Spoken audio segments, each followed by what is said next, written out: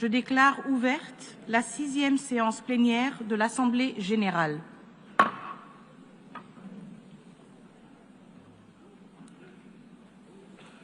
L'Assemblée va entendre l'allocution de Sa Majesté Don Felipe VI, roi d'Espagne. Je prie le protocole de bien vouloir accompagner Sa Majesté, que j'invite à prendre la parole devant l'Assemblée.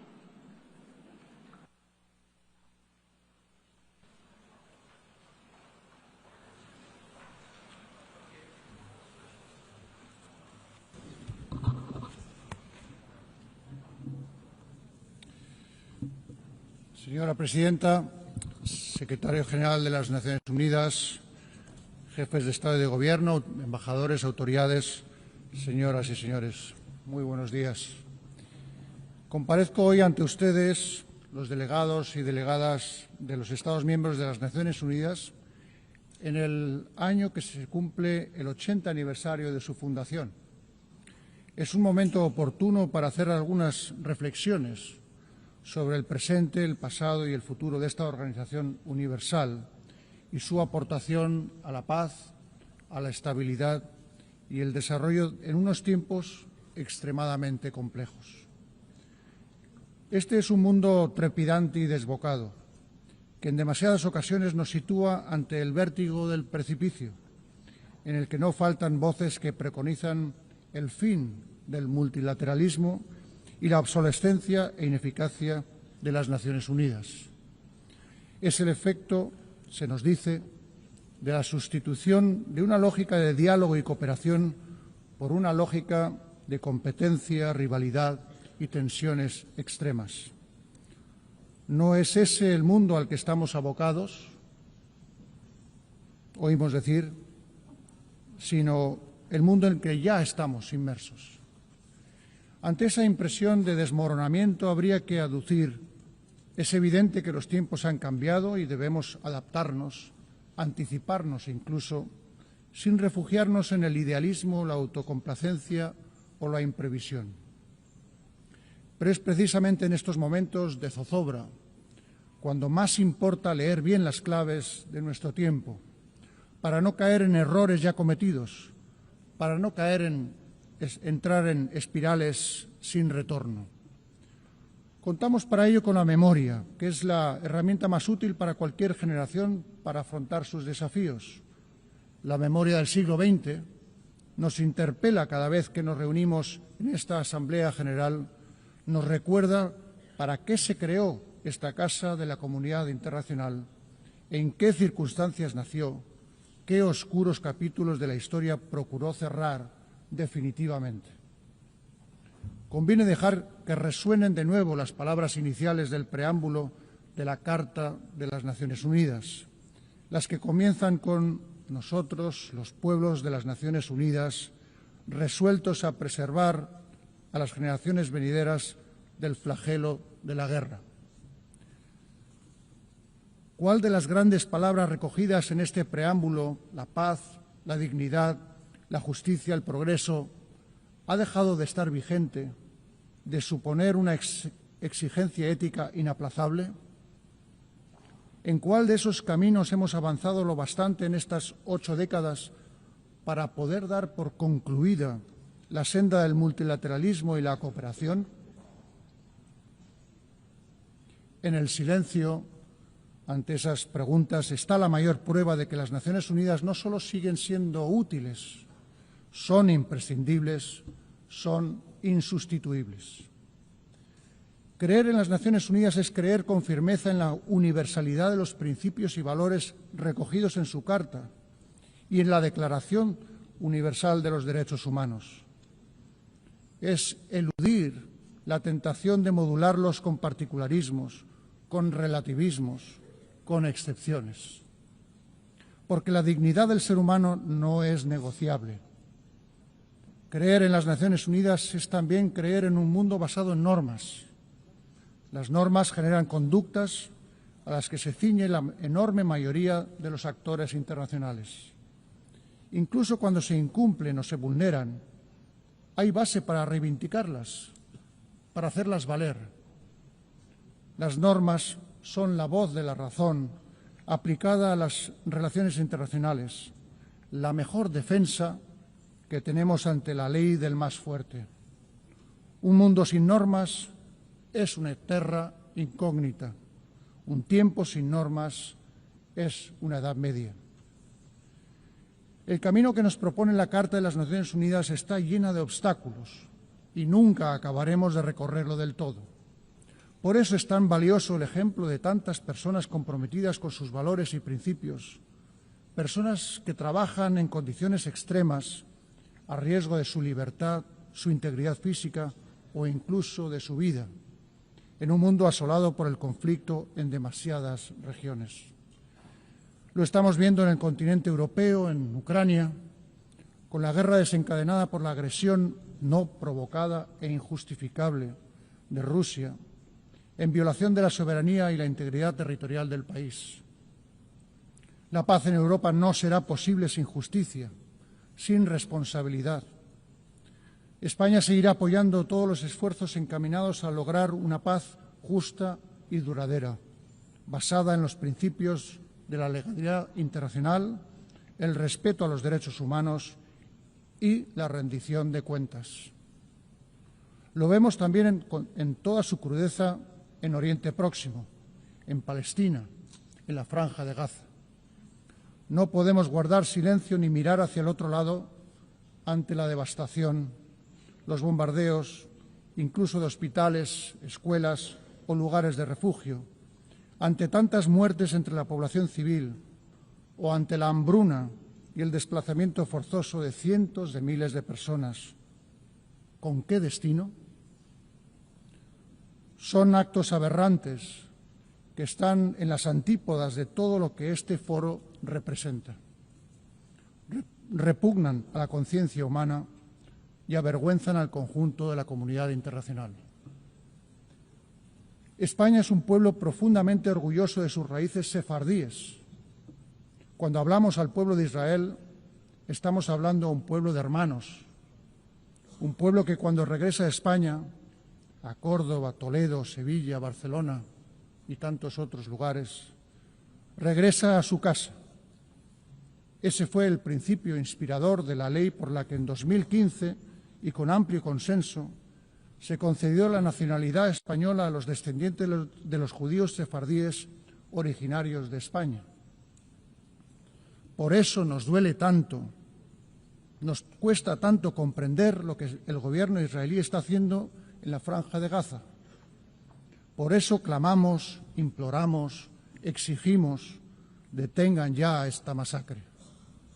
No más muertes en nombre de un pueblo tan sabio y tan antiguo que tanto ha sufrido a lo largo de su historia.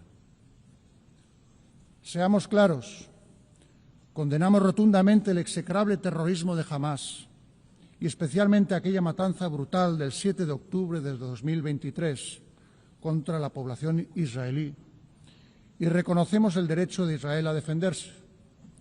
Pero con la misma firmeza demandamos que el Gobierno de Israel aplique sin reservas el derecho internacional humanitario en toda Gaza y Cisjordania. Exigimos que la ayuda humanitaria llegue sin dilaciones, un alto el fuego con garantías y la liberación inmediata de todos los rehenes que aún retiene Hamás con tanta crueldad. La comunidad internacional debe asumir su responsabilidad para hacer realidad cuanto antes una solución viable que contemple la existencia de dos Estados. El reconocimiento del Estado de Palestina por parte de un número creciente de miembros de nuestra organización, al que España se sumó el pasado mes de mayo, debe ayudar a conseguir una paz regional justa y definitiva, basada en la aplicación de las resoluciones de Naciones Unidas y también en el reconocimiento universal del Estado de Israel. Señora Presidenta, señores y señores delegados, también son causa y consecuencia de tantos conflictos, como sabemos, la falta de recursos, la fragilidad de los Estados, las desigualdades. La distancia que nos separa del cumplimiento de los objetivos incluidos en la Agenda 2030 sigue siendo enorme y el déficit actual de financiación para el desarrollo sostenible supera los 4 billones de dólares anuales. El llamamiento a la eficacia, a la optimización de recursos logrado en la cuarta Conferencia Internacional sobre Financiación para el Desarrollo que celebramos hace poco en Sevilla, debe tener continuidad.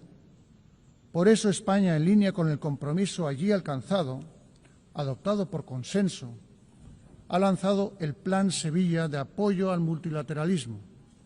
Hemos aumentado nuestra contribución a los fondos internacionales para el desarrollo y reafirmado nuestro compromiso con la defensa de los derechos humanos, la igualdad de género y la transición ecológica, que son elementos centrales y distintivos de nuestra política exterior. Me referiré con brevedad a cada uno de estos 3 ámbitos. En primer lugar, los derechos humanos. España es desde este año miembro del Consejo de Derechos Humanos, lo que nos permitirá seguir trabajando en causas tales como la lucha contra el racismo, la erradicación de la pena de muerte y la promoción de los derechos económicos, sociales y culturales, y persistir en el combate contra todo tipo de discriminación. Porque somos partidarios de las sociedades plurales, abiertas, donde todos los ciudadanos participan, y nos preocupa la erosión de las democracias, la desafección que advertimos hacia valores esenciales para la convivencia democrática. En estos tiempos confusos, que ponen a prueba la capacidad de diálogo, es cuando más fieles debemos permanecer ante estos valores.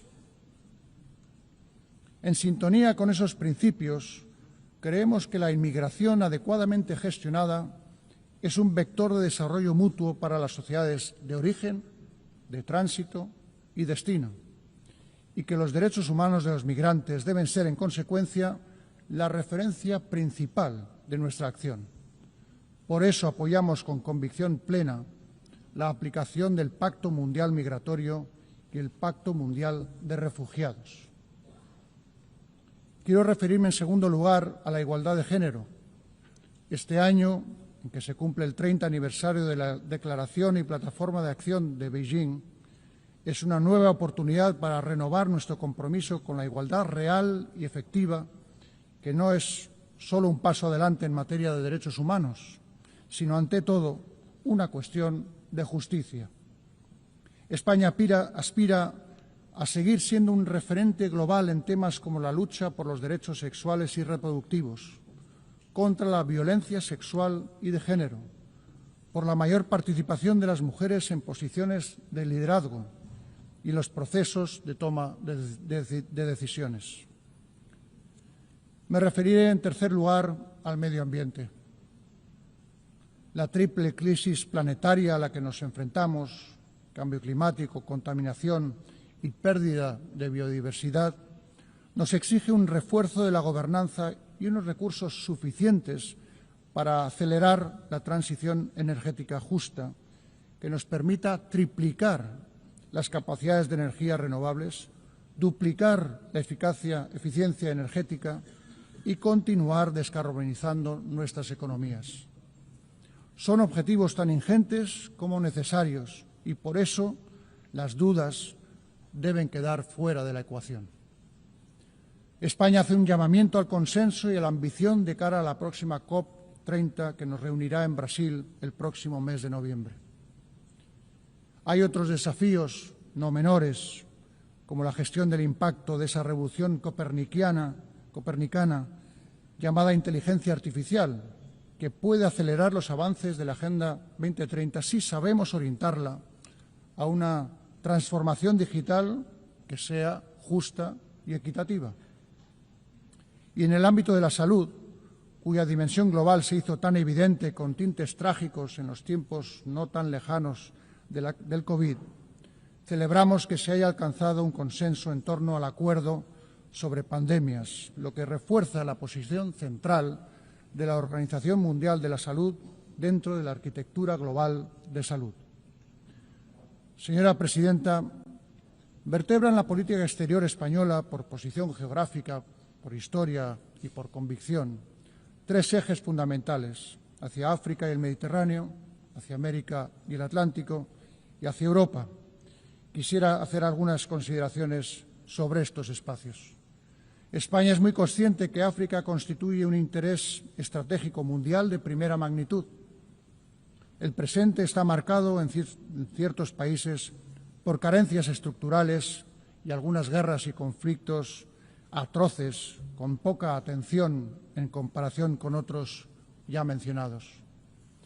Pienso en las numerosas organizaciones o misiones de paz en la región a las que mi país contribuye de manera decidida. Es el caso del Sáhara Occidental, donde España seguirá apoyando al enviado personal del Secretario General de Naciones Unidas para alcanzar una solución aceptable y concorde con las normas y el marco de Naciones Unidas. El futuro de África seguirá el rumbo que marque una población joven, dinámica, con iniciativa, cada vez más presente en los asuntos globales. Ese es el futuro que debemos apoyar. Por eso mi país ha adoptado la Estrategia España-África 2025-2028. Queremos desarrollar un partenariado basado en acciones concretas e intereses compartidos y que sirva además para impulsar el vibrante multilateralismo africano que encarnan la Unión Africana y otros organismos subregionales. En clave estrictamente bilateral, no puedo olvidar la especial relación de vecindad y cooperación que nos une con el Reino de Marruecos, al que en los últimos años hemos dado un nuevo impulso en beneficio de nuestros pueblos. América Latina y el Caribe representa para España una comunidad de países hermanos, parte insustituible de nuestra identidad afianzada por un patrimonio, la lengua española, que comparten 600 millones de hablantes en todo el mundo. Nuestro país ostenta hasta finales de 2026 la Secretaría Pro Tempore de la Comunidad Iberoamericana de Naciones y Madrid acogerá la próxima cumbre iberoamericana.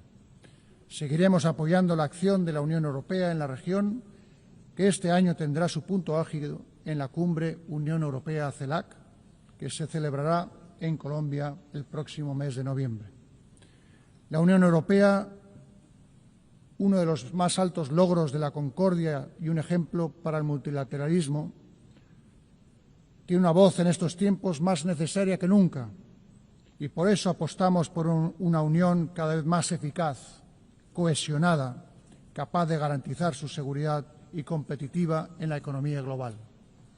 Creo importante recordar que el pasado 11 de junio se anunció un acuerdo político definitivo sobre los aspectos fundamentales del futuro acuerdo entre la Unión Europea y el Reino Unido. Un pacto histórico, respetuoso con la posición de mi país con respecto a la soberanía y jurisdicción sobre Gibraltar, que aportará confianza, seguridad jurídica y estabilidad a las vidas de la población del campo de Gibraltar y del propio Gibraltar. Señora Presidenta, he comenzado hablando del pasado y el presente de las Naciones Unidas y dedicaré mis últimas palabras a su futuro. Apelo en estos momentos de graves tensiones presupuestarias al compromiso de todos los Estados miembros de esta organización. Animo a todo su personal, con su secretario general a la cabeza, a persistir en su enorme esfuerzo de eficiencia y eficacia, priorizando aquellos ámbitos cuyo abandono supondría una quiebra inasumible de los parámetros éticos que siempre deben regir su tarea. Seguimos creyendo en la necesidad de desarrollar las iniciativas de reforma y ponemos a disposición de ese ejercicio nuestra capacidad de diálogo y de creación de consensos, nuestra firme convicción multilateral. Con motivo de este 80 aniversario, que coincide además con el 70 aniversario de la incorporación de España, quiero renovar, señora Presidenta, el reconocimiento de mi país a todos los hombres y mujeres que trabajan en las Naciones Unidas. Son ustedes los custodios de la memoria del siglo XX y los garantes de las esperanzas puestas en el siglo XXI. Y es ahora, cuando más preguntas surgen en torno al multilateralismo y la cooperación, cuando más les necesitamos. Muchas gracias.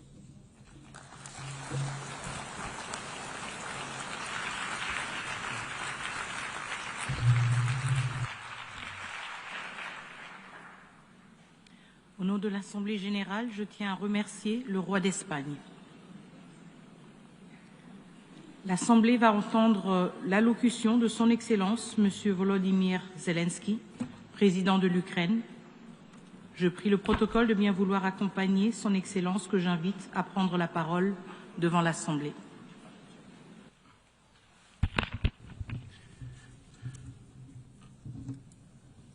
Madame Chair, Deputy Secretary.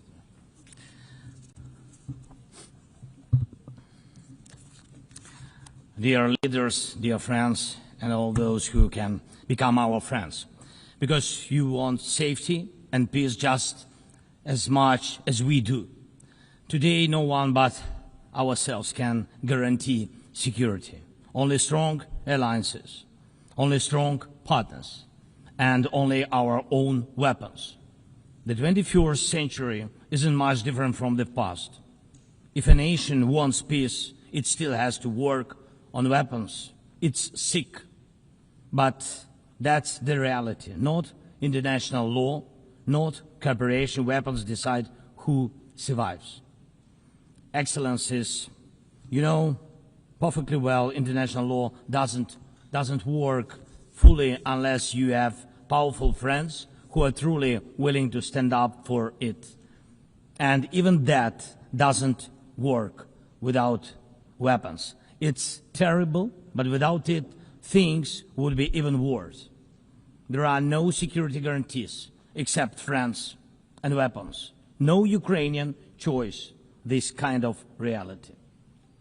And knowing our people, they would have chosen a different priority. Ukrainians are peaceful people, but they are people who want to live freely in their own independent country. That's why we invest in defense. For many nations, there is simply no other way left. Nations can speak about their pain from stages like this, but even during bloodshed, there isn't a single international institution that can truly stop it. That's how weak these institutions have become. What can Sudan or Somalia or Palestine or any other people living through war really expect from the UN or the global system? For decades, just statements and statements. And even everything happening in Gaza remains without a way out. Even now, Syria, after all the changes, still has to appeal to the world to ease the sanctions that are choking its economy. It has to ask and wait. Syria deserves stronger support from the international community. And as Russia's war against my country goes on, people are still dying every week. Yet there is no ceasefire because Russia refuses. Russia abducted thousands of Ukrainian children, and we have brought some of them back. And I thank everyone who's helped. But how long will it take to bring all of them home? Childhood slips away faster than adults are able to help. Look at Israel.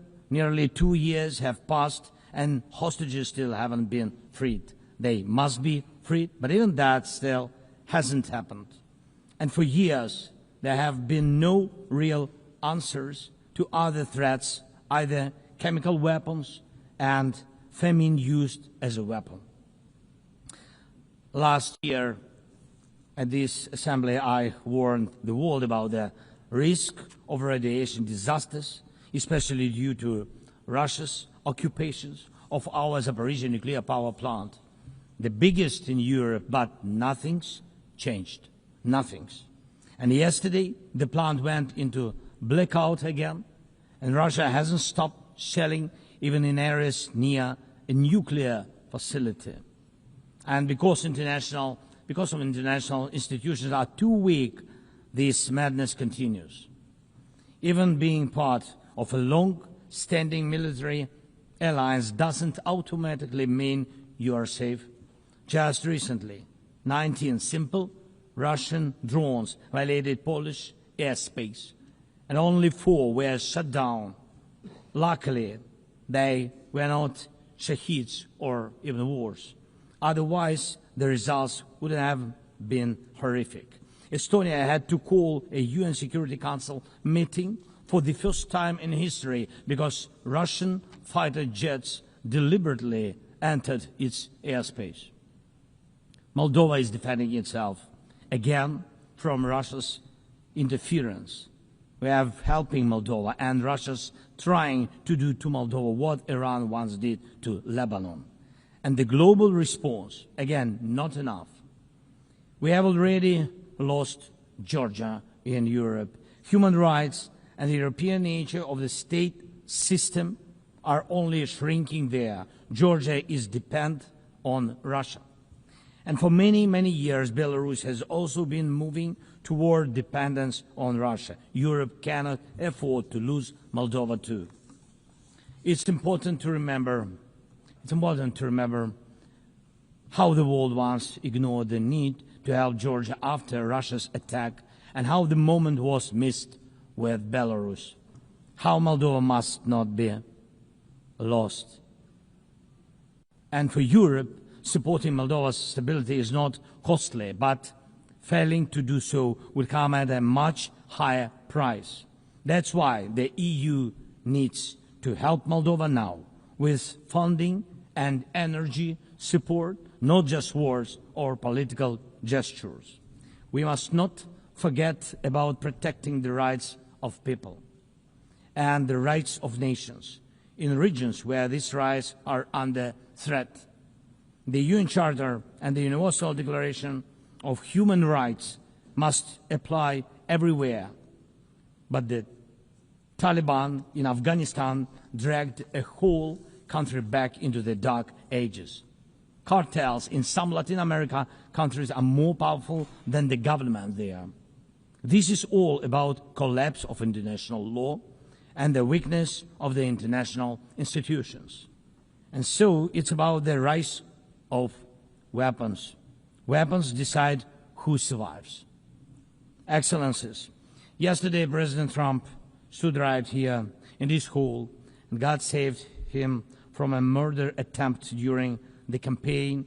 A shot was fired from a rifle, and just a fraction of an inch saved his life. Just days ago, President, along with hundreds of thousands of Americans, honored the memory of Charlie Kirk. Sadly, his life was cut short by a bullet. Once again, violence with a rifle in hand. We also mourn the Ukrainian woman, Irina Zarutska. She was brutally killed with a knife here in America, the very country where she was seeking refuge from Russia's war. And almost every day, when we open the news, we see headlines about violent attacks happening all around the world. Most of it is done with weapons. People are already used to, but weapons are evolving faster than our ability to defend ourselves. Now, there are tens of thousands of people who know how to professionally kill using drones. Stopping that kind of attack is harder than stopping any gun, knife, or bomb. This is what Russia has brought with its war. It used to be that only the strongest countries could use drones because they were expensive and complex. Now, even simple drones can fly thousands of kilometers. War tech doesn't care about geography anymore. It's now reshaping it. Just recently, airports in Europe had to shut down because of drones. Authorities couldn't even say what kind of drones they were, who sent them, or from where. Last week, North Korea announced the test of a tactical strike drone. That means even countries with limited resources can now build weapons that are dangerous to their neighbors. Ukraine and nations like Saudi Arabia know all too well how dangerous Iranian attack drones are. But what happens when all the types of drones become available, even to small terrorist groups or cartels? The world moves too slowly to protect itself. And weapons move fast. Now companies are already working on drones that can shoot down other drones, and it's only a matter of time, not much, before drones are fighting drones, attacking critical infrastructure and targeting people all by themselves, fully autonomous and no human involved, except the few who control AI systems. Dear leaders, we are now living through the most destructive arms race in human history, because this time includes artificial intelligence. And if there are no real security guarantees except friends and weapons, and if the world can't respond even to old threats, and if there is no strong platform for international security, will there be any place left on Earth that's still safe for people? We need global rules now for how AI can be used in weapons, and this is just as urgent as preventing the spread of nuclear weapons. We need to restore international cooperation, real working cooperation for peace and for security. A few years from now might already be too late.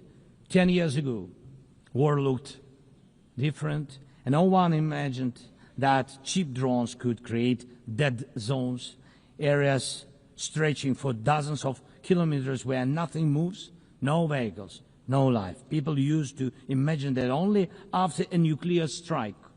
Now it's drawn reality. Mass-produced, simple drones, and without AI yet. Ukraine doesn't have the big fat missiles dictators love to show off in parades, but we do have drones that can fly up to 2,000-3,000 kilometers. We had no choice but to build them to protect our right to life. Control over the sea used to depend on having a big navy. Ukraine doesn't have a big fleet, but we succeeded. In the Black Sea, we pushed what's left of the Russian navy into a remote base. And we did it with sea drones. That's how we protect our ports and maritime trade routes, because Russia has left us no other choice. And our spiderweb operation, when cheap drones destroyed or damaged dozens of expensive Russian strategic bombers, became a real example for special forces around the world of what new weapons can do to old systems. These very Russian bombers attacked our cities. And none of this would have happened if Putin had not started this full-scale aggression, full-scale war. And every year that this war goes on, weapons become even more deadly. And only Russia deserves to be blamed for this. Dear leaders, to protect lives, Ukraine builds underground schools and underground hospitals. To protect lives, we have to spend more on protecting power stations from drone and missile attacks than on building sports facilities or cultural infrastructure. Ukrainian farmers are learning how to protect their equipment from Russia's FPV drone strikes, and for them that challenge is far greater than climate change. Russia's war has put us in this situation, but do you have protection against similar threats? The facts are simple. Stopping this war now, and with it, the global arms race, is cheaper than building underground kindergartens or massive bunkers for critical infrastructure later. Stopping Putin now is cheaper than trying to protect every port and every ship from terrorists with sea drones. Stopping Russia now is cheaper than wondering who will be the first to create a simple drone carrying a nuclear warhead. So we must use everything we have together to force the aggressor to stop. And only then do we have a real chance that this arms race will not end in catastrophe for all of us. If it takes weapons to do it, if it takes pressure on Russia, then it must be done. And it must be done now. Otherwise, Putin will keep driving the war forward wider and deeper. And we told you before, Ukraine is only the first, and now Russian drones are already flying across Europe, and Russian operations are already spreading across countries, and Putin wants to continue this war by expanding it, and no one can feel safe right now. So first, we are now building a new security architecture for ourselves. More than 30 countries are already part of our coalition, and we are strengthening army, launching joint weapons production with partners, and defining financial commitments for defense in a way that could become a security model for any other nation. If security guarantees work for Ukraine, something more than just friends and weapons, it will mean that people were able to make national security not a privilege for a few nations, but a right for everyone. Second, we are ready to make our modern weapons become your modern security, your modern weapon. And we have decided to open up arms exports. And these are powerful systems tested in a real war when every international institution failed. And we are also ready to grow our defense production together with strong partners so that their protection is modern and reliable. You don't need to start this race from scratch. We are ready to share what has already proven itself in real defense. And third, many in the world are still relaxed. Still. But look at how many countries are here at this General Assembly, countries that are at war, or just came out of war, or are trying to stop one, or openly getting ready for one. War has already reached too many people to pretend it has nothing to do with you. So it depends on you. Whether you help peace or continue trading with Russia and helping Russia to fund this war, it depends on you. Whether prisoners of war will be freed, whether abducted children will come home, whether hostages will be free. It depends on you what will define existence, war like now, or our joint strong actions as it should be.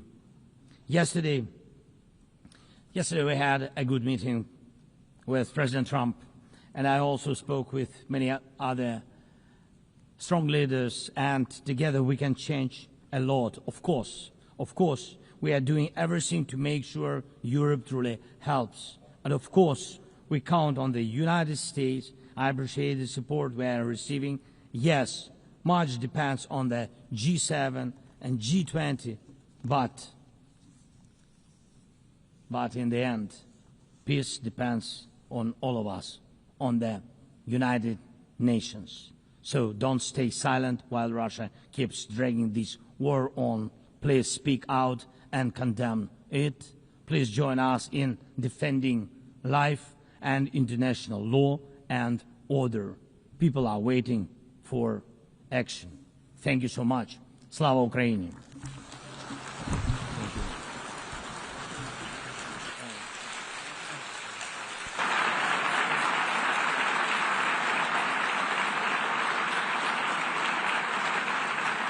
Au nom de l'Assemblée générale, je tiens à remercier le président de l'Ukraine. L'Assemblée va entendre l'allocution de Son Altesse Sérénissime, le prince Albert II, prince souverain de Monaco. Je prie le protocole de bien vouloir accompagner Son Altesse Sérénissime, que j'invite à prendre la parole devant l'Assemblée.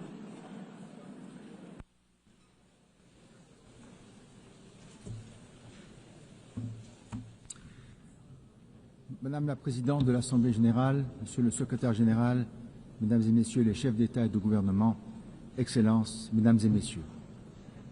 Il y a 80 ans, la création de l'Organisation des Nations Unies a marqué un tournant décisif dans l'histoire contemporaine des relations internationales, offrant à chaque État un forum de dialogue et d'échange. L'ambition des fondateurs était claire et audacieuse. Toutes les nations, grandes ou petites, doivent pouvoir participer sur un pied d'égalité à l'élaboration de solutions collectives. Égalité, respect, dialogue, voilà le cœur de l'esprit multilatéral. Ce sont précisément ces valeurs qui ont permis à Monaco de trouver sa place dans le concert des nations. Au cours des suivies décennies, les Nations Unies ont su accompagner les grands tournants de l'histoire. La reconstruction de l'Europe après la Seconde Guerre mondiale, le processus de décolonisation, l'espoir d'un ordre international plus apaisé après la guerre froide. L'organisation a contribué à l'édification d'un droit international solide, par l'adoption de nombreux traités, du droit de la mer à la lutte contre le terrorisme, de la protection de l'environnement à la promotion des droits de l'homme. Monaco a ratifié plus de 270 de ces traités qui, bien au-delà de leur dimension symbolique, régulent la vie quotidienne de sa population. L'ONU a également joué un rôle central dans le maintien de la paix et de la sécurité internationale. Sur tous les continents, ces opérations ont permis de prévenir les conflits et d'accompagner les transitions démocratiques. La justice internationale, notamment à travers les jugements et arrêts rendus par les tribunaux pénaux internationaux, a marqué une avancée majeure dans la lutte contre l'impunité des crimes les plus graves, tandis que la Cour internationale de justice demeure un pilier du règlement pacifique des différends. Par ailleurs, l'ONU a été pionnière dans la prise de conscience écologique et la protection de notre planète, mobilisant gouvernants, scientifiques et sociétés civiles pour bâtir des stratégies concertées. Et vous savez à quel point ces questions me tiennent à cœur. Enfin, l'ONU a mis en lumière le rôle du sport comme vecteur de paix, d'inclusion et de développement. La principauté se réjouit que le sport prenne une place de plus en plus importante dans les travaux de l'organisation. Madame la Présidente, conscients du chemin parcouru depuis 80 ans, nous devons être encore davantage des défis à relever qui appellent une action résolue et collective. Car au bilan positif que je viens d'exposer s'oppose désormais maintenant une réalité beaucoup plus sombre. Nous vivons dans un monde multipolaire où les intérêts nationaux tendent à primer sur la recherche d'un idéal international commun. La multiplication des opérations de maintien de la paix montre que le dialogue et la diplomatie préventive n'ont malheureusement pas toujours les résultats escomptés. La sécurité internationale est aujourd'hui gravement menacée. Les tensions régionales et les conflits qui se propagent aux quatre coins du monde rendent plus que jamais indispensable la réaffirmation des principes fondateurs de l'ONU. Souveraineté des États, règlement pacifique des différends, respect du droit international et des droits humains. À cet égard, la principauté de Monaco condamne fermement la guerre d'agression qui frappe l'Ukraine et les souffrances qu'elle inflige aux populations civiles. J'ai pu réitérer ce message il y a quelques instants au président Zelenskyy. Je forme le vœu qu'un accord de paix juste, durable et négocié puisse être trouvé dans les meilleurs délais, garantissant la sécurité et répondant aux aspirations du peuple ukrainien. Au Moyen-Orient, les violences ont entraîné des pertes humaines inacceptables. Le risque d'embrasement régional impose une désescalade immédiate, la protection des civils, l'acheminement sans entrave de l'aide humanitaire et une relance sincère du processus de paix sur la base de deux États. La paix n'est pas une utopie, elle est une impérieuse nécessité. À ces défis sécuritaires viennent s'ajouter les enjeux environnementaux. La communauté internationale s'est récemment réunie à Nice pour la 3e conférence des Nations Unies sur les océans, rappelant avec force l'urgence d'agir pour la protection des mers et des océans. La principauté a organisé en amont de la dite conférence le Blue Economy and Finance Forum. Chefs d'État, dirigeants économiques, investisseurs, philanthropes, banques de développement, ONG, 1800 participants venus de près de 100 pays ont répondu à l'appel et mobilisé davantage de ressources financières pour investir dans une économie bleue, durable et régénérative. Et pourtant, en dépit des engagements pris, les actions concrètes tardent à suivre. L'entrée en vigueur de l'accord BBNJ, le 17 janvier de l'année prochaine, doit nous conduire à sa mise en œuvre sans délai pour assurer la conservation et l'utilisation durable de la biodiversité en haute mer. La lutte contre les changements climatiques est une responsabilité historique. L'accélération des phénomènes extrêmes exige des réponses immédiates, crédibles et financées. Bien qu'elle traverse une période difficile qui commande un soutien sans faille, la science est abondante, accessible et plus fiable que jamais. En outre, l'accord de Paris, dont nous célébrons cette année le 10e anniversaire, fournit un cadre structuré et transparent qui doit instaurer une confiance solide entre tous les acteurs. La publication cette année de nouvelles contributions déterminées au niveau national traduit cette nécessité de toujours faire preuve de plus d'ambition. Je tiens ici à rappeler que ces engagements revêtent une valeur morale, particulièrement envers la jeunesse et les générations futures, mais surtout légale, ainsi que l'a récemment rappelé la Cour internationale de justice dans son avis consultatif. À ce titre, et conformément au nouvel objectif collectif de financement adopté à Bakou l'année dernière, j'ai décidé que mon pays doublerait le financement international spécifique qu'il accorde au titre de l'action climatique, et ce d'ici 2028.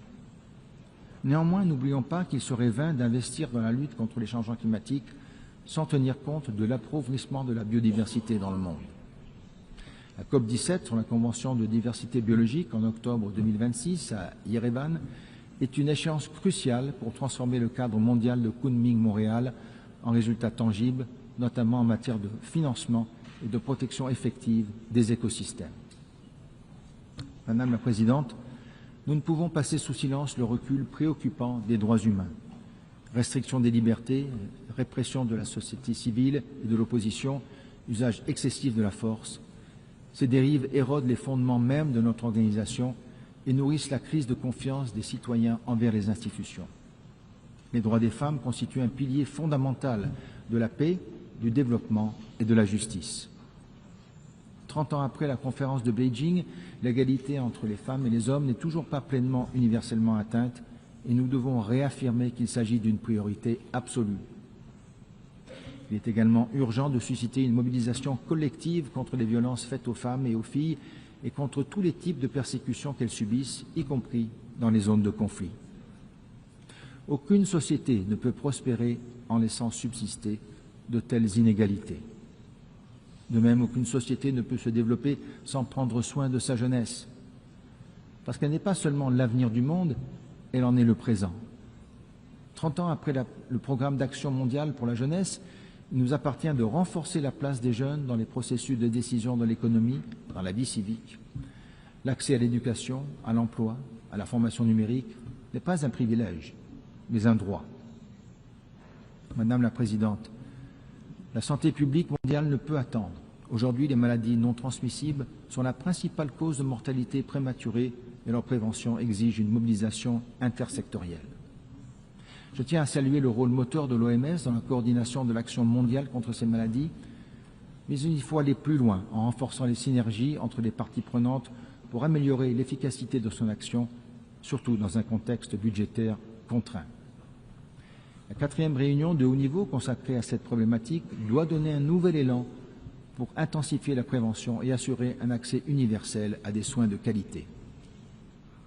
Madame la Présidente, le 80e anniversaire de notre organisation offre l'opportunité de relancer le multilatéralisme, de réformer son fonctionnement et de répondre à la crise de liquidité. La réforme de notre organisation doit restaurer la confiance des peuples et les rassembler au sein d'une structure efficace et centrée sur ses valeurs fondatrices. L'ONU reste la seule institution universelle capable de défendre la souveraineté des États et d'incarner l'idéal de coopération entre les peuples. Mais elle ne se résume pas à son siège new-yorkais. Les institutions spécialisées, UNESCO, FAO, OMS, PNUD, AIEA et tant d'autres jouent un rôle essentiel en soutenant concrètement les politiques sociales, éducatives et environnementales des États. Permettons-leur de s'acquitter pleinement de leurs responsabilités sans dupliquer leur mandat à New York et recentrons les travaux de notre organisation sur les priorités de la Charte. Nous devons renouer avec l'esprit de dialogue qui a inspiré la création de l'organisation. Le débat général doit redevenir ce moment unique où les dirigeants s'écoutent, confrontent leurs visions et aboutissent à une meilleure compréhension mutuelle. La principauté de Monaco fonde l'espoir qu'en se réformant, l'ONU redevienne ce centre où s'harmonisent les efforts des nations pour maintenir la paix et la sécurité conformément à l'article 1 de notre charte. Aucun État ne peut résoudre seul les crises de notre temps. C'est en partageant idées, ressources et volontés que nous pourrons bâtir ensemble un avenir de paix et de progrès durable, parce qu'ensemble, nous sommes meilleurs. Je vous remercie.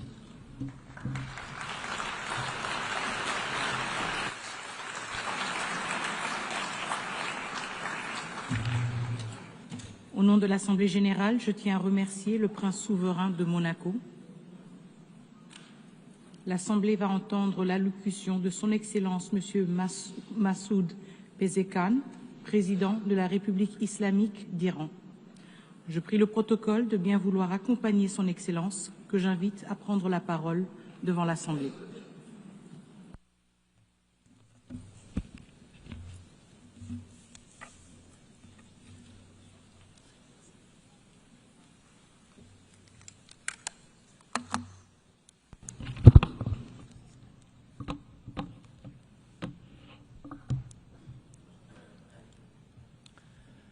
بسم الله الرحمن الرحیم.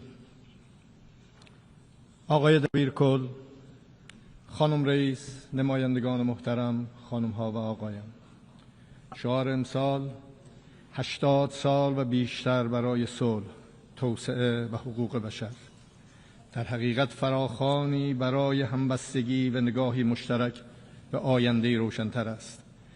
اعتقاد و باور دینی ما و دعوت همه پیامبران نیز بر مبنای برابری حقوق همه انسان هاست. آنچه انسان را شایسته‌تر می‌سازد تقواست، یعنی راستی، خرد، پاکی و نودوستی. زیربنای همه ادیان الهی و وجدان بشری این قاعده طلایی است که هر آنچه بر خود نمی‌پسندی بر دیگران نیز نپسند. حضرت مسیح علیه السلام فرمود با دیگران چنان رفتار کنید که دوست دارید با شما رفتار شود. پیامبر اسلام صلی الله علیه و آله و سلم فرمود هیچ یک از شما مؤمن واقعی نیست مگر اینکه برای دیگران همان را بخواهد که برای خود میخواهد.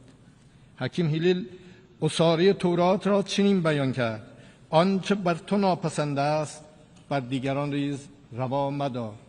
در سنت‌های مشرق زمین نیز آموزه مرکزی همین اصل است و مکاتب اخلاقی سکولار نیز با عقلانیت مبتنی بر وجدان به همین نتیجه رسیدند. عالی جنابان، آیا جهان ما چنین است؟ به 2 سال گذشته بنگریم. جهان در 2 سال گذشته نظاره‌گر نسل کشی در غزه بود، نظاره‌گر ویرانی خانه‌ها و نقض مکرر حاکمیت و تمامیت ارضی در لبنان، نظاره‌گر تخریب زیرساخت‌های سوریه، نظاره‌گر حمله به مردم یمن، نظاره‌گر گرسنگی اجباری کودکان نحیف در آغوش مادران، نظاره‌گر شبیخون دزدانه به حق حاکمیت کشورها، تجاوز به تمامیت ارضی دولت‌ها و هدفگیری عریان رهبران ملت‌ها بود. و همه اینها با پشتیبانی تمام عیار مسلح‌ترین حکومت جهان و به بهانه دفاع از خود. آیا اینها را برای خود میپسندید؟ چه کسی برهم زننده ثبات منطقه و جهان است؟ چه کسی تهدید علیه صلح و امنیت بین المللی است؟ چه کسی ناقض قاعده طلایی اخلاق بشر است؟ عالی جنابان، خانم ها و آقایان، همه شما شاهد بودید که در خرداد گذشته کشور من مورد تهاجمی وحشیانه و خلاف اصول مسلم حقوق بین الملل قرار گرفت. حملات هوایی رژیم صهیونیستی و ایالات متحده آمریکا به شهرها، خانه‌ها و زیرساخت‌های ایران، آن هم درست در زمانی که در مسیر مذاکرات دیپلماتیک گام برمی داشتیم، خیانتی بزرگ به دیپلماسی و تضعیف کننده تلاش برای استقرار ثبات و صلح بود. این تجاوز گستاخانه علاوه بر شهادت رساندن تعدادی از فرماندهان، شهروندان، کودکان، زنان، دانشمندان و نخبگان علمی کشور، ضربه‌ای سنگین به اعتماد بین المللی و چشمانداز صلح در منطقه وارد کرد. آنچه که از این قتل و جنایت شما میتونید کشتار بچه‌ها، کودکان، زنان و در حقیقت یک کتابی است از کشتاری که اسرائیل در کشور ما از همه انسان‌های زن و مرد و کودک و جوان در کشور ما ایجاد کرد. یعنی اینها به اسم آرامش و صلح در کشور و در منطقه ایجاد شده، ناآرامی رو در کشور اونا ایجاد کردن و با همین روند 35,000 انسانهای بیگناه را در غزه به خاک و خون کشیدند، خانه هاشون رو ویران کردند، بیمارستان ها رو، درمانگاه ها رو، مدارس رو و راه آب و غذا و نان و دارو رو بر مردم بستند. اگر در برابر این هنجار شکنی های خطرناک نایستیم، این بدعت ها دامن جهان را خواهد گرفت. حمله به تأسیسات هستی تحت پادمان و نظارت بین المللی، تلاش علنی برای کشتن رهبران و مقامات رسمی دولت‌های عضو سازمان ملل، هدف گرفتن سیستماتیک خبرنگاران و اهالی رسانه، کشتن انسان‌هایی که صرفاً به علت داشتن دانش و تخصصشان به اهداف نظامی تبدیل می‌شوند. آیا اینها رو بر خود می‌پسندید؟ کسانی که مرتکب این جنایات شده‌اند باید بدانند که ایران، این کهن‌ترین تمدن پیوسته جهان، همواره در برابر تندبادهای تاریخ استوار ایستاده است.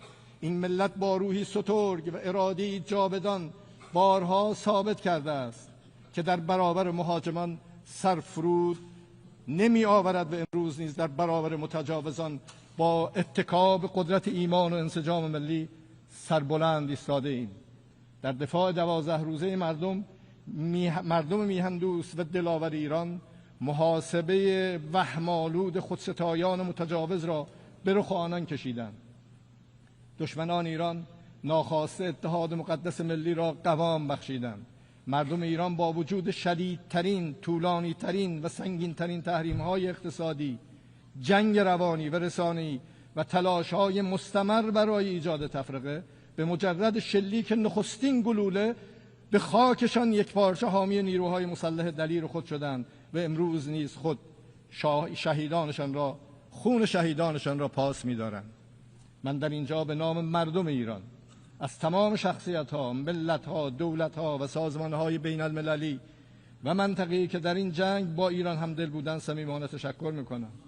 خانم‌ها و آقایان، امروز پس از نزدیک به 2 سال نسل کشی، گرسنگی دادن جمعی و تداوم آپارتاید در داخل سرزمین‌های اشغالی و تجاوز به همسایگان، طرح مضحک و متوهمانه اسرائیل بزرگ با وقاحت از سوی بالاترین سطوح این رژیم عنوان می شود. این طرح بسیاری از سرزمین‌های منطقه را در بر می‌گیرد.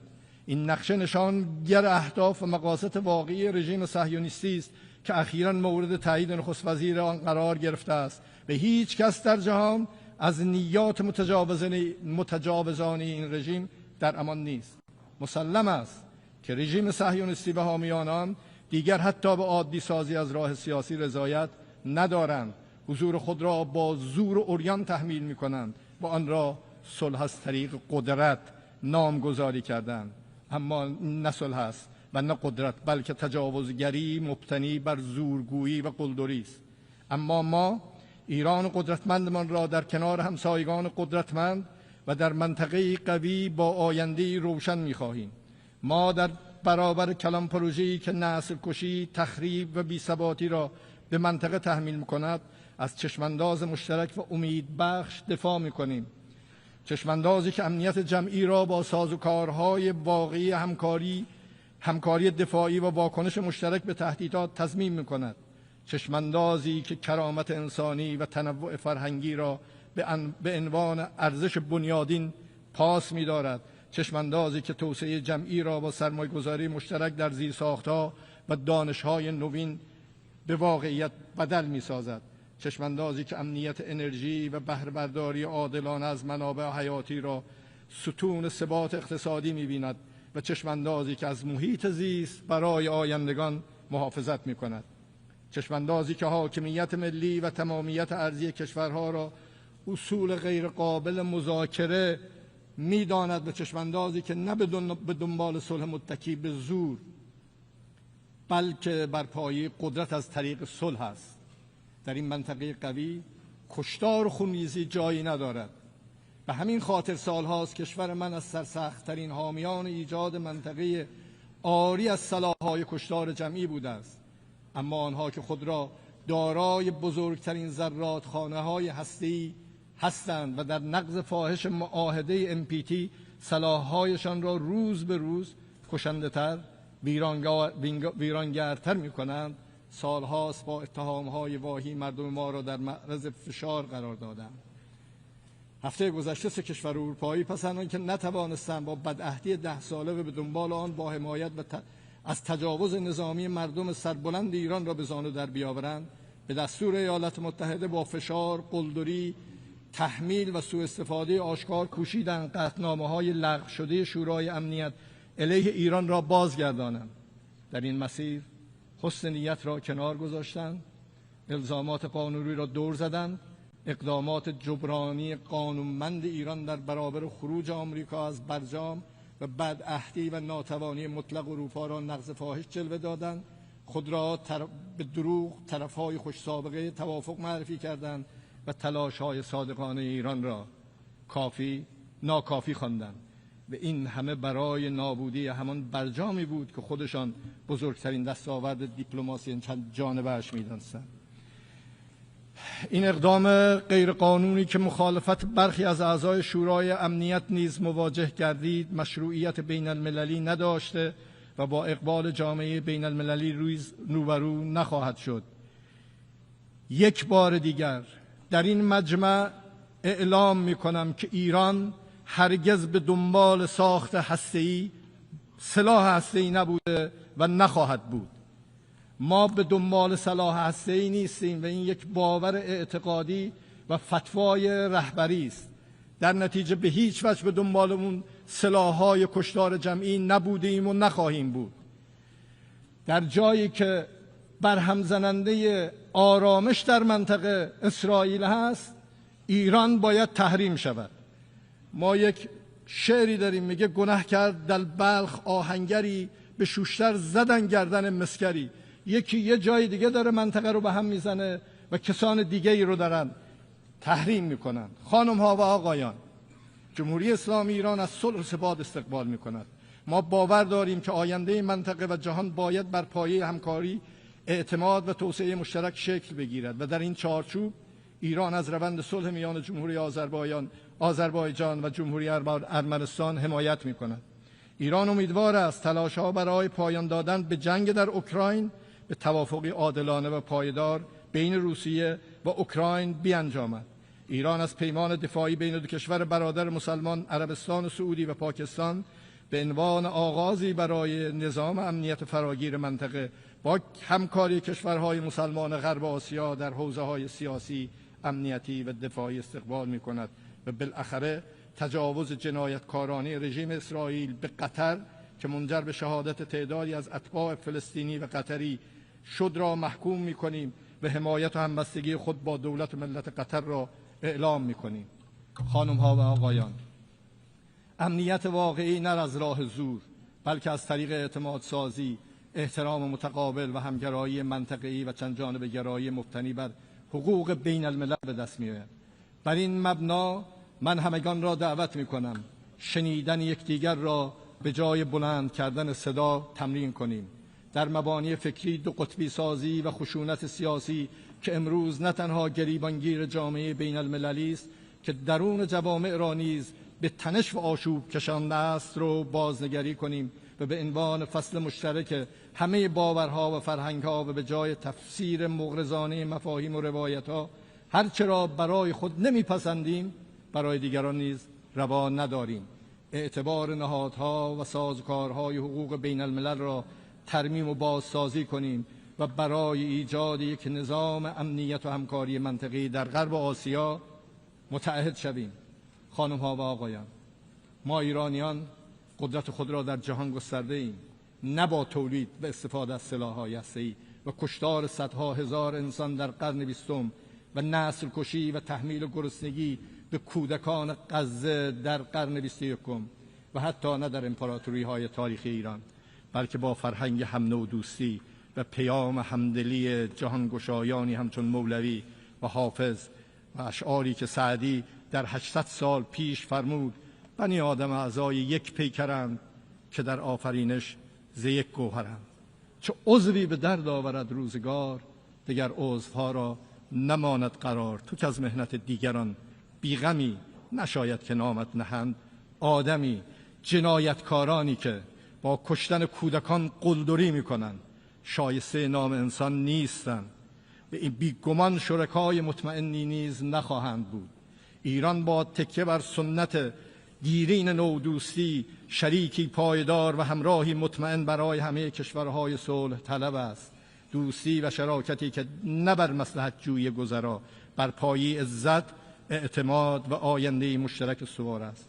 ما راست قامتان ایران زمین با ایستادگی در برابر یاغیان بی قانون، بی عدالتی ها، تبعیض ها و استانداردهای دوگانه را با سربلندی پشت سر گذاشته ایم و خواهیم گذاشت.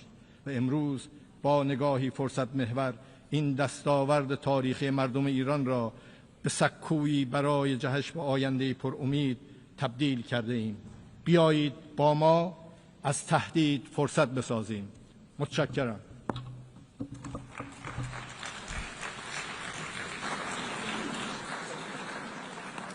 On behalf of the Assembly, I wish to thank the President of the Islamic Republic of Iran. The Assembly will hear an address by His Excellency José Raúl Mulino Quintero, President of the Republic of Panama. I request Protocol to escort His Excellency and invite him to address the Assembly.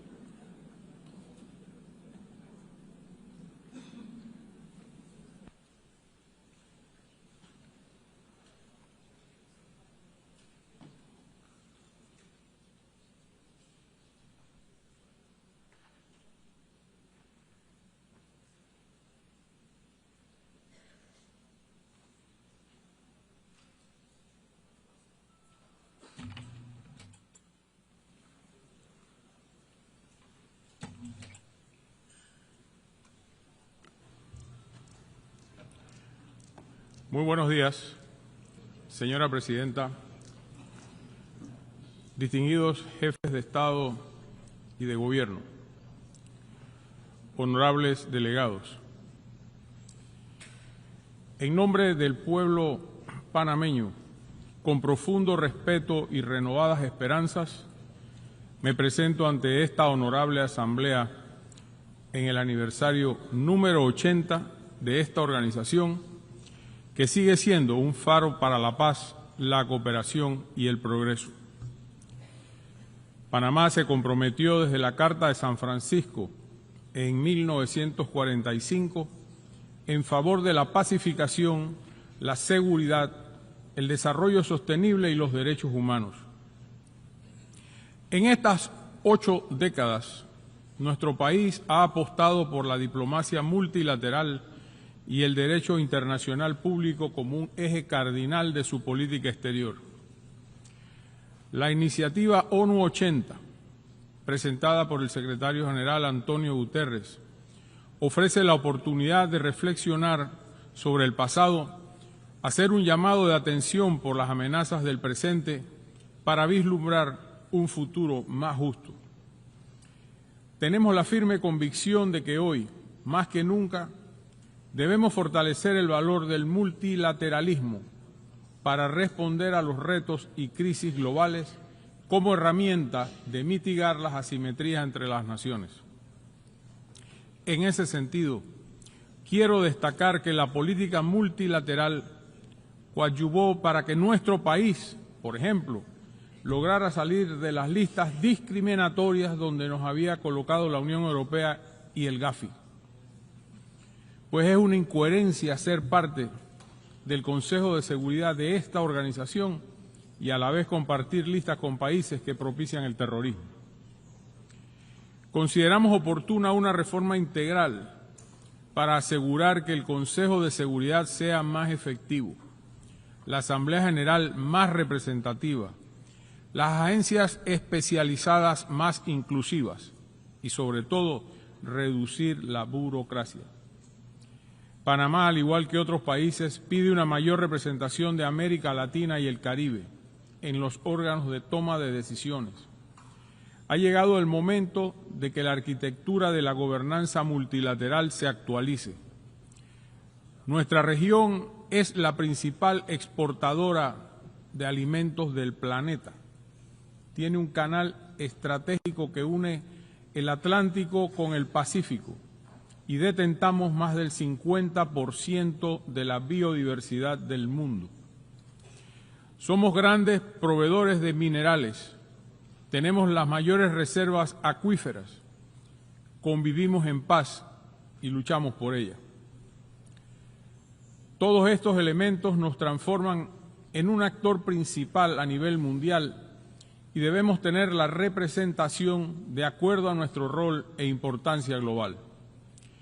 Cumpliendo con su labor de contener y evitar el trágico desenlace de una guerra global, misión fundamental de su razón de existir, la Organización de Naciones Unidas enfrenta además el desafío de impulsar acciones urgentes para alcanzar los objetivos de desarrollo sostenible.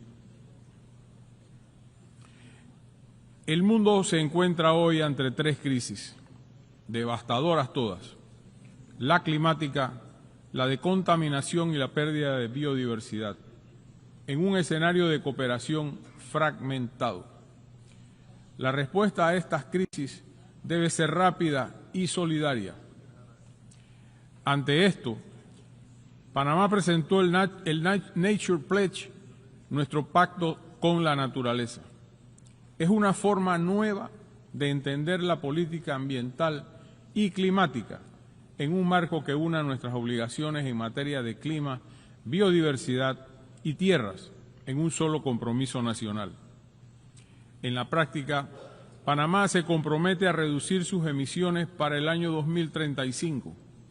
Aún siendo un país carbono negativo, creemos que siempre se puede dar un paso más en favor de la sostenibilidad para las futuras generaciones. Por ello, restauraremos 100.000 hectáreas de ecosistemas prioritarios, incluyendo manglares y cuencas hidrográficas, porque la naturaleza es nuestra primera línea de defensa frente al cambio climático.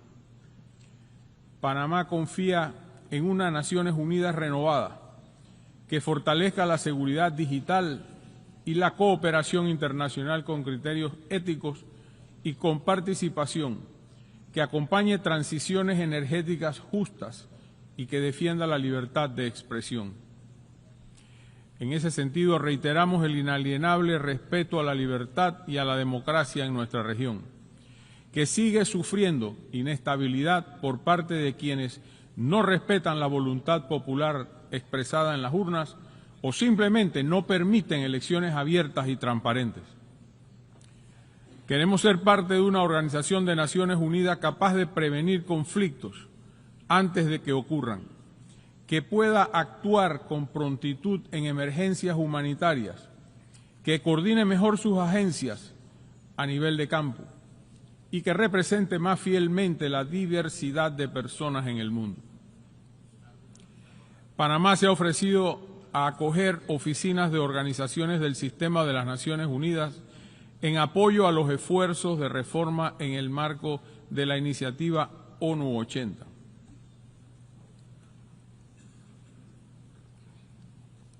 También quiero expresar hoy mi solidaridad con el pueblo japonés en ocasión de cumplirse 23 años de la admisión por parte de Corea del Norte del secuestro de al menos 17 ciudadanos japoneses.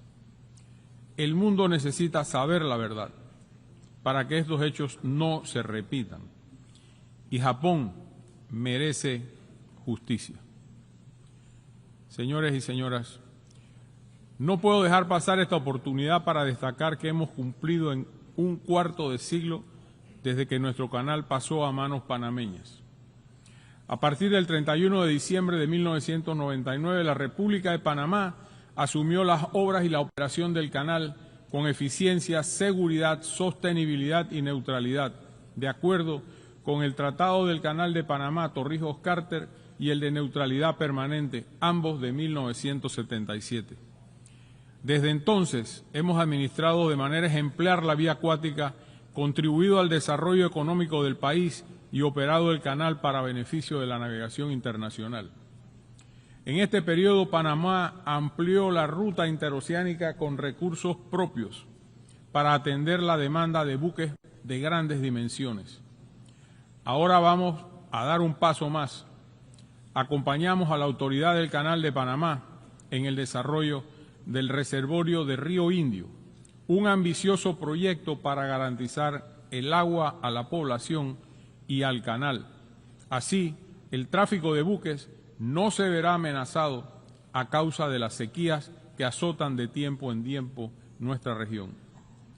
Nuestra vía acuática sirve a más de 180 rutas marítimas y más de 140 naciones, y por ella transita aproximadamente 4% del comercio mundial. Tenemos el compromiso de garantizar la eficiencia en favor de la logística internacional. Ante esta Asamblea, Panamá reafirma una vez más su serio y sostenido compromiso hacia el régimen establecido en el tratado concerniente a la neutralidad permanente y a cuyo protocolo se han adherido numerosos estados. La neutralidad es la fórmula más adecuada para proteger la seguridad de nuestro canal, un bien de utilidad global. El Canal de Panamá neutral, abierto al mundo y facilitador de un comercio internacional más integrado, es y seguirá siendo panameño. Señoras y señores, Panamá, como es sabido, mantiene un asiento no permanente en el Consejo de Seguridad de Naciones Unidas para el periodo 2025 y 2026. El pasado mes de agosto hemos ejercido la presidencia rotativa del Consejo, entendiéndola como una responsabilidad para mantener una voz fuerte en favor de la paz, la igualdad soberana de los estados, la justicia, el derecho internacional y el respeto a los pactos entre países. También hemos enfatizado la importancia de la seguridad marítima como una prioridad de acción para nuestra participación en el Consejo. La identidad nacional de Panamá está estrechamente vinculada al transporte marítimo. A lo largo de los siglos hemos sabido consolidar nuestro papel como un actor clave en la navegación y el comercio internacional. La piratería, el tráfico de armas y narcóticos, así como la pesca ilegal, impactan al comercio y al sistema de transporte marítimo global. Como nación de tránsito y centro logístico del continente, Panamá sugiere fortalecer la cooperación entre agencias especializadas, incluyendo una red regional para promover la seguridad marítima que opere bajo el paraguas de la gobernanza oceánica atenida al derecho internacional. Quiero reiterar en esta Asamblea el trabajo que debe hacer este organismo para mitigar los efectos de la migración ilegal propiciada por organizaciones vinculadas directa o indirectamente al narcotráfico.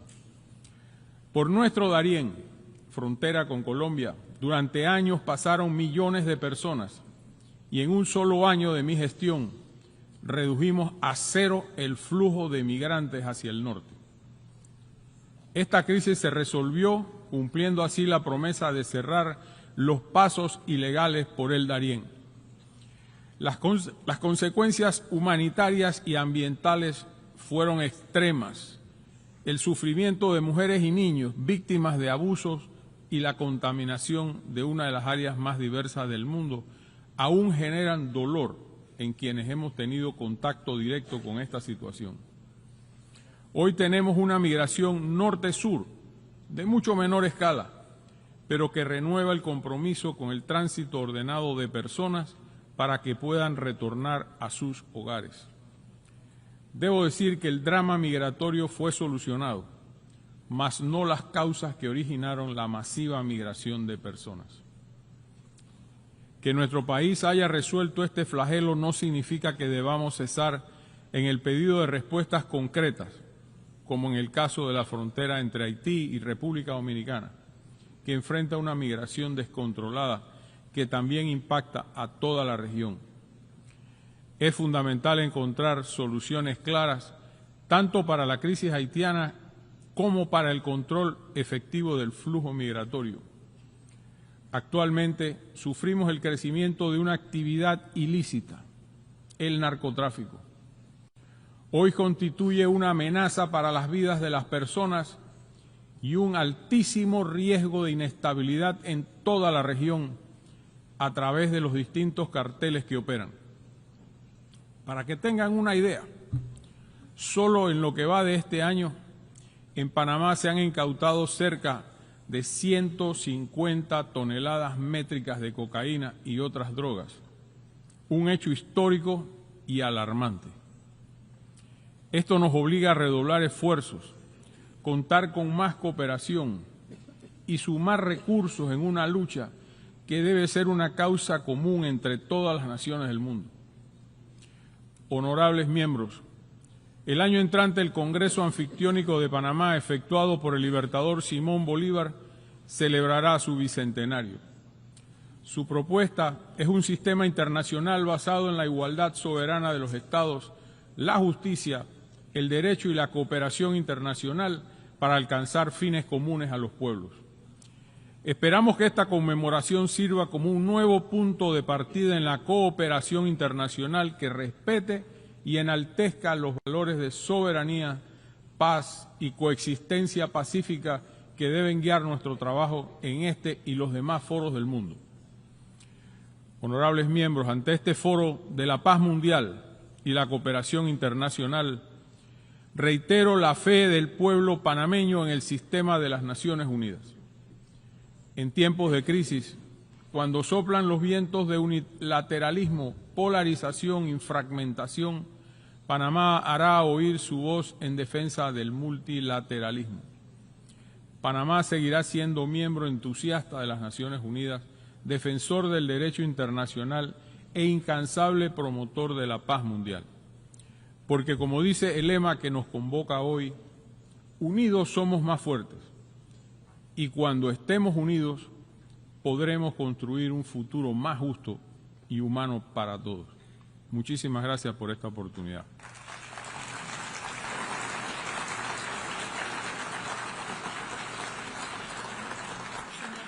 Muchas gracias. On behalf of the Assembly, I wish to thank the President of the Republic of Panama.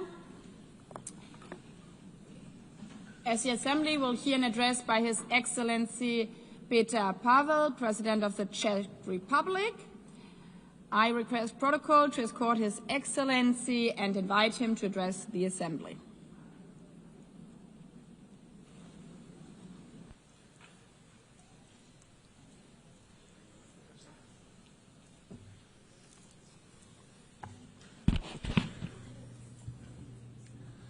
Madam President, Excellencies, ladies and gentlemen, I am humbled to speak here in front of you again. Today, I wish to address two main issues: United Nations achievements and necessity of its reform, and prospect of multilateralism in the light of Russian aggression. 80 years ago, the United Nations was founded with great hope to prevent war and destruction, never to repeat the horrors of World War II. My country proudly stood amongst the founding nations, signing the charter that would become our collective moral compass. Since 1945, we have witnessed remarkable achievements. The United Nations helped to prevent another full-scale world conflict. It assisted in dissolution of colonialism and rise of new sovereign countries in Asia, Africa, Europe, and Latin America. Together, we created a robust multilateral system of rules and global cooperation in international security, human rights, and economic development. Together with the UN, we have fought famine, disease, illiteracy, and poverty in some of the world's most vulnerable regions. Dozens of peacekeeping missions have helped to ease tensions in conflict zones.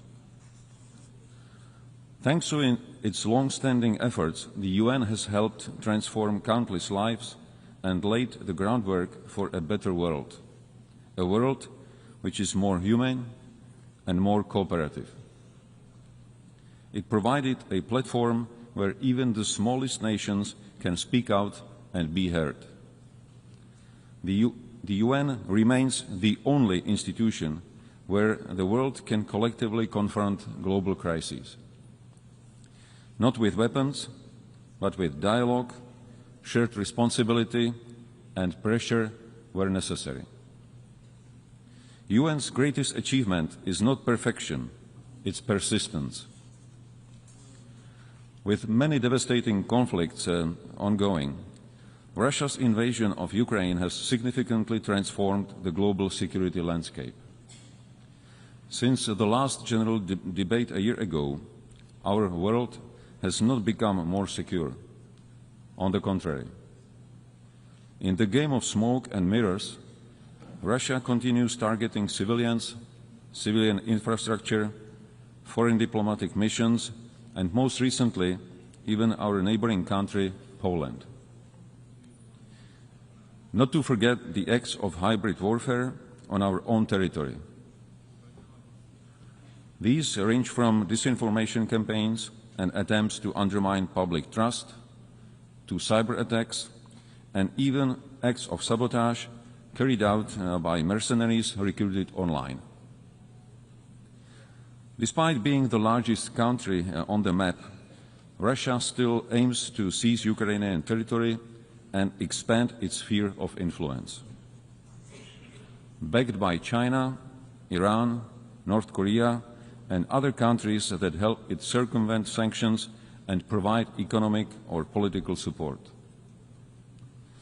Russia, a permanent member of UN Security Council, is not only violating the principles of state sovereignty and territorial integrity enshrined in the UN Charter, but also sets a dangerous example and precedent, sending the message that aggression can yield territorial and political gain and remain unpunished. Ladies and gentlemen, our multilateral system was created on the premise that rules apply to all without exception. The consequences of this war go far beyond the news headlines.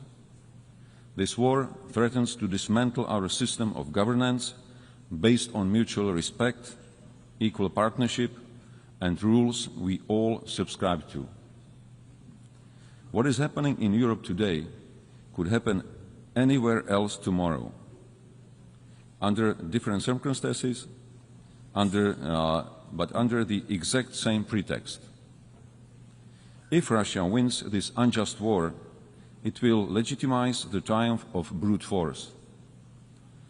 Turning a blind eye to Ukraine today is a green light to any future aggressor anywhere in the world.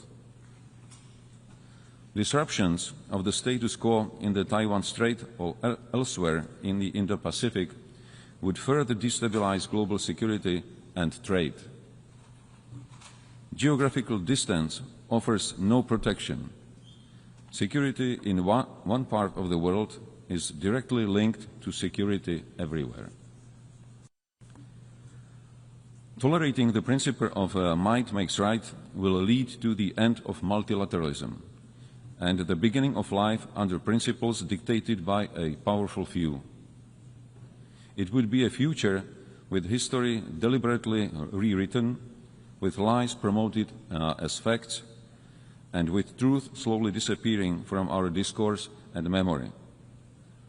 Just the opposite of what most of our nations fought for in the previous century. The heroism of Ukrainian people, their willingness to sacrifice for freedom, and global solidarity with Ukraine demonstrate that most of us still believe in universal values and in our responsibility to defend them. To achieve sustainable peace, we democratic allies from all over the world must act in unity and intensify our economic pressure on Russia. This is the only way to bring the aggressor to the negotiating table. Such peace, based on the existing international law, including territorial integrity and the right of self-determination, is in the interest of not only European countries, but of the whole international community. Any future peace agreement must send a clear message worldwide that aggressor must not be rewarded and borders cannot be changed by force. Ladies and gentlemen, the structure of the UN was based on the outcome of the World War II. Today, one of the UN Security Council permanent members is waging a ruthless war while obstructing any constructive solutions put forward. It is in light of these new geopolitical realities that we need a strong and effective UN system capable of responding to today's global challenges, from security threats and climate change to rapid evolution of new technologies. Otherwise, we risk sliding into a world that is more fragmented, more dangerous, and far less predictable. Czechia welcomes the UN 80 initiative and the commitments in the Pact for Future. Yet these ambitions stand in stark contrast with today's reality. In the light of Russian aggression against Ukraine, the UN Security Council is currently failing its purpose and mission. Therefore, we advocate for a comprehensive reform of the UN Security Council for greater effectiveness, inclusiveness, transparency, and accountability, with the aim to honor the principles of the UN Charter and to strengthen the voice of underrepresented regions. Freedom and human rights are not granted entitlements. They are hard-won principles that must be cherished and protected. Security Council membership should not be seen as a matter of prestige or privilege, but above all, a responsibility to defend global peace. That's why Czechia is seeking a non-permanent seat on the UN Security Council for the term 2032-33, with a clear commitment to uphold the rules-based international order. We cannot afford to have the UN paralyzed or blocked in its ability to respond to crises and challenges. Current urgent crises are already consuming too much of our attention and resources at the expense of other major, equally pressing issues. Madam President, ladies and gentlemen, as I mentioned in the beginning of my speech, the UN significantly improved the quality of life of billions, including through access to education, healthcare, and services. In this year's Sustainable Development Report, Czechia ranked 10th out of 167 countries. I am fortunate to be a citizen of a country which by global standards offers a secure and comfortable life. This doesn't mean that there are no challenges. Much work still lies ahead if we are to achieve the Sustainable Development Goals 2030, both at home and globally. After all, most of the challenges we are facing are global. No single nation is powerful enough to succeed alone. That is why we need more dialogue. That is why we need greater cooperation and collective action. And ultimately, that is why multilateralism must not only survive, it must thrive.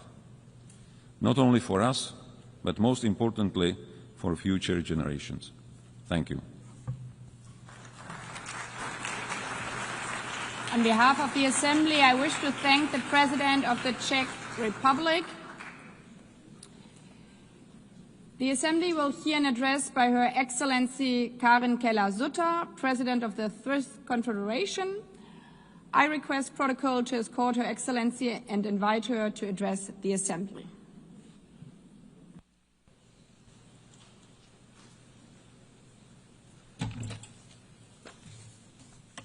Madame la Présidente de l'Assemblée générale, Excellences, Mesdames, Messieurs, il y a 80 ans, le monde entrait dans une nouvelle ère, des temps meilleurs. Le 27 janvier 1945, le camp de concentration d'Auschwitz était libéré. Le 8 mai, la guerre en Europe prenait fin.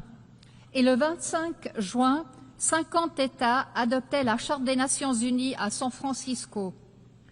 Ils étaient, je cite, résolus à préserver les générations futures du fléau de la guerre qui, 2 fois en l'espace d'une vie humaine, a infligé à l'humanité d'indicibles souffrances. » Fin de citation. Sur les ruines de la Deuxième Guerre mondiale, un nouvel ordre naissait d'une conviction et d'une volonté commune d'apporter au monde de la paix et la prospérité. C'est aussi au lendemain des horreurs de cette période que naissaient les conventions de Genève de 1949 qui protègent les victimes des conflits armés. À cette époque, les fondements de décennies florissantes pour la démocratie, l'état de droit et l'économie de marché étaient posés. Des fondements qui, malgré les limites et les revers, ont servi aussi la coopération internationale, le libre-échange, la paix et le droit international. Sans faire de parallèle historique, force est de constater, nous célébrons cette année le 80e anniversaire des Nations Unies, alors que nous vivons une nouvelle époque de bouleversements politiques et économiques extrêmement violents. Une époque où trop de guerres font un nouveau rage et où les populations subissent des souffrances intolérables. Une époque où une paix juste et durable semble toujours hors de portée au Proche-Orient et en Ukraine, où les tendances autocratiques se renforcent en Europe aussi. Une époque où le libre-échange est mis à l'épreuve et où, en fin de compte, le droit international, y compris la Charte des Nations Unies, risque de devenir lettre morte. Ce sont des bouleversements qui ne viennent pas de nulle part. Ils sont le résultat d'évolutions qui remontent parfois loin et que l'on a rétrospectivement trop longtemps pris trop peu au sérieux.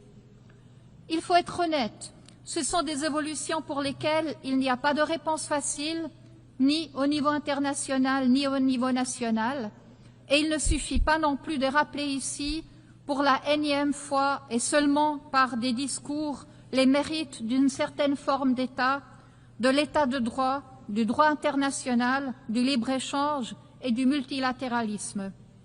Non, si nous voulons relever les défis auxquels nous sommes confrontés, nous devons redoubler nos efforts.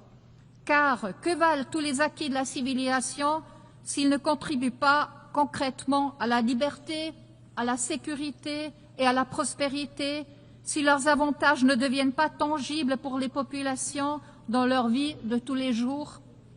Il y a 2 erreurs que nous ne devons pas faire. Premièrement, pointer du doigt uniquement les autres États. Deuxièmement, laisser les organisations internationales seules avec le travail et faire comme si elles étaient distinctes de nous. Mesdames, Messieurs, nous devrions commencer là où nous pouvons dès maintenant garantir la liberté et contribuer à la sécurité et à la prospérité. Et c'est en général chez nous, dans notre propre pays. Entendons-nous bien, il ne s'agit pas de faire l'éloge de l'égoïsme national, ni de condamner le multilatéralisme, bien au contraire. La Suisse est convaincue que le multilatéralisme, que les organisations internationales, que les Nations Unies sont essentielles à la coexistence pacifique des peuples, à la prospérité économique mondiale, à la résolution de défis tels que la migration, le changement climatique, la transition numérique et, je le dis aussi en tant que ministre des Finances, à la stabilité financière mondiale. L'année dernière, nous avons adopté ensemble le Pacte pour l'avenir, un engagement fort en faveur du multilatéralisme dans l'agenda 2030 pour le développement durable, constitue donc l'un des piliers. Nous devons mettre en œuvre ces feuilles de route sans délai. La Suisse est aussi convaincue que la Genève internationale peut apporter une contribution unique à la réalisation de ces objectifs. Genève, en tant que premier centre opérationnel onusien, dispose d'une forte expertise dans de nombreux domaines cruciaux pour notre avenir, liés notamment à l'humanité et à l'innovation. Il s'agit d'un écosystème sans égal pour réfléchir, discuter et agir ensemble. Mais toute organisation internationale forte a besoin de membres forts. Et quand je dis fort, je ne parle pas de force par la taille ou par la puissance militaire. Je parle d'États qui sont en mesure de permettre à leurs citoyens de s'épanouir et je dirais aussi de s'exprimer librement en toute sécurité. Une sécurité non seulement militaire mais aussi juridique, économique et sociale. La sécurité et la liberté sont les conditions préalables essentielles au développement économique et donc à la prospérité. Elles nécessitent des institutions qui soient juridiquement solides, fiables et capables d'agir. Et elles nécessitent une stabilité politique, sociale et financière. Et là, chaque État doit également assumer ses propres responsabilités. Nous ne pouvons pas simplement les déléguer à une organisation internationale. Mesdames, Messieurs, la communauté internationale ne peut que profiter de la force intérieure, de la prospérité et de la stabilité de chaque État. Seuls les États solides sur le plan intérieur peuvent être véritablement solidaires et contribuer à une communauté internationale prospère. Mais nous devons redoubler les efforts aussi en tant que communauté internationale. Aujourd'hui, surtout, les Nations Unies doivent-elles aussi se remettre en question? Sont-elles encore en mesure de remplir leur mission comme les 50 États l'avaient prévu le 25 juin 1945 à San Francisco lorsqu'ils adoptaient la Charte? Le multilatéralisme connaît lui aussi des bouleversements sans précédent. Ces bouleversements sont marqués par une recrudescence des violations du cadre normatif et des principes et valeurs mêmes qui fondent l'action multilatérale. Le dialogue, la coopération, la recherche du consensus, le respect du droit international et l'égalité souveraine entre États, quelle que soit leur taille ou leur poids économique ou politique. La Suisse appelle tous les États à un engagement ferme en soutien des principes et valeurs comme ils étaient déclarés dans la Charte des Nations Unies il y a 80 ans. C'est le prélude à toute réflexion sur les réformes et les mesures d'efficacité qui doivent renforcer l'impact de notre action dans les 3 piliers de l'organisation. À cet égard, nous soutenons pleinement le programme de réforme ONU 80 du secrétaire général. Le renforcement de l'efficacité, de la cohérence, de l'agilité et de l'impact de l'action multilatérale doit guider chacune de nos décisions. Une approche structurée et réfléchie visant à définir ensemble l'ONU de demain est essentielle.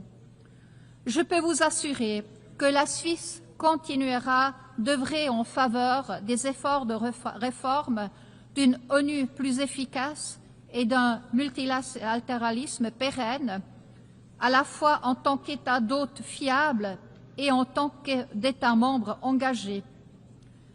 Madame la Présidente, Excellences, Mesdames, Messieurs, nous ne sommes pas toujours dans la même situation qu'il y a 80 ans. Nous sommes en plein dans une phase critique et le prochain chapitre de l'histoire n'est pas encore écrit. Cela signifie que nous pouvons participer activement à son écriture.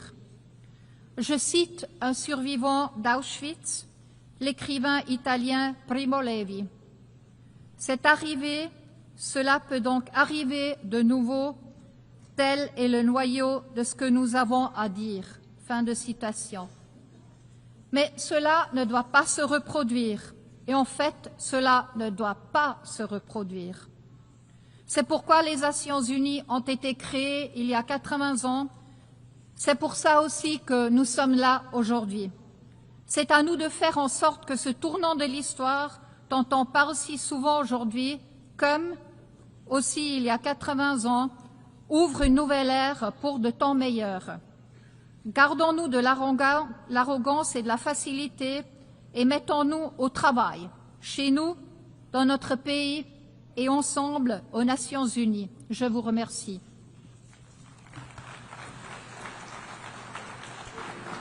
Merci. I thank on behalf of the Assembly the President of the Swiss Confederation. The Assembly will hear now an address by His Excellency Edgar Rinkēvičs, President of the Republic of Latvia. I request Protocol to escort His Excellency and invite him to address the Assembly.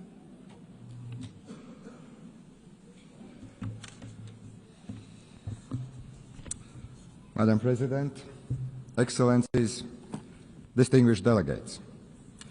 First of all, allow me to congratulate Your Excellency, Madam Anna-Lena Baerbock, on assuming the presidency of the General Assembly.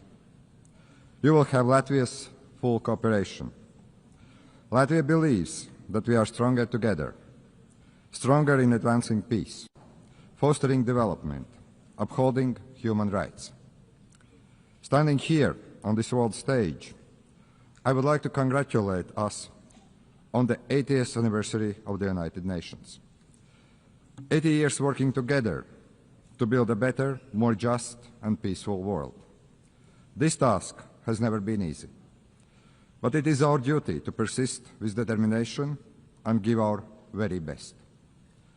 I want to express Latvia's gratitude for the overwhelming support for our candidacy for the United Nations Security Council. We are beginning our term next year. This is our first term. Latvia will take on this responsibility with a strong sense of duty, a duty to serve with integrity, transparency, and with a clear commitment to the principles of the United Nations. Latvia is honored to serve on the Security Council for the good of people around the world. And we will stand together for peace and resilience. Latvia's three priorities in the Security Council are: first, protect our rules-based international order. Second, advocate for women, peace and security agenda. Also protect the most vulnerable people amongst us. Third, find solutions to emerging security threats. These include climate change, hybrid threats, the challenges related to the safety of artificial intelligence. Excellencies, the world is in disarray. Before our eyes, we see blatant attempts to weaken or even to destroy the rules-based international order, the order that is rooted in the United Nations Charter. In effect, a new world order is emerging, and it is not a better one. There is an attempt to recreate the world where the might makes right. The permanent members of the Security Council undertook to maintain international peace and security, to prevent wars, to prevent devastation and loss of life. But it seems that one permanent member, Russia, doesn't want this. Russia wants a world where brute force prevails over international law. Russia does not want peace. Russia wants to get what it wants. And Russia is willing to inflict destruction and misery on others. Unfortunately, Russia has partners in crime, notably Iran and North Korea. Ukraine is fighting back, bravely, with all it has. Ukraine is facing an existential threat to its people, to its land, to its freedom. Ukraine is fighting for all of us, for the rules-based international order, for independence and sovereignty, for territorial integrity, so that international borders are not changed by force. These actually are the very principles at heart of the United Nations. Latvia stands with Ukraine and will advocate for its sovereignty and territorial integrity at the United Nations Security Council. We are and we will be advocates for Ukrainian children abducted by Russia. They must be returned.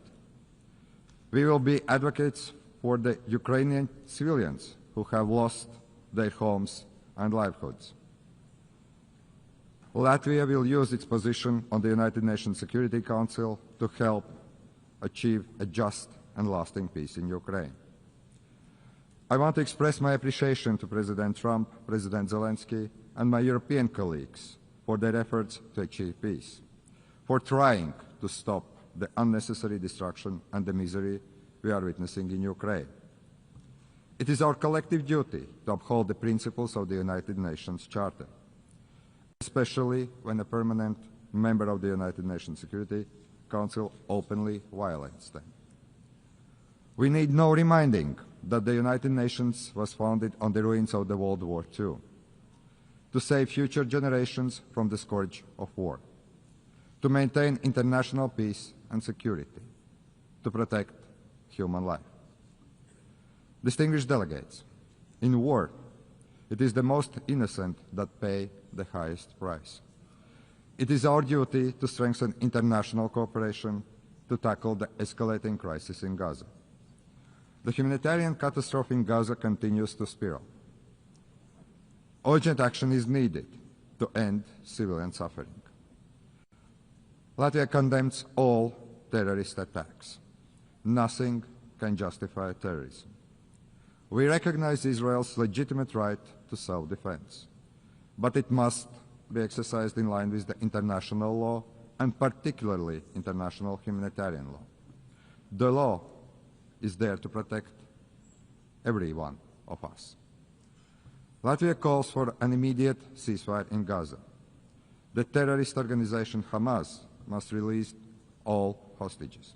Hamas must be destroyed, as this organization is responsible for so much human suffering in the region.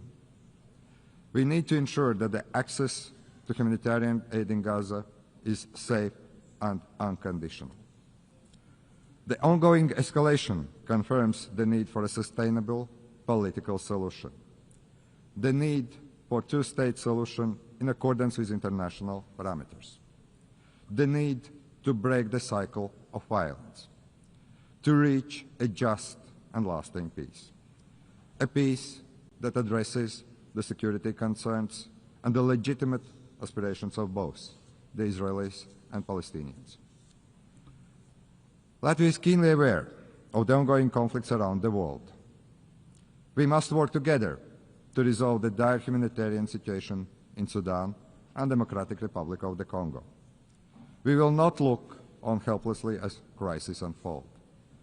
As a member of the Security Council, we will call on the international community to take collective action and to facilitate humanitarian aid, to try to end unnecessary human suffering. Distinguished delegates, we must do everything in our power to protect the most vulnerable people, especially women and children. Women and girls suffer disproportionately in times of war. We, the global community, have a responsibility to protect the rights of women and girls, to empower them, to ensure their voices are heard in peace processes.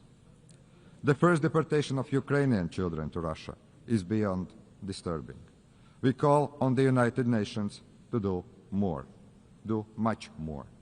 We will do all we can to help bring these children home. Madam President, it is not only conventional warfare that threatens peace, security, and stability. Emerging threats like climate change, cyber attacks, hybrid attacks, and the misuse of the artificial intelligence are testing us on a daily basis. Our modern world is connected in ways that most of us can't imagine. Today, many countries are experiencing a growing wave of hybrid attacks, also Latvia. We have to deal with damage to undersea cables, GPS jamming, arson attacks, the Russian shadow fleets. Russia continues and actually invests in new provocations, most recently recklessly violating the airspace of Poland and Estonia. The intensity of Russia's drone attacks against Ukraine has created incidents in Latvia, Lithuania, Poland, Romania. This is the new reality. Russia bears full responsibility for these acts and also consequences. This kind of reckless behavior is a direct threat to international peace and security, and we must act to stop it before such acts spiral out of control. We must counter these threats by resilience and increased cooperation with our friends and allies. But hybrid warfare is evolving, as are emerging and disruptive technologies. The challenge is to maximize the benefits these technologies can bring, while remaining vigilant of the potential risk they pose. We share the United Nations view that we need to develop artificial intelligence responsibly, but we should not halt the progress. Artificial intelligence can promote economic growth, drive scientific progress and innovation, even improve healthcare and make education more accessible. Artificial intelligence is already part of our daily lives. We must acknowledge this reality and work to make it safer and more beneficial for the people. The governments should not take years to create regulations. We should act swiftly and do it right. As a responsible United Nations member, a future UN Security Council member, Latvia is ready to work with our partners to address these issues. Ladies and gentlemen, the United Nations has stood the test of time for 80 years. It is the primary architect of international law and protector of rules-based international order. The United Nations is not perfect, but it is the best we have, the only truly global organization. As one of UN Secretary Generals, Dag Hammarskjöld, famously said, the United Nations was not created in order to bring us to heaven, but in order to save us from the hell. But after 80 years, it is time to adjust to new realities. The United Nations must evolve to remain relevant, to be effective and fit for the challenges ahead. That's why we support the UN 80 initiative by the Secretary General. Let us work together for peace and resilience. Let us protect the rules-based international order and the United Nations Charter, because we all are better together. Thank you very much. On behalf of the Assembly, I wish to thank the President of the Republic of Latvia. The Assembly will hear an address by His Excellency William Samuel Ruto, President of the Republic of Kenya and Commander-in-Chief of the Defense Forces. I request protocol to escort His Excellency and invite him to address the Assembly.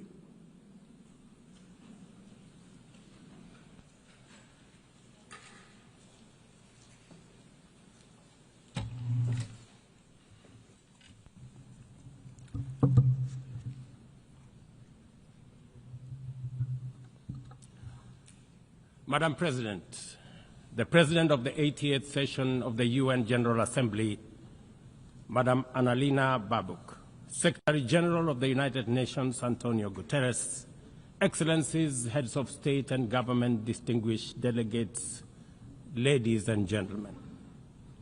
I congratulate you, Madam President, on your election to preside over the 80th session of the UN General Assembly. Madam President, you can count on Kenya's full support throughout your tenure as you steer the Assembly into the future. Ladies and gentlemen, 8 years ago, in the aftermath of the unprecedented global destruction and devastating war, the international community came together in hope. They created this organization, the United Nations, as a shield against the horrors of war, as a platform for dialogue, and as a bridge to a better, fairer, more secure global community. What is often forgotten or not mentioned today is that the United Nations grew out of the failure of the League of Nations that existed between 1919 and 1945. The League of Nations did not collapse for lack of good intentions or noble objectives. Formed at the end of the First World War and as part of the Treaty of Versailles, it was humanity's first attempt to build a permanent international organization to stop aggression and war and bring nations together. Its ambitions were to achieve collective global security, disarmament, peaceful dispute resolution, and cooperation on humanitarian and social issues. Despite these ideals, the League of Nations failed. The United States never joined, other great powers came and went, and without enforcement authority, its condemnation carried little weight. When Japan invaded Manchuria, when Italy marched into Ethiopia, and when Hitler openly defied its rules, the League stood by, helpless and powerless. By the late 1930s, its credibility had collapsed, and with the outbreak of the World War II, it was rendered irrelevant. Madam President, this history is both a lesson and a warning. Institutions rarely fail because they lack vision or ideals. More often, they drift into irrelevance when they do not adapt, when they hesitate to act, and when they lose legitimacy. To remain relevant, institutions must be reimagined, must be reformed, renewed, and aligned with emerging realities. 8 decades ago, the founders of the UN sought to correct the failures of the League of Nations by creating a stronger, more inclusive organization anchored in the principles of, and I quote, "We the people of the United Nations, determined to save succeeding generations from the scourge of war," end of quote. Today, we are gathered for the UN at 80. The question is unavoidable. Is the United Nations relevant to the demands of our time? Can it continue to serve humanity in the face of current realities? Or has it become a relic of a bygone era? Madam President, Excellencies, we meet against a grim global backdrop. Conflict rages in Eastern Europe, the Middle East, the Sahel, the Horn of Africa, and beyond. Climate disasters grow fiercer by the day. Inequality deepens, pandemics loom, and technological disruptions outpaces governance. Instead of trust, mistrust is spreading. Instead of solidarity, fragmentation is taking root. In place of hope, anxiety fills our global community. We are living, to borrow from the words of the founders of this institution, not in larger freedom, but in growing uncertainty. At this moment of turbulence, when we most need a strong United Nations, the organization faces its deepest crisis in credibility and capacity. Funding cuts have paralyzed its operations. Bureaucracy has slowed its response. The Security Council remains frozen in the post-war structures of 1945, unable to act inclusively, with fairness, and with speed. Ladies and gentlemen, I can, however, state with absolute conviction that the United Nations has been one of humanity's greatest achievements. For 8 decades, it has held back the specter of global war, calmed conflicts from Cambodia to Liberia, and stood guard in some of the world's most dangerous places through the courage of its peacemakers and peacekeepers. Few institutions in humanity's history can claim such a legacy. The United Nations has stood at the front lines of humanitarian crisis, from famine relief in the Horn of Africa to emergency shelter for millions of Syrian and Ukrainian refugees. It was at the forefront in the eradication of smallpox, coordinated global responses to HIV and AIDS, Ebola, and COVID-19, and continues to champion universal vaccination. Its agencies have advanced women's rights, protected children, safeguarded refugees, and set global norms on everything from disarmament to climate action. The UN Sustainable Development Goals remain a shared blueprint for human progress. These are achievements no nation could have achieved alone, however rich, however great, or however powerful. And yet, every institution, no matter how noble its origins or impactful its legacy, must adapt to changing times or slide into irrelevance. Today, the United Nations stands at a crossroads of renewal on one hand or decay on another. Put differently, after 80 years, the rhymes of time are calling on us to reimagine the original promise that inspired the founding of the United Nations, and that is the quest for global peace, development, and human rights. But this call must now be answered in a global context that is profoundly different from the post-war era in which the UN was conceived then. We would be denying the cold, hard truth if we say that the United Nations is delivering as it should. On peace and security, its voice is too often drowned by the rivalries of great powers, while some nations simply ignore its resolutions and do as they please.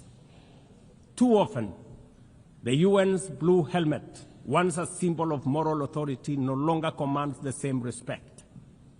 From the conflicts in Gaza to Ukraine, to the crisis in Sudan, DRC Congo, Somalia, and the Sahel, we see actors proceed undeterred by the United Nations calls. Excellencies, ladies and gentlemen, Kenya speaks from the experience of a nation deeply invested in multilateralism. For decades, we have placed our troops and police in harm's way for peacekeeping missions across Africa and beyond, from Somalia to Democratic Republic of Congo, from South Sudan to most recently in our neighborhood here in Haiti. Over the past 15 months, we are proud to have led the multinational security support mission in Haiti, not because it has been easy, but because solidarity is the essence of the United Nations. Madam President, the mandate of the MSS mission is coming to an end in a few days. As the lead nation, allow me to briefly share our experiences, the successes and the challenges, as both a cautionary tale and a living lesson about the strengths and weaknesses of the current global security governance architecture. For far too long, the people of Haiti called out to the world. Too often, their pleas were met with silence, hesitation, or half measures. Haiti became a tragic reminder of what happens when the international community looks away, prevaricates, or offers half-hearted support. When Kenya responded to the quest for the Haitian authorities, it was in the belief that we were joining a genuinely multinational effort. We welcomed and fully embraced Resolution 2699, by which the United Nations Security Council authorized the MSS with Kenya as the lead nation. Drawing on our decades of peace support operations, we stepped forward, stepped up, and deployed our officers to confront the rampant menace of gang violence in Port-au-Prince and its environs. Madam President, ladies and gentlemen, the mission has operated in a volatile environment under enormous constraints. It has been underfunded, under-equipped, and operated below 40% of its authorized personnel strength. Our police officers have valiantly shouldered responsibilities without the full logistical support that would accompany any mission sanctioned by the United Nations. Despite these challenges, and against all odds, the MSS has delivered results many thought were impossible. The presidential palace, once under siege from gangs, is today restored as the seat of government. The police headquarters and the police training center, once overrun by gangs, are now secure, with the academy resuming the training of new police officers, over 700 of whom graduated a few months ago. Schools that have been shattered by violence have reopened with children back in class, learning and progressing. Roads once manned or blocked by gangs have now free-flowing traffic. Cases of kidnapping and extortion have reduced sharply. The airport and the seaport, once surrounded by gangs, are now abuzz with normal operations. Which begs the question, if so much could be achieved with limited resources and stretched personnel within just 15 months, what more could have been accomplished if the United Nations fraternity had truly acted together in solidarity with the people of Haiti? From this podium, I wish to assure all partners and actors that with the right personnel, adequate resources, appropriate equipment, and necessary logistics, Haiti's security can be restored. Gangs can be neutralized and the safety of streets, schools, hospitals, and homes secured. The continued harassment, abductions, and criminal acts undermining the lives of Haitians are unacceptable, unjustifiable, and must be stopped by this organization, the United Nations. Madam President, as the UN Security Council deliberates on the next steps, we must not lose sight of the fact that the situation in Haiti demands sustained, coordinated, and undivided international attention. A careful and orderly transition from MSS is essential to consolidate the hard-won gains so far achieved. I urge the Security Council and all partners to remain steadfast in ensuring that Haiti moves forward on a path of peace, stability, and renewal. Ladies and gentlemen, on human rights, our principle is clear and unwavering. The protection of civilians and respect for humanitarian law cannot be applied selectively. We cannot condemn suffering in one place and turn a blind eye in another. Kenya is gravely concerned by the humanitarian catastrophe in Gaza and by the immense suffering of civilians caught in the devastation of disproportionate military operations. At the same time, we call for the unconditional release of Israeli hostages. In line with the African Union and United Nations resolutions, we also call for a permanent ceasefire, for strict adherence to international humanitarian law, and for the launch of a credible political process. Only through such a process can the vision of a two-state solution be realized, where Israel and Palestine live side by side in peace, security, and stability. Kenya is equally deeply troubled by the worsening humanitarian situation in Sudan, where innocent citizens are caught in the crossfire of a needless war. We fully endorse the Quad, comprising Egypt, Saudi Arabia, the United Arab Emirates, and the United States, in affirming that there cannot be a military solution and that only political dialogue offers a viable path forward. We join the Quad in urging all parties, including SAF, RSF, and the external actors, to respect Sudan's sovereignty, unity, and territorial integrity, and firmly reject any attempts to divide the country, reaffirming our unwavering support for a unified Sudan for the benefit of all its people.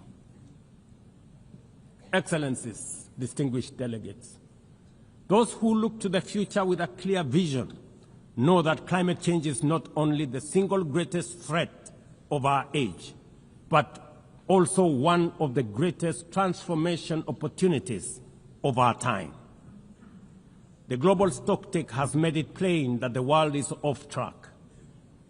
Current national determined contributions are steering us towards temperature rises far beyond any safe threshold.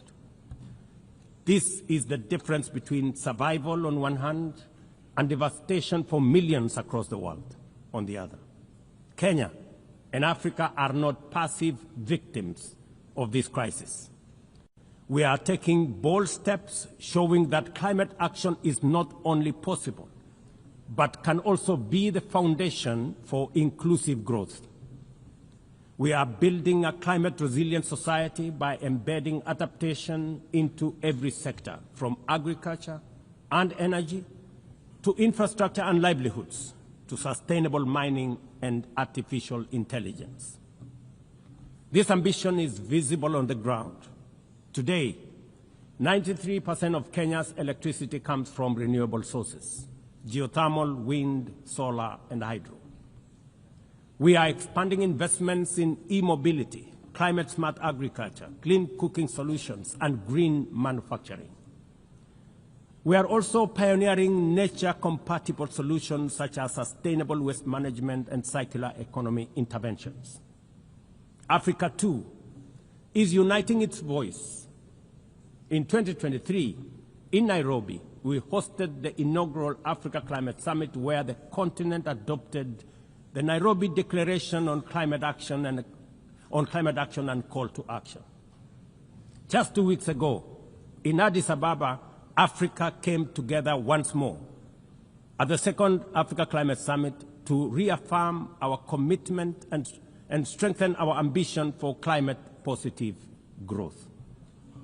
We declared Africa not just as a victim of the crisis, but as a source of solutions, with climate action driving economic growth, transformation, and job creation for our communities. Ambition, ladies and gentlemen, cannot stand on willpower alone. Implementing our new NDCs will require $56 billion. That is why we call on the global community to unlock the $300 billion agreed at Baku, and to accelerate negotiations towards the new $1.3 trillion goal under the Baku-Belém roadmap. Without affordable finance and without reform of the international financial architecture, the promise of climate action in Africa will remain constrained. Madam President, in the aftermath of World War II, the Bretton Woods institutions were created to stabilize the global economy and rebuild war-torn Europe. At that time, their design reflected the power and interest of the victorious nations, who were also their primary shareholders and beneficiaries. The IMF was tasked with upholding the gold standard exchange rate system, while the World Bank was established to finance Europe's reconstruction. Both have since evolved into development finance institutions, but their structures, decision-making, and governance remains dominated by wealthy nations. Today, the global context is vastly different. The global standard collapsed 5 decades ago, and Europe has long since been rebuilt. Yet, the governance of these institutions has not kept pace with needs of a multipolar world, especially the needs of poor and developing nations. The mismatch between shareholders and stakeholders has become starkly visible. For instance, during the IMF's recent allocation of special drawing rights, 64% went to wealthy nations. Just imagine, 64%. With little need for liquidity support. They didn't need the money anyway, but they got 64%. While the poorer countries received just 2.4%. What a disconnect. The imbalance highlights how the very institutions meant to safeguard global finance stability often perpetuate inequality and instability. I have argued, and I say it again, that the current global financial architecture punishes poor countries with high interest rates and enormous conditionalities, while rewarding rich nations with lower interest rates and softer lending rates. Its rules priorities and allocation mechanisms consistently favor those already prosperous, while trapping vulnerable economies in cycles of debt, high borrowing costs, and inadequate access to emergency support and concessional funding. It is imperative to transform these institutions into genuinely independent, apolitical global bodies that their operations are aligned with their global mandate. Such a shift would democratize decision-making, restore credibility, and allow the IMF and the World Bank to serve all countries fairly rather than reinforcing old hierarchies. But Africa is not merely waiting for external prescriptions. We are taking bold and deliberate steps to strengthen our financial independence, safeguard our stability, and accelerate our development. Kenya, for instance, fully endorses the establishment of the Alliance of African Multilateral Financial Institutions, launched with the Africa Union in February 2024. This alliance brings together our homegrown banks, Afrexim Bank, the Africa Finance Corporation, the Trade and Development Bank, Shelter Africa Re, Africa Development Bank, Africa Trade and Investment Development Insurance, and ZEPRI, institutions that embody Africa's determination to mobilize resources, finance trade, and build resilience on our own terms. At the same time, the Africa Union is championing 3 transformative institutions: the Africa Central Bank, which will issue a single currency and free our trade from dependence on foreign money; the Africa Monetary Fund, positioned to stabilize our economies and give us true financial sovereignty; and the Africa Investment Bank, designed to mobilize resources for infrastructure, industrialization, and integration that Africa needs to rise. And to complete this vision, the Africa Credit Rating Agency, one that understands our realities, values our uniqueness, and tells our story with fairness and truth, has already been established. Excellencies, as we mark the 80th anniversary of the United Nations, Africa also marks 20 years since the Ezulwini Consensus and the Sirte Declaration, the 2 historic milestones that establishes the common African position on UN Security Council reforms. For 2 decades, Africa has spoken in one voice, demanding justice, equity, and representation in the highest organ of global governance. This demand, however, continues to be ignored, deferred, or endlessly debated to the detriment of both Africa and the legitimacy of the United Nations itself.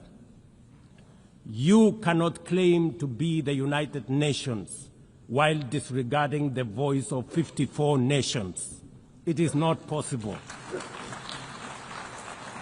Africa is no longer willing to wait on the margins of global governance while decisions about peace, security, and development are made without our understanding, without our perspectives, and without our voice.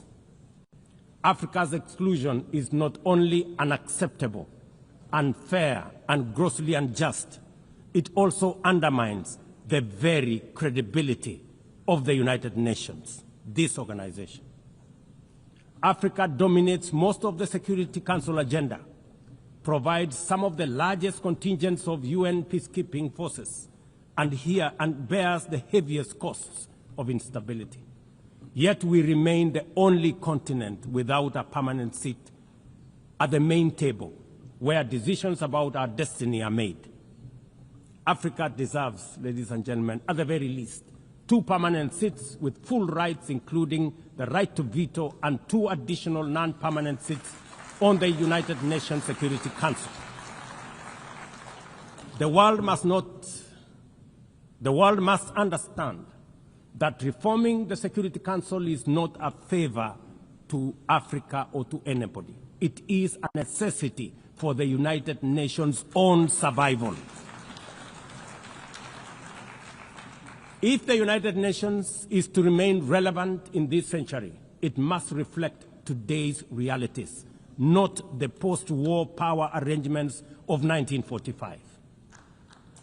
Madam President, despite the stated and evident weaknesses of the United Nations, it still remains humanity's best chance at global solidarity.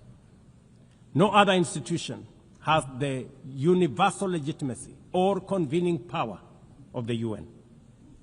From coordinating humanitarian relief in times of war and disaster, to mobilizing the global response to COVID-19, to driving consensus on climate change, through the Paris Agreement, the UN has consistently shown that the world can achieve together what no nation can accomplish on its own, however mighty or great or powerful.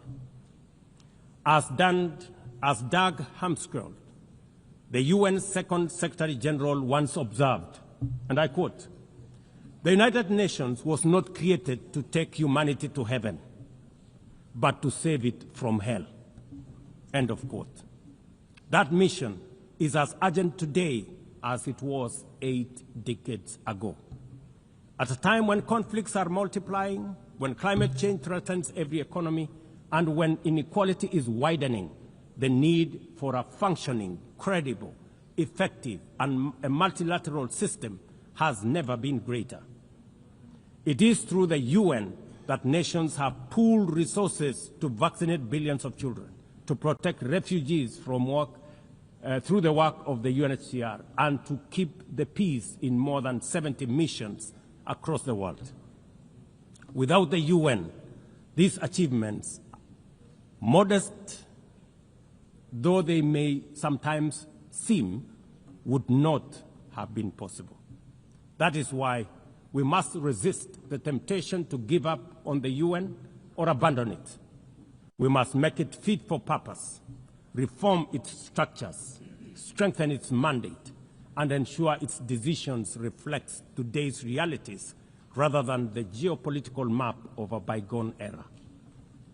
As one of the hosts of the UN headquarters and the only one in the Global South, Kenya stands ready to do its part to enable the organization to go through this phase of renewal successfully as envisaged by the Secretary General under UN 80 reforms.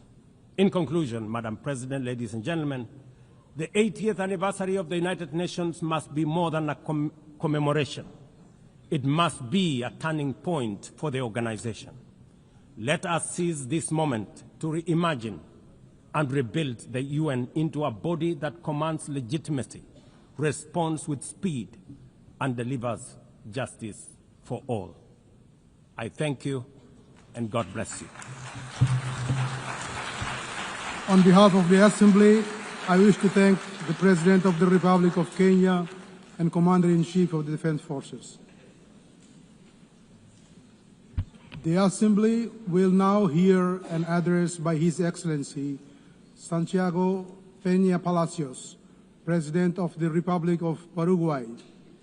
I request protocol to escort His Excellency and invite him to address the Assembly.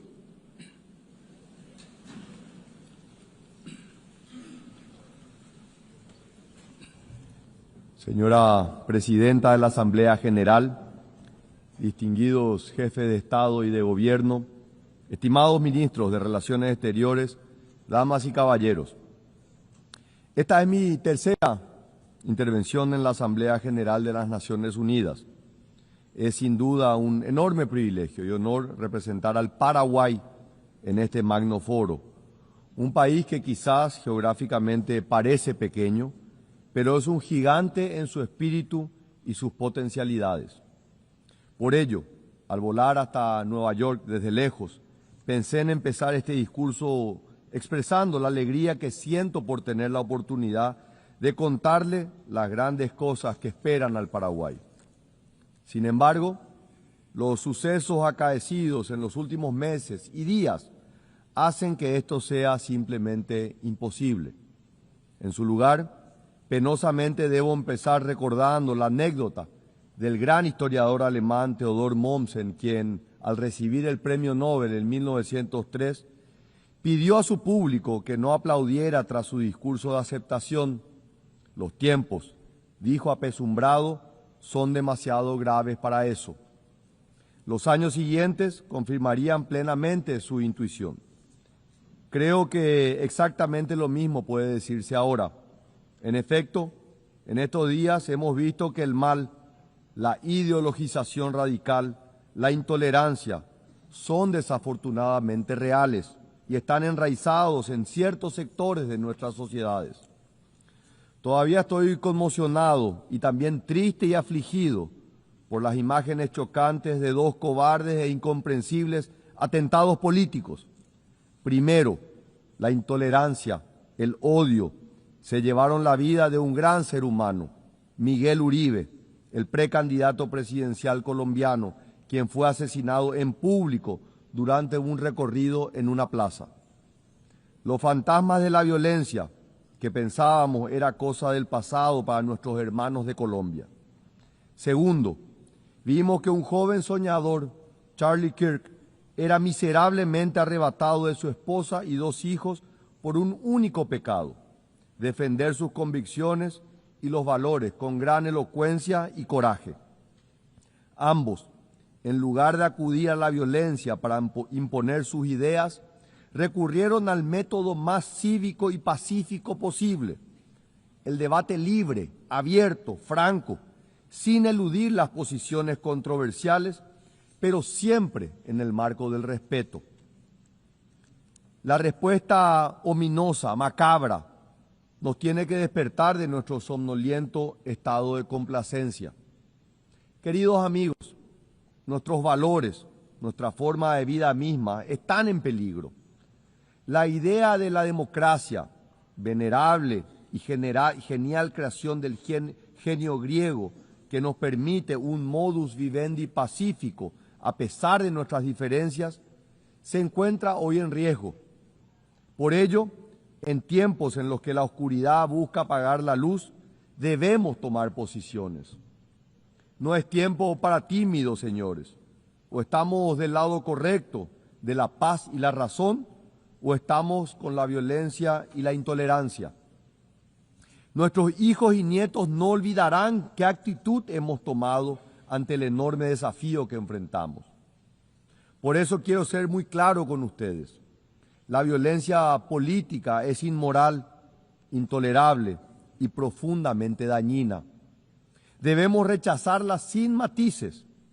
Por eso les pido que digamos alto y fuerte: no al odio, no a la violencia, no al autoritarismo. No debemos subestimar la gravedad de lo que está ocurriendo. Estos no son casos aislados, son patrones. Y la situación se ha venido agravando ante la mirada impasible de los gobiernos y de los movimientos políticos. La polarización y el extremismo, antes revelados sutilmente en textos y discursos, hoy se están materializando en actos de violencia reales. Hay una crisis de creencia en las instituciones. Los ciudadanos simplemente ya no confían.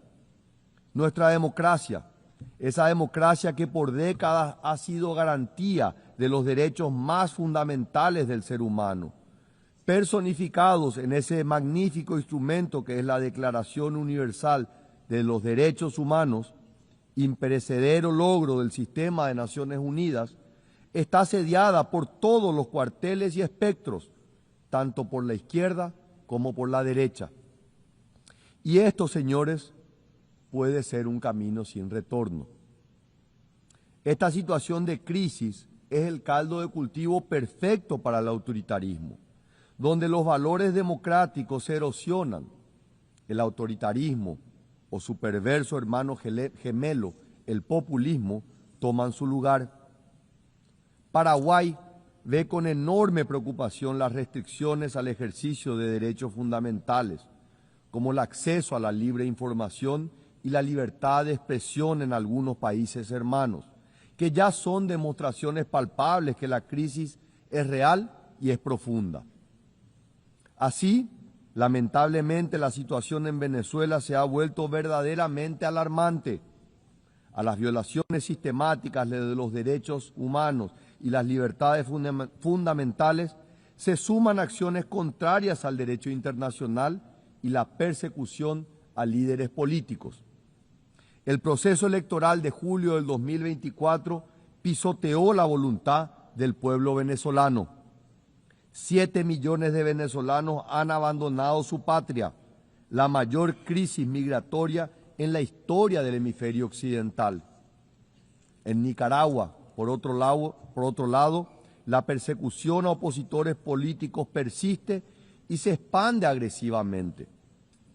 La situación de los derechos humanos y las garantías fundamentales es demasiado grave. Han expulsado a órdenes religiosas completas, han despojado de la nacionalidad a cientos de nicaragüenses cuyo único crimen fue disentir. Incluso la Iglesia Católica es perseguida, algo impensable en América Latina.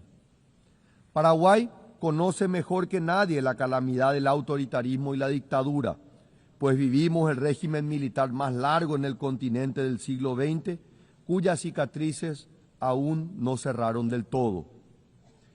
Por eso no podemos ni debemos permanecer en silencio mientras nuestros hermanos latinoamericanos sufren la misma opresión que ha marcado a fuego nuestro pasado. La crisis de la democracia, amigos, no se resuelve con mano dura ni censura, ni autoritarismo, ni mucho menos con violencia. Debemos resistir a estos impostores atrayentes. La crisis de la democracia, como decía el filósofo italiano Norberto Bobbio, se resuelve de una sola manera, con más democracia. No con fantoches autoritarios, ni con odio o intolerancia. Debemos responder con más democracia, más república, más tolerancia, más diálogo, más derechos, más libertad. La razón de ser, la esencia de las Naciones Unidas, es ser el mantenimiento de la paz.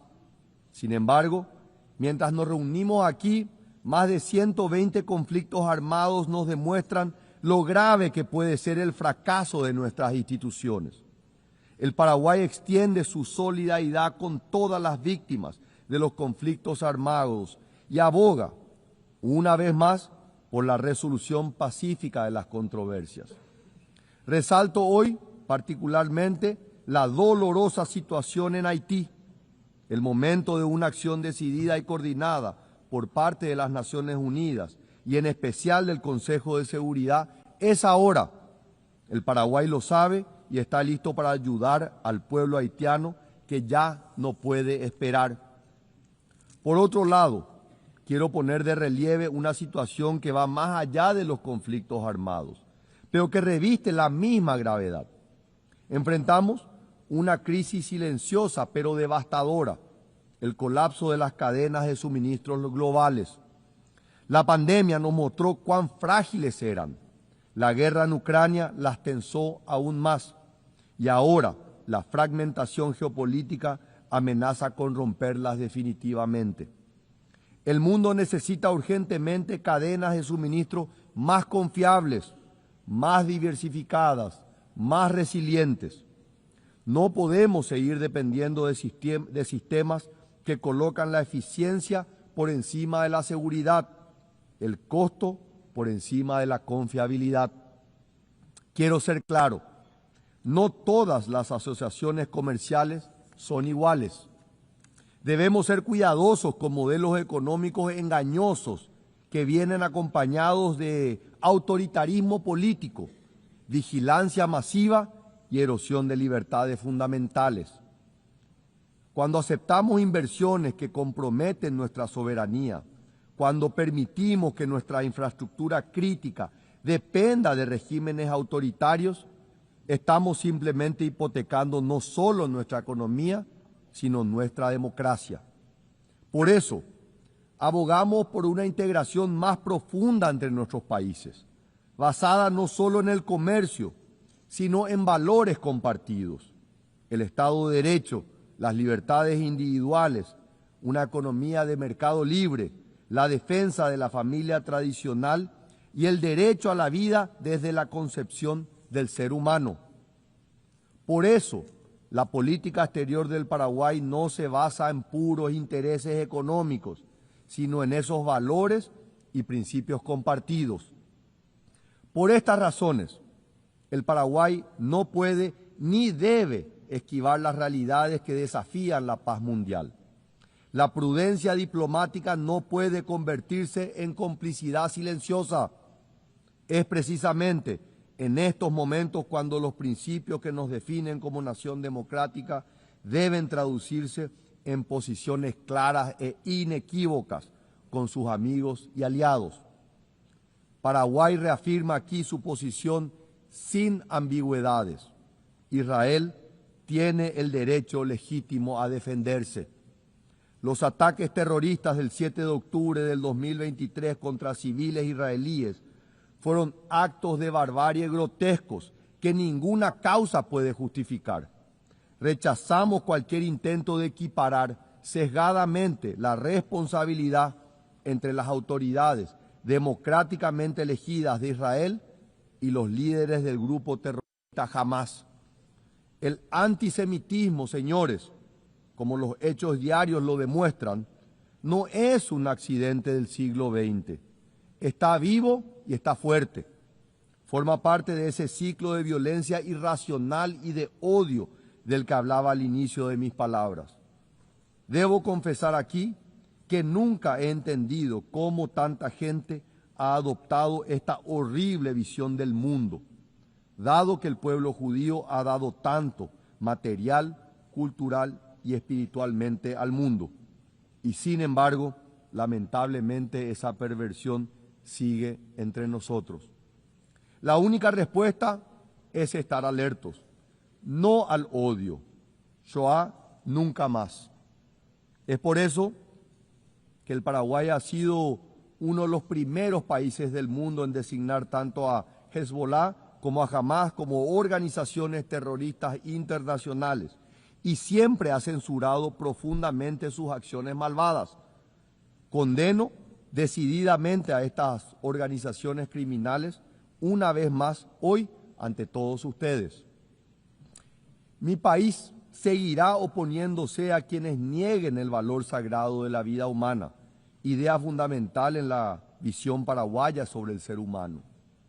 Hacemos también un llamado urgente para la implementación de una solución que alivie la situación humanitaria en territorio palestino, ponga fin a la violencia y garantice la liberación inmediata de los rehenes, promoviendo un diálogo constructivo que conduzca hacia la convivencia pacífica entre ambos pueblos y sea fuente de una paz duradera en la región del Medio Oriente.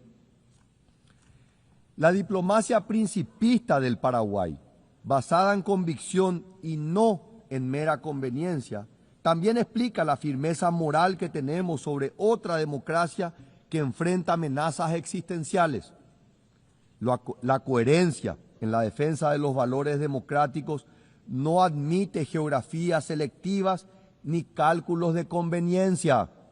Los principios, cuando son genuinos, se sostienen por su valor intrínseco, no por su rentabilidad política.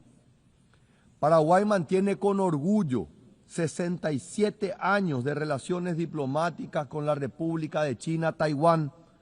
Esta amistad, forjada en valores democráticos compartidos, ha demostrado que la cooperación entre naciones puede basarse en más que en el mero interés. Seguramente esta decisión nos cuesta mucho económicamente, pero créanme, el valor de hacer lo correcto no tiene precio. Las crecientes tensiones en el estrecho de Taiwán nos preocupan profundamente. Los ejercicios militares cada vez más agresivos, las incursiones aéreas constantes, la retórica belicista, todo apunta hacia una escalada peligrosa que podría desestabilizar no solo Asia, sino el orden global entero. Señoras y señores, hay que decirlo sin ser tibios o pusilánimes. Taiwán merece un lugar en este foro. Permítanme repetirlo. Taiwán se merece un lugar en este foro. Es una cuestión de estricta justicia. Su exclusión del sistema de las Naciones Unidas es una afrenta que debilita la legitimidad de nuestras instituciones. 23 millones de personas decentes, trabajadoras y dignas no pueden seguir siendo invisibles para el multilateralismo. Señores, como en otros casos, la cuestión de Taiwán y su estatus internacional también debe, de forma ineludible, ser parte de los debates de esta Asamblea General. Es hora de cortar de raíz este árbol de injusticia que ya tiene décadas de crecimiento y dar lugar a China-Taiwán en las Naciones Unidas. Estas posiciones principistas, basadas en convicciones y no en conveniencias, dan al Paraguay algo que es relativamente escaso en estos días: genuina autoridad moral para discutir los problemas que nos aquejan. En este contexto de crisis global, Paraguay se reafirma como una potencia media, con un rol central en la construcción de consensos y en el fortalecimiento del sistema multilateral. Los hechos respaldan nuestras palabras. Paraguay procede con un característico espíritu constructivo en los debates del sistema multilateral. En línea con este protagonismo activo, actualmente mi país es miembro del Consejo Económico y Social y contamos con expertos nacionales en el Tribunal del Mar, el Comité de Derechos Humanos, el Comité de Derechos Económicos, Sociales y Culturales y la Junta Internacional de Fiscalización de Estupefacientes y la Comisión Consultiva en Asuntos Administrativos y de Presupuesto, entre otros. En el periodo 2026-2027 aspiramos a la presidencia del Buró de la Sexta Comisión de la Asamblea General y asumiremos la responsabilidad de ser miembros de la Comisión de Consolidación de la Paz. Queridos amigos, el Paraguay está de pie y listo para tomar su lugar en el concierto de las naciones, no como una mera voz periférica, sino como un verdadero actor protagónico en la búsqueda de soluciones en los problemas globales. Por eso, el Paraguay acepta y se compromete con los objetivos propuestos en la iniciativa UN 80 del secretario general, las cuales incluyen la búsqueda de mayor eficiencia en la utilización de los recursos existentes, la simplificación de los procesos y la revisión de la implementación de los mandatos. Por eso, el Paraguay exige la implementación del balance geográfico en la designación del próximo secretario general para fortalecer la legitimidad y la representatividad de esta organización. En dicho proceso, estamos convencidos debe mirarse a nuestra región, que cuenta con candidaturas que cumplen con los más altos estándares de experiencia, integridad, visión y sobre todo liderazgo para generar puentes que nos ayuden a superar los desafíos con impacto global y riesgo sistémico.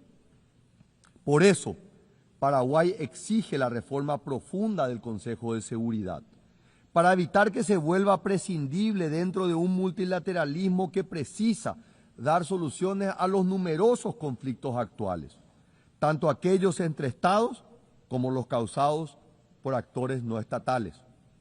Por eso, pedimos aquí posiciones más flexibles para que el Consejo de Seguridad vuelva a ser verdaderamente representativo en su membresía y recupere la eficacia en el cumplimiento de su misión. Reclamamos la eliminación del veto, lo que dará más legitimidad al organismo y permitirá que la ONU, como organización universal, vuelva a ser protagonista en la determinación de las soluciones a los grandes desafíos que enfrenta nuestro mundo. Señora Presidenta, distinguidos delegados, sé que el panorama que he presentado hasta aquí no es el mejor, incluso es sombrío, pero he preferido hablar con la verdad, sin rodeos, para no subestimar la gravedad de nuestra situación actual. Y aún así, optimista de alma como soy, no puedo evitar decirlo. Miro al futuro con una gran esperanza. Como dijo el gran escritor William Faulkner, yo creo que la humanidad no solo perdurará, sino prevalecerá. con todos nuestros defectos, cuando trabajamos en conjunto, cuando anteponemos la solidaridad sobre los separatismos, el diálogo sobre la violencia, la tolerancia sobre el odio, la humanidad es capaz de grandes cosas. La construcción del futuro no es posible solo formulando un deseo. La construcción del futuro requiere intención, persistencia, constancia y disciplina. Siempre digo, y hoy lo repito, no hay atajos para el desarrollo, solo existe el trabajo duro. Pero las palabras ya no bastan. Nuestros pueblos están hartos de las promesas vacías, de declaraciones grandilocuentes que no se traducen en pan sobre la mesa, en seguridad en las calles, en educación para sus hijos. Como cualquier relación cuya confianza ha sido rota, la clave para recobrarla es mostrar resultados. La democracia debe demostrar que puede cumplir, que puede generar prosperidad, que puede asegurar la justicia, que puede ofrecer esperanza, que puede ser una democracia con rostro humano, con contenido social, como la que han defendido los grandes ideólogos de mi propia nucleación política, como Ignacio Apane, Fulgencio R. Moreno o Juan León Mallorquín. Todo esto lo ha venido demostrando mi partido en función de gobierno del Paraguay en las últimas décadas, de que es posible crecer económicamente con justicia, con democracia y con derechos humanos. No lo digo con arrogancia, sino con la humildad que nos caracteriza a todos los paraguayos, humildad que nace de una historia de grandeza, pero también de una historia de sufrimiento. Los paraguayos conocemos el eterno ciclo del renacimiento, el surgimiento, la crisis, la tragedia. Hemos tenido que reinventarnos y resurgir de las cenizas. Y en ese noble proceso construimos el Paraguay de hoy. Finalmente está siendo reconocido por lo que es, un gigante que resurge. Mientras el mundo se tambalea, nosotros estamos construyendo algo diferente, un modelo que funciona, un modelo que genera confianza porque genera resultados. Los números hablan por sí solos. Tuvimos un crecimiento económico del 5.2% en el primer semestre del 2025, mientras que la región crecía apenas al 2%. Nuestra inflación se encuentra controlada en menos del 5%, por debajo del promedio regional. Avanzamos firmemente hacia la convergencia fiscal post-pandemia. Nuestro déficit fiscal vuelve al 1,5% para el próximo año. Nuestro desempleo se encuentra hoy en los mínimos históricos. Pero el crecimiento sin justicia social es vacío. Por eso implementamos programas ambiciosos que están transformando la vida de las personas más vulnerables. Nuestro programa de hambre cero en las escuelas alimenta diariamente a más de 1 millón de niños en 7.000 escuelas. Xeroga Porá está convirtiendo a miles de familias trabajadoras en propietarias de su propia vivienda. Por primera vez, el Estado ofrece créditos hipotecarios con cuotas equivalentes a lo que sería un alquiler. Transformamos un gasto mensual en patrimonio familiar. Resalto que 120.000 personas salieron de la pobreza en solo un año. La pobreza extrema cayó al 4.1, el nivel más bajo de nuestra historia. Pero nada de esto sería posible sin instituciones sólidas. Por eso emprendimos un proceso de reformas audaces. Impulsamos la ley del servicio civil para profesionalizar la función pública, terminando con décadas de clientelismo. Con la ley de integridad y transparencia, creamos mecanismos reales de control y rendición de cuentas, fortaleciendo a la Contraloría General de la República. Aprobamos la ley del Registro Nacional Unificado, una ley que propone una transformación estructural y ordena, luego de más de 100 años, la propiedad inmobiliaria en Paraguay. El resultado, en julio del año pasado, el Paraguay alcanzó el grado de inversión por primera vez en su historia. Distinguidos delegados, el modelo de Paraguay no es perfecto, desde luego. Tenemos enormes desafíos y falta mucho todavía, pero estamos cambiando la realidad. Estamos demostrando hoy Paraguay no es solo un país. Al decir del presidente de la Federación de Automovilismo, Mohamed Ben Sulayem, durante la celebración del Rally Mundial en Paraguay, el Paraguay es el país. Señora Presidenta, distinguidos delegados, comencé este discurso con algunas advertencias bastante oscuras sobre el estado de la democracia global y nuestras sociedades. Los tiempos son graves y hay mucho de qué preocuparse. Pero no quiero terminar con una nota pesimista. Un futuro distinto, mejor, más luminoso es posible. Depende solamente de nosotros, de todos nosotros, de diagnosticar los problemas con valentía y enfrentarlos con perseverancia y convicción.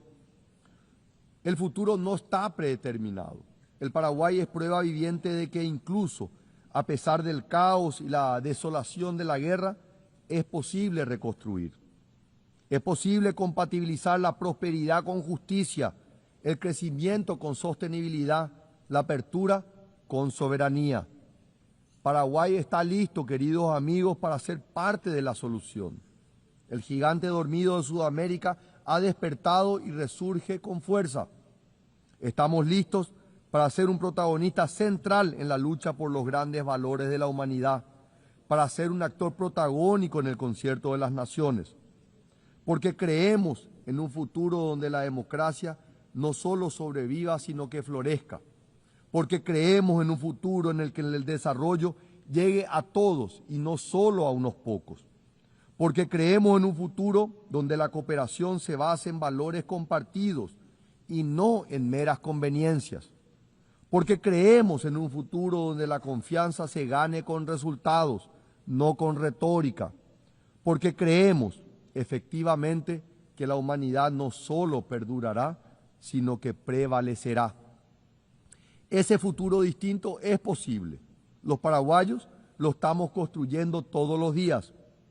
Los invito a construirlo con nosotros, todos juntos, para dejar un futuro mejor a nuestros hijos y nietos. Un mundo con más democracia, con más libertad, con más tolerancia, con más justicia. Un mundo en el que la esperanza derrote al pesimismo, la luz se imponga sobre la oscuridad y el bien triunfe victorioso por siempre y para siempre sobre el mal. Muchas gracias.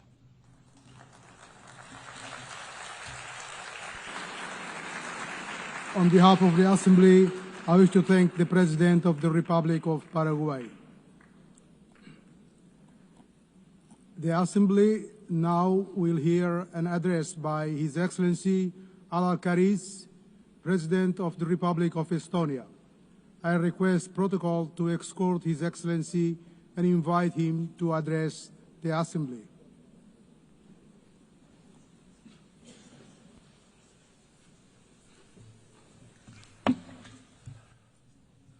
President, Excellencies, ladies and gentlemen.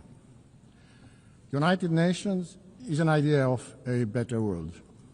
It is an idea that is not an abstract construction nor an empty declaration, but carefully crafted agreement. The grand agreement that is the basis of a current multilateral world order. An agreement designed to protect international peace and foster prosperity. An agreement to ensure a free and dignified life for everybody. An agreement that is based on the understanding that destruction and horrors of war must not be repeated. Unfortunately, the international law-based multilateral system with the UN and its charter at the core that is supposed to keep us all safe is increasingly under strain. Its fundamental principles are violated in numerous conflicts across the world. Brutality prevails.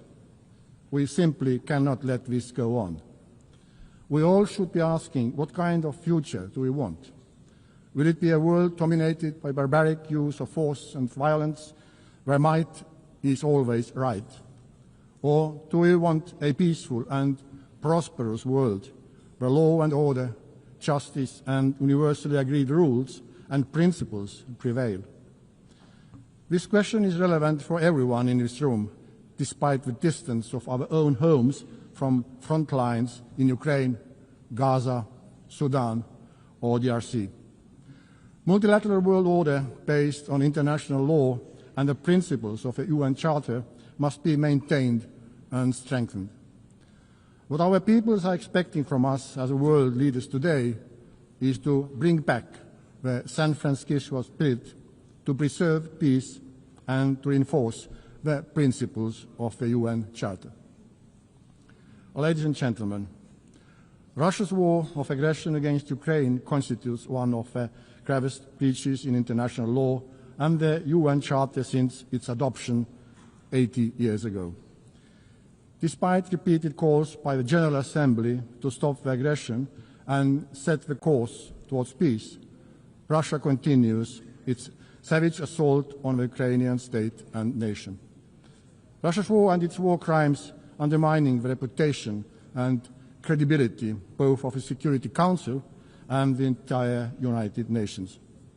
This blatant assault on the principles of Charter is undermining the multilateralism, global peace and security. Regrettably, as we speak, Russia is targeting Ukrainian kindergartens, schools, hospitals, nurseries with missiles, drones, gliding bombs, mines, shells and bullets. The same permanent member has been systematically abducting and deporting Ukrainian children, erasing their identity and forcing them into integration. A human suffering in Ukraine has reached unprecedented levels. Only the Human Rights Monitoring Mission in Ukraine has documented the death of at least 40,000 civilians, including almost 1,000 children, and for about 35,000 civilians injured, including more than 2,000 children. The death toll increases with every year, month, week, and day. In total disregard of President Zelenskyy agreeing to ceasefire in March and the recent peace efforts by the United States, Russia has significantly intensified its campaign of terror with a barrage of drone and missile strikes on civilian targets. It is evident that Russia has no intention of agreeing to a ceasefire, let alone a lasting peace. Russia's objectives have not changed. They remain of the subjugation of all the Ukraine and the reshaping of Europe's security order to satisfy Russia's own neo-colonial and imperial ambitions. The increasing violations of neighboring countries' airspace by Russian drones and missiles are yet another escalation and a stark reminder of Russia's aggression threatens not only Ukraine but the security of the entire region. Hereby, I have to regrettably tell you that just weekdays ago, the Russian fighter planes violated Estonian airspace, a hostile act that is part of a pattern of similar recent incidents happening on the European Union's eastern border. Therefore, the only viable way forward towards a ceasefire and just and lasting peace is to increase collective international pressure on Russia to force them to peace in Ukraine and to act in a way that is expected from the permanent member of the Security Council. Let me assure that my own country, Estonia, will continue to do everything possible to reinforce Ukraine's ability to defend itself in full conformity with Article 51 of the United Charter.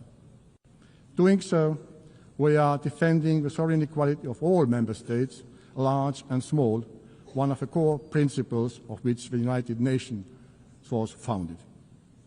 We are also advocating for making Russia accountable for its crimes in Ukraine, including for the crime of aggression, as we know too well that impunity only leads to new crimes, new suffering, and even greater injustice.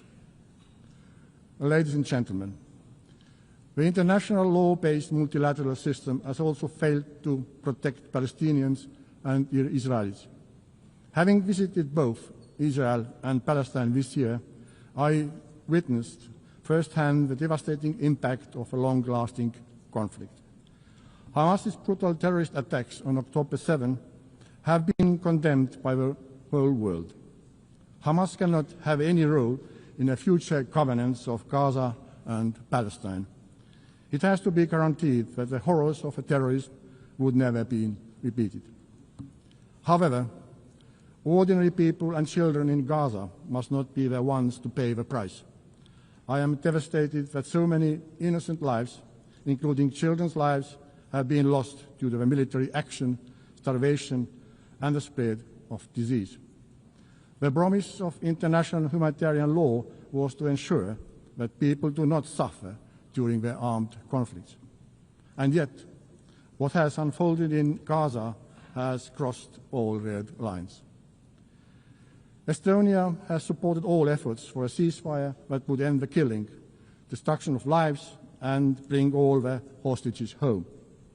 In order to alleviate the unbearable humanitarian situation, Israel must fully respect international humanitarian law and implement its commitments regarding access and delivery of humanitarian aid and security of all workers.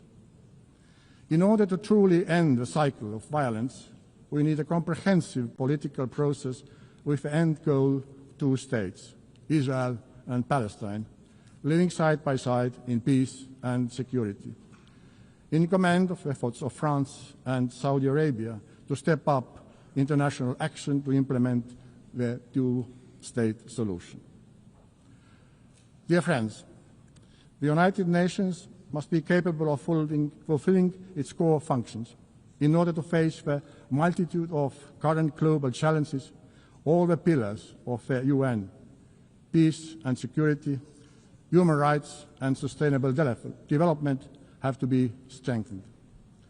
Estonia therefore supports an ambitious system-wide reform of the United Nations. This is not only an issue of monetary efficiency and financial discipline, it's a structural problem and credibility question for the UN. For this reason, we are fully behind the Secretary General in endeavours in pushing the UN 80 reform vigorously forward. Within this transformation, the reform of the Security Council is of central importance. Estonia supports the expansion of the Security Council membership so that it would include countries that have, inter alia, demonstrated their unwavering commitment to international law and the principle of UN Charter, and have consistently acted in accordance with these principles. Furthermore, if we want to have functional and respected council, we also need to restrict the use, or rather abuse, of the veto, increase the transparency of the council's work and its accountability. Last but not least, we also need to ensure transparency when it comes to the selection of the next Secretary General of the United Nations. After 80 years of men-only leadership, we are very supportive to the idea that based on a fair process seeking the most qualified candidate, it is high time for a woman to be chosen as a UN Secretary General. We need to put forward ambitious selection criteria, clear timeline, and assure greater role of a General Assembly in this process. Given the current credibility crisis of the UN, we cannot afford to fall short in the selection process. Dear ladies and gentlemen, sustainable development with clearly defined goals remains a central focus of the UN.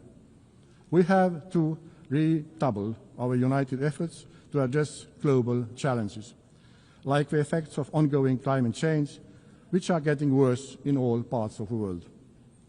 The upcoming COP30 in Brazil should be a turning point. Countries should submit strong climate plans. These plans should cover all parts of the economy and follow the 1.3 degree goal of the Paris Agreement. Substantial progress during this decade is crucial.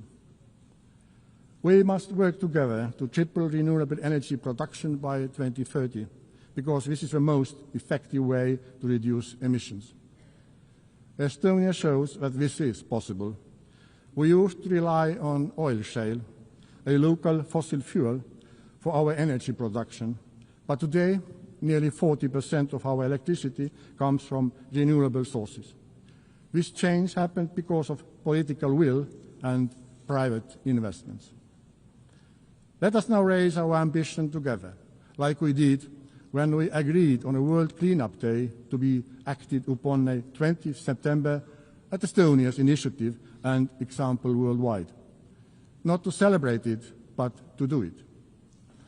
Dear colleagues, in myriad of challenges we face, accessible education is a prerequisite of understanding the current problems, learning from the mistakes of the past, and crafting a better world. Estonian educational system ranks high in many international rankings. We see how this has had an impact to many other fields where Estonia has been doing well, including digital governance, media freedom, and innovation. Our goal is to share with our partners, including through UNICEF board, our diverse experience in innovation, in education, developing educational policies, reforming education, and improving the availability of high-quality education. Every situation, every culture, every context is unique and requires specifically developed solutions. However, allow me to draw your attention to one of specific experience of ours. In 1991, at the start of the Internet revolution, we decided to radically integrate computers and Internet into our educational system. The program Tiger Leap, which had the aim of opening a computer class in every Estonian school within a year, was a cornerstone of Estonia becoming one of the most digital societies in the world today. The world today looks different from the one 34 years ago.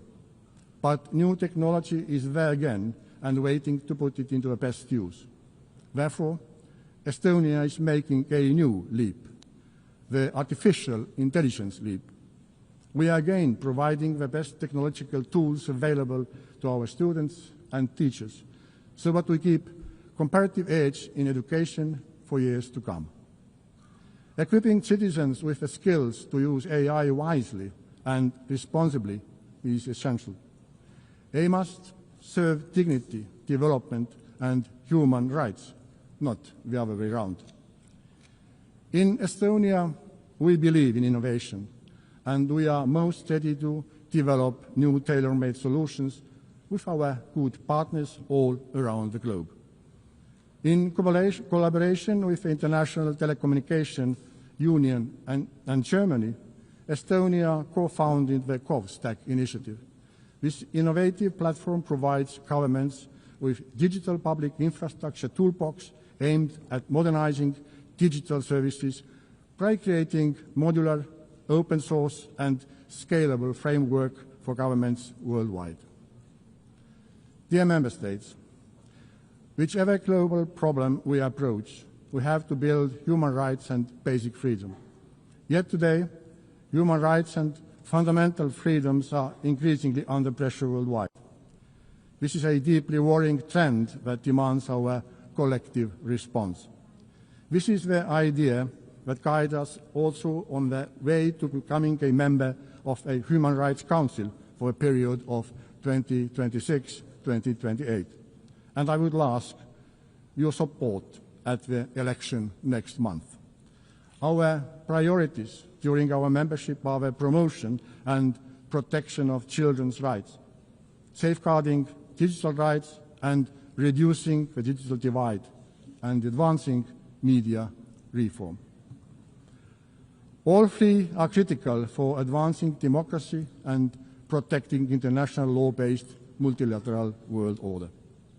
We are capable of learning as human beings and as a mankind. We learn from mistakes. We get up and will do better. Let us do it. Thank you for your attention.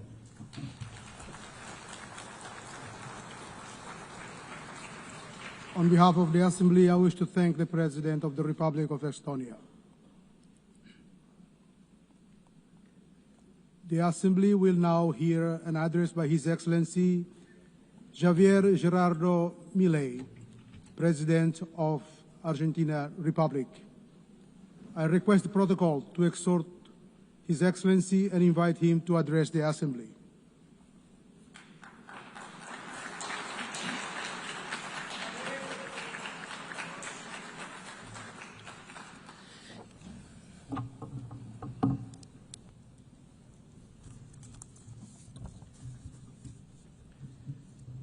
A las autoridades de las Naciones Unidas, a los representantes de los países miembros y a todos los ciudadanos del mundo que sigan atentamente esta cumbre, buenos días.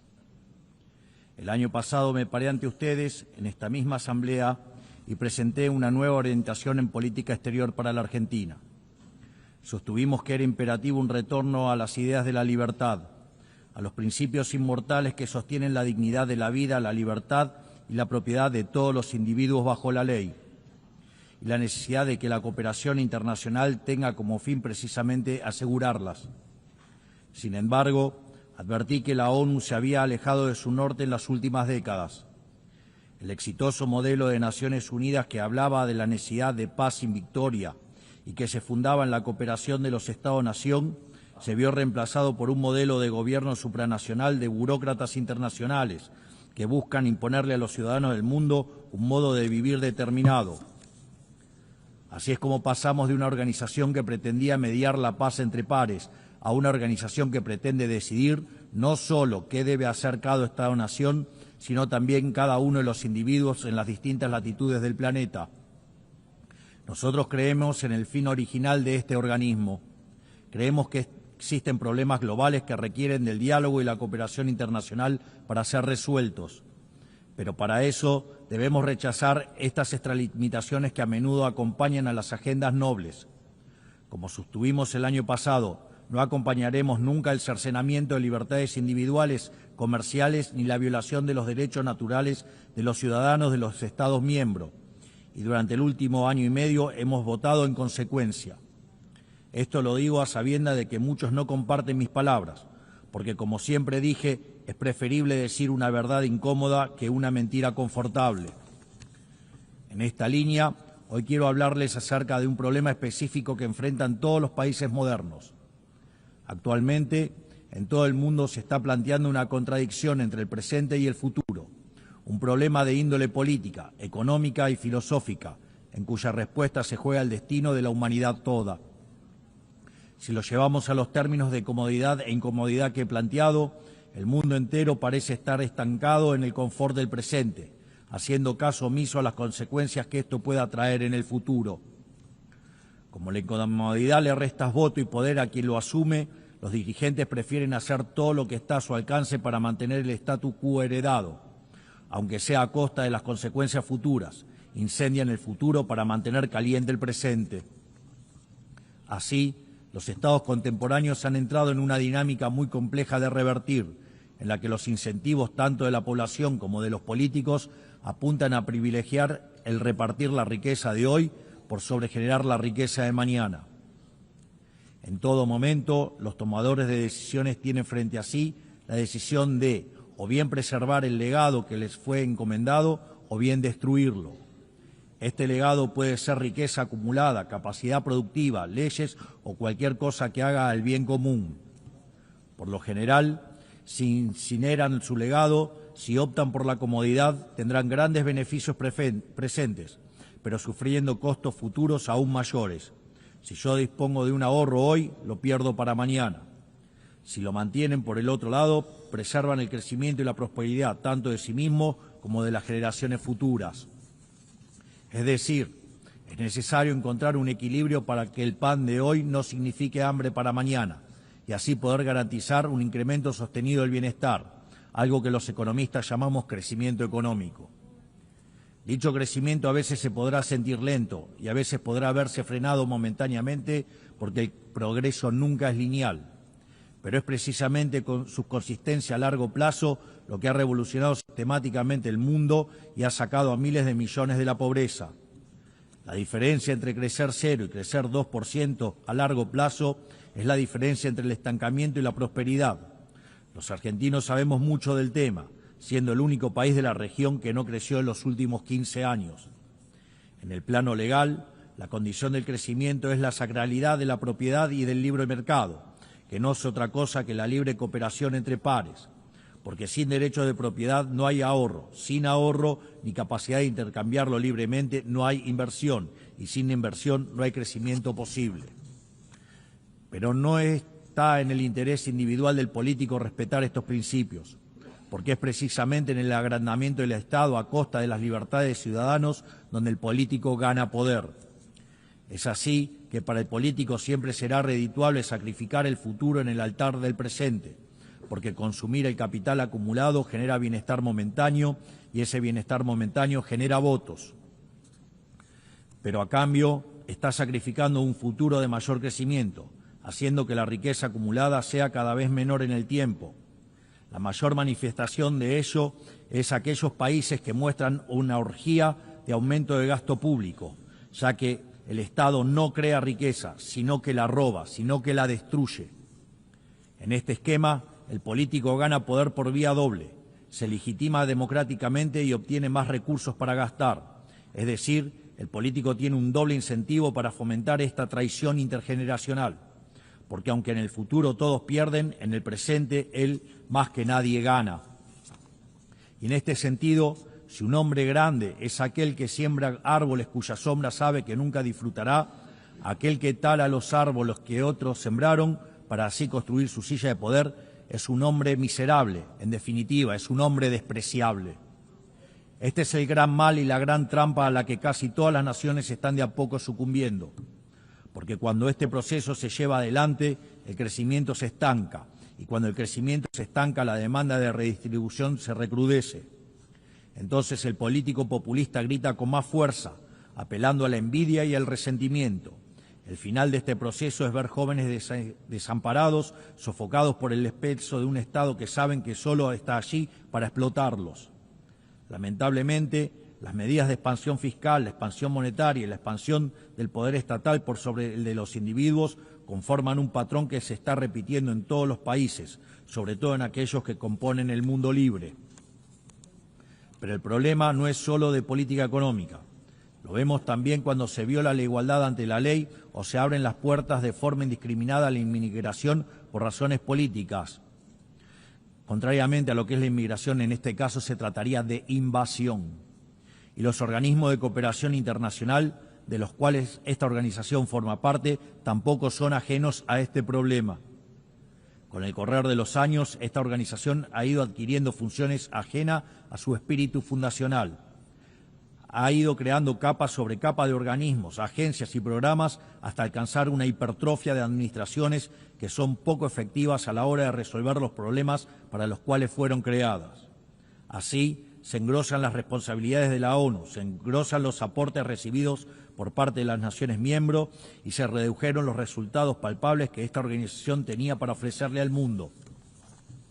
A este cóctel de incentivos cruzados se le suma que, a diferencia de los primeros mandatarios nacionales, las organizaciones internacionales nadie rinde verdaderamente cuentas por fallar en la resolución de un problema. Esta contradicción entre grandes objetivos y resultados magros ha generado una erosión del prestigio de esta casa y de otras. Sin ir más lejos, los malos resultados de la Agenda 2030 dan testimonio de esto que describo.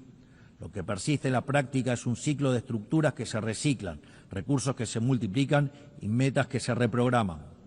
Por esta razón, la Argentina decidió en su momento apartarse de este proceso, porque veíamos en esta agenda un malgasto de recursos escasos, con fines que no compartíamos y con el efecto de distraer la atención de las dificultades reales de un mundo encaminado al estancamiento. Es mi deber advertir contra este mal porque en Argentina lo vivimos hasta su consecuencia natural.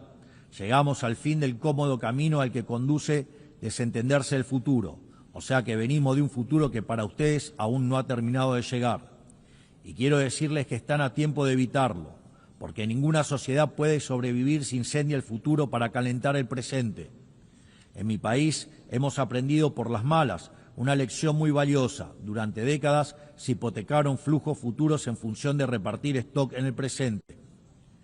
En 2023 llegamos finalmente al largo plazo de 100 años consecutivos de hacer las cosas mal, de pasar la cuenta de mano en mano hasta que no quedó quien la pague. Y todo eso, sumado a lo que les conté previamente, terminó quebrando a nuestro Estado. Producto de esa implosión, durante el último año y medio tuvimos la gigante tarea de administrar la escasez extrema. Y hoy estamos por primera vez en décadas haciendo lo que hay que hacer para que el futuro sea mejor. Para lo cual la única fórmula es hacer lo contrario a lo que se hizo en el pasado. A esto se le contrapone el resto de la política, que nos demanda hacer lo mismo que hacían ellos y que también nos arrastró hacia la decadencia, hipotecar el futuro para satisfacer demandas presentes. Ellos quieren que apliquemos lo que hicieron 1000 veces y nos trajo hasta aquí. Pero quiero dejarles en claro que Argentina hoy tiene un gobierno que decidió emprender el camino correcto, aunque sea el más difícil, porque la prosperidad y el progreso de nuestro pueblo no puede postergarse más. No somos, sin embargo, los únicos que estamos tomando las decisiones difíciles que este momento histórico demanda. El presidente Trump en Estados Unidos también entiende que es el momento de revertir una dinámica que estaba llevando a Estados Unidos a una catástrofe. Y sabemos que una catástrofe en Estados Unidos es una catástrofe global. Su férrea y exitosa política en términos de ponerle un freno a la inmigración ilegal lo deja más que claro. Entiende que debe hacer lo necesario, aunque a muchos no les guste, antes de que sea demasiado tarde. En otros países, por ejemplo, ya es demasiado tarde para esta decisión. No solo eso, sino que también está llevando adelante una reestructuración sin precedentes de los términos del comercio internacional, una tarea de magnitudes titánicas que hacen al corazón del sistema económico global, porque este sistema estaba depredando el corazón industrial de su país y sumiéndolo en una crisis de deuda sin parangón. Más aún, está llevando adelante una limpieza de la captura institucional del Estado americano, porque en el mismo se habían infiltrado facciones de izquierda que atentaban contra cualquier programa de reforma por más necesario que fuera. Este tipo de desafíos que tanto el presidente Trump como yo estamos abordando tienen un denominador común que todos los países del mundo e incluso las organizaciones supranacionales deben enfrentar. Deben encontrar la manera de recuperar un interés por el futuro y no sucumbir a la tentación de solo atender el presente. Esto es algo que las grandes naciones de Occidente durante mucho tiempo practicaron y necesitamos recuperar. Hace falta volver a las bases. Debemos recuperar una noción de lo prioritario, acompañado por recuperar una noción de hacer lo difícil y correcto por sobre lo fácil y cómodo. Tal como dije anteriormente, esto también es cierto para los distintos organismos internacionales que han sido incorporando gradualmente este accionar en su ecosistema. Creo que hablo por todos al decir que nos gustaría que la ONU lidere este cambio de paradigma, regresando a las bases que la han convertido en la gran organización que supo ser en el pasado. Por eso, quisiera humildemente poner a disposición de esta Asamblea 4 principios que creemos pueden ser útiles para seguir en pos de este objetivo. 1. Principio del mandato esencial. La misión central de la ONU es preservar la paz y la seguridad internacional. Todo lo demás debe concebirse como complementario a ese fin. La gestión estratégica de los recursos de esta institución requiere, por lo tanto, apegarse a esas prioridades, no a otras. 2. Principio de subsidiariedad internacional. La ONU debería intervenir sobre un tema únicamente cuando sea evidente que el problema excede de manera demostrable las capacidades de acción nacional. En todos los demás casos corresponde devolver la iniciativa a los Estados, que son quienes poseen legitimidad democrática y responden ante sus pueblos. 3. Principio de eficiencia institucional. Así como la Argentina ha iniciado un proceso de optimización del Estado, eliminando estructuras redundantes y devolviendo recursos a los contribuyentes, entendemos que la ONU necesita un camino similar. Ello implica la realización de auditorías confiables, el cierre de programas ineficaces, la consolidación de agencias únicas y un financiamiento condicionado a resultados verificables. 4. Principio de simplificación y racionalización normativa. La paz no es solo ausencia de conflicto, requiere sociedades prósperas. La cooperación internacional no debe transformarse en un obstáculo para el crecimiento económico y la generación de oportunidades. Por ello, solo debemos apoyar iniciativas que no restrinjan la capacidad de los Estados de liberar sus fuerzas productivas, atraer inversión y fomentar el comercio, que son el camino más exitoso para reducir la pobreza. Creemos que estos 4 principios serían grandes valores para reencauzar esta organización, para que así pueda perdurar y traer resultados palpables en el tiempo. Para finalizar, quiero recordar 4 cuestiones sensibles y de vital importancia para la República Argentina. En primer lugar, quiero reiterar nuestro reclamo legítimo e irrenunciable sobre la soberanía de las Islas Malvinas, Georgias del Sur, Sandwich del Sur y los espacios marítimos circundantes que permanecen ocupados ilegalmente. A pesar de los 80 años que pasaron desde la creación de esta organización, situaciones coloniales como esta siguen sin ser resueltas. Por lo que invitamos al Reino Unido a reanudar las negociaciones bilaterales, de conformidad con la resolución 2065 de esta misma Asamblea General, junto con todas las resoluciones posteriores que la acompañan. En segundo lugar, quiero manifestar nuevamente mi repudio a las expresiones de violencia fundamentalista que aún existen y se propagan por el mundo. En Argentina ya sufrimos este horror con los ataques de la Embajada de Israel y la AMIA en los años 1992 y 1994 respectivamente. Por ello instamos a la comunidad internacional a fortalecer la cooperación jurídica para garantizar que las circulares rojas de Interpol sean respetadas y que los responsables de dichas atrocidades puedan comparecer ante la justicia, ayudándonos a terminar de cicatrizar esta dolorosa herida en la historia de nuestro país. Tercero, estamos asistiendo a una escalada inadmisible en la violencia política por parte de la izquierda a nivel global, violencia que en Argentina conocemos muy bien. Es inadmisible recurrir a la fuerza allí donde las razones fallan. Por eso repudiamos enfáticamente estos procedimientos que atentan contra las normas básicas de convivencia democrática. Cuarto, la situación del ciudadano argentino Nahuel Gallo, secuestrado y detenido de manera arbitraria en Venezuela sin imputación, sin asistencia legal ni consular. En palabras simples, una desaparición forzosa. Exigimos al gobierno de Venezuela su inmediata liberación y hacemos un llamado a la comunidad internacional para que acompañe este reclamo legítimo en defensa de los principios más básicos del derecho internacional y de la dignidad humana. Finalmente, reiteramos nuestra exigencia de liberación inmediata de los rehenes que aún permanecen cautivos en Gaza. Finalmente, que Dios bendiga al mundo libre, que las fuerzas del cielo nos acompañen. Muchas gracias a todos. Thank you very much on behalf of the Assembly, His Excellency, the President of Argentina Republic.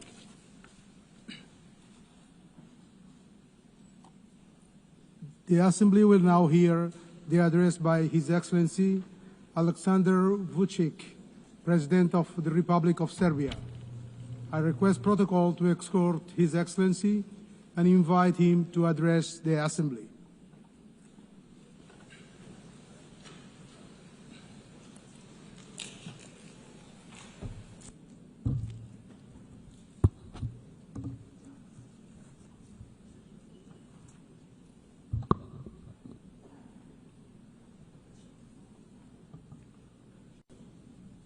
Excellencies, ladies and gentlemen, I'm very honored to address this 80th anniversary session of the General Assembly of the United Nations on behalf of the Republic of Serbia, a founding member of the United Nations and a freedom and peace-loving country proud of its history.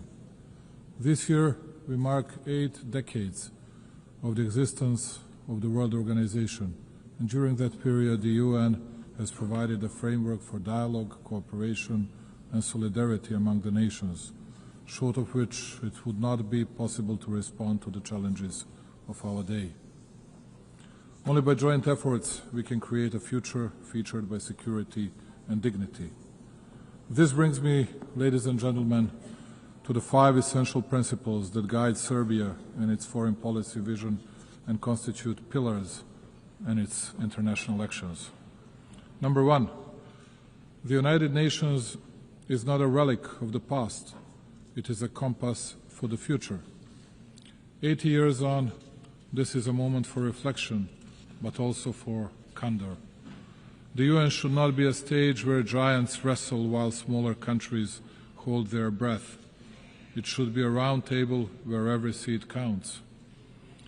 Countries like ours, countries that belong to Global South, are too often treated as chess pieces. It's time to show that we can be conveners, innovators, and guarantors of cooperation. We may not have the loudest voice, but we often have the clearest vision, because we see both East and West at once. Our engagement with all partners does not mean blind agreement. It means respect for sovereignty, territorial integrity, and the belief that dialogue is stronger than division. Serbia is a reliable, predictable partner, but reciprocity matters. We will defend our autonomy as firmly as we defend cooperation. The United Nations Charter was not written to serve one moment in history. It was written to withstand the test of time. In a world facing deep geopolitical fractures, the United Nations Charter remains the only framework capable of holding us together. Serbia is not a buffer zone, it is a bridge, and bridges connect. They do not divide. Therefore, as the President of Serbia, for the first time I would like to offer Belgrade, the capital of Serbia, as a place of dialogue for all the conflicts around the world. I believe that we will offer the best possible hospitality and absolute security for the participants. The world is facing its deadly surge in violence since World War II. In 2024, 61 armed conflicts erupted across 36 countries, the highest number in more than 7 decades. The proliferation of misinformation, particularly via digital platforms, has fueled distrust between countries, targeting elections, trade negotiations, and public sentiment.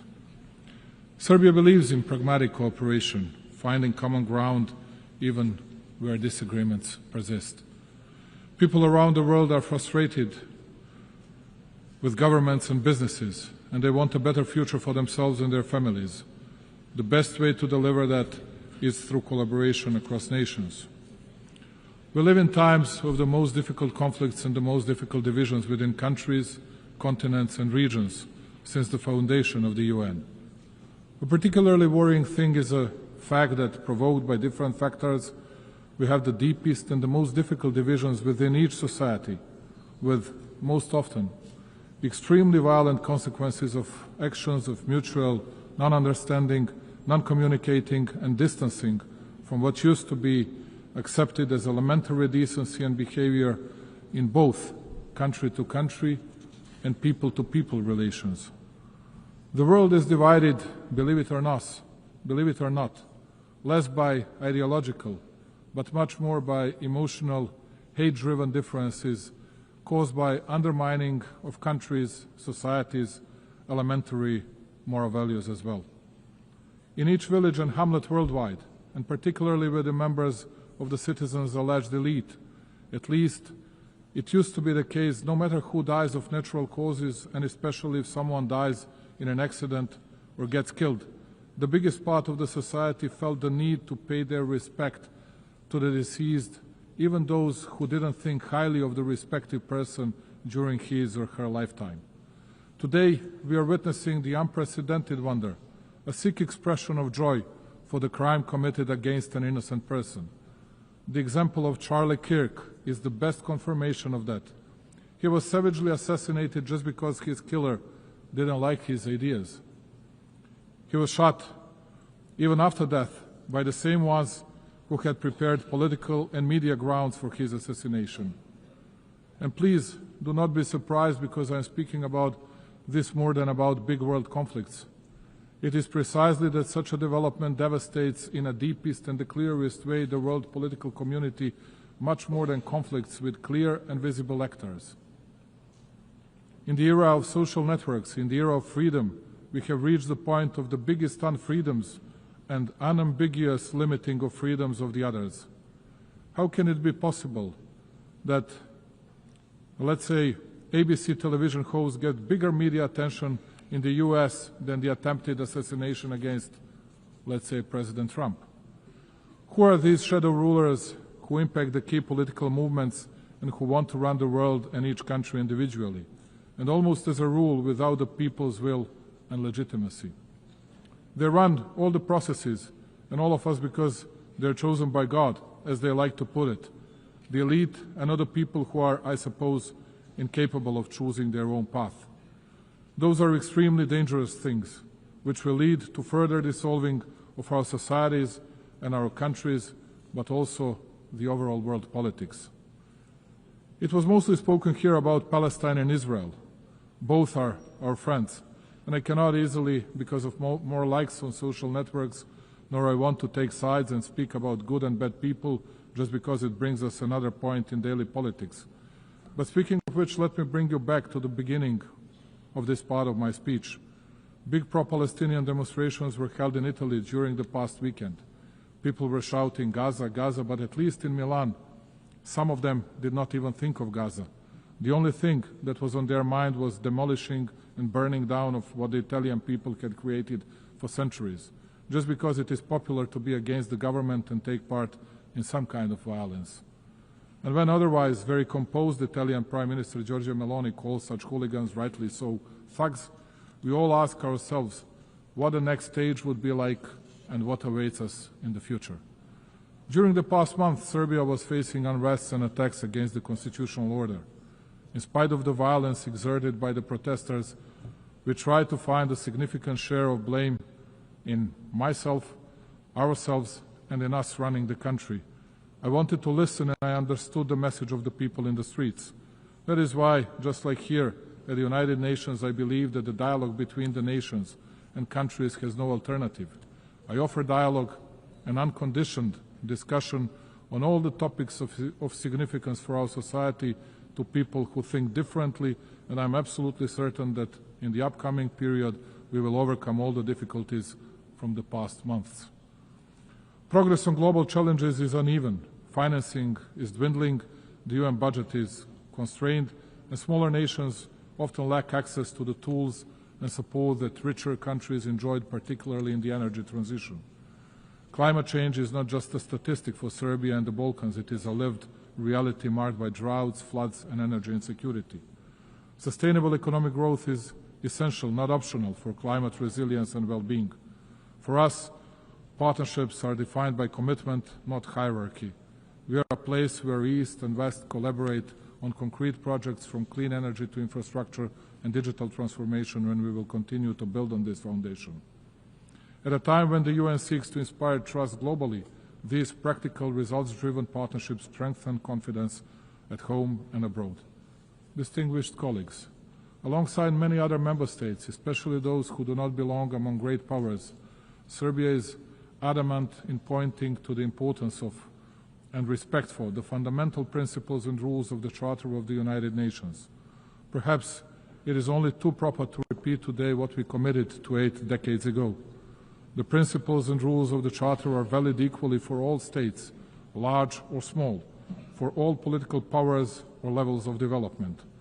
With a feeling of deep pride, my country continues to commit to a consistent implementation of international norms, notwithstanding the fact that it too is facing a lack of fairness and double standards. In words and deeds, and on a number of occasions, Serbia has recommitted to respecting the sovereignty and territorial integrity of all UN member states, the fundamental principles of the Charter. In doing so, my country expects all the states to respect its sovereignty and territorial integrity, which I have the pleasure to note most of them do, and to which I owe my profound gratitude. After all, as I said on many previous occasions, the respect of the Charter of the UN is not a matter of choice. Rather than that, it is a universal and binding obligation of us all. Number two, territorial integrity is not a principle measured by power. It is the measure that restrains power.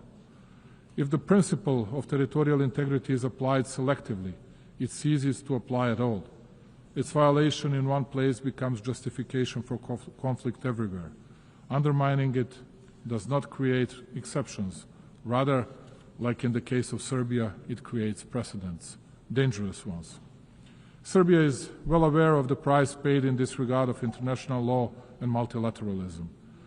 26 years ago, my country fell prey to a brutal aggression by NATO.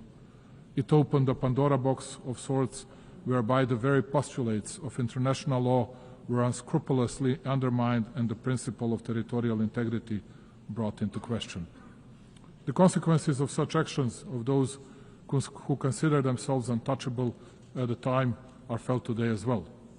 Even though small in respect of global powers, Serbia is not deterred from commitment to the principles of international law. We firmly believe that they should be respected in every situation, without exception and selectivity. As a persistent drop can shape stones over time, so does our perseverance in defending universal norms help assert their durability. Serbia will continue advocating those principles, as the observance of the respective is the only reliable way to peace and stability. This rostrum and this occasion are the best opportunity to reiterate that my country will never forget its history, its people, its sanctities. Kosovo and Metohija is an inseparable part of Serbia, the main pillar of its identity, culture, and spiritual heritage. For us, Serbs, it is not only a piece of land, it is the cradle of our spirituality and our existence on that land over centuries. Our concern is not only moral and historical, it is humane too. It is with a heavy heart that I advise of the dramatic circumstances in which the Serbs of Kosovo live today. Day in, day out, they are denied basic human rights, the right to life, freedom of movement, the right to education and health protection, access to workplace and property. They live in isolation, basic foods and medicines are in short supply, while children grow up in a fear and uncertainty. Their situation is not only local by nature, it touches upon the conscience of the entire international community and is a test of its readiness to fend for the innocent and helpless. We witness ethnic violence suffered by the Serbs almost every day. It is frightening in size and scope. The Serbs are physically attacked, intimidated, arrested unlawfully, their property is confiscated, and their rights to language, education, and cultural expression limited. The Serbs are often discriminated against, too. The practice sets the stage to make life in Serbian communities more difficult, as they are denied basic services, taxed exorbitantly, and erected hurdles and obstacles too.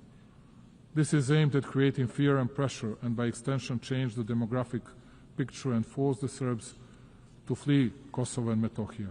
Serbia, therefore, calls on the international community to take concrete and resolute measures to stop the violence in order to ensure security and rights of all peoples in Kosovo and Metohija.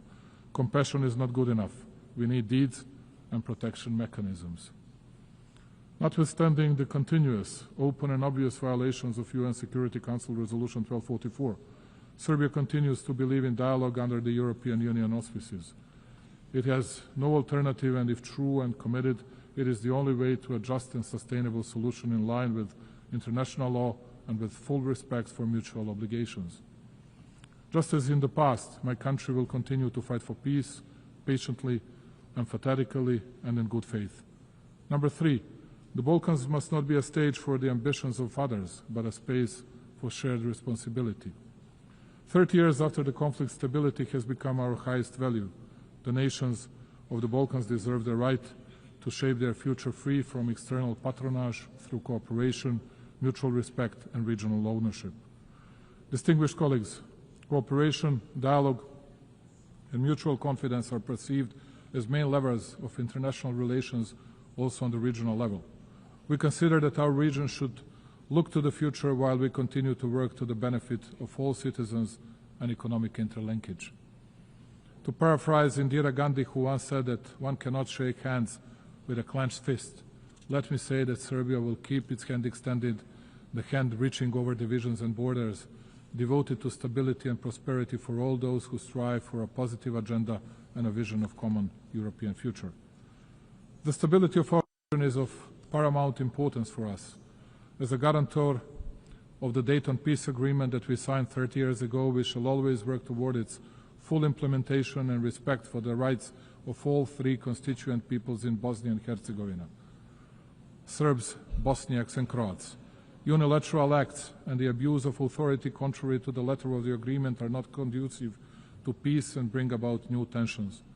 Only by the agreement of Bosnia and Herzegovina's people and entities can the stability and functioning of that country be guaranteed.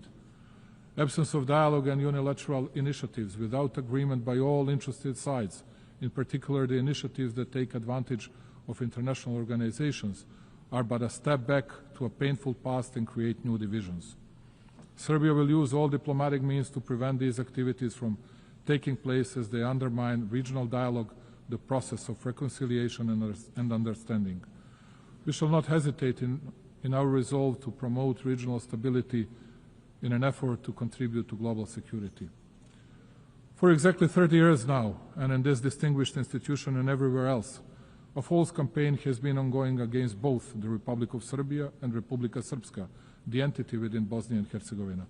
All over the world, everywhere, countless times, you could hear how, as they used to say, from well-informed sources, they heard that it was only a matter of days before Serbia would attack someone in the region, and that Republika Srpska and its leadership would violate the territorial integrity of Bosnia and Herzegovina. And all this time, it has been a lie, a real smokescreen intended to enable international representatives who are not elected by the people to deal with legitimate representatives of the Serbian people, one of the three constituent peoples in Bosnia, imposing sanctions against them, believe it or not, replacing them from the positions the people elected them to, and conducting criminal proceedings and issuing convictions for words spoken for verbal offenses. Thus, all of you are witnesses to a fact that for 3.5 years since the beginning of the conflict in Ukraine, we have been hearing stories that we, as an alleged Russian puppet, will attack someone in the region, which of course did not happen and will not happen. The only thing we have never heard is an apology from those who spread such falsehoods, and it is quite certain that we will never hear one. Let me reiterate, Serbia is a free, independent and sovereign country that makes its own decisions independently. We are committed to our European path. We do not plan to attack anyone, but equally, we will not allow anyone else to threaten our freedom and our country. Number 4, the world is changing and the United Nations must evolve to remain a pillar of global stability. Reforming the United Nations is not simply an institutional task. It is a moral duty to safeguard the future of global peace and justice. We are well aware of the need to reform the UN and revitalize its system in order to increase its credibility and shore up multilateralism so as to make our organization more effective, just and close to the needs of its member states. Also, the SC should become more effective in and better adapted to the pursuit of its primary goal of safeguarding international peace in order to reflect more accurately the reality of the present-day world. Africa in particular, the youngest continent which comprises 54 states, must be better represented. Many countries rely on the UN for technical expertise, development funding and guidance to achieve the Sustainable Development Goals. Cuts to funding or reduced access to UN programs risk widening the gap between wealthy and developing nations. As the UN looks for ways to reduce costs, we are happy to offer to host any of UN bodies, institutions, agencies in Serbia with the best possibility to continue being a bridge between developed and developing regions. Serbia is situated at the crossroads of Europe, easily accessible to both East and West. And speaking about cost effectiveness, we are able to offer lower operational costs compared to Geneva, New York, or other big hubs. Belgrade offers modern facilities, reliable connectivity, and proven capacity to host large international events, for example, Expo 2027. Hosting an agency in Belgrade strengthens the UN's presence in southeastern Europe, a region with transitional and developmental experience relevant to global priorities. This would expand the UN's geographic footprint, ensuring agencies are more representative and globally distributed. And number 5, Serbia will remain independent and will overcome internal challenges through the strength of its statehood tradition, focusing steadfastly on building a prosperous future. True sovereignty today is not insulation. It is the dignity to choose, to say yes on our own terms and to use that choice for cooperation. Serbia's independence is not a privilege granted. It is a sovereign right exercised, and its sovereignty is not situational, it is foundational. Notwithstanding numerous global challenges, Serbia has remained on a steady course. Its macroeconomic situation is stable and its economy continues to grow, which only shows how commitment to reforms and responsible economic policies lead to great results. Investments in infrastructure, energy transition and digitalization bear out my country's commitment to sustainable development and the 2030 Agenda goals. Let me take a moment, ladies and gentlemen, to inform you that in 2027, Serbia will host the specialized exhibition Expo 2027 with a motto, Play for Humanity, Sport and Music for All. This event will provide an opportunity for my country to show to the world the strength of our culture, sport and creativity as a universal language that transcends differences. This will be a moment in which, along with its partners, Serbia will build bridges of friendship and togetherness, promote understanding and open new horizons of cooperation. Serbia's way is the way of development, progress and prosperity, and it is fully committed to becoming a full-fledged member of the European Union. This commitment, though, makes us no less devoted to promoting and deepening cooperation with countries from other parts of the world, maintaining and cherishing all along our traditional friendships and relations of trust in the East. Strengthening overall bilateral relations with key actors of the international community and with our European partners tops our agenda.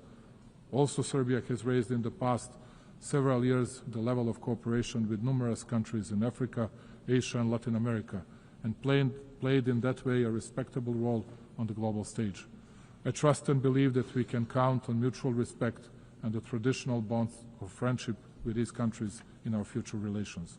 Ladies and gentlemen, closing it and looking to the future and committed to dialogue and understanding, we in Serbia believe that peace is the highest value and the most solid foundation of development. We shall continue to invest our energies, knowledge and will in building a world more just, secure and worthy of the coming generations. I thank you very much. On behalf of the Assembly, I wish to thank the President of the Republic of Serbia. The Assembly will now hear an address by His Excellency Hamad al-Shara, President of the Syrian Arab Republic. I request protocol to escort His Excellency and invite him to address the Assembly.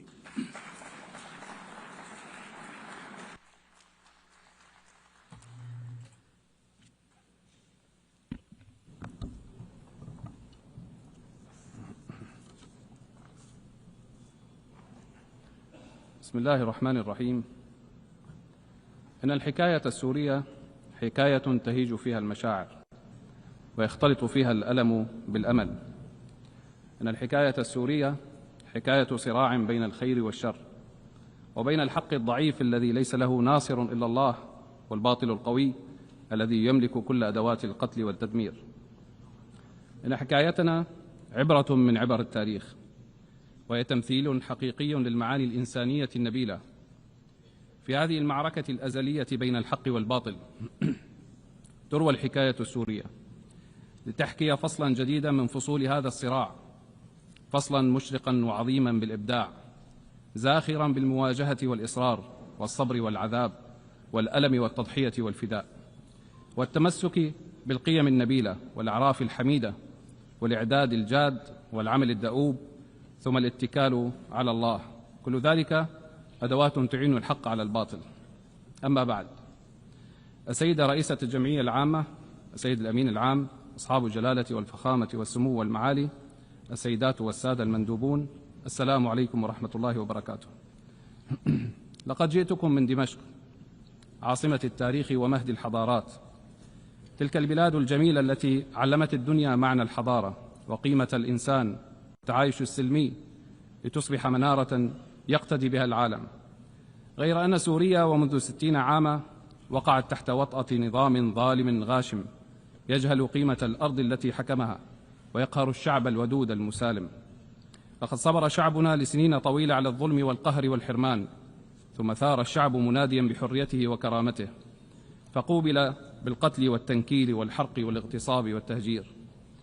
لقد استخدم النظام السابق في حربه على شعبنا أبشع أدوات التعذيب والقتل، البراميل المتفجرة والأسلحة الكيماوية والتصفية الميدانية والتعذيب في السجون والتهجير القسري، وأثار الفتن الطائفية والعرقية، واستخدم المخدرات كسلاح ضد الشعب والعالم. مزق بلادنا طولا وعرضا وهدم أهم حواضر التاريخ فيها، واستخدم قوات أجنبية وميليشيات وعصابات من أصقاع الأرض شتى، وارتهن بلادنا الجميلة. لقد قتل النظام السابق نحو 1,000,000 إنسان، وعذب مئات الآلاف، وهجر نحو 14 مليون إنسان، وهدم ما يقرب من 2,000,000 منزل فوق رؤوس ساكنيها. أيها السيدات والسادة، لقد استهدف الشعب الضعيف بالأسلحة الكيماوية بما يزيد عن 200 هجوم موثق. نعم، لقد استنشق أطفالنا ونساؤنا وشبابنا الغازات السامة. لقد فعل النظام كل ذلك ليسكت صوت الحق، ومع كل هذا الإجرام أنهى أي لغة سياسية للحل رغم ما كان يعرض عليه. فما كان أمام هذا الشعب سوى أن ينظم صفوفه وأن يستعد للمواجهة التاريخية الكبرى في عمل عسكري خاطف، مواجهة أسقطت منظومة إجرام استمرت ل60 عاما مع كل داعميه. عمل عسكري كان ملؤه الرحمة والخير وتغليب العفو والتسامح. معركة عسكرية لم تتسبب بتهجير إنسان ولا قتل مدني، توجهت بنصر لا ثأر فيه ولا عداوات، واستعاد الشعب فيها حقه وانتصر لظلمه. نعم، لقد انتصرنا في المعركة للمظلومين والمعذبين والمهجرين قسرا. لقد انتصرنا لأمهات الشهداء والمفقودين. انتصرنا لكم جميعا أيها العالم. انتصرنا لمستقبل أبنائنا وأبنائكم، ومهدنا الطريق لعودة اللاجئين إلى ديارهم، ودمرنا تجارة المخدرات التي كانت تنتقل من بلادنا إلى بلادكم زمن النظام السابق. وتحولت سوريا بهذا النصر من بلد يسطر الأزمات إلى فرصة تاريخية لإحلال الاستقرار والسلام والازدهار لسوريا وللمنطقة بأسرها. السيدات والسادة، إن الإنجاز السوري الفريد والتكاتف الشعبي الحاصل دفع بأطراف لمحاولة إثارة النعرات الطائفية والاقتتالات البينية، سعيا لمشاريع التقسيم وتمزيق البلاد من جديد، غير أن الشعب السوري كان يملك من الوعي ما يمنعه من استمرار حصول الكوارث والعودة بسوريا إلى مربعه الأول. فعملت الدولة السورية على تشكيل لجان لتقصي الحقائق، ومنحت الأمم المتحدة الإذن بالتقصي كذلك، وخلصت إلى نتائج متماثلة بشفافية غير معهودة في سوريا. وأنني أتعهد بتقديم كل من تلطخت يداه بدماء الأبرياء إلى العدالة. وفي ذات السياق، لم تهدأ التهديدات الإسرائيلية ضد بلادنا منذ 8 ديسمبر وإلى اليوم، وأن السياسات الإسرائيلية تعمل بشكل يخالف الموقف الدولي الداعم لسوريا وشعبها، في محاولة لاستغلال المرحلة الانتقالية مما يعرض المنطقة إلى الدخول بدوامة صراعات جديدة لا يعلم أحد أين تنتهي. وإزاء ذلك تستخدم سوريا الحوار والدبلوماسية لتجاوز هذه الأزمة، وتتعهد بالتزامها باتفاق فض الاشتباك لعام 1974، وتدعو المجتمع الدولي للوقوف إلى جانبها في مواجهة هذه المخاطر واحترام سيادة وحدة الأراضي السورية. السيدات والسادة،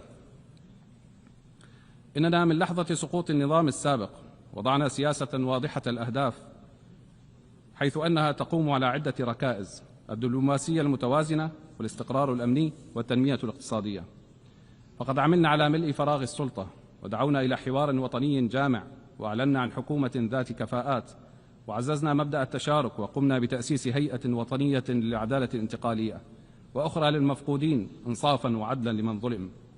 وها نحن ماضون في انتخابات ممثلي الشعب في المجلس التشريعي، وعدنا هيكلة المؤسسات المدنية والعسكرية عبر حل جميع التشكيلات السابقة تحت مبدأ حصر السلاح بيد الدولة.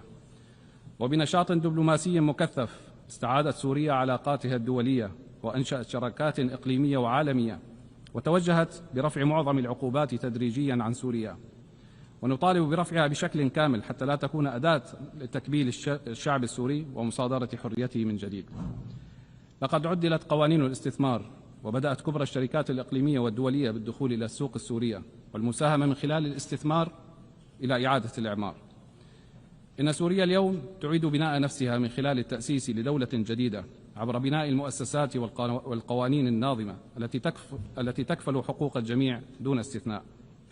فإن سوريا بلد صاحب حضارة وثقافة تاريخية يليق بها أن تكون دولة القانون الذي يحمي الجميع ويصون الحقوق ويضمن الحريات، وتزدهر في ظله الحياة، وتطوى فيه صفحة الماضي البائس لنعيد مجد سوريا وعزتها وكرامتها.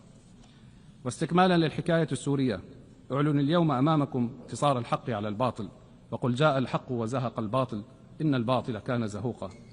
وها هي سوريا اليوم تعود إلى موقعها التي تستحق بين العالم. إن هذا الإعلان يمثل صدى لإرادة شعب عظيم صاغ المجد على مر العصور، ولطالما نهض من تحت الركام ليستعيد حقوقه وحريته وكرامته. ونيابة عن الشعب السوري أتوجه بالشكر والعرفان إلى كل من وقف مع قضية الشعب السوري وأعانه في مأساته واستقبله في بلده، وإلى كل دول العالم وشعوبها التي فرحت بانتصار إرادة الشعب السوري وتقف اليوم إلى جانبه في مسيرة السلام والازدهار. وأخص بالشكر كل من تركيا وقطر والمملكة العربية السعودية وكافة الدول العربية والإسلامية والولايات المتحدة الأمريكية والاتحاد الأوروبي. وقبل الختام فإني أود التأكيد بأن الألم الذي عاشته سوريا لا تتمناه لأحد، فنحن من أكثر الشعوب التي تشعر بحجم معاناة الحرب والدمار، ولذا فإننا ندعم أهل غزة ولذا فإننا ندعم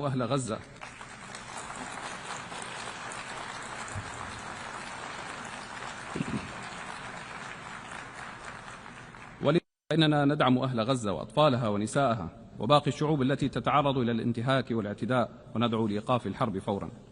وفي الختام إن الحكاية السورية لم تنتهي بعد، فهي مستمرة في بناء فصل جديد من فصولها عنوانه السلام والازدهار والتنمية. والسلام عليكم ورحمة الله وبركاته.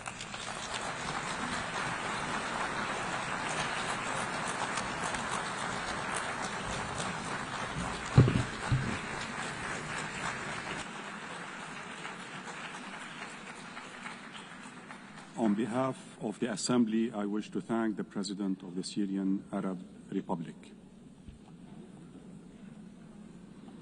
The Assembly will hear an address by His Excellency Zoran Milanović, President of the Republic of Croatia. I request protocol to escort His Excellency and invite him to address the Assembly.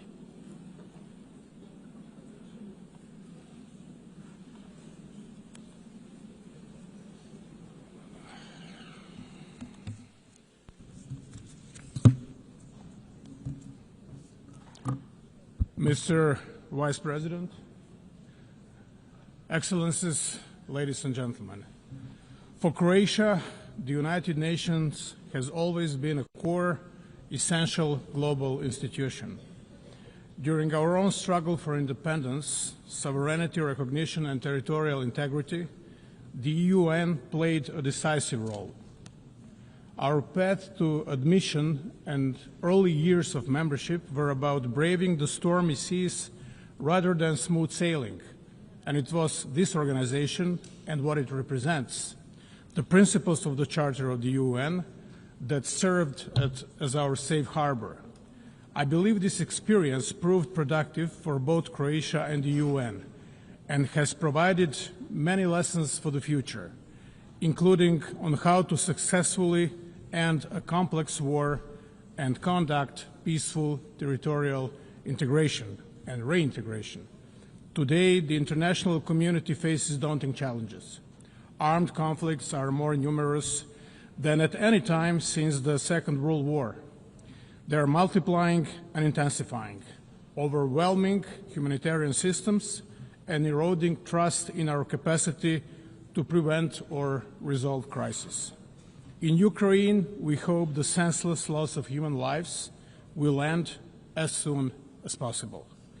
We welcome recent diplomatic efforts and encourage inclusive dialogue that can restore peace. Beyond Europe, other regions faced devastating crises. In Gaza, tens of thousands of women and children, human beings after all, or before all, have been killed and are being killed. Millions live without safety, food, medicine, and basic human dignity. This is worse than a mere war. It's a carnage, and we urgently call for it to end, for safe delivery of aid, especially to children, and for the release of all hostages. Lasting peace can only come through the universal recognition of the legitimate political aspirations of the Palestinian people, long denied. Time to close the chapter. The suffering is in less visible crisis is no less real. In Sudan, One of the gravest humanitarian catastrophes of the 21st century is unfolding before our eyes. UN peacekeeping must adapt to today's conflicts. Missions must be flexible, realistic, and sequenced towards achievable goals, reasonable goals. This requires the Security Council to focus on political solutions and remain committed to sustaining peace long after missions withdraw. Peace is more than silencing the guns. It requires preventing new wars and breaking the cycles of violence from the past. Lasting peace rests on democracy, legitimate governance, and full respect for the right of each people to freely choose their leaders and representatives. Excellencies, in our region of Southeast Europe, Croatia continues to champion and promote legitimate political processes as the foundation of progress.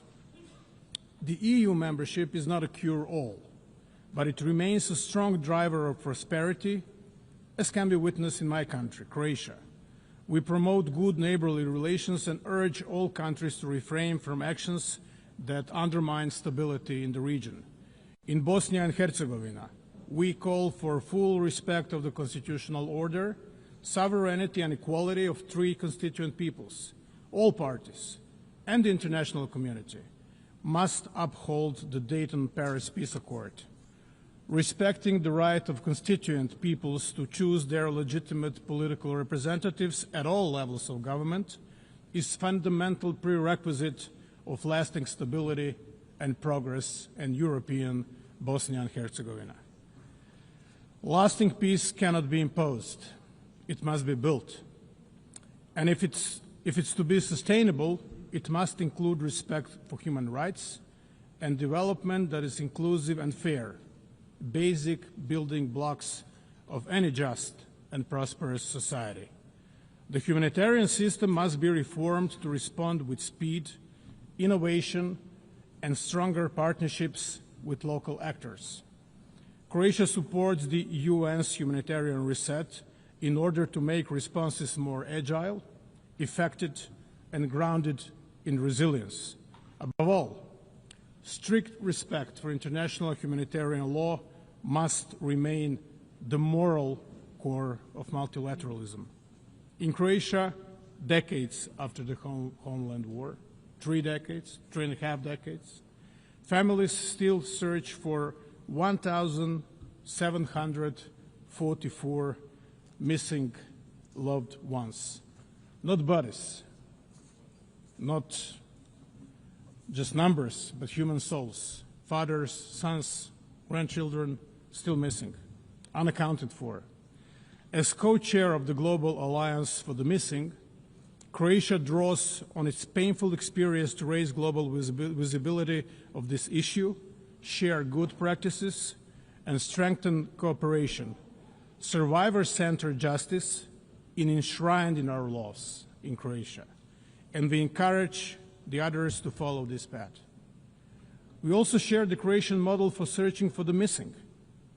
It rests on an effective interdepartmental cooperation and a comprehensive, transparent approach without discrimination, consistent with the highest international standards, of whom some are set by us. With this in mind, Croatia is proud to host later today a high-level side event on missing persons in armed conflict, dedicated to advancing the search for answers. Another legacy of the homeland war is the issue of landmines. Croatia has been active in promoting the Human Rights Council's first resolution on landmines, adopted by consensus on April 4th, International Mine Action Day. The resolution reaffirms the treaty banning anti-personnel mines and sends a clear message. The needless cruelty of these weapons violates basic human rights, violates the sense of humanity, the notion of humanity. The togetherness which is promoted throughout this debate especially means inclusion of the most vulnerable. Therefore, Croatia is proud to have led the initiative resulting in consensus adoption of an impressive 99 member states co-sponsoring the General Assembly resolution declaring the June 27th as the International Day of Deaf Blindness. Peace and security are inseparable from development and human rights. The founders of the United Nations acknowledged this when they placed these three pillars at the heart of the organization. As we marked the 10th anniversary of the General Assembly's resolution on the 2030 agenda, Croatia reaffirms its commitment to the SDGs and to ensuring that no one is left behind. We are grateful to member states for their support in electing Croatia to the UN Economic and Social Council for the 2026-2028 term. Our priorities will include accelerating the 2030 agenda, preparing momentum for the 2027 SDG Summit and the agenda beyond 2030, and strengthening links between humanitarian, development, and peace efforts. At home, in Croatia, sustainable development is fully embedded in our national planning. Croatia's National Development Strategy 2030 is closely aligned with the SDGs, placing us among leading global performers. We reaffirm our commitment to progress made at SOP meetings, including the landmark SOP 28 agreement to begin phasing out fossil fuels. COP 29 in Baku, Azerbaijan, must deliver a new quantified climate finance goal, and COP 30 in Belém must raise ambition, advance fossil fuel transition, and scale up climate finance. Croatia supports a credible climate finance roadmap. The triple planetary crisis also threatens global public health. Croatia endorses the One Health approach, recognizing the interdependence of human, animal, and the environmental health. We welcome adoption of the pandemic agreement at the 78th World Health Assembly earlier this year. As a Mediterranean nation, Croatia knows that healthy seas are both a national imperative and a global responsibility. We remain committed to multilateral ocean protection under the United Nations Convention on the Law of the Seas. We welcome the outcome of the third UN Ocean Conference in Nice, France, have ratified the BBNG agreement, and urge others to do so without unnecessary delay. Croatia's contribution to development cooperation and humanitarian aid continue to grow. Since 2011, we have steadily increased our support, reaching record levels in 2023. We share lessons from our own recovery, from democratic transition to mine action and veteran reintegration. In Ukraine, our expertise in humanitarian demining is particularly valued, making us one of the leading contributors relative to GDP. Our support extends far beyond our neighborhood, reaching whole Southeast Europe, the eastern and southern neighborhoods, and Africa. Excellencies, fundamental changes we are witnessing in our world are not mere historical echo, but an all-encompassing global transformation. We are at the defining moment of an era to come. Emerging technologies are reshaping every aspect of society: how we live, how we trade, and how we defend ourselves. Drones are a clear example. They did not only increase the lethality of war, they changed its economics. They showed us that assumptions we held only a decade ago about defense and deterrence are already outdated, total bygones. This disruption brings danger, but also opportunity. New tools can be misused by hostile actors, spreading instability and lowering the threshold for conflict. But the same tools, used responsibly, can strengthen our defenses, improve disaster response, and drive economic growth. Artificial intelligence, cyber capabilities, space technologies, robotics, each can be a threat or a solution. The choice is ours. We need to rethink security, not only nationally but globally. Rules, safeguards, and cooperation must keep pace with innovation. If they do not, we risk instability and peril. But if they do, these technologies can become engines of resilience and stability. The task is urgent. The world must act with clarity, not hesitation. Emerging technologies are not tomorrow's challenge. They are today's reality. And how we choose to guide them will define not just the future of defense, but the future of peace. Reforming the United Nations is an existential necessity. At 80, the UN must adapt to stay relevant and effective. We welcome the Secretary General's UN 80 initiative as an opportunity not only to celebrate achievements, but also to reform and revitalize the organization. Security Council remains essential. Its reform is at the fundamental. The Council must become more inclusive, effective, transparent, and accountable. Croatia supports comprehensive reform, including enlargement in both categories of membership and stronger representation of unrepresented regions, in particular Africa. The financial stability of the UN is also vital. All member states must pay their due, their contributions, in full, on time, and without conditions. Without predictable financing, mandates fail and trust weakens. The upcoming peace-building architecture review offers another chance to turn commitments into action. Croatia will contribute actively, emphasizing prevention, coherence, and strong links between peace, development, and human rights. We welcome the decision to provide assessed contributions for the Peace-Building Fund from 2025, but needs still outpace resources. Mr. Vice President, Your Excellencies, ladies and gentlemen, the UN does not exist for itself, but to serve humanity, to save and improve lives, protect dignity and freedoms, and advance peace, security, and sustainable development. On its 80th anniversary, we have a duty to leave to future generations a UN system that is stronger, not weaker. Croatia will continue to defend the principles of the Charter and international law, not rules-based order, to support multilateral solutions, and to build partnerships rooted in respect and responsibility.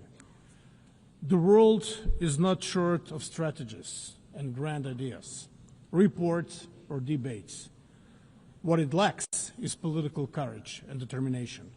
Let us find that courage together and prove that multilateralism can meet this moment and rise to the challenges of our times. Thank you so much.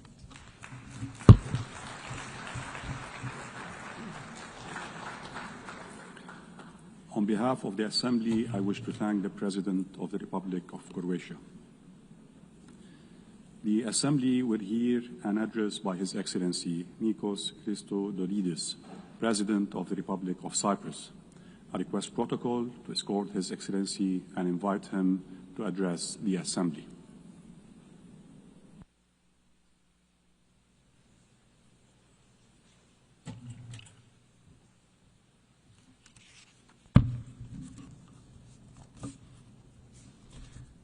Mr. President, Your Excellencies, we stand at the brink of a precipice. International order, as we noted, is challenged in an unprecedented manner 80 years since the United Nations emerged out of World War II. Today, we stand before drastic, unpredictable geopolitical shifts, instability that appears to spiral, and an uncharted landscape that seems resistant to the international order and norms as we know them. We are witnessing devastating wars, an unimaginable humanitarian catastrophe, and human suffering. blatant violations of international law and international humanitarian law that bring our system to its knees. We stand before the rise of use of force against sovereign states that constantly escalate and expand, threatening regional security and stability. States are sponsoring Malayan actors to destabilize, disrupting critical maritime routes. The use of new means of warfare is rising without even the most basic safeguards in place. Global security is constantly undermined. At the same time, we are faced with the challenge of the uncontrolled expansion of technology and AI, threatening our security and the well-being of our children. And climate change is looming, threatening livelihoods, economies, creating new migration routes, and inequalities are becoming embedded.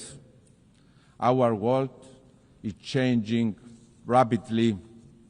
And while there can be no doubt that the United Nations has served a noble cause and that together we have achieved tremendous progress, at this critical moment of inflection, we have a responsibility to recognize the shortcomings, to admit that we have lagged behind, that we have failed along the way, and these admissions need to steer us into action.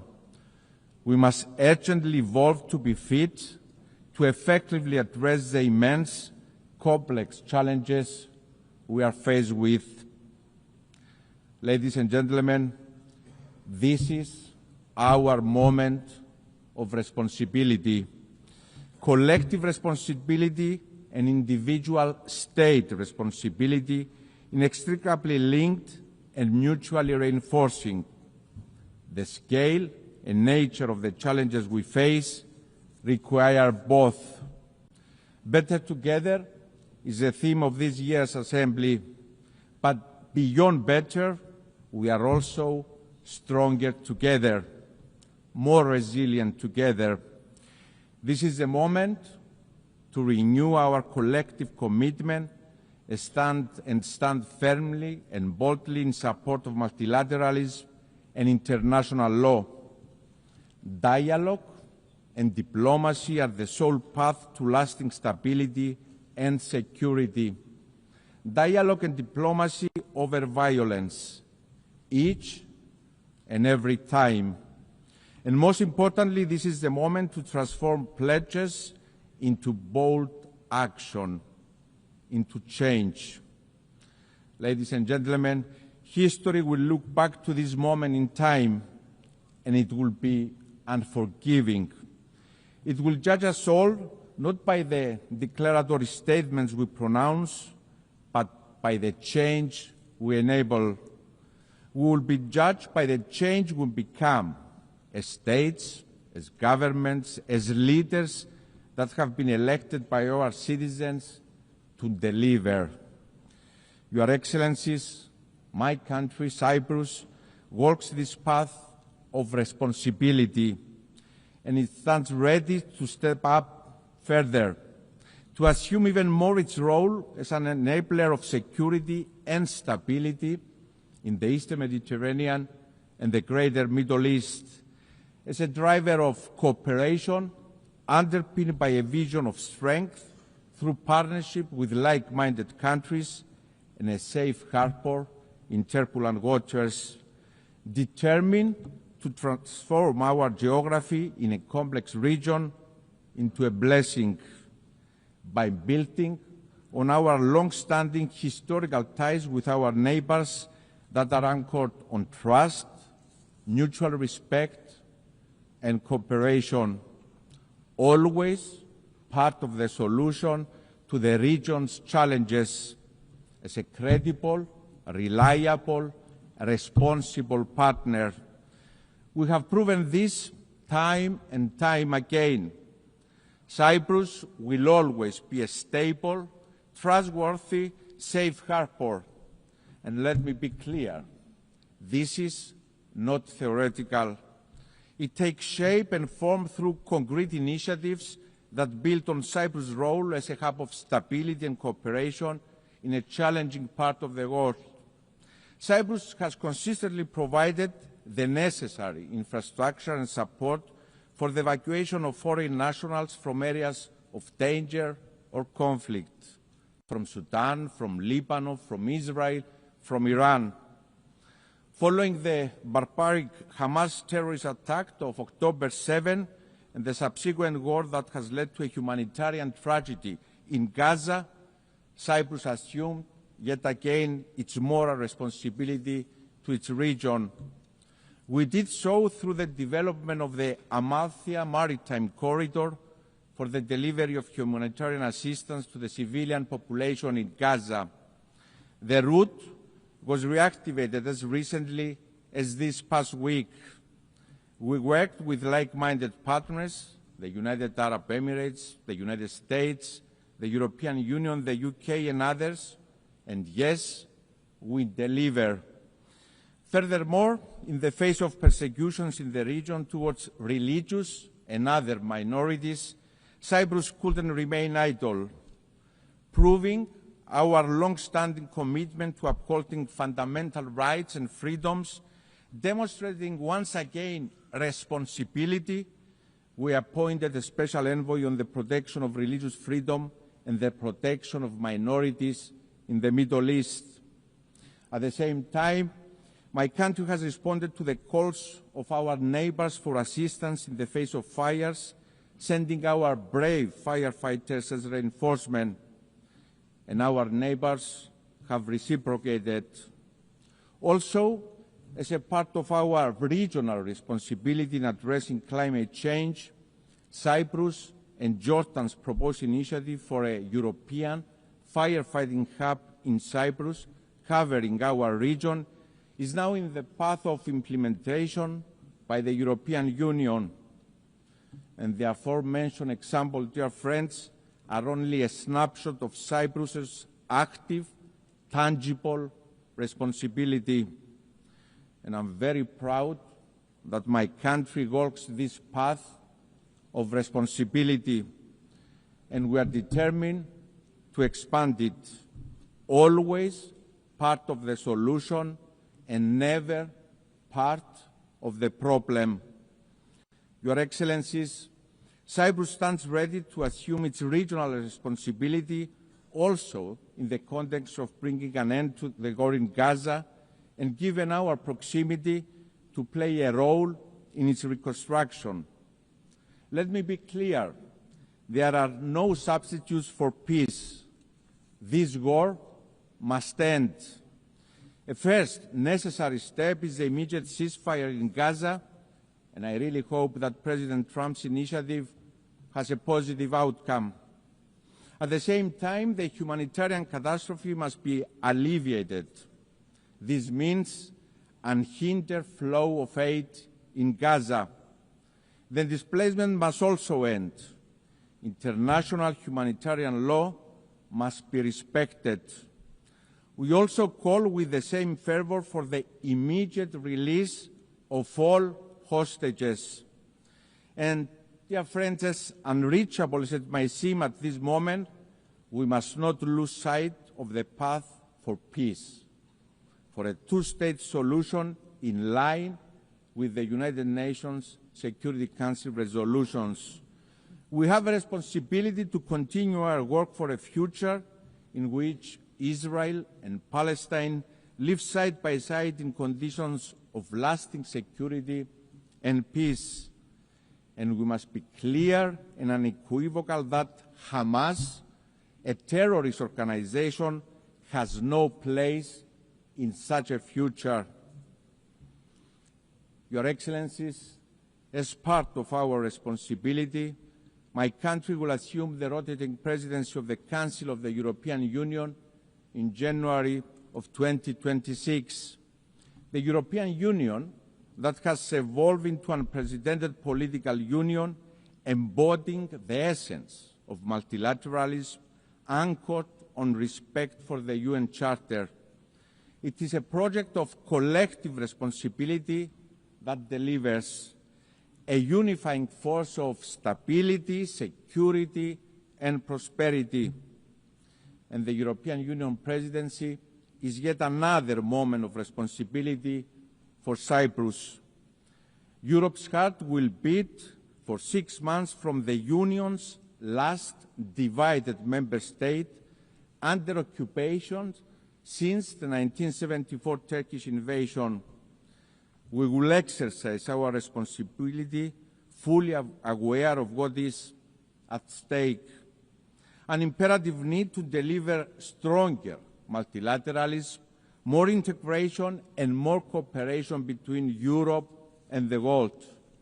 To deliver a stronger, more secure, more autonomous European Union, committed to supporting partners focusing also on the Eastern Mediterranean and the greater Middle East, supporting and investing in strategic partners that are pillars of stability in the region, such as Egypt and Jordan, working together with our Lebanese partners to ensure long-lasting stability in the country, working to ensure stability in Syria, inclusivity, respect to religious freedoms, and of course protection of minorities, assuming more responsibility as a union for our security, but also for our neighborhood. Ladies and gentlemen, Cyprus will assume another role of responsibility for the first time in its history as a member of the Human Rights Council for the period 2025-27. It is in the same spirit that we also proudly presented our candidature for the presidency of the 81st session of the UN General Assembly. As a member state that embodies and embraces the principles of multilateralism, inclusivity, bridge building, and of course responsibility. Mr. President, Your Excellencies, the Russian aggression against Ukraine in violation of the UN Charter must serve as a wake-up call. As we condemn the use of force against a sovereign nation, the killing of civilians, the forced disappearance of children, the destruction and displacement, we have an obligation to remember. We must collectively act against aggressor, no matter who they are. Appeasing the aggressor never yields results, and history demonstrates this very clearly. Each time we turn a blind eye to violation of territorial integrity and sovereignty of states anywhere in the world, we create space and opportunity for the next aggressor. And this time, it can be bordering your country. In 2022, Russia invaded a sovereign nation, Ukraine, violating the UN Charter. In 1974, Turkey invaded a sovereign nation, Cyprus, violating the UN Charter.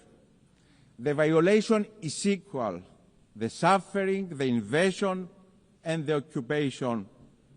My country, Cyprus, is under Turkish occupation for 51 years. Tens of thousands displaced, women raped, destruction of cultural and religious heritage, the fenced town of Varosha held hostage by Turkey, awaiting for its lawful inhabitants to return as the relevant UN Security Council resolutions have prescribed for Turkey to allow. A policy of illegal settlements to change the demographic character of the country. Families, 51 years later, waiting for the fate of their loved ones. As a young boy in those early years after the invasion, the images of mothers and children weeping for their loved ones have been engraved in my memory. Dear friends, the playbook of occupiers is always the same. Your Excellencies, from this very podium yesterday, Mr. Erdogan preached the goal on peace and accountability. He pointed the finger to others for crimes Turkey itself commits every single day. That is selective sensitivity and hypocrisy of the highest form. Illegality cannot yield legality. Illegality stemming from use of force cannot be recognized, no matter who is the perpetrator is, no matter who the victim is. Ladies and gentlemen, politicians are judged not by their words, but by their actions. It is what distinguishes politicians from leaders. Cyprus has proven time and again that it is a reliable, responsible actor. A country that not only talks the talk, but also walks the walk of responsibility. And my call to Mr. Erdogan is to join that path of responsibility, to end the occupation through negotiations for a comprehensive settlement that will reunify Cyprus in a bizonal, bicommunal federation with political equality, always in line with UN Security Council resolutions, European Union law, values and principles. This is the only way. Therefore, let me repeat, the call for responsibility is the loudest for my own country. I'm ready for this moment of responsibility, ready to deliver on the call of history to reunify Cyprus, to reunify my people, Greek Cypriots, Turkish Cypriots, Maronites, Armenians and Latins. Mr. President, Your Excellencies, we stand at the brink of a precipice, and while the impulse may be to shrink away from the immense responsibility we inherited from the visionaries who stood here 80 years ago, now is the moment for us to assume our responsibility collectively and individually as states. Rest assured that my country, Cyprus, will continue to do its part by being responsible, by being advocates for responsibility, for the good of humanity, for our peoples. Thank you very much.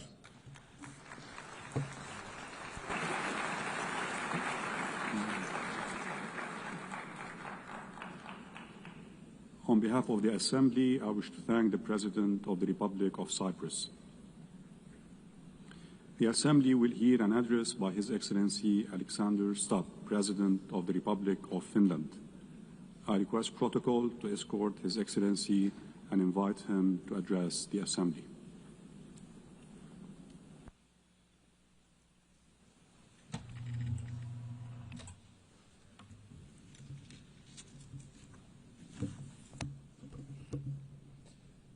Mr. President, Excellencies, ladies and gentlemen, in its simplest form, foreign policy is really about three things: about values, interests, and power. I come from a relatively small country, Finland, and our toolkit is mainly about two of those three things. It's about values and interests. Power, hard or soft, is usually the luxury of bigger players. The power of smaller country arises from its capacity to cooperate with others. Smart diplomacy gives smaller player at least relative influence. The UN is, of course, case in point. Big players have power through their permanent membership in the UN Security Council. But we, the smaller players, can influence the ebb and flow of international relations by being active in the corridors of diplomacy. Now, most of the speeches that we've heard here today have highlighted the fact that the world order, balance, and dynamics are changing, much like they did after World War II when the UN was founded. I actually think that the post-Cold War order is over, but we don't know what the new order is going to look like. It will take at least 5 to 10 years for things to settle.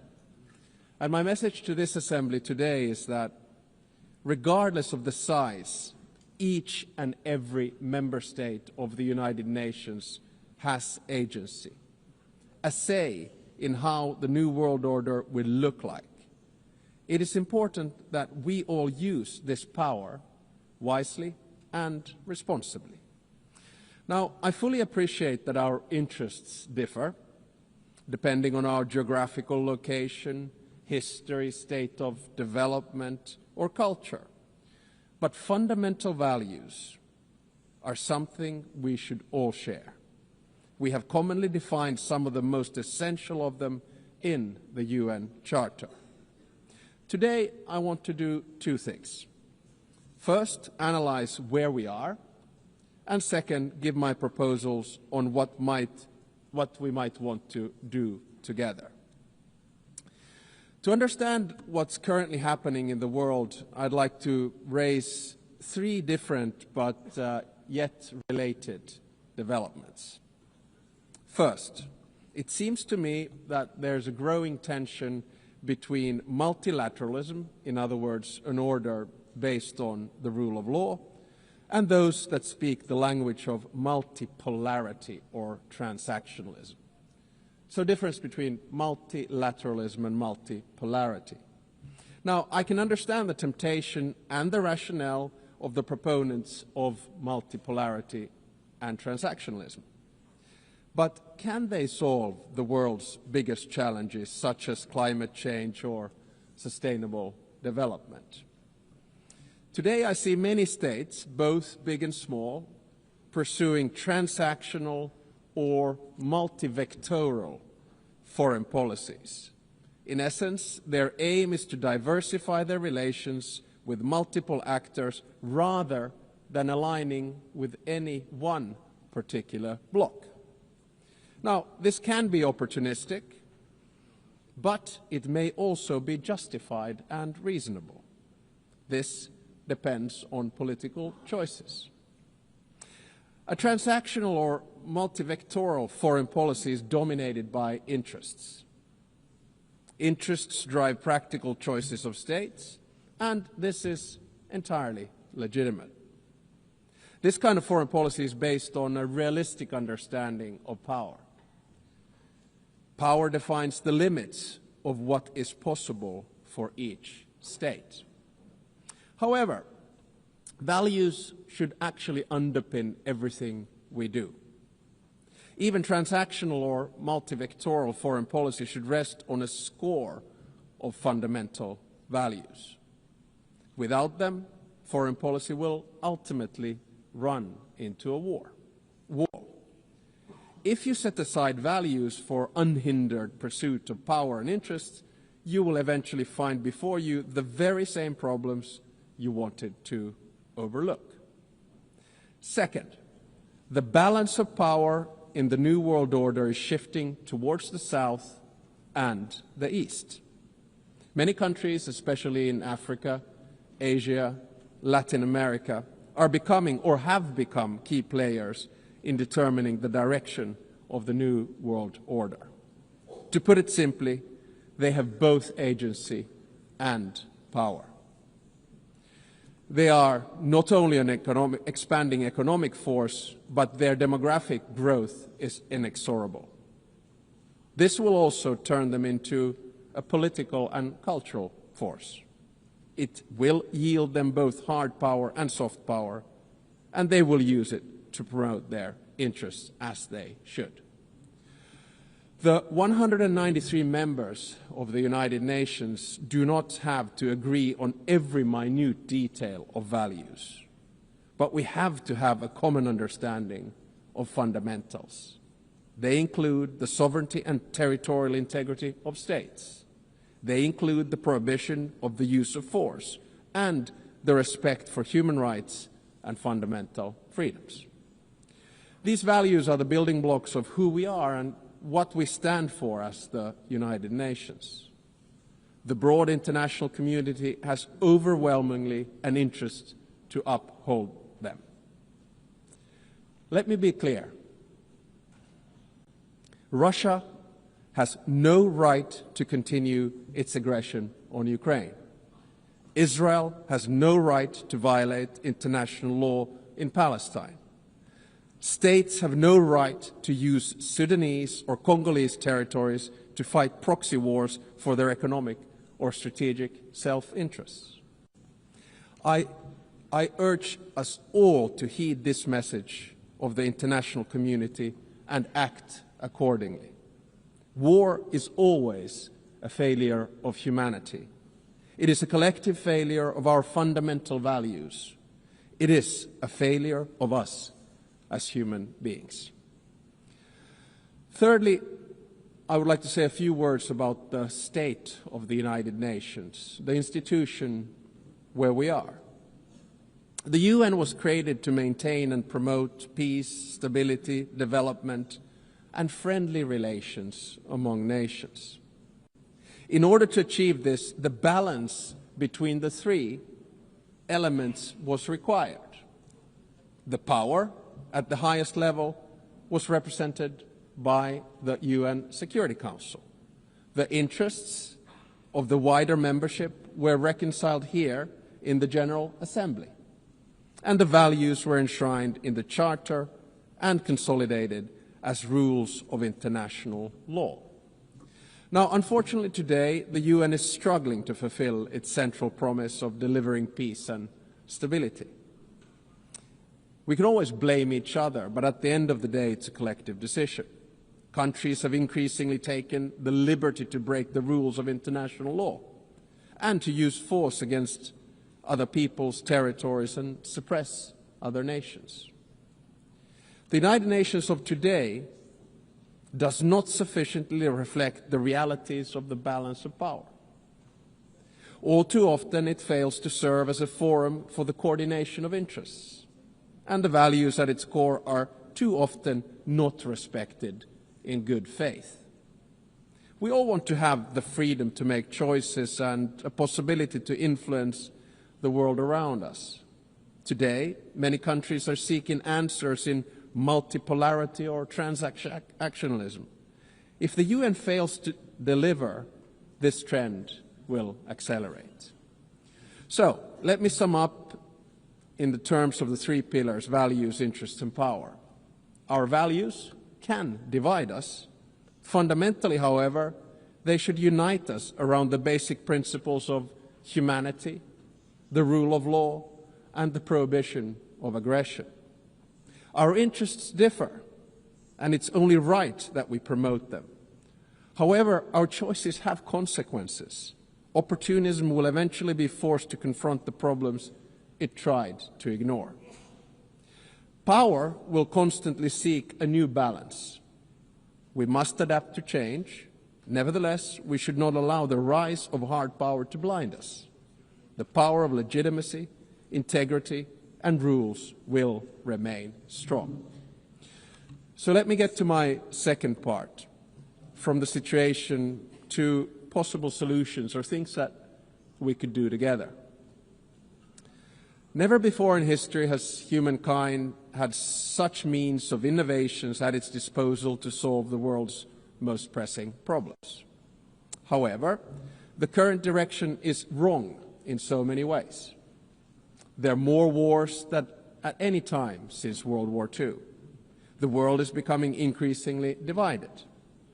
And so are our societies, and the measures to deal with climate change and sustainable development are lagging behind. In different parts of the world, we're witnessing immense civilian suffering and blatant disrespect for humanitarian principles. For me as a Finn, Russia's war of aggression in Ukraine not only reminds me of our past, but is directly linked to the security of the part of the world where I live. On the other hand, there is aggression and total disregard for civilian life, and an attempt to undermine the fundamental principles on which the international order is based. On the other hand, there's a bastion of freedom that is defending its right to exist and to make its own choices. The battle for what consequences we will draw from this aggression is not yet over. Recently, there's been serious attempts at diplomatic solutions of the war on the initiative of the United States. There are no perfect solutions to wars. At the same time, we know that any decision made in these matters will have far-reaching consequences in Ukraine and beyond. There can hardly be a stronger unifying interest among the UN's broad membership than our opposition to the wars of conquest. Aggression must not be rewarded. Accountability for the most serious international crimes must be pursued. In the Middle East, civilians in Gaza are experiencing immense suffering. The deepening humanitarian crisis has reached unbearable levels and represents a failure of the international system. At the same time, Hamas continues to hold the hostages it has taken, and many have already lost their lives. An immediate ceasefire is needed in Gaza. That has been reiterated from this podium many times today and yesterday. Humanitarian aid must be granted safe and unhindered access. The hostages must be released. I commend the efforts led by France and Saudi Arabia to advance the two-state solution. The negotiations must meet the Israeli and Palestinian security needs and Palestinian right to self-determination, its legitimate aspiration for statehood and sovereignty. The occupation that began in 1967 must end, and all permanent status issues must be resolved. Correspondingly, the countries that have not recognized Israel must do so. At the same time, the international community must support and strengthen the Palestinian Authority for it to govern the entire Palestinian territory effectively. This is the only viable option for achieving a two-state solution. A stable Palestine will also significantly benefit the security of Israel. In many parts of the world, conflicts are raging, causing immense suffering locally, instability regionally, and reverberations globally. We've witnessed particularly brutal violence in Sudan, in the Democratic Republic of Congo, in Haiti, Myanmar, and Mali, among others. Civilian populations continue to face famine and displacement at a large scale. And sometimes I feel that we end up looking at conflicts only that are near to us. But I think the job of the UN is to look at all of them with equal determination. I praise all those who, in good faith, continue to work for peace despite the daunting task. In June, a peace agreement was reached for the conflict in the Eastern Democratic Republic of Congo. The true test, like with all peace agreements, lies in its implementation. Does it stick? There's a humanitarian crisis of alarming proportions that compels us, all of us, to respond. Peace processes should not be transactional. They must be guided by international law. All countries and stakeholders in the region must be engaged and committed to achieve sustainable peace. The presence and involvement of the UN is essential. I would also like to stress the crucial work carried out by journalists amid conflicts and in other difficult circumstances. Attacks on members of the media are unacceptable. Media freedom is the basis for democracy. It is a prerequisite for an open society. The ability of the press to carry out its work is important for all of us. Ladies and gentlemen, the composition of the UN still largely reflects the world of 1945. As the world has changed drastically, so should the decision-making at the UN. Last year, in this very hall, I argued for a reformed Security Council, a council where currently underrepresented regions would have a stronger voice through permanent seats at the table. The number of permanent members should be increased in the UN Security Council. At least there should be 2 new seats for Asia, 2 for Africa, and 1 for Latin America. I think I'm going to say this every year because it's the only place where I get applause. No single state should have a veto power. And if a member of the Security Council violates the UN Charter, its voting rights should be suspended. I believe that these changes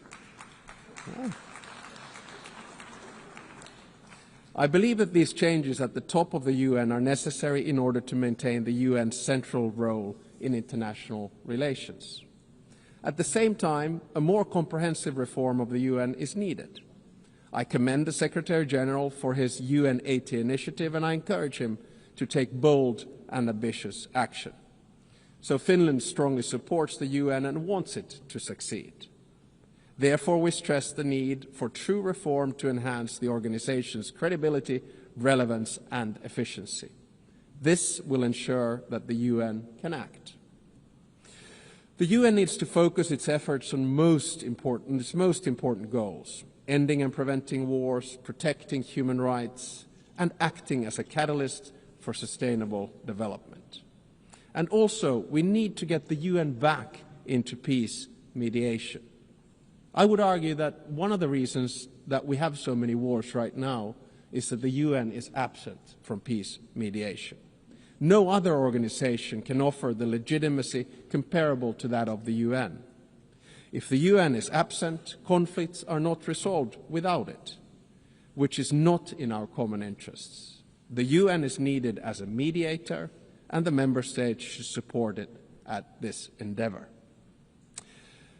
Finally, Finland is strongly engaged in the work of the UN and will remain so.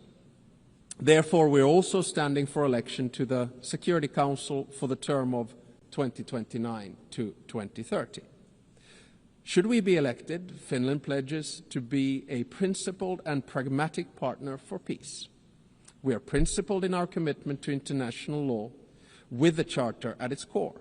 We are pragmatic in seeking solutions that truly advance international peace and security, recognizing that progress is often incremental. At the outset of my speech, I said that each and every one of us has agency, a say how the new world order will look like. We want to be able to make our own choices and have an impact on the world around us. Nelson Mandela saw truth and reconciliation as the only hope for nations that are bitterly divided. The same applies to relations between states. We should learn from history, but always look to the future, bearing in mind that our decisions will shape it. Thank you very much.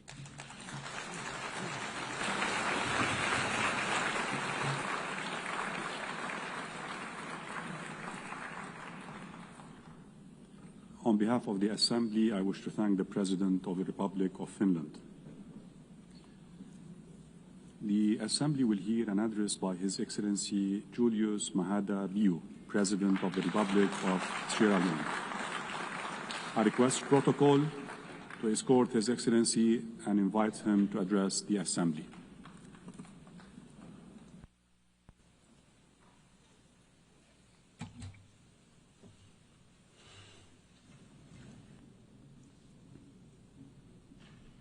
President of the General Assembly,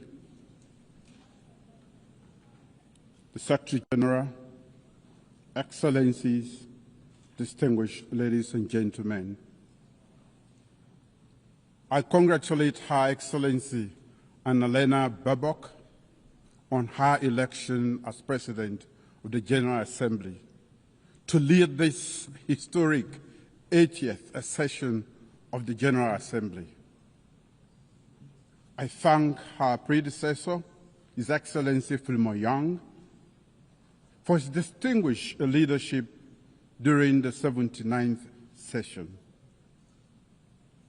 I commend the Secretary General, Antonio Guterres, for his steadfast commitment to the ideas of the United Nations during these increasingly turbulent times. Madam President, it's both an honor and a solemn responsibility to address this Assembly on the 80th anniversary of the United Nations. This Assembly is not just ceremonial. It is a call for the world's conscience to act with unity, determination, and vision. Our theme, Better Together, 80 years and more for peace, development, and human rights, both celebrates and summons. It reminds us that cooperation delivers progress. It also demands that we reimagine multilateralism so that peace, dignity, and equality are not promises on paper, but realities in the lives of people. This anniversary is not a time for complacency, but for courageous renewal. Today, we face deepening inequalities, climate crises, geopolitical fragmentation, technological disruptions, and entrenched conflict. No nation can meet these challenges alone. We need bold multilateralism and a united nations that is not only reformed but reinvigorated. The UN must be more than a meeting place. It must be a working place for people, for peace, and for our planet. Madam President, Sierra Leone is a small state that has relied heavily on the United Nations Charter and now helps to uphold it. We speak with independence and conviction because we have lived the cost of its absence. I also serve as chair of ECOWAS Authority of Heads of State and Government and coordinator of the African Union Committee of 10 Heads of State and Government on Security Council Reform, C10. For both myself and the people of Sierra Leone, these roles are not just titles, they are responsibilities. They reflect Sierra Leone's conviction that principled multilateralism is the surest defense of law, equity, and peace. Since 1945, the Charter's promise of sovereign equality, non-aggression, and human dignity have been the bedrock of small states like ours. In 1961, when Sierra Leone first addressed this assembly, our founding Prime Minister, Sir Milton Magai, pledged that our voice would be independent and principled, guided not by bitterness, but by conviction. That pledge remains our compass. We stand for justice and equality. We uphold the right of all people to self-determination. We speak truth. We speak truth to power and act in defense of humanity and the rule of law. Small states are not inherently small. Our sovereignty is equal and our responsibilities are the same. Leadership is not the loudest voice in the room. It is the clearest voice for justice. Madam President, our current term on the UN Security Council has deepened these convictions. Guided by the Charter, we have championed peace through dialogue, upheld international law, and promoted prevention as the first duty of collective security. We have supported efforts to stabilize Eastern Democratic Republic of Congo, de-escalated tensions in the Middle East, and supported political transition in Lebanon and Syria for peace and stability. We have also seen the Security Council's limits, its paralysis in the face of grave human suffering. Nowhere has this failure been heart-wrenching than in Gaza.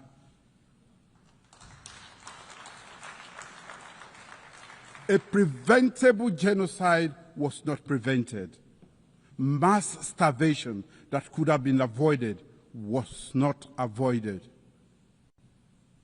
A broadly supported two-state solution has been obstructed by division and inaction.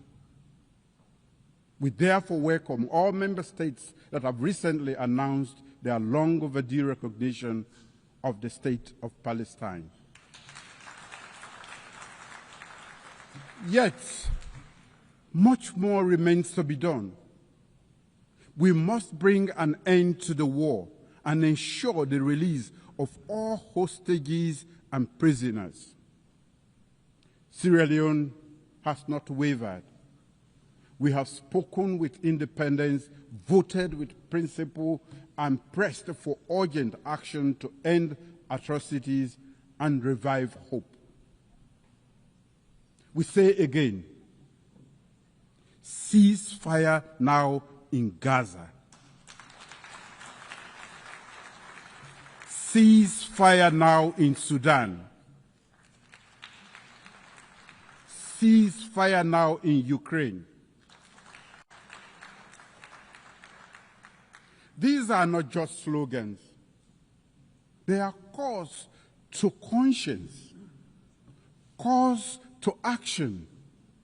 In fact, they are echoes of the UN's founding pledge to save succeeding generations from the scourge of war. A veto should never be a verdict against humanity. Madam President, across the world, the UN's authority and legitimacy are being tested. Selective adherence to international law, disregard for Security Council and General Assembly resolutions, deprivation of funding, attacks on peacekeepers and humanitarian workers, disinformation that corrodes trust, and over-reliance on unilateral action. For countries like Sierra Leone, this is not an abstract debate. We know what a working United Nations means.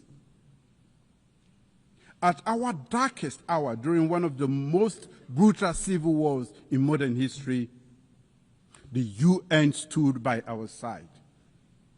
The United Nations missions in Sierra Leone, UNAMSI, one of the largest peacekeeping operations of its time, helped disarm over 75,000 combatants, restore civilian governance, support democratic elections. The Special Court for Sierra Leone and the Truth and Reconciliation Commission, both backed by the United Nations, ensured justice and reconciliation. When the United Nations Integrated Peacebuilding Office in Sierra Leone closed in 2014, it signaled something rare in our world: a successful transition from war to peace. We saw blue helmets on our streets, We saw ballot papers returned to citizens' hands. We saw our nation breathe again. When the UN works, lives are saved. When it fails, lives are lost. We must ensure the UN delivers for all. And to do so, we must respect and implement UN decisions. Protect those who serve under the United Nations flag. Invest in prevention and peace building. And reform the Security Council so its authority and legitimacy match today's world. The United Nations cannot protect vulnerable people if it cannot protect its own authority. As a nation, Sierra Leone does its part and contributes troops to peacekeeping missions. We serve as elected Security Council member and offer our experience in peace building to the world. Sierra Leone's story is proof that multilateral solidarity works when it is grounded in trust, mutual respect, and genuine investment in national ownership. Madam President, peace is inseparable from development. In Sierra Leone, our medium-term national development aligned with the SDGs and the African Union's Agenda 2063 prioritizes people-centered growth. We are transforming our agricultural sector to ensure food security. We are investing in a digital economy that fosters inclusion and innovation.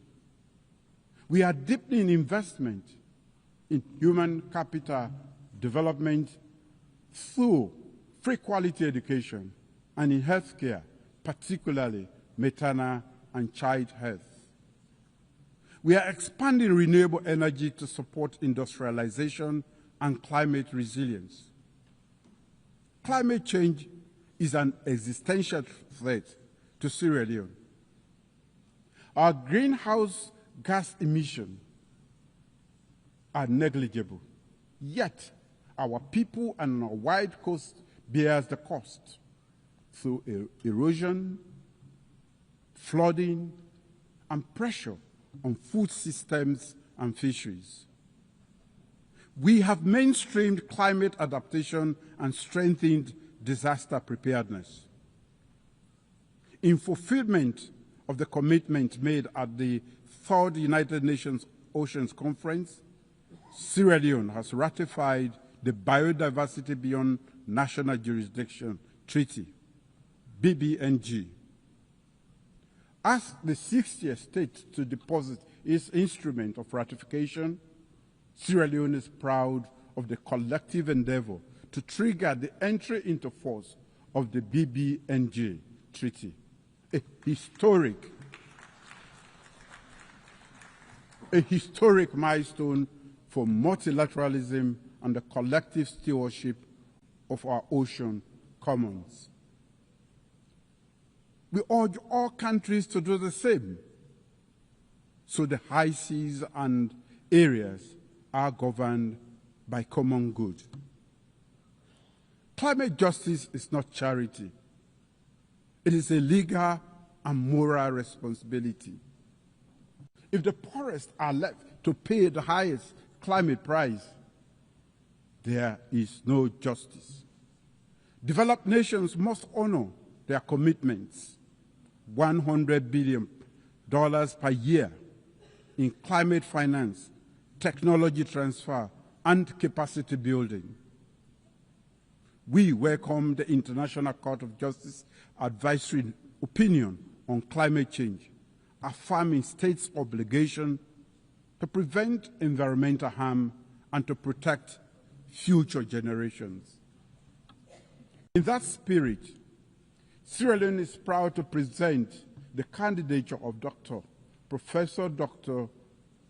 Charles Cherno Jallo to the International Court of Justice, a distinguished jurist and tireless advocate for the rule of law. We respectfully solicit the support of all member states in the November 12 elections this year. Madam President, as chair of the ECOWAS Authority of Heads of State and Government, I proudly note our community's 50th anniversary. For 5 decades, ECOWAS has embodied regional integration and collective security, often acting decisively when others hesitated.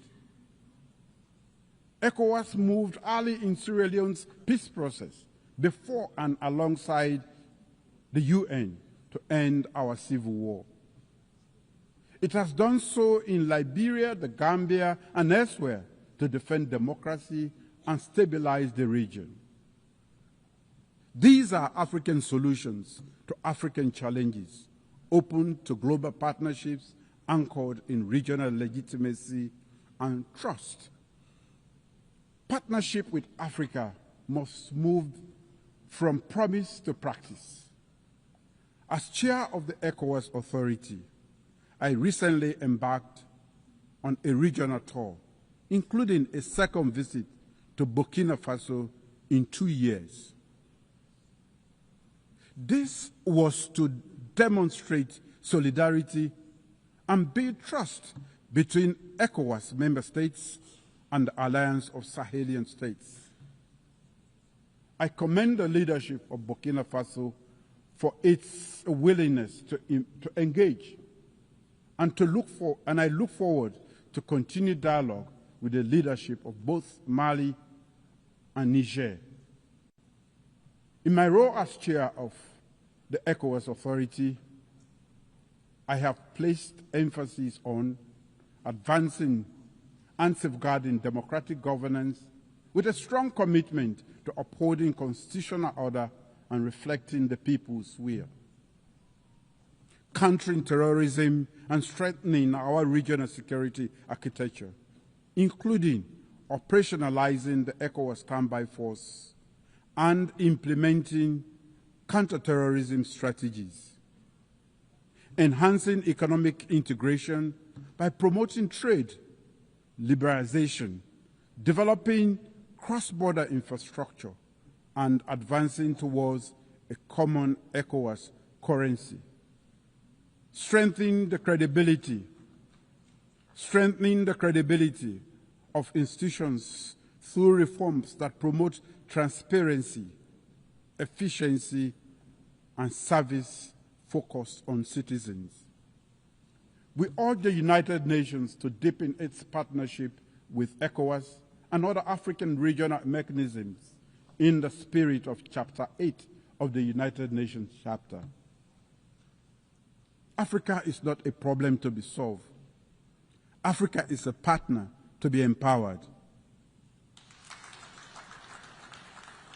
Madam President, during Sierra Leone's tenure as elected member of the Security Council 2024-2025, we have highlighted the urgent security challenges in West Africa and the Sahel, where terrorism and violent extremism transcends borders and destabilize the entire region. However, Africa's lack of permanent representation continue to hinder the Council's ability to act decisively and contextually. We have advocated for a comprehensive approach to counterterrorism in the Sahel, linking security with development, governance reforms and regional cooperation, and strengthening the UN-AU-ECOWAS partnership.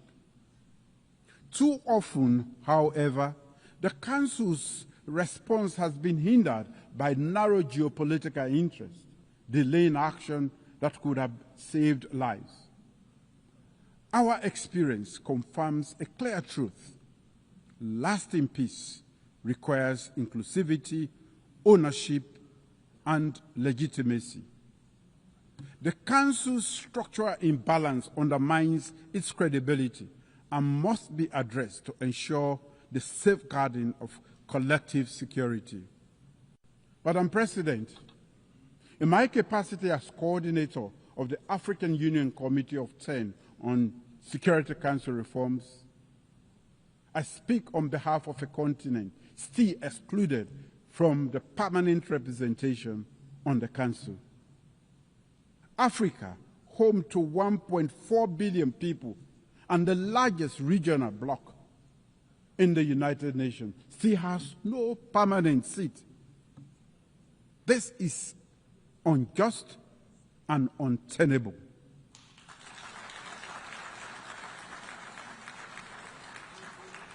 It undermines the credibility of the Council and the legitimacy of its decisions. The common African position expressed in the Arévalo Consensus and SAC Declaration calls for at least 2 permanent seats for Africa with full rights and prerogatives, including the veto, if retained, and 2 additional non-permanent seats.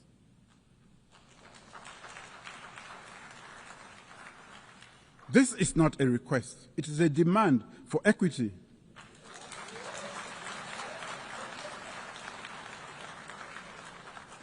It is a test of UN's commitment to fairness and its own charter. During our Security Council presidency in August last year, we gave this issue unprecedented prominence. As we mark the 80th anniversary of the United Nations and the 20th anniversary of the Arévalo Consensus and SAC Declaration, let this be the moment that the international community answers Africa's call. Let us not pass on to the next generation a Security Council reform that fails to reflect the world as it is today. Madam President, the United Nations at 80 must look forward. Sierra Leone stands ready, committed to principled multilateralism, to speaking with independence and conviction, and to working for justice, solidarity, and the dignity of all peoples. Let this anniversary be a turning point, measured not in the many speeches we make here, but service, not in declarations, but in delivery. Let us build a United Nations more representative, more responsive, and more resilient. The world does not need a louder United Nations. It requires a braver United Nations. Now is the time to make the United Nations work for all. Together, let us forge a future of peace, shared prosperity, and human dignity. For in unity, we are not only better, we are stronger. Thank you.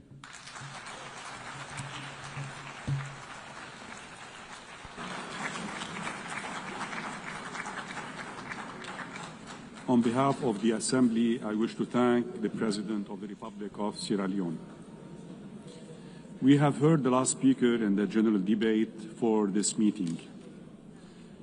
The next plenary meeting to continue with the general debate will begin at 3:30 p.m. At 3 p.m. The meeting is adjourned.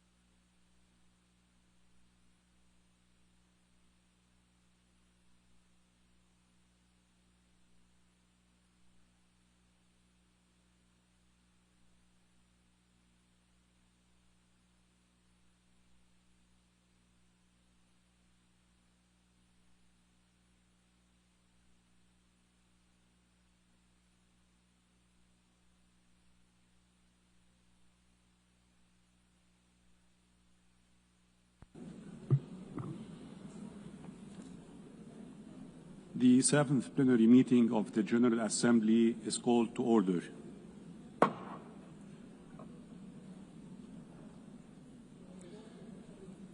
The Assembly will hear an address by His Excellency Luis Rodolfo Abinader Corona, President of the Dominican Republic.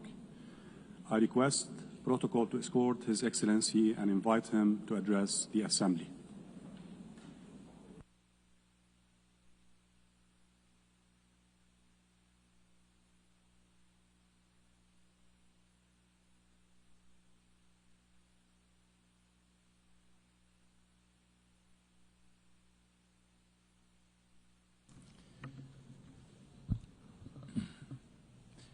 Excelentísima señora Annalena Baerbock, Presidenta de la Asamblea General. Excelentísimo señor Antonio Guterres, Secretario General de las Naciones Unidas. Excelencias, distinguidos jefes de Estado y de Gobierno, honorables jefes de delegación, señoras y señores. Hace 80 años, de las cenizas de la guerra, nació esta organización, con el firme compromiso de evitar que la humanidad volviera a naufragar en el odio y la barbarie, y la convicción de que la cooperación y el diálogo debían regir nuestra convivencia.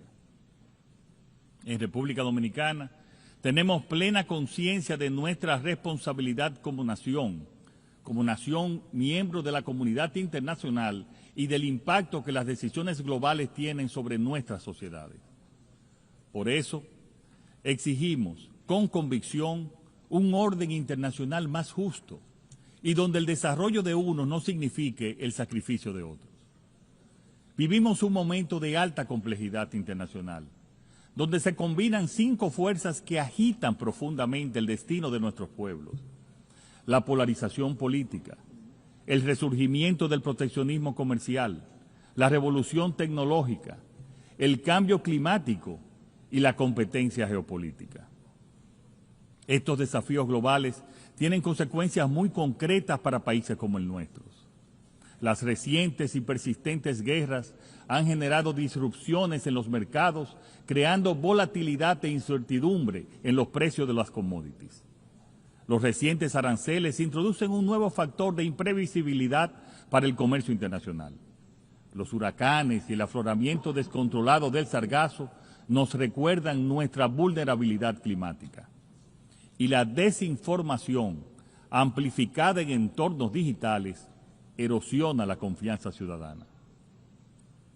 Estos son desafíos que convergen y ponen a prueba los principios de la Carta de San Francisco.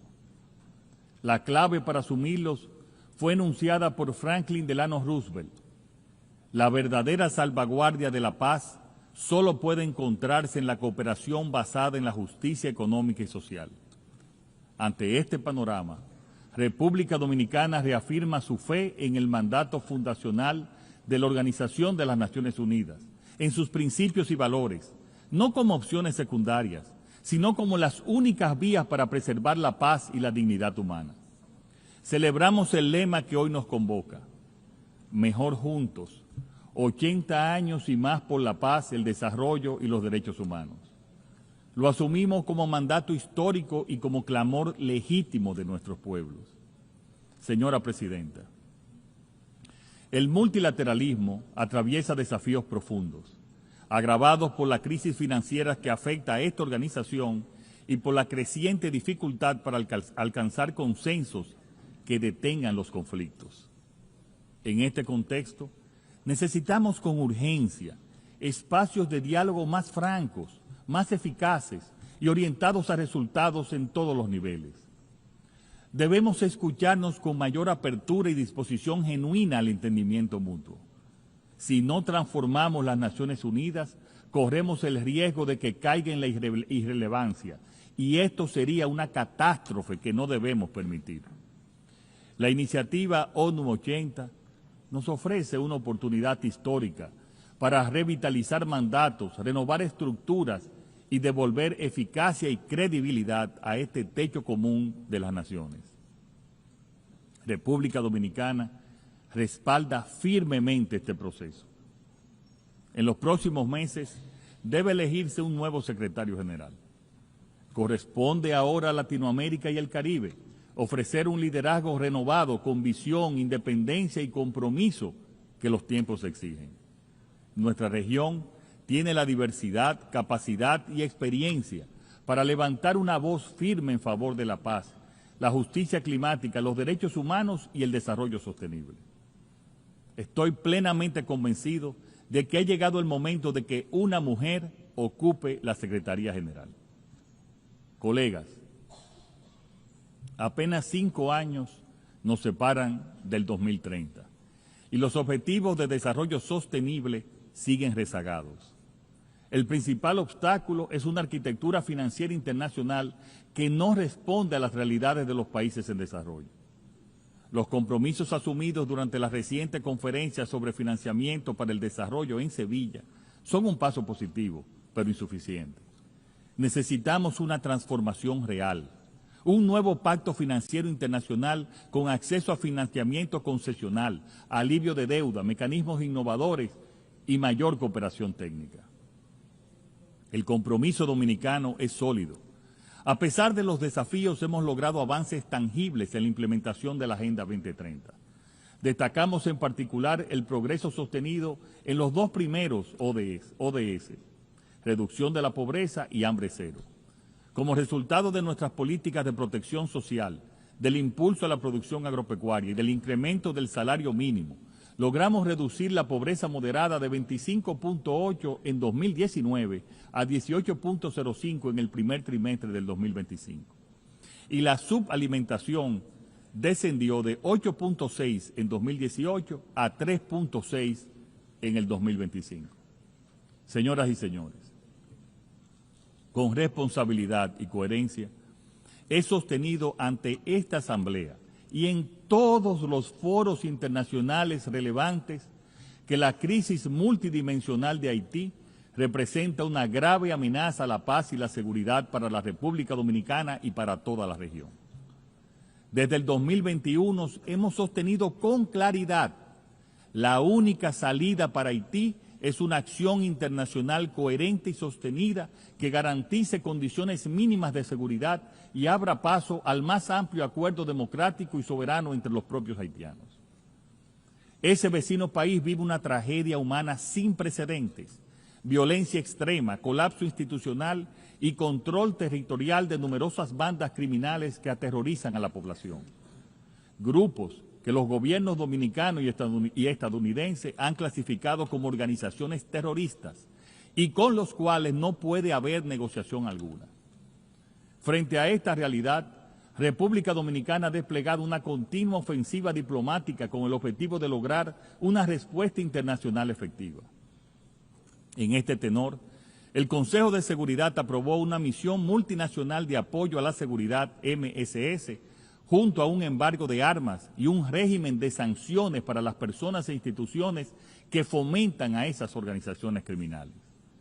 Agradecemos el liderazgo de Kenia, Jamaica, Belice, Bahamas, Guatemala y El Salvador, y el apoyo financiero de Estados Unidos, Canadá y otros países que han hecho posible el despliegue inicial.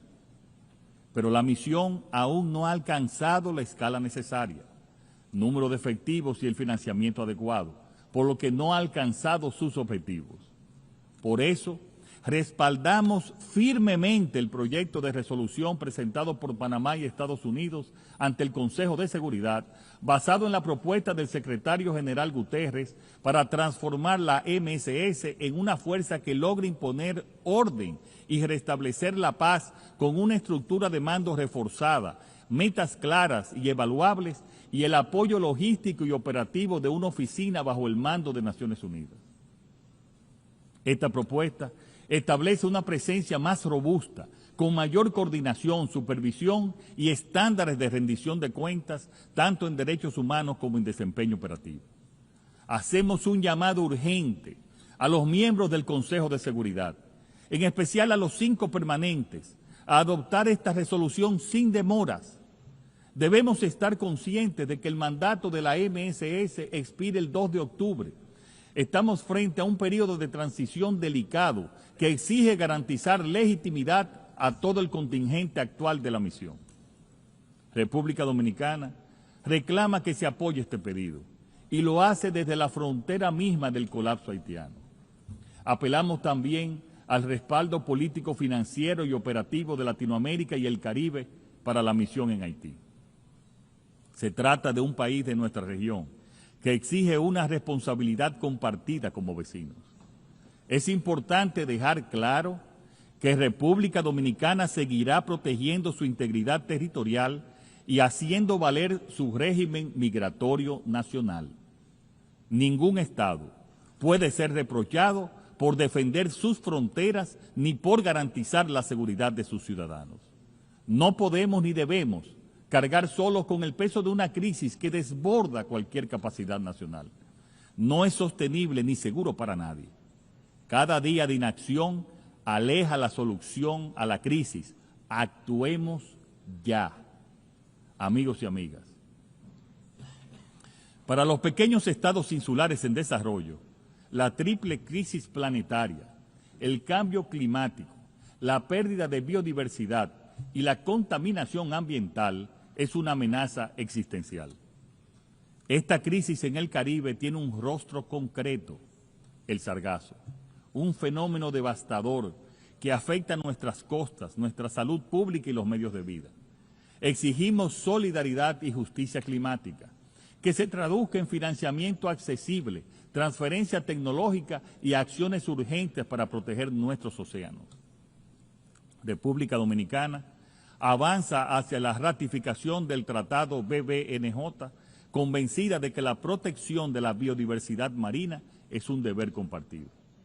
Los mares son fuente de vida y cuidarlos es cuidar nuestro futuro. Distinguidos delegados, este 80º aniversario no debe ser un ritual de nostalgia, sino un llamado vibrante a renovar la alianza de la humanidad consigo misma. Aunque no enfrentamos una guerra mundial, el mundo sangra por múltiples frentes y la incertidumbre se extiende como sombra. No es este el porvenir que soñaron nuestros antecesores, ni el presente que merecen nuestros pueblos. La ONU no debe limitarse a registrar crisis, debe ser brújula en la tormenta y un faro en la noche. Esperamos que no se apague la fe en el diálogo y en el consenso, en el poder del multilateralismo, en la dignidad humana y en un progreso que no excluya a nadie. El poder sin justicia y el progreso sin equidad son espejismo. El mundo no puede seguir siendo un plano trazado por un puñado de arquitectos habitados por millones de inquilinos. Un mundo diseñado para unos pocos sería un castigo. Uno diseñado por y para todos sería un horizonte de prosperidad compartida. República Dominicana alza su voz para encender la esperanza y convocar a la acción. Que la paz no sea un anhelo, sino una decisión de todos. Ese es nuestro clamor, ese es nuestro sueño, ese debe ser nuestro pacto común. Muchas gracias.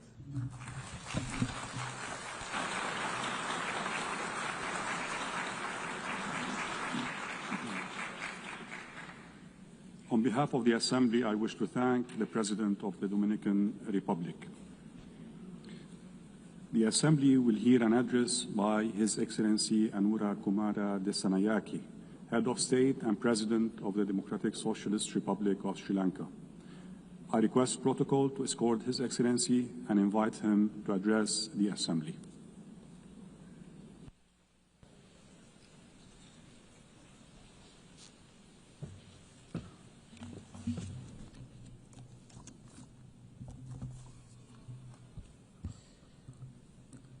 සභාපතිතුමියනි ගෞරවනීය ආරාධිතයිනි සම්භාවනීය නියෝජිතයිනි ලෝකේ ජාතීන් අතර සාධාරණ හා කල්පවතින සාමයක් ස්ථාපිත කිරීම සහ පවත්වාගෙන යාමේ උදාර අරමුණු පෙරදරි කරගෙන බිහි කළ මේ සුවිශේෂී සංවිධානයේ 80 වෙනි සැසිවාරයේ සභාපතිනිය ලෙස තේරීපත් වූ යුරෝපයේ හදවතේ පිහිටි අපූර්ව ජර්මනියේ අතිගරු අන්නලේනා බෙවබක් මැතිණියට මා උණුසුම් සුභාශිංසන පිරිනමනවා. ඒ වගේම ලෝකයේම මවිතයට පත් කරන භූගෝලීය හා සංස්කෘතික විවිධත්වයක් ඇති කැමරූන්ගේ අතිගරු ෆෙලෝමාන් යෑන් හිටපු සභාපතිතුමා ලබා දුන් නායකත්වයේ වෙනුවෙන් ශ්‍රී ලංකාව සිය ප්‍රශංසාව පිරිනැමීමට මේ අවස්ථාව කරගන්නවා. සාමීන් ප්‍රජාතන්ත්‍රවාදයෙන් පිරුණු ලස්සන ලෝකයක් වෙනුවෙන් දශක 8ක් පුරා අපකැප වූ සංවිධානයක බහුපාර්ශ්වික ගමන් මඟ සහ ඉදිරි අනාගතය පිළිබඳ සැලසුම් සකස් කරන මෙම සුවිශේෂී අවස්ථාවේදී ශ්‍රී ලංකාවේ ජනාධිපතිවරයා ලෙස පළමු වරට මෙම ගෞරවනීය සභාව ඇමතීමට ලැබීම පිළිබඳ ඉමහත් සතුටට පත් වෙනවා. ඔබ අප සෑම දෙනාම මේ ලෝකයේ විවිධ රටවල් නියෝජනය කරමින් පැමිණි ඒ රටවල ජනතාවගේ නියෝජිතයින් වෙනවා. මගේ රටවන ශ්‍රී ලංකාව මෙන්ම අනෙක් සෑම රටකම ජනතාව අප වෙත පවරා දුන්න ඓතිහාසික වගකීමක් අප සියලු දෙනාගේම උරහිස් මත පැවරී තිබෙනවා. අප ගනු ලබන සෑම තීන්දුවක්ම මේ ලෝකයේ කොතනක හෝ ජීවත් වෙන සෑම දෙනාටම බලපානවා. ඒ සියලු තීන්දුව සහ තීරණ ලෝකයේ අනාගත පැවැත්ම වෙනුවෙන් තීරණාත්මක මැදිහත් වීමක් කරනවා. මිනිස් ශිෂ්ටාචාරය ආරම්භ වූ දා සිට මේ දක්වා මුහුණ දෙන අතිශයින් බරපතල ඛේදවාචකයක් ලෙස දුප්පත්කම හඳුන්වා දෙන්න පුළුවන්. ඒ මහ ව්‍යසනයේ හේතු කොටගෙන නිර්මාණය වූ තවත් බරපතල ගැටලු කීපයක් අප ඉදිරියේ අන්ධකාර පීඩාවක් නිර්මාණය කොට තිබෙනවා. ඒ පිළිබඳ මේ සුවිශේෂී සමුළුවේ අවධානය යොමු කිරීම කළ යුතුම බවට මගේ හෘද සාක්ෂිය හඬනගා කියනවා. බොහෝ විට මේ සියල්ල ඔබේ හෘද සාක්ෂියටත් අඩු වැඩි වශයෙන් බලපෑම් කරනවා ඇතැයි මා සිතනවා. සම්භාවනීය නියෝජිතයිනි. ලෝකේ බහුතරයක් රටවල් සියවස් ගණනාවක් තිස්සේ අත්විඳින නොනවතින නිසා අතිශය වේදනාබර අරගලයේ ලෙස දුප්පත්කම හඳුන්වා දෙන්නට පුළුවන්කම තිබෙනවා.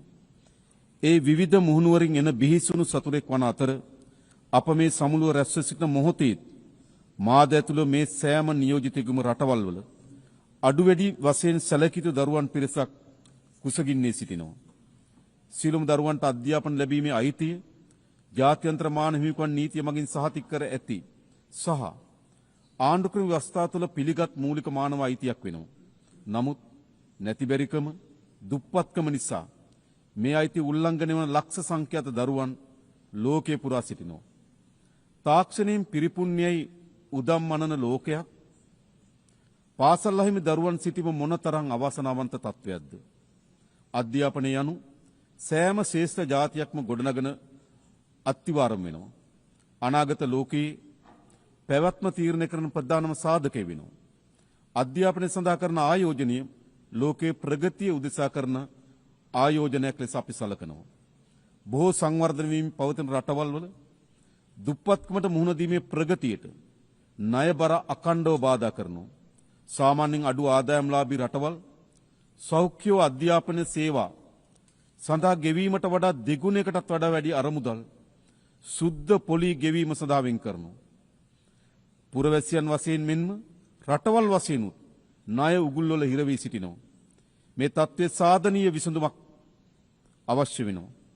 තිරසාර සංවර්ධන සඳහා වූ 2030 න්‍යාය පත්‍රයේ කිසිවෙකු අතහැර නොවන බවටත් පළමුවෙන්ම පිටුපසින් සිටින අය වෙත ළඟා වීමටත් පොරොන්දු වී තිබෙනවා. අද ලෝකේ පුරා මුහුණ දෙන විශාලතම ගෝලීය අභියෝගය දුප්පත්කම අවසන් කිරීමේ අභියෝගයේ බව තිරසාර සංවර්ධන සඳහා වූ 2030 න්‍යාය පත්‍රය හඳුනාගෙන තිබෙනවා. 1995 දී කෝපන්හෙග්දී පැවති සමාජ සංවර්ධනයේ සඳහා වූ ලෝක සමුළුවේදී ගත් තීරණාත්මක තීන්දුවක් ඔබේ අවධානයට යොමු කරනවා. නමුත් අනපේක්ෂිත යුද්ධ, දේශපාලන ව්‍යාකූලතාවයන් වගේම ලෝකයේම කුණාටුවකට හසු කළ කොවිඩ් වසංගතය නිසා අභිලාෂකාමී න්‍යාය පත්‍රයේ ව්‍යාකූලත්වයට පත් කර තිබෙනවා.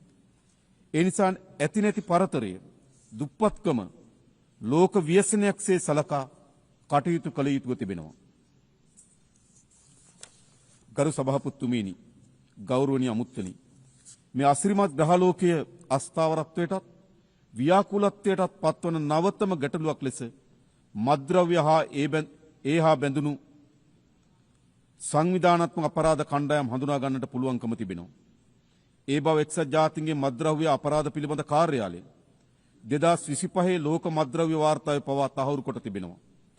ගෝලීය මත්ද්‍රව්‍ය ගැටලුව ලෝව පුරා මිලියන සංඛ්‍යාත ජනතාවට බලපාන සංකීර්ණ අභියෝගයක් වී තිබෙනවා. දිනෙන් දින මත්කුඩු සහ ඒ ආශ්‍රිත නිෂ්පාදන ගෝලීය වෙළඳපොළ වාර්තාගත ලෙස ආක්‍රමණය කොට තිබෙනවා. මද්ද්‍රව්‍ය වෙළඳාම සහ ඒ හරහම ක්‍රියාත්මක සංවිධානාත්මක අපරාධ ලෝක අර්බුද රැසකට මාර්ගය විවෘත කොට තිබෙනවා.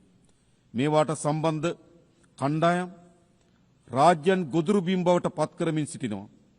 මේ ව්‍යසනය ලෝක සෞඛ්‍යයට, ලෝක ප්‍රජාතන්ත්‍රවාදයට, ලෝක දේශපාලනයට සේම අවසන් වශයෙන් ලෝකයේ යහ පැවැත්මට එරෙහි මහා ප්‍රවාහයක් බවට පත් වී තිබෙනවා. මේමා ව්‍යසනයේ තුරන් කිරීම වෙනුවෙන් ශ්‍රී ලංකාවේ අප සාධනීය වැඩපිළිවෙලක් ක්‍රියාත්මක කරමින් සිටින අතර මේ උවදුර පිටු දැකීමේ ලෝක න්‍යාය පත්‍රය සක්‍රිය කිරීමට මා ඔබට ගෞරවයෙන් ආරාධනා කරනවා.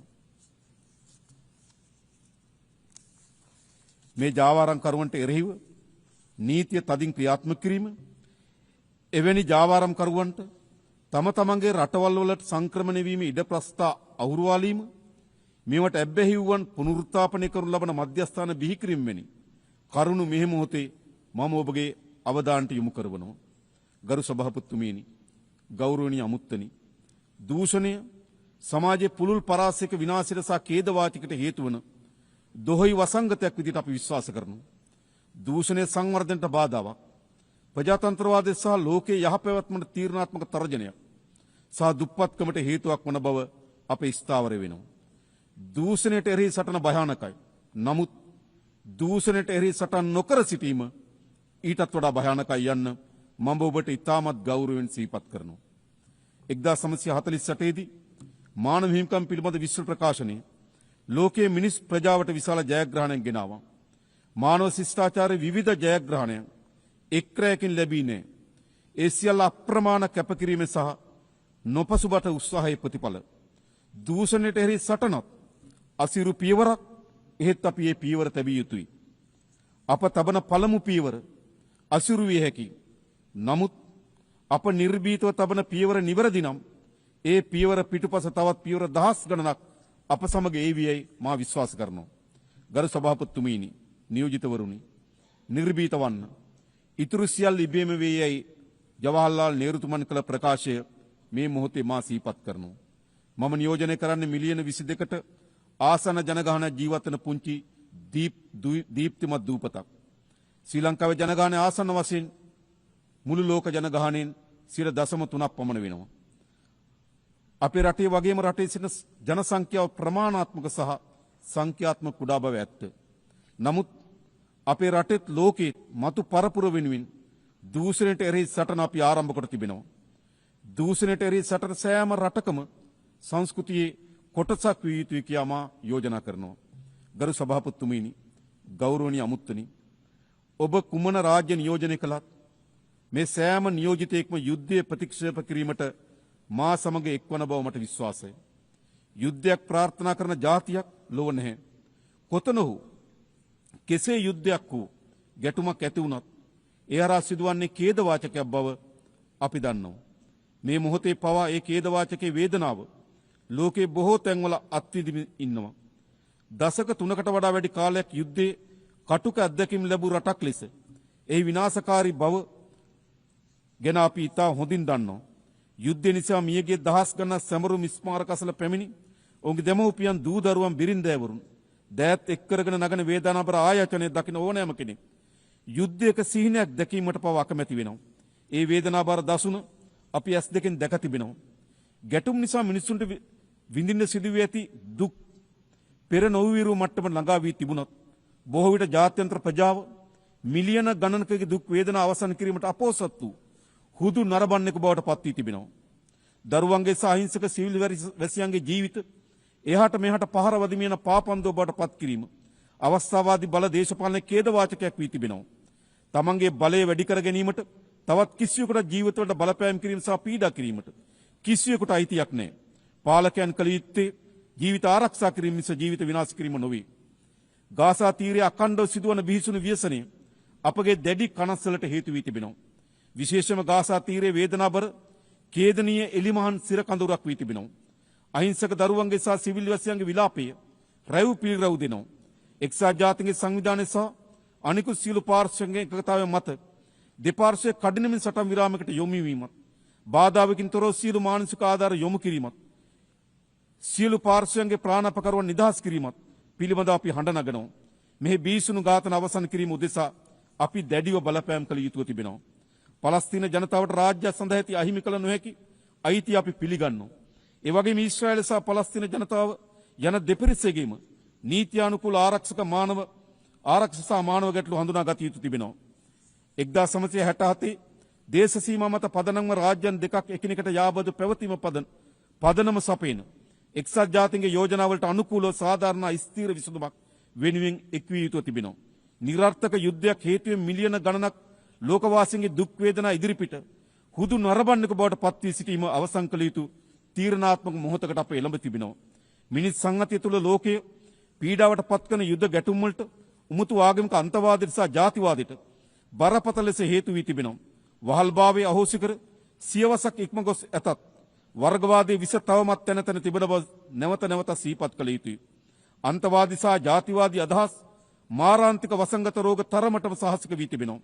හාස්‍යයට සහ විමතියට කරුණවන්නේ මෙතරම් ඉදිරිගාමී ලෝකයක් තුළ පවා මේ ජාතිවාදී වර්ගවාදී ගෝසාවන් තව දුරටත් අලුයට ගිනි පුපුරුමින් ඉතිරිව තිබීමයි.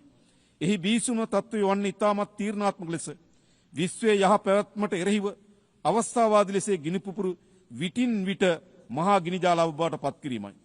ආයුධ මගින් ප්‍රශ්න විසඳ ගන්නවා වෙනුවට මානව ශිෂ්ටත්වයේ වටිනාකම වලින් ප්‍රශ්න විසඳා ගැනීමේ හැකියාව වෙත අපි අවතීර්ණ වී යුතු තිබෙනවා. මිලියන ගණනක් දරුවන් කුසගෙන්නේ මේ යන ලෝකයක අපි බිලියන ගණනින් ආයුධ වෙනුවෙන් වීදම් කරනවා. නිසි සෞඛ්‍ය පාසුකම් නොමැති කෝටි ගණන් ජනතාව මරණය මවත තෝරා ගන්නා විට නිරන්තක යුද්ධය වෙනුවෙන් ප්‍රකෝටි ගණන් වියදම් කරනවා. අධ්‍යාපන නැමැති පියාපත් ලබන්නට බැරිව ලක්ෂ ගණන් දරුවන් සුසුමෙල්ල විට භූමියන් ආක්‍රමණය කරන්නට මිලියන ගණන් වියදම් කරනවා. ඇත්ත වශයෙන්ම මේ ලෝකයේ සෑම බිම් මඟලක්ම සාමයේ ජනාවාස බවට පත් කළ හැකි නම් ඒ ලෝකයේ ආශ්චර්යමත් ලෝකයක් බවට පත් වෙන බව ඒකාන්තයෙන්ම අපි විශ්වාස කරනවා. මේ සමුළුවට එක් වූ අපි සියලු දෙනා ලෝක සාම ජනාවාස බිහි කරන උදාර සාම වන්දනා කරුවන් බවට පත්වීම කියා මා යෝජනා කරනවා. ගෞරවනීය ආරාධන අමුත්තනි, ඓතිහාසික මැතිවරණ ශ්‍රී ලාංකික ජනතාව සියවස් ගණනක් දුටු සිහිනයක් වෙනුවෙන් තීන්දුවක් ගත් බව මම ඔබට සිහිපත් කරනවා. එයින් බිහි ව්‍යවස්ථාදායක විවිධත්වයකින් සහ විචිත්‍රත්වයකින් යුක්ත වුණා. එක් අතකින් රටේ සමස්ත ජනතාව ආණ්ඩුව පිළිබඳ දැවැන්ත විශ්වාසයක් තිබුවා. තව අතකින් දුස්්‍යාබාධ පාර්ලිමේන්තු මන්ත්‍රීවරු ඇතුළු කාන්තා සහ සෙසු ජාතීන්ගේ නියෝජන ඓතිහාසික ලියාමක් නිර්මාණය කළා. පාර්ලිමේන්තුව තුළ පෙන්눔 කරන මෙම විවිධත්වය ශ්‍රී ලංකාවේ පාලන තන්ත්‍රය තුළ ජනමාර්ගික විවිධත්වය සහතික කරනවා වගේම සියලු පුරවැසියන්ට සමාන අයිතිවාසිකම් සහ අවස්ථාවන් ලබා දීම සඳහා අප තුළ ඇති කැපවීම නැවත බලගන්නු ලබනවා. ඒ වගේම මහජන නියෝජනයන් යනු මහජනතාව වෙනුවෙන් සේවය කරන්නන් මිස අනිසි වරප්‍රසාද ලබන්න නොවන බව අපි ආදර්ශයක් ලබා දී තිබෙනවා.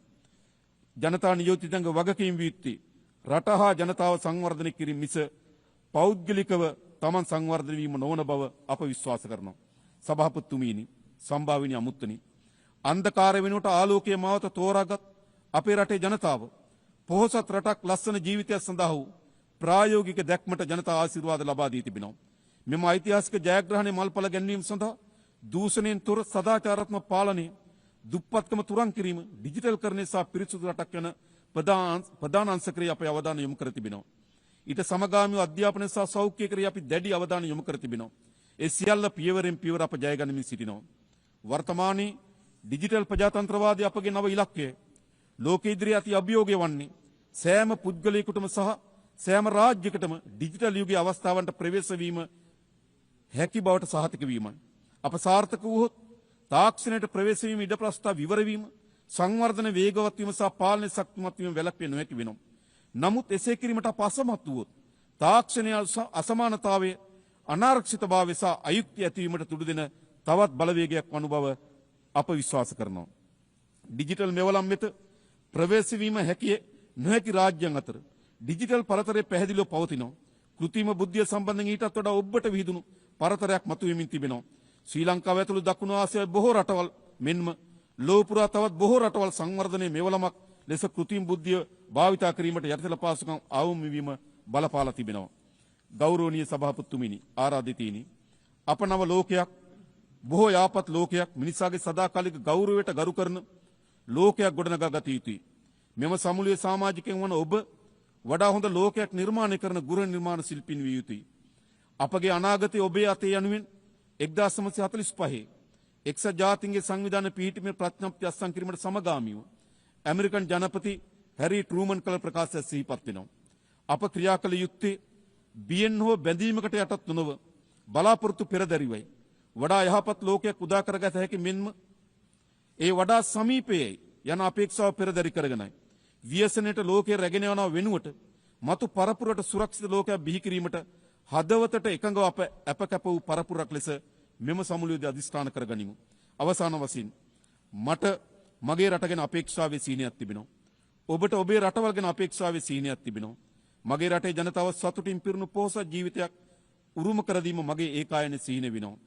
ඔබේ රටවල ජනතාවටත් එවැනි ජීවිතයක් උරුම කර දීම ඔබේ සීනේ බව මා විශ්වාස කරනවා. ඒ සියලු සීන වෙනුවෙන් අප යා යුත්තේ එකිනෙකා පරාය යන ගමනක් වෙනුවට එකිනෙකා අත්වල බැඳගත් ගමනක් බව අප විශ්වාස කරනවා. නිරෝගී ධර්මතලයක සාමය, ගෞරවය හා සමානත්වතාව වෙනුවෙන් කැපවීම යනුවෙන් එක්සත් ජාතීන්ගේ සංවිධානයේ ආදර්ශ පාඨය සඳහන්ව තිබෙනවා. ඒ ලෝකයේ සැබෑවට පිළිසකර කරන්නන් වෙමු කියා මා ඔබට ගෞරවයෙන් ආරාධනා කරනවා. බෙහෙයින් ස්තුතියි.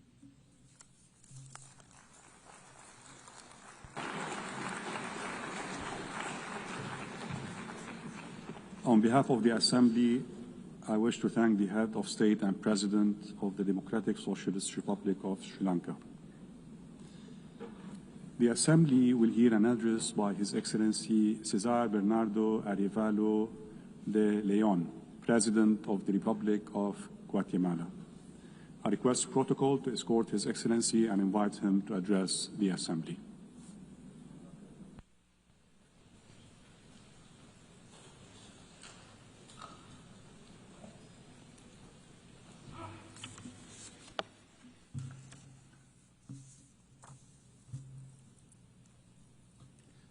Señora Presidenta de la Asamblea General, Annalena Baerbock, señor Secretario General de la Organización de Estados Unidos, Antonio Guterres, jefes de Estado, distinguidos delegados y delegadas, damas y caballeros, muy buenas tardes.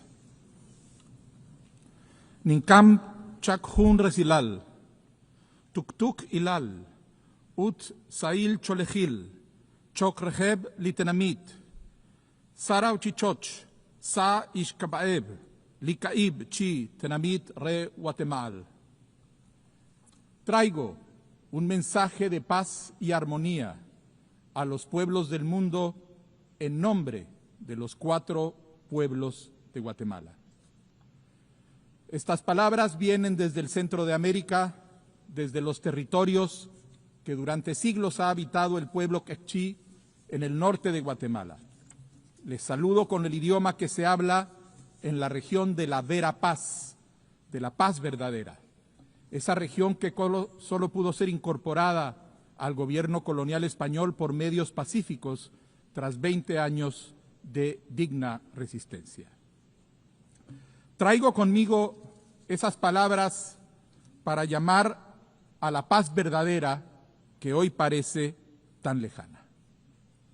En el calendario ancestral de los pueblos mayas, los periodos de 20 años se llaman catunes.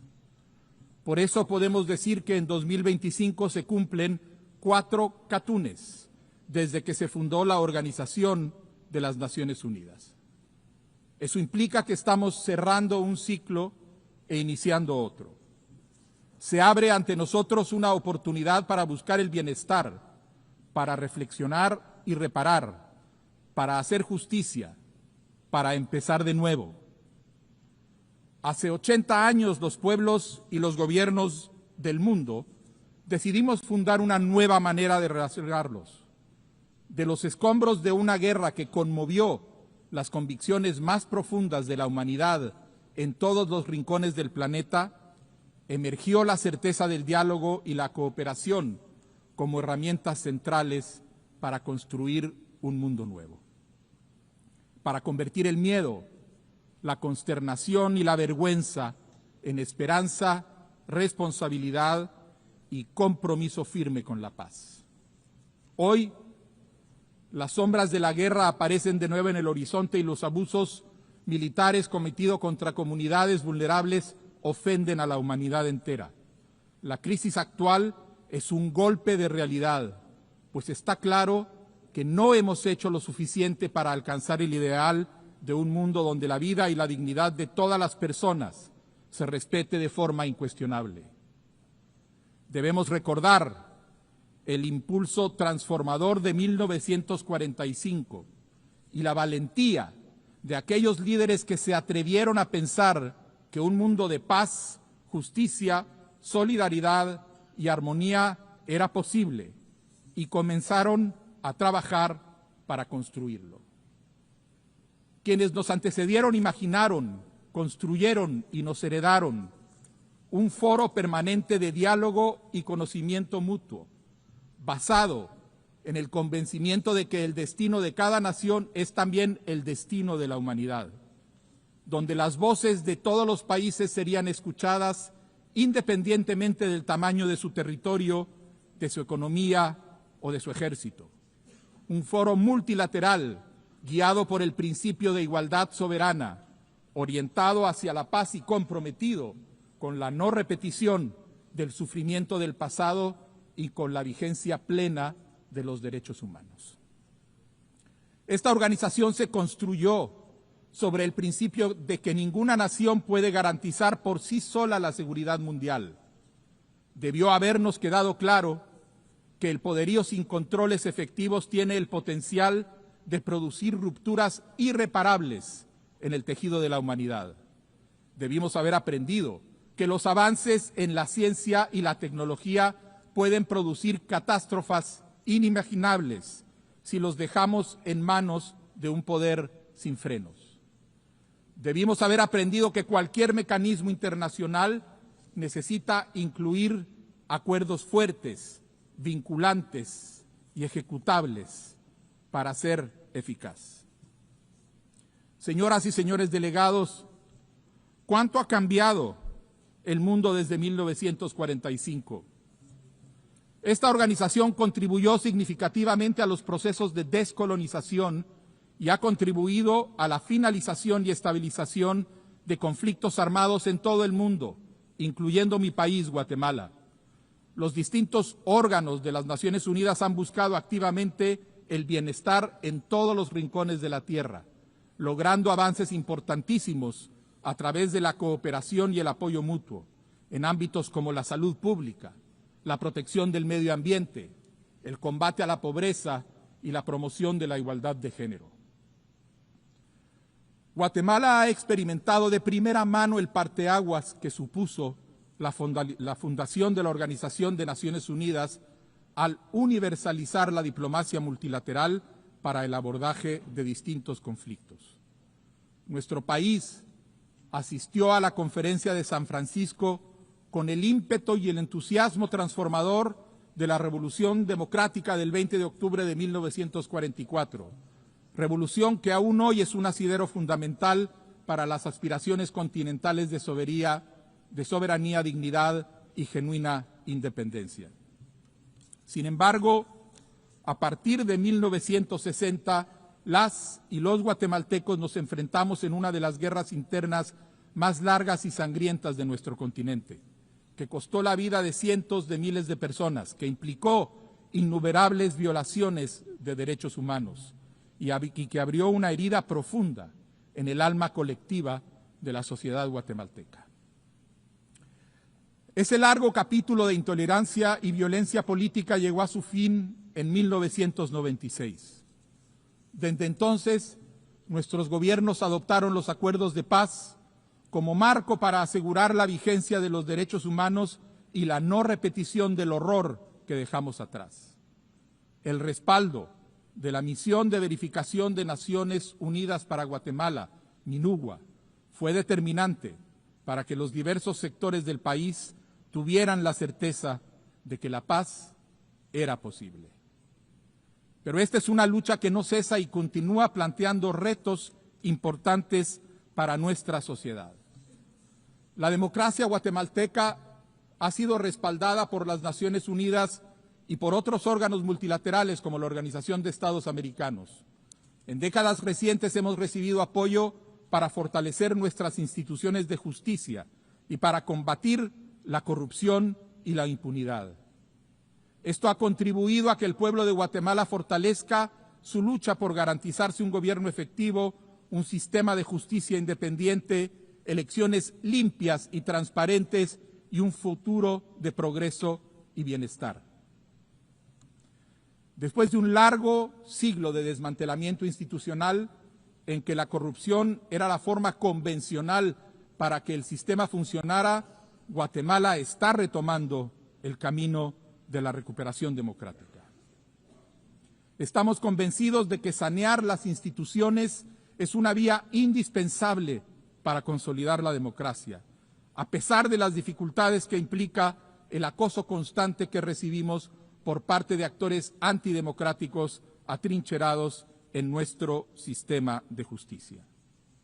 En un contexto hostil, hemos tomado acciones para luchar contra la corrupción y la impunidad y para favorecer la transparencia y la rendición de cuentas. Mi administración defiende, promueve y protege los derechos humanos con firmeza y mantiene su compromiso de resguardar las libertades consagradas en la Declaración Universal de los Derechos Humanos. Abrimos las puertas nuevamente, después de más de 7 años, a los mecanismos de control del Sistema Universal de Protección de Derechos Humanos. Hemos recibido 7 visitas oficiales, entre ellas la del Alto Comisionado de las Naciones Unidas para los Derechos Humanos, la de la Relatora Especial sobre la Independencia de Magistrados y Abogados y la del Relator Especial sobre una vivienda adecuada. Sin embargo, los resultados que hemos alcanzado hasta hoy no nos bastan. El proceso de cambio que actualmente atravesamos exige mejorar la forma en que tomamos decisiones colectivas. En un país donde la exclusión y la discriminación era algo cotidiano en la administración pública, mi gobierno está rompiendo barreras históricas y trabajo de la mano con las autoridades ancestrales de los pueblos indígenas, con la sociedad civil y con diversos sectores empresariales, para que juntos podamos propiciar el desarrollo en todos los rincones del país. Sabemos que no hay democracia sin justicia social, ni justicia social sin democracia. Estamos ante una lucha definitiva contra corruptos y autoritarios que buscan, a toda costa, mantener capturadas las instituciones y perpetuar la impunidad. En su afán de pervertir la justicia, criminalizan y persiguen a líderes indígenas que defendieron la democracia como Luis Pacheco, a periodistas que denuncian la corrupción como José Rubén Zamora, a operadores de justicia como Virginia La Parra y a cualquier persona que se oponga a sus designios de corrupción e impunidad, empujándolos al exilio o encarcelándolos espuriamente. El año 2026 será crucial para Guatemala, pues corresponde elegir nuevas autoridades en órganos clave de control y justicia. Es indispensable que estos procesos de elección se desarrollen con transparencia, imparcialidad y apego a la ley, por lo que hemos solicitado formalmente el acompañamiento técnico y político de nuestros socios estratégicos para asegurar que se cumplan con los más altos estándares de legitimidad. Preservar nuestra democracia y la posibilidad de construir un verdadero Estado de Derecho en Guatemala dependen de ello. Invito a la comunidad internacional a seguir respaldando estos esfuerzos mediante el seguimiento técnico, el apoyo institucional y la vigilancia cooperativa. Señora Presidenta, señoras y señores delegados, además de nuestros esfuerzos domésticos, Guatemala ha asumido sus compromisos con sus vecinos y con el mundo. Estamos fortaleciendo nuestra capacidad para atender a los miles de migrantes que transitan por nuestro territorio, asegurando para ellos el trato digno que exigimos para las y los guatemaltecos que se encuentran fuera de nuestro territorio. En paralelo, estamos abordando decididamente las causas estructurales de la pobreza que obliga a tantos guatemaltecos a migrar y estamos reforzando la atención que brindamos a nuestros ciudadanos en Estados Unidos y México. Junto a nuestros vecinos estamos impulsando iniciativas importantes para combatir el crimen organizado transnacional y el narcotráfico. Participamos activamente en 7 misiones de mantenimiento de la paz y contribuimos también con 150 efectivos a la misión multinacional de apoyo a la seguridad en Haití. Apoyamos la propuesta del secretario general para que dicha misión se transforme en una misión híbrida, respaldada por la organización y financiada con fondos de las contribuciones permanentes para el mantenimiento de la paz. Reafirmamos nuestro apoyo a Haití y sus esfuerzos por alcanzar la estabilidad con el respaldo de la comunidad internacional. Señoras y señores delegados, el cambio climático es la mayor amenaza existencial que enfrenta la humanidad y solamente podremos abordarla a través de la acción conjunta de los pueblos y de los gobiernos del mundo. Una muestra de ello es la colaboración que hemos establecido con nuestros vecinos de México y Belice para asegurar la protección del corredor biocultural de la Gran Selva Maya, que es uno de los principales pulmones del continente. Pese a que Guatemala es responsable de una mínima fracción de las emisiones globales, somos uno de los países más vulnerables a sus efectos. Por eso hemos reactivado y fortalecido el Consejo Nacional de Cambio Climático, encargado de revisar planes, estrategias y metas nacionales que aportan a la búsqueda de soluciones comunes. Guatemala reconoce que muchos países necesitamos acceso efectivo a financiamiento climático, transferencia de tecnología y fortalecimiento de capacidades, por lo que instamos a todos los países a cumplir sus compromisos de financiación climática y acelerar la implementación del Acuerdo de París, cooperando con nuestros vecinos para proteger a las personas que migran, tomando las medidas necesarias para recuperar nuestro medio ambiente, participando activamente en las operaciones de mantenimiento de la paz, ofreciendo nuestra experiencia y nuestro conocimiento en donde se necesite. Así es como Guatemala hace su parte en este gran mosaico de las Naciones Unidas. Señora Presidenta, la futura resolución de la Corte Internacional de Justicia pondrá fin al diferendo territorial, insular y marítimo con nuestro vecino Belice. Concluida ya la fase escrita y a la espera de las audiencias orales para el próximo año y de una eventual sentencia, estamos ante una oportunidad histórica para abrir una nueva etapa en la relación entre ambos países. Resolver esta controversia por la vía pacífica es un ejemplo de cómo incluso los diferendos más complejos pueden conducir a la paz y la cooperación. Guatemala reitera su compromiso con fortalecer nuestras relaciones bilaterales con Belice sobre la base del respeto mutuo, la cooperación pacífica y la observancia del derecho internacional. Distinguidos delegados y delegadas, nos encontramos ante una encrucijada. En tiempos donde el diálogo y la búsqueda de consenso son vistos como signos de debilidad, en tiempos donde la sombra del autoritarismo crece en muchos lugares del planeta, en tiempos donde la desinformación lleva a muchas personas a desear soluciones rápidas, aunque eso signifique sacrificar las libertades, tenemos la obligación de reafirmar los valores y principios solidarios que durante 80 años han guiado el espíritu de esta organización.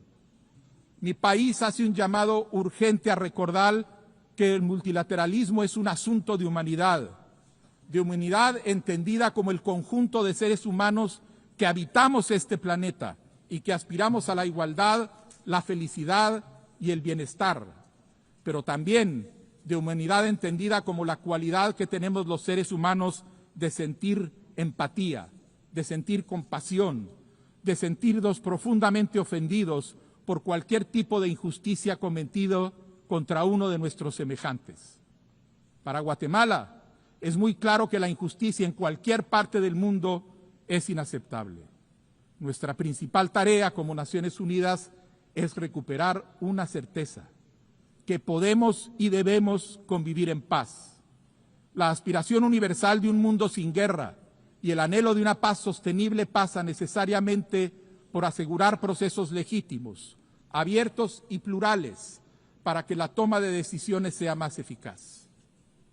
Esta búsqueda de legitimidad no debe ser un freno ni una excusa para retrasar las acciones necesarias. Las Naciones Unidas no hemos cumplido con nuestro mandato de actuar cuando un aparato militar arrasa con individuos, familias, comunidades y poblaciones en nombre de la seguridad y la soberanía, como sucede ahorita mismo en Ucrania, en Sudán y en Gaza. Debemos detener inmediatamente los ataques y garantizar el ingreso de ayuda humanitaria a todos los territorios en guerra. Debemos poner un alto a la invasión de Ucrania, un alto a la guerra en Sudán, un alto total al sufrimiento y a la muerte de población civil en Gaza. Y llamamos también a la liberación inmediata y sin condiciones de los rehenes. Guatemala, de manera consistente con la posición que mantiene desde 1947, hace un llamado a retomar la búsqueda de una solución pacífica al conflicto entre Israel y Palestina que garantice la existencia de un Estado para el pueblo palestino y que le permita coexistir pacíficamente con el Estado de Israel. Nunca debimos haber llegado a este punto. Nos corresponde aprender de este doloroso momento y actuar en consecuencia, como lo hicieron otros durante los últimos 80 años en este mismo lugar. Por ello, es necesario discutir e impulsar reformas al sistema de Naciones Unidas que hagan de nuestro trabajo algo más eficiente y cercano a los pueblos del mundo. Debemos fortalecer el impacto de las Naciones Unidas en sus tres pilares fundamentales: la paz y seguridad internacionales, el desarrollo sostenible y los derechos humanos. Reiteramos la necesidad urgente de reformar el Consejo de Seguridad de las Naciones Unidas. Este órgano, llamado a velar por la paz y la seguridad internacionales, debe reflejar las realidades del siglo XXI y no las estructuras geopolíticas del pasado. Por eso, respaldamos una estructura más representativa y democrática que elimine las complicaciones que implica el poder de veto y refleje la realidad geopolítica actual. En este sentido, quiero hacer propia la frase de un anterior secretario general de las Naciones Unidas, Dag Hammarskjöld, que dijo: esta organización no fue creada para llevar a la humanidad al cielo, sino para salvar a la humanidad del infierno. Pueblos del mundo, hoy el multilateralismo está en crisis. Su supervivencia como acción conjunta de naciones libres que da sentido, orientación y vida a esta organización depende de que tengamos la capacidad de reformarlo profundamente. No podemos perder más tiempo.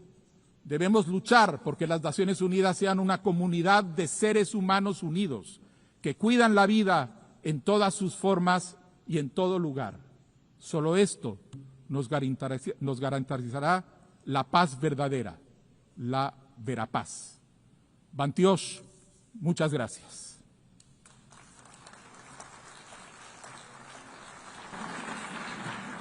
Au nom de l'Assemblée générale, je remercie le président du Guatemala.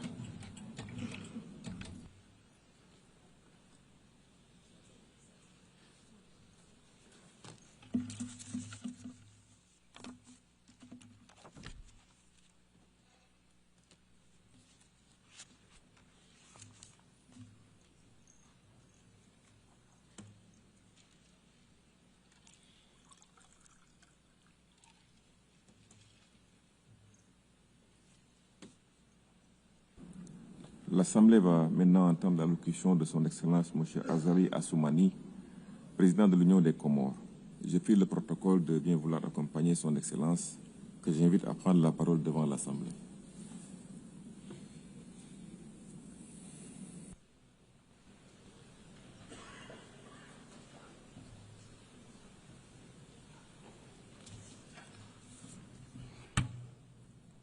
Bismillahirrahmanirrahim. Excellence, Madame la Présidente de l'Assemblée générale, Excellences, Monsieur le Secrétaire général de l'Organisation des Nations Unies, Majesté, Altesse, Excellences, Monsieur le chef d'État et de gouvernement, chef de délégation, honorable assistance, Assalamu alaikum wa rahmatullahi wa barakatuh. Permettez-moi tout d'abord d'adresser aux autorités américaines, au nom de la délégation comorienne, nos sincères remerciements pour l'accueil chaleureux et les excellentes dispositions prises à l'occasion de cette 80e session de notre Assemblée. Et je voudrais ensuite féliciter Son Excellence, Madame Alena Berkouk, pour son élection à la présidence de cette Assemblée et lui souhaiter bonne réussite dans sa noble mission. Et par la même occasion, rendre un hommage à Son Excellence M. Philom Yang pour la sagesse et la rigueur avec lesquelles il a conduit les travaux précédents.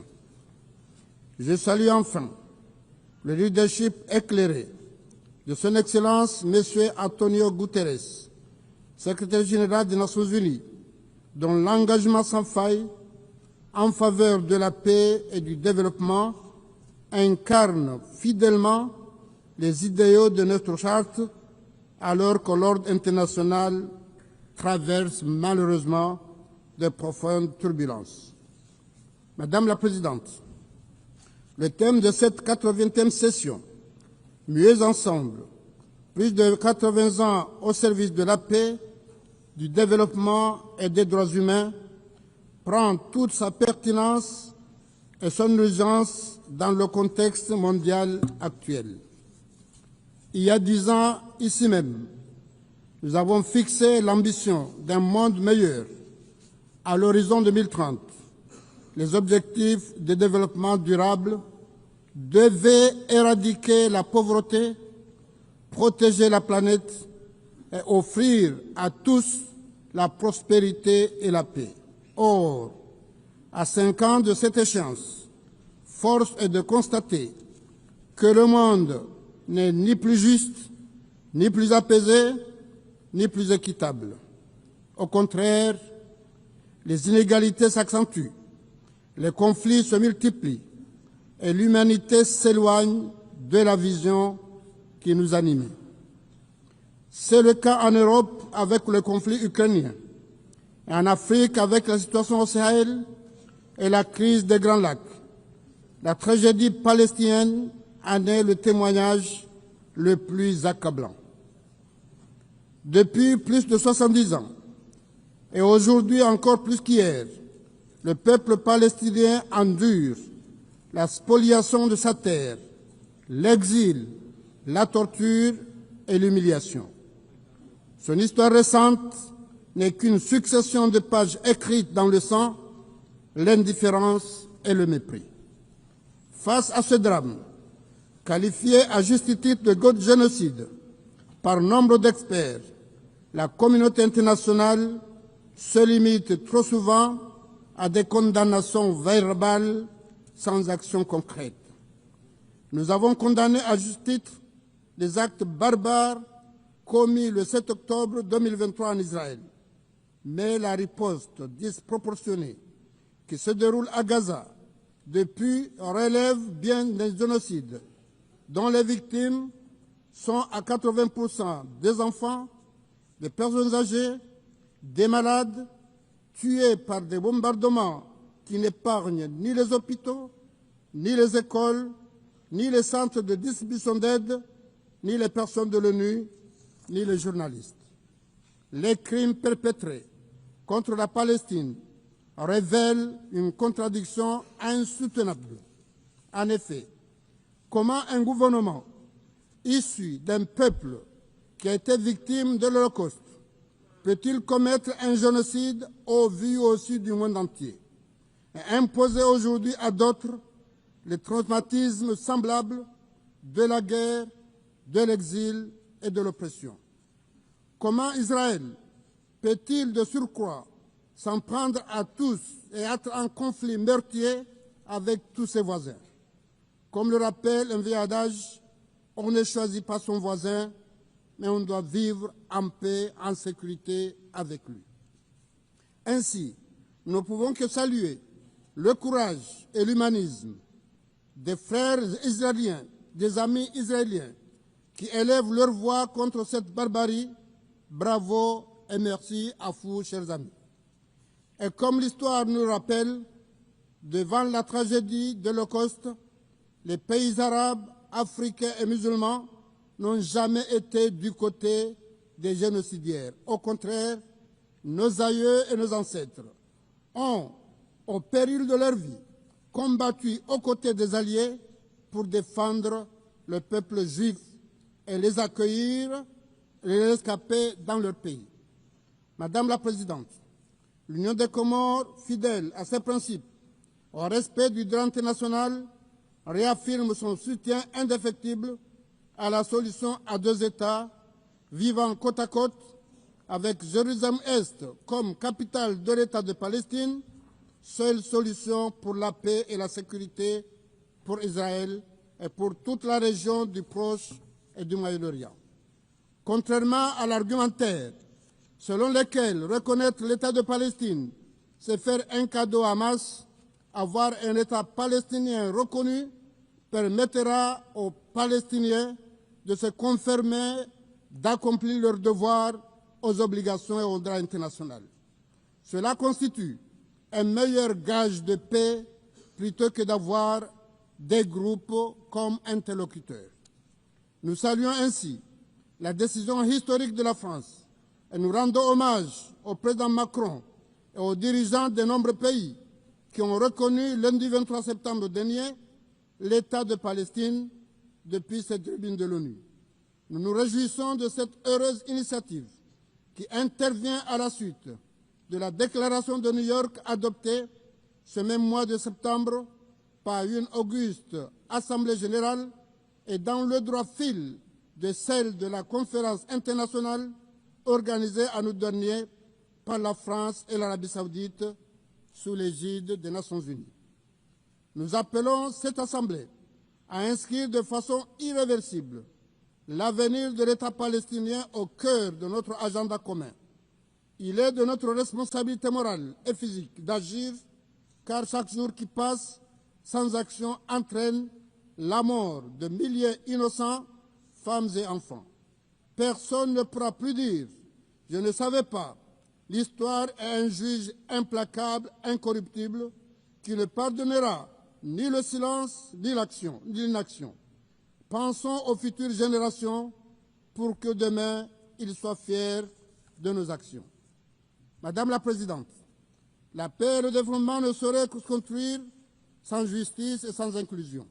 Et c'est pourquoi, 65 ans après les indépendances, l'Afrique, continent de près de 2 milliards d'habitants, doit obtenir sa place légitime au sein du Conseil de sécurité des Nations unies.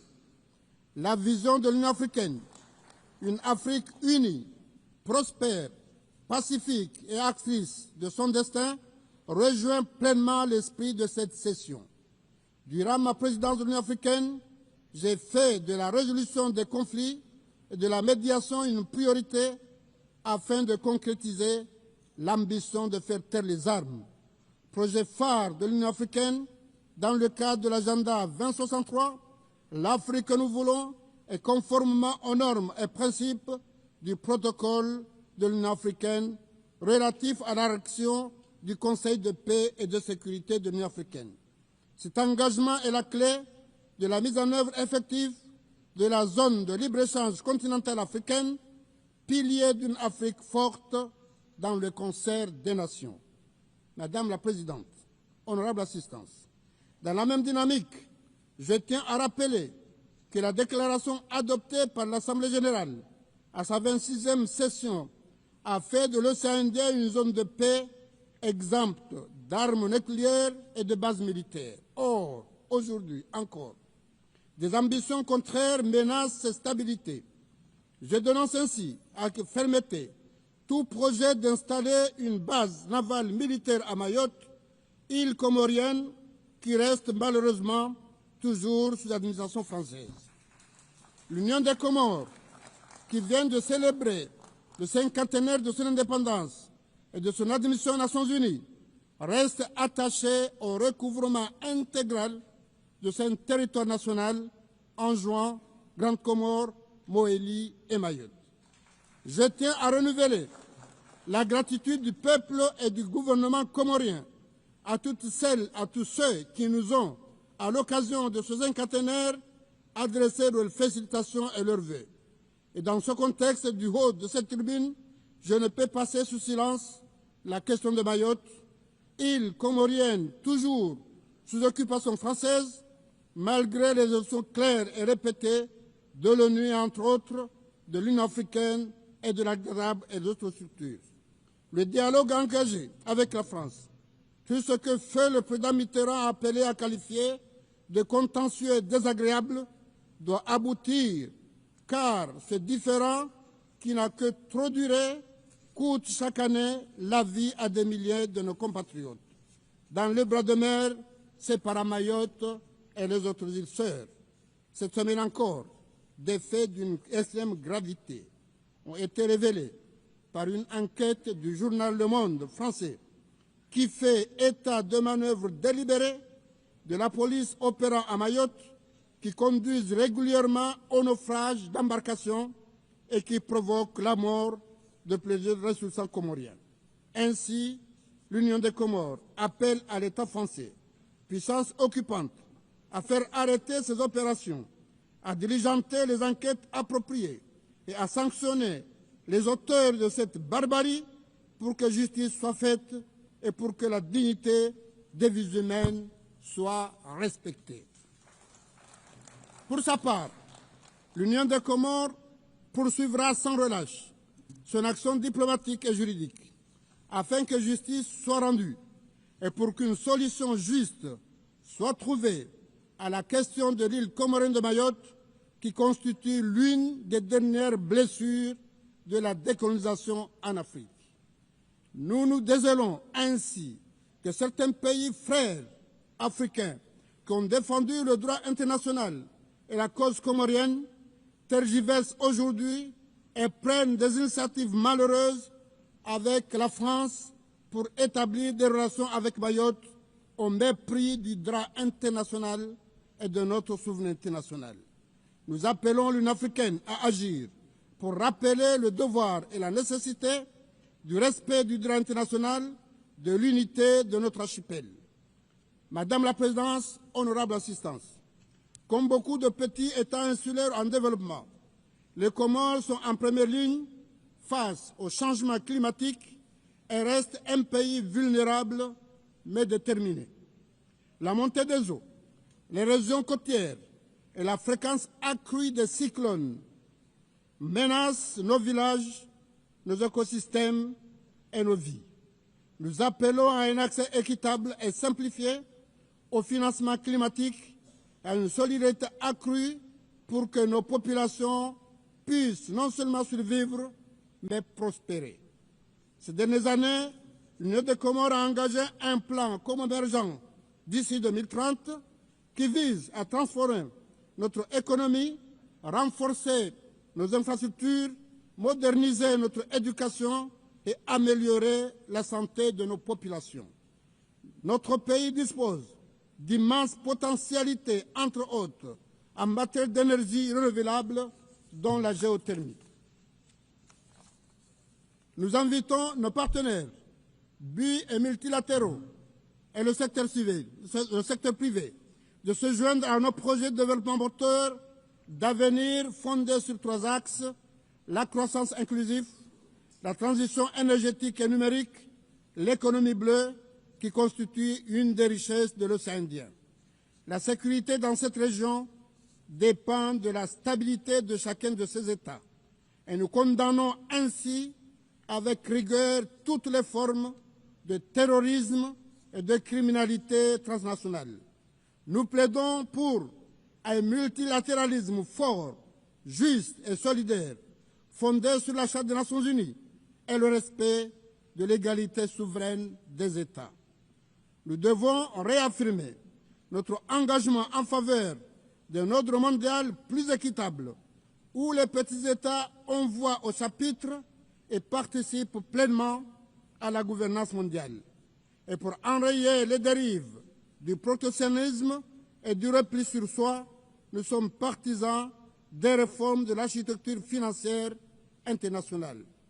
Après la pandémie de Covid-19, la crise climatique et l'endettement croissant des pays en développement, il est impératif d'adapter le système financier mondial aux réalités économiques, géopolitiques et sociales.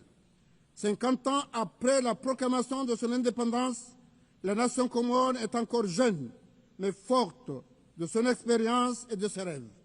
Le peuple comorien, fier de son histoire et confiant en son avenir, reste attaché à cette assemblée qui incarne nos aspirations communes à la paix, à la justice, au développement, qui doivent sans cesse être consolidées.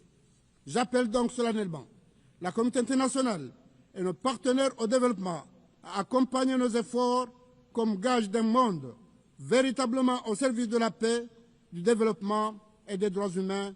Je vous remercie de votre aimable attention. Au nom de l'Assemblée, je remercie le président de l'Union des Comores.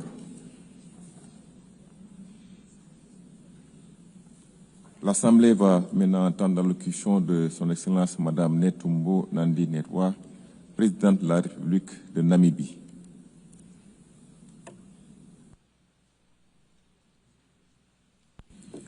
J'ai pris le protocole de bien vouloir accompagner son Excellence et je l'invite à prendre la parole devant l'Assemblée générale.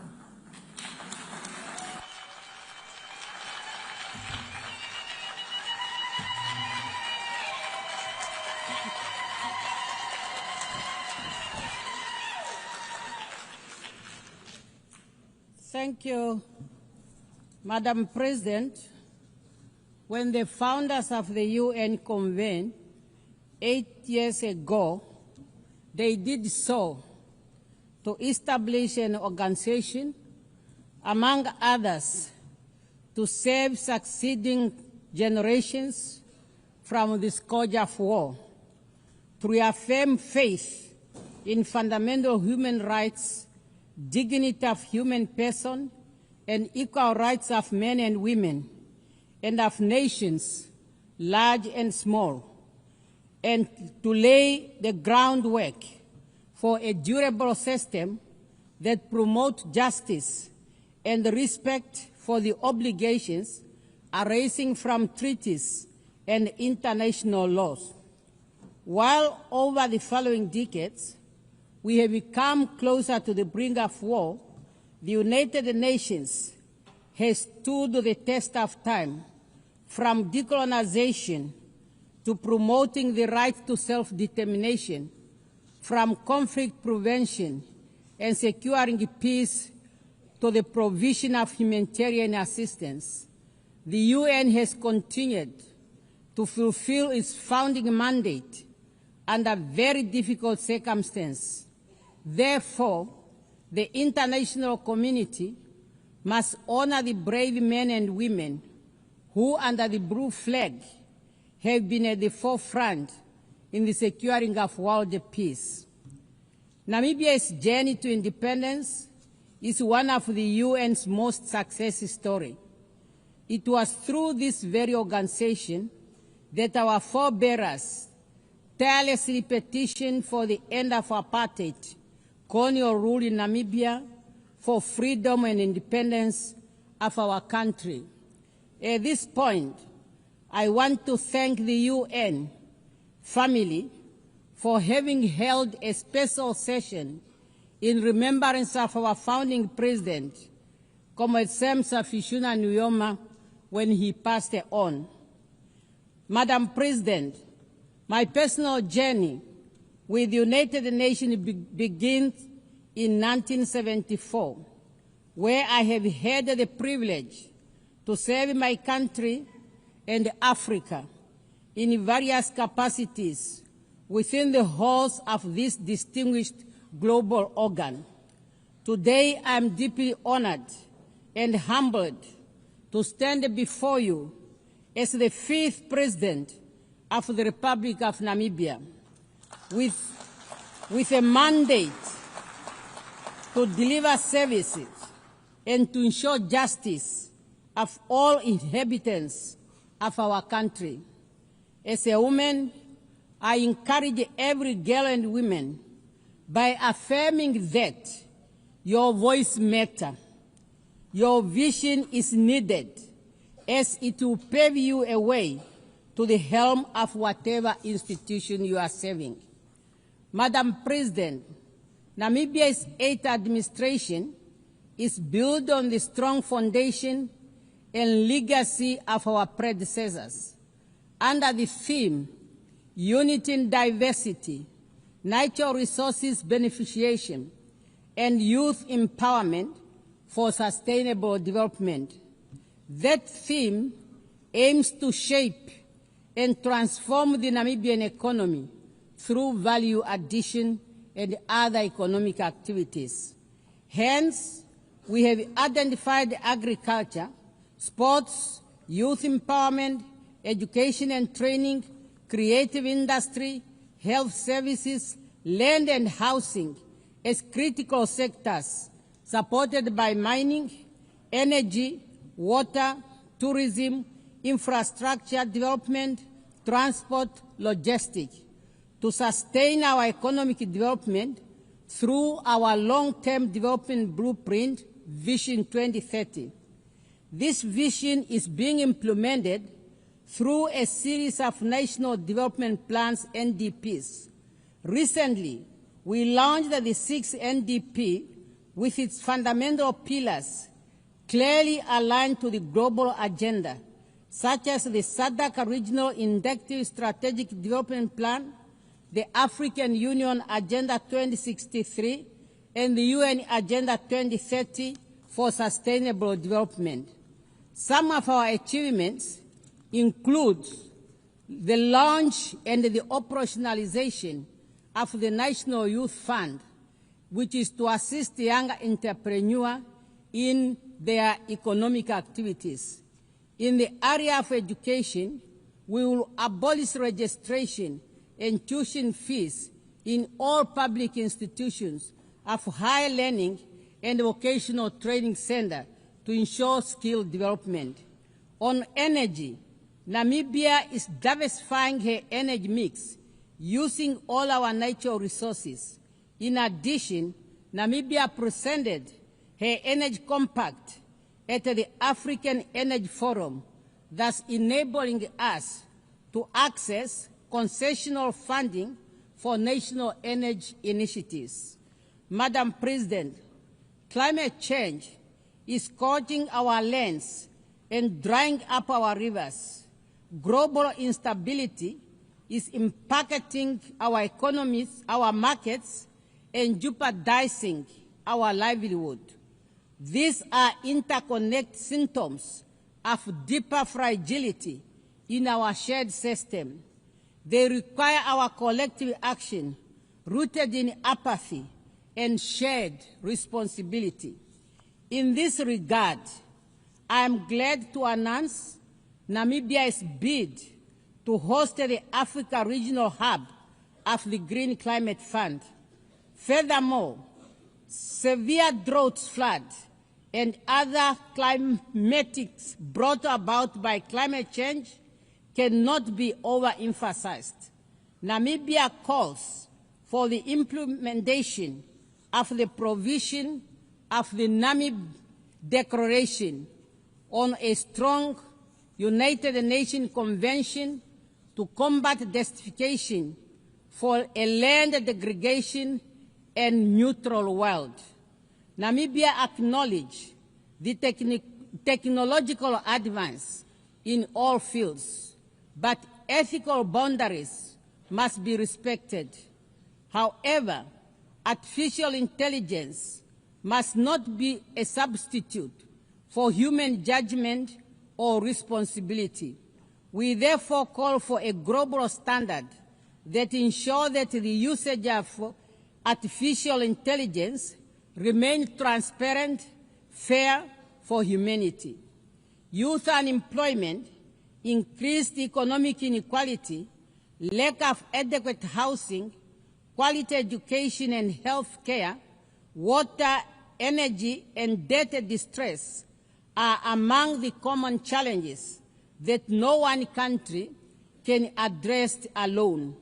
Through multilateral cooperation, our collective action must ensure that we all forge ahead to make the world a better place and to work together on those challenges in line with our theme, Better Together. Madam President, 30 years since the adoption of the Beijing Declaration and Platform of Action, we have made much to celebrate and to ponder on. Namibia continues to make progress in the area of women participation in politics and decision-making. Currently, Namibia's cabinet has 57% of women. As we gear up to commemorate the 25th anniversary of the adoption of the UN Security Council Resolution 1325 on women, peace and security, adopted during Namibia's presidency of the UN Security Council, Namibia will host two high-level events in Windhoek and New York. I look forward to the participation of all member states in those events to collectively reaffirm commitment to women, peace and security agenda. And through the Namibia International Women Peace Center, we will continue to advocate for the universal implementation of the Women, Peace and Security agenda. Madam President, we know to the ongoing efforts of the UN to ensure that we remain fit for purpose, including the UN 8 initiative. We need an agile United Nations that is inclusive. Respect of the UN Charter and its purpose and principles must be our guiding star for our future endeavors. Madam President, we are meeting against a backdrop of profound global tension. The world is fractured by conflict, displacement, and economic instabilities straining multilateral cooperation and a serious issue for us to reach consensus. A global liquidity crisis threatens to plunge millions of people into poverty and insecurity. For Namibia, those crises are real. They impact our communities, test the resilience of our ecosystem, thus need urgent attention. In this context, the Southern Africa Development Community is committed to promoting peace, security, and stability in the Eastern DRC. Namibia welcomes the ongoing efforts by the AU, SADC, and AC to align the Rwanda and Nairobi peace process and encourage the continued strengthening of political and security aspects of the challenges faced in our region. We further call upon UN Security Council and good office of the UN Secretary General to strengthen negotiation and peacekeeping initiatives towards resolutions of all conflict, including those in different parts of Africa.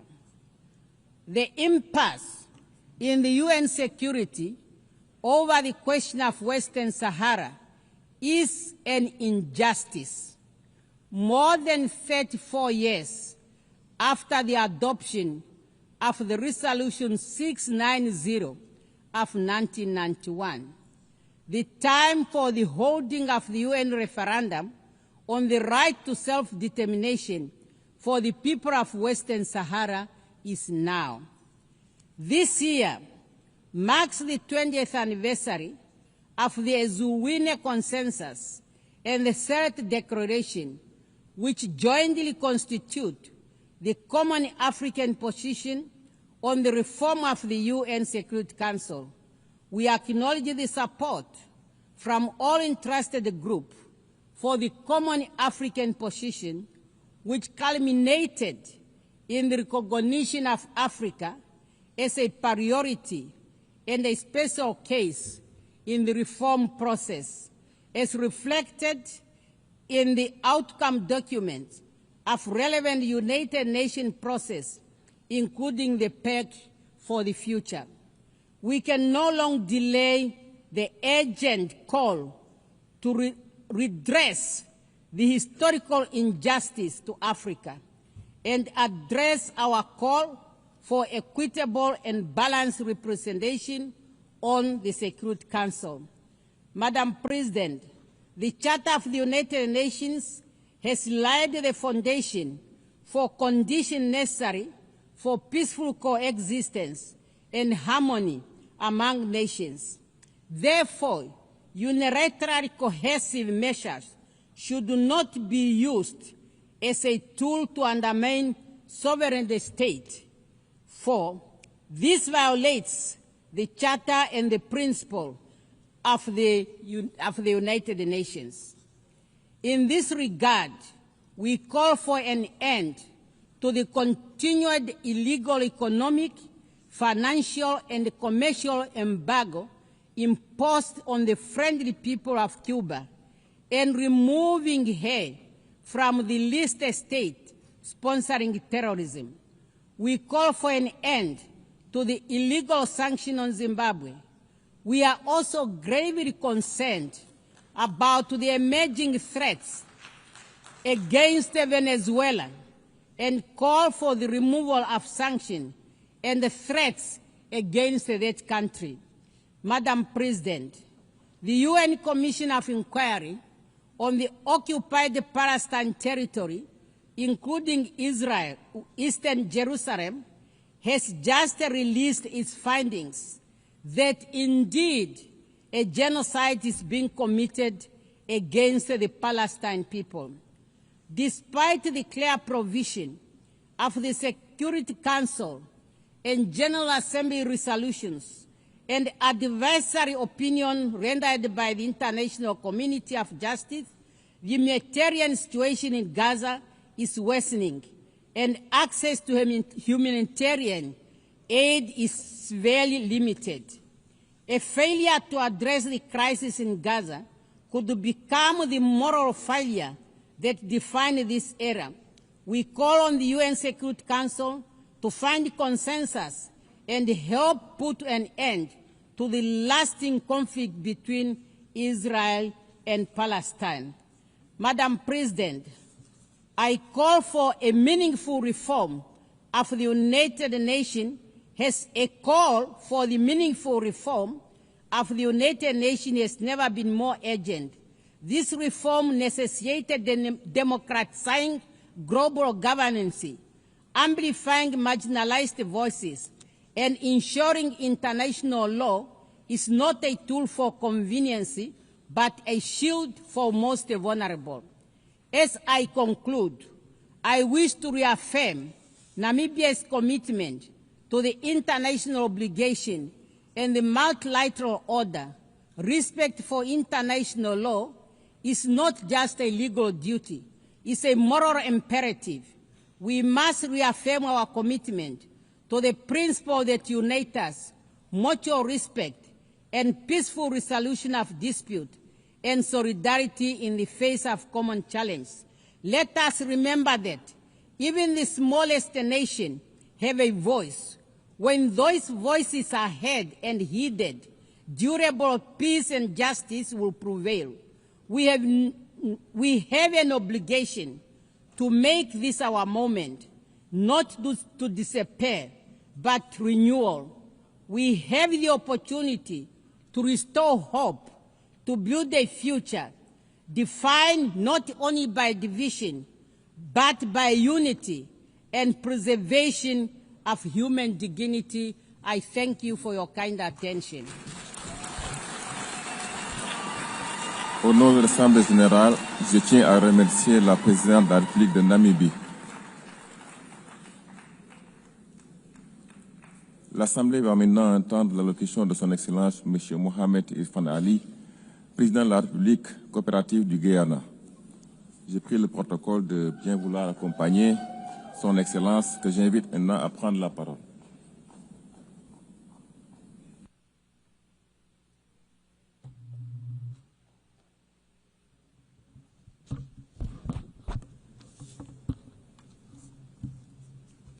President, Excellencies, distinguished delegates, friends, I extend my heartfelt congratulations to Madam President on her election as President of the 80th session of the United Nations General Assembly.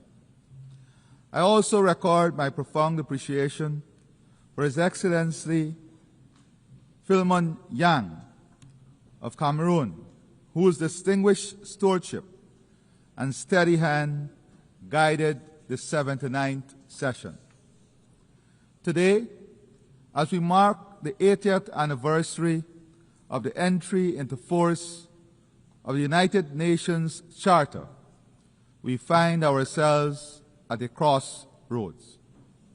This organization, our organization, has delivered. From creating international law, promoting development and human rights, to resolving disputes, providing humanitarian aid, and advancing self-determination and independence. The fact remains, over these 8 decades, we have worked together for the greater good. From 51 member states in 1945 to 193 today, the UN has established itself as the premier organization for multilateralism. In fact, it is difficult to imagine our world without the United Nations. However, as it is with anniversaries, we must reflect honestly and candidly, where are we at 80? Conflicts are raging as geopolitical tensions intensify. Food insecurity is worsening. Displacement is growing. Human rights are being ignored, and climate change is threatening lives and livelihoods. Our sustainable development goals are imperiled by shrinking development and budget support. Spending on peacekeeping budgets is diminishing, and humanitarian costs are soaring. Meanwhile, global military spending in 2024 saw its steepest annual increase since the Cold War. President, the United Nations noble mission to maintain international peace and security will ring hollow if it allows power to triumph over principle and might to override right. In remaining faithful to its charter, the United Nations must ensure that the survival and progress of humanity are not mortgaged to the ambitions of the powerful. The collective will of our membership must be reflected in the institutions and governance structure of the United Nations, including the Security Council. On this note, as we prepare to leave the Security Council at the end of this year, I want to thank our permanent representative and a team from Guyana for their exceptional work at the Security Council and their leadership.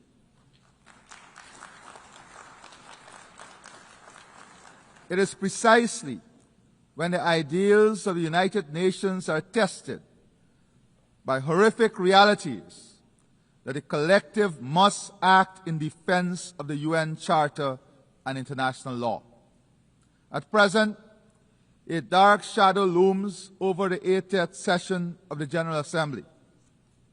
Genocide in Palestine, annexation of Ukrainian territory, persecution of women in Afghanistan, humanitarian catastrophe in Sudan, brutal gang violence in Haiti, increased transnational organized crime, trafficking, and illegal immigration. All this as new challenges are emerging: cybercrime, cyberterrorism, and the pandemic of misinformation and disinformation, alongside the abuse of social media. President, whilst we reiterate our condemnation of the attacks by Hamas on Israel on October 7, 2023, and again call for the immediate and unconditional release of all hostages, Israel's actions have long shattered any pretense of legitimate self-defense. What we are witnessing is not warfare, but mass extermination, a systematic slaughter and displacement of Palestinian men, women, and children. Those who escape the bombs and bullets are condemned to die slowly, starve of food, water, and hope. This is a war crime. The international community must not remain paralyzed while an entire people is annihilated. Impunity must never triumph over justice.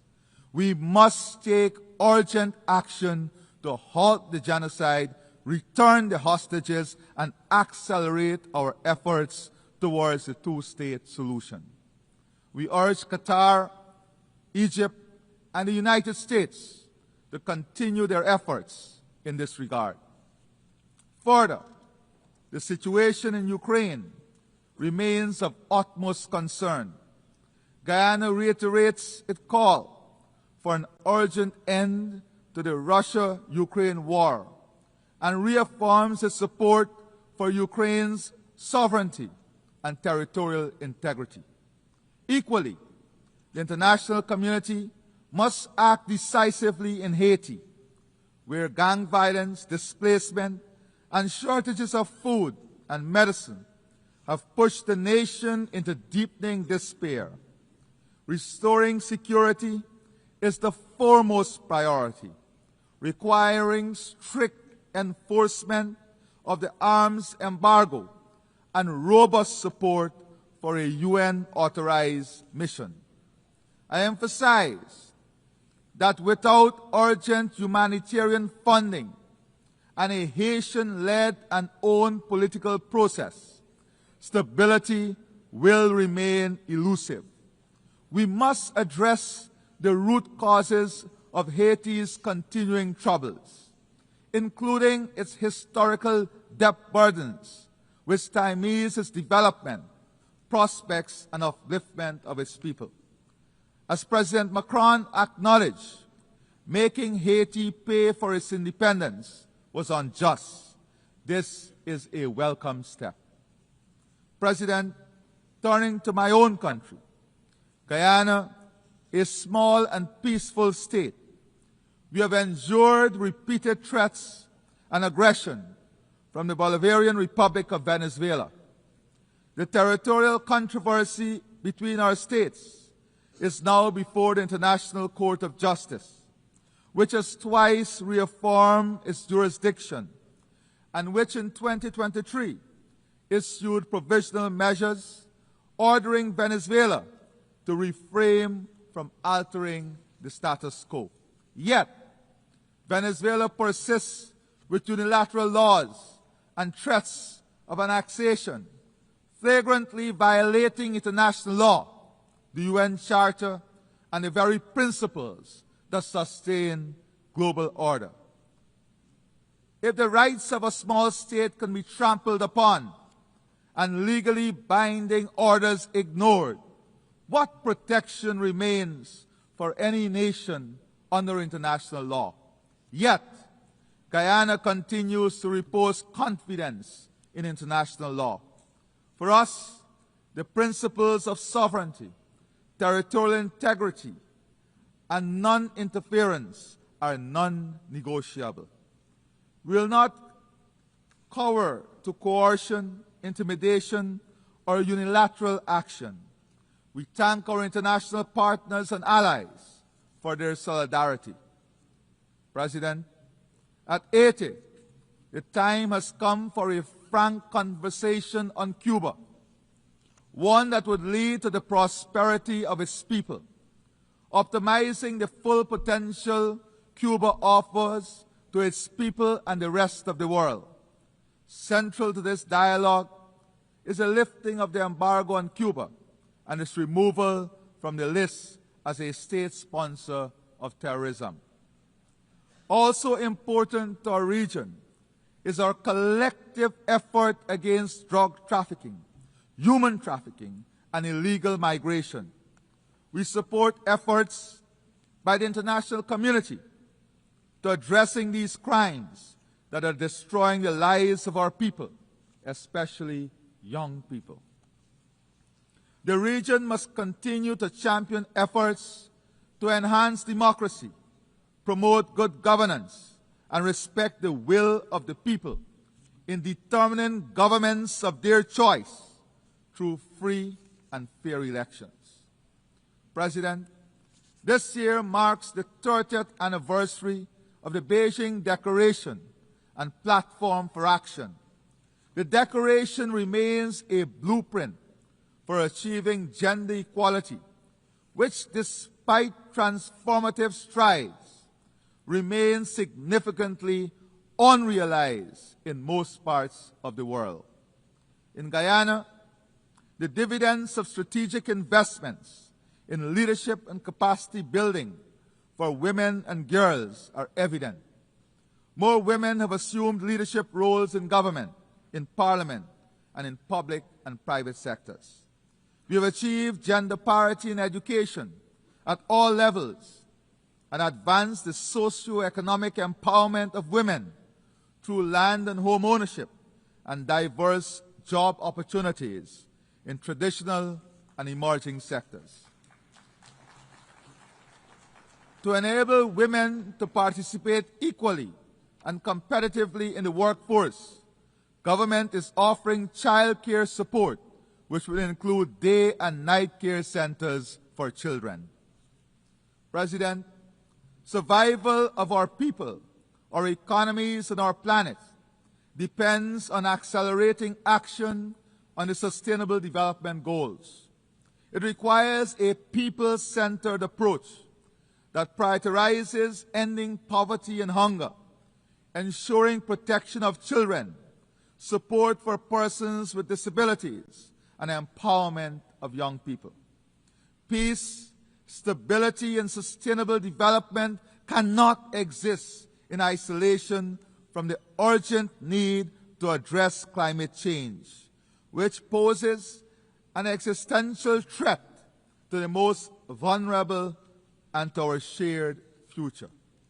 Guyana repeats the call for accelerated, unified global action to limit global warming. We continue to match our words with actions, protecting our forests, investing in sea and river defenses, improving drainage and irrigation, and restoring mangrove ecosystems to protect our people, our land, our livelihoods, and our planet. Our low-carbon development strategy 2030 demonstrates that economic growth and environmental stewardship can advance hand in hand. As the first country certified under the RED+ Environmental Excellence Standard and a successful seller of carbon credits, we are demonstrating that nature has tangible value and that innovation and responsibility can and must be rewarded. We call on the international community to deliver predictable, accessible climate finance, to support adaptation and resilience, and to embrace nature-based solutions. We once again commend Prime Minister Motley and the Bridgetown Initiative as the path towards sustainable financing for climate action. President, this year marks the 10th anniversary of the Sustainable Development Goals. Yet, the slow pace of implementation and regression in many areas sound a stark warning that the promise of 2030 is at risk. Guyana calls for renewed global commitment to financing for development, including fulfilling official development assistance pledges, mobilizing domestic resources, and addressing the crippling debt burdens that hinder progress in many developing nations. Addressing these development challenges requires recognizing that the health of our ecosystems is inseparable from achieving the SDGs.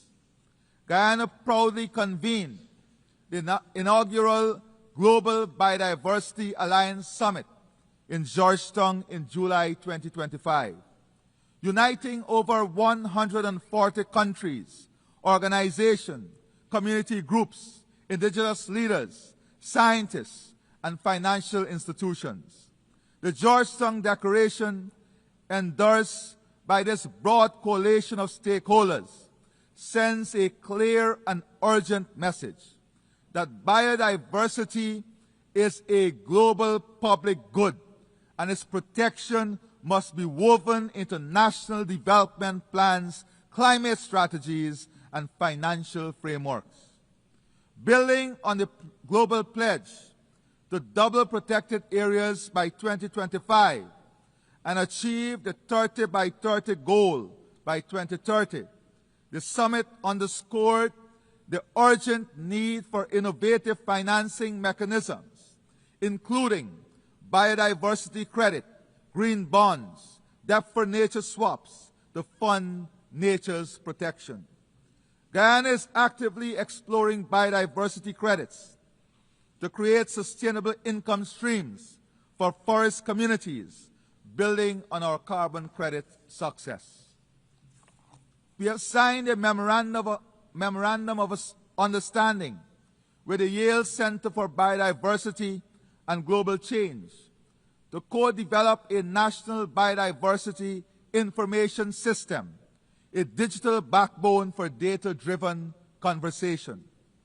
Guyana is demonstrating that economic development and environmental stewardship can advance together by using natural gas as a bridge away from heavy fuel oil and investing in hydropower, solar, wind, and other renewables. We aim to lower electricity costs for our citizens and businesses while ensuring universal access to affordable, reliable, sustainable, and modern energy.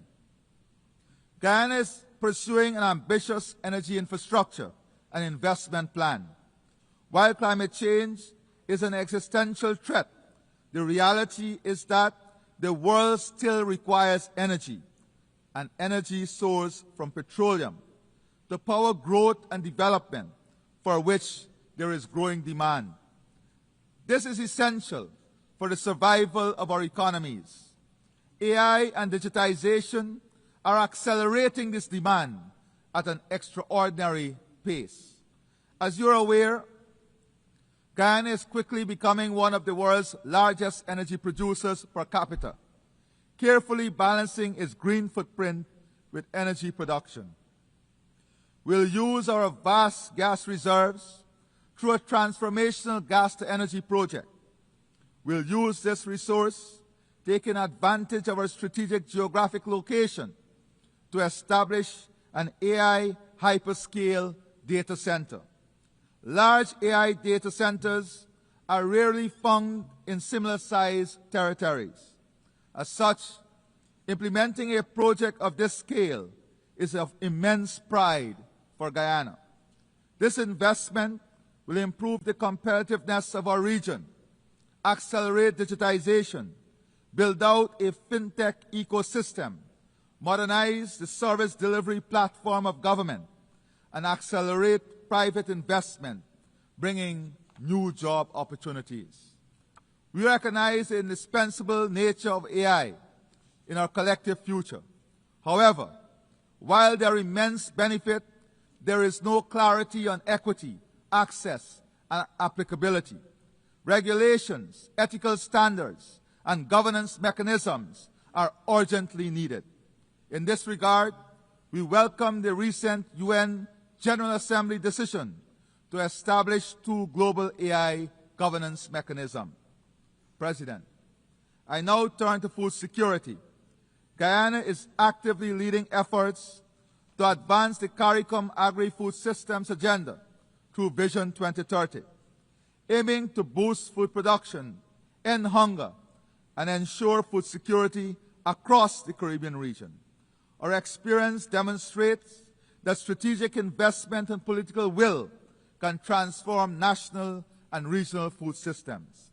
Guyana calls for the transformation of global food systems to be more resilient, sustainable, and equitable by strengthening local production and reducing dependence on volatile markets. Guyana stands ready to share its experience and partner with others to ensure nutritious food for all. As the United Nations commemorates its 80th anniversary, let us recall that this organization was conceived not in comfort, but in crisis, forged from the ashes of war to serve as the conscience and compass of humanity. 8 decades later, that duty has not dimmed, it has only grown more urgent. If the UN is to remain humanity's best hope, it must stand firm against aggression and remain fully engaged with the great question of our time. We must be bold in recognizing the necessity for institutional adjustments that will advance the organization's success. Our generation will be judged not by the eloquence of our declaration, but by the substance of our deeds. From the ruins of Gaza to the streets of Haiti, from Kiev to the drowning coasts of small island states, the peoples of the world cry out for more than words.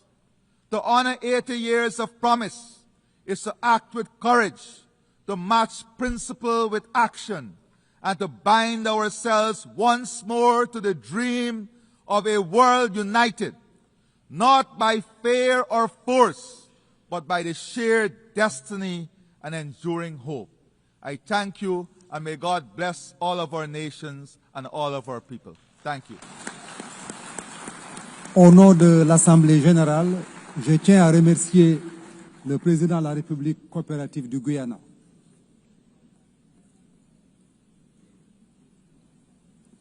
L'Assemblée va maintenant entendre une allocution de son Excellence M. Taneti Maamau, président et ministre des Affaires étrangères et de l'immigration de la République de Kiribati. Je prie le protocole de bien vouloir accompagner son Excellence, que j'invite à prendre la parole devant l'Assemblée.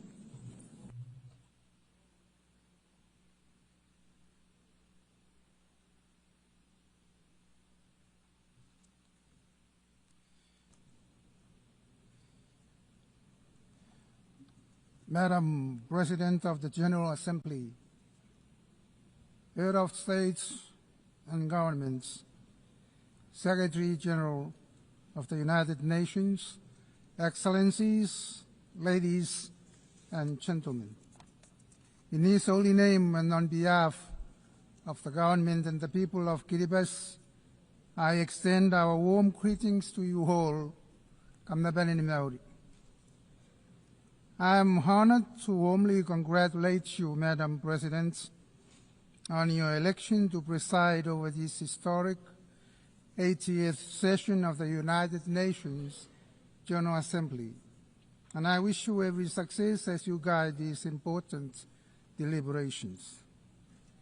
Madam President, we commend your theme, Better Together, 80 years and more for peace and development and human rights, reminding us of the enduring importance of multilateral cooperation in addressing global challenges. For Kiribati, it underscores the value of working collectively to advance peace, safeguard human rights, and promote sustainable development. Your Excellencies, Kiribati welcomes the initiative of the Secretary General to reform the United Nations for the challenges and realities of the 21st century in order for it to respond more effectively to member needs, especially small island developing states or SIDS, and the least developed countries, LDS. These countries are faced with unique and special circumstances that require targeted assistance and support from the UN. The Secretary General's UN 80 initiative is a crucial step toward a more effective UN. In this context, we encourage reforms that remove duplication, improve efficiency, and ensure that mandates most vital to vulnerable nations, such as climate action, sustainable development, and resilience, are protected and enhanced. Kiribati is proud. Since joining the UN, we have been contributing in our way to its mandates and its initiatives. On the international level, especially peace and security, Kiribati has actively supported the Treaty on the Prohibition of Nuclear Weapons, particularly in the implementation of Article 6 and 7, efforts which we jointly coordinate with Kazakhstan. We fully support the United Nations push for a world free of nuclear weapons and are committed to addressing man-made disasters like dumping of nuclear waste, radioactivity wastewater discharges, and traversing of nuclear-powered submarines, and testing that pose grave risk to our oceans' fragile health. Advocating for a nuclear-free ocean and the world should be backed by our commitment to peace and security. Kiribati has strengthened governance in the capital and is now working with the outer highlands to improve accountability, develop relevant initiatives, manage assets, and enhance customer service. These efforts are very essential for peace and security. Aligned with our KV20 roadmap to transform Kiribati into a healthy, wealthy, and peaceful nation, we sent our police officers to support the UN peacekeeping missions. Kiribati also actively engages in social and cultural initiatives for peaceful living. Gospel Day, now celebrated across Kiribati, unites all faith-based organizations to worship together, fostering respect, unity, and peace. We hope this approach promotes religious tolerance worldwide, making it a better place to live. Peace, security, and respect for the UN Charter are essential for sustainable development. Kiribati is committed to SDGs, emphasizing SIDS, or small island developing states, unique circumstances. Along with the other SIDS in the Antigua and Barbuda Agenda for SIDS, ABES, we aim for resilient prosperity through technological and digital solutions. These innovations are vital to overcoming challenges from geographical isolation and limited economies of scale. While Kiribati has technological constraints, we see digital solutions as key to enhancing public services, education, commerce, and climate resilience. Kiribati faces climate challenges, but it remains resilient. While some narratives claim our islands are sinking, we have traditional and modern strategies to adapt and thrive. Our efforts, aligned with international climate goals, focus on building resilience, protecting livelihoods, and preserving our culture. We urge global action to limit warming to 1.5 degrees Celsius and support frontline states to the loss and damage front. We welcome and commend the International Court of Justice in its landmark decision, giving its firm hope and assurance that Kiribati and other vulnerable countries will continue to exist in light of climate change impacts. This milestone demonstrates what the Blue Pacific can successfully achieve collectively, and that is to secure the full legal certainty and permanence of our maritime zones, irrespective of the impacts of climate change. The Multi-Dimensional Vulnerability Index, the MVI, is particularly important for Kiribati as it captures the combined effect of economic, social, and environmental vulnerabilities that are not fully reflected in the income-based measures alone. By incorporating the MVI into development planning and international supports, countries like Kiribati can better access resources, build resilience, and implement effective strategies to achieve sustainable development despite our structural limitations. Kiribati's ocean is vital for its identity, economy, and food security.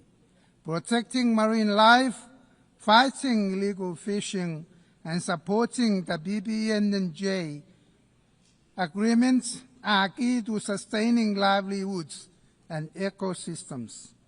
IUU fishing causes over US $600 million annual loss, a moral and economic injustice that could fund universal childcare. Guided by the 2050 strategy for the Blue Pacific and recent UN Ocean Conference outcomes, Kiribati believes these issues can be addressed through strong multilateral ocean governance based on the UN principles.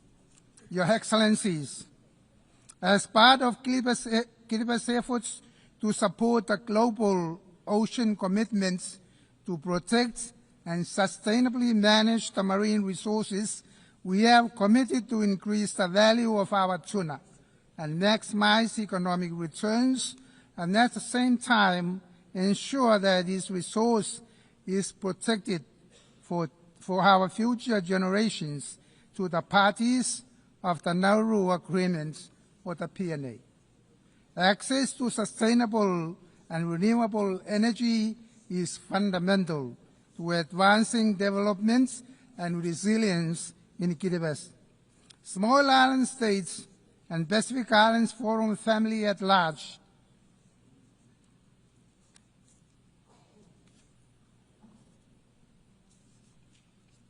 access to sustainable development and renewable energy is fundamental to advancing development and resilience in Kiribati, as well as small island states and Pacific Islands Forum family at large. Kiribati is investing in clean energy technologies, such as solar lights at household levels, to reduce our dependence on imported fossil fuels. We call for the enhanced international cooperation and financing to accelerate the transition to sustainable energy systems that are accessible, affordable, and climate resilient. Your Excellencies, the role of education, youth, and women in building resilient communities is vital. Investing in quality education, promoting gender equality, and empowering young people are key to sustainable development, innovation, and social cohesion. We support initiatives that foster youth leadership and women's full participation in the economic, political, and social spheres. Sports, culture, and traditional knowledge further boost community resilience, health, and belonging, supporting peaceful and sustainable societies. Healthcare in Kiribati faces challenges from the dispersed nature of the islands. To improve, the government will introduce sea ambulances and advance medical services to enhance capacity and reduce the need for overseas referrals. Your Excellencies, equitable and predictable development financing is vital for Kiribati's future. Reforming the international financial system, improving access to concessional finance, data, sustainability, and bridging the digital divide are key to enabling states to meet their development goals.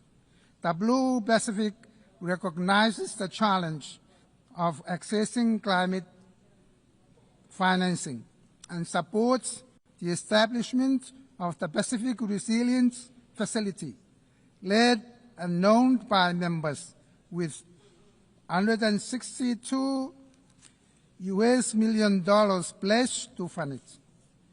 Kiribati highlights the importance of the Doha Programme of Action for Least Developed Countries, which mobilizes international support for the most vulnerable. We await the UN financing for development conference, hoping it would provide concrete solutions to improve access to finance for those in need. These efforts are crucial for less developing countries like Kiribati to build resilience and promote sustainable development. Kiribati reaffirms its belief in the fundamental principle of multilateralism as the cornerstone for addressing global challenges collectively. By embracing cooperation, solidarity, and multilateral engagement, we can shape a future in which all nations, particularly the vulnerable, can thrive and prosper. In this endeavor, we draw inspirations from the wisdom of our forefathers, who taught us that by working hard in resilience and peace, we can secure enough to prosper. This enduring principle guides Kiribati's approach to sustainable development, resilience, and multilateral engagement, reminding us that collective efforts and peaceful collaborations are the foundation of lasting progress. Allow me to close by bestowing upon the United Nations and all its members and all its staff our traditional blessings of the Maori, the Roi, the Tabamoa, meaning abundant health, peace, and prosperity. I thank you, Ambassador. Au nom de l'Assemblée générale, je tiens à remercier le Président et ministre des Affaires étrangères et de l'Immigration de la République de Kiribati. L'Assemblée va entendre l'allocution de Son Excellence M. Bassirou Diomaye Diakhar Faye, Président de la République du Sénégal. J'ai pris le protocole de bien vouloir accompagner Son Excellence, que j'invite à prendre la parole devant l'Assemblée.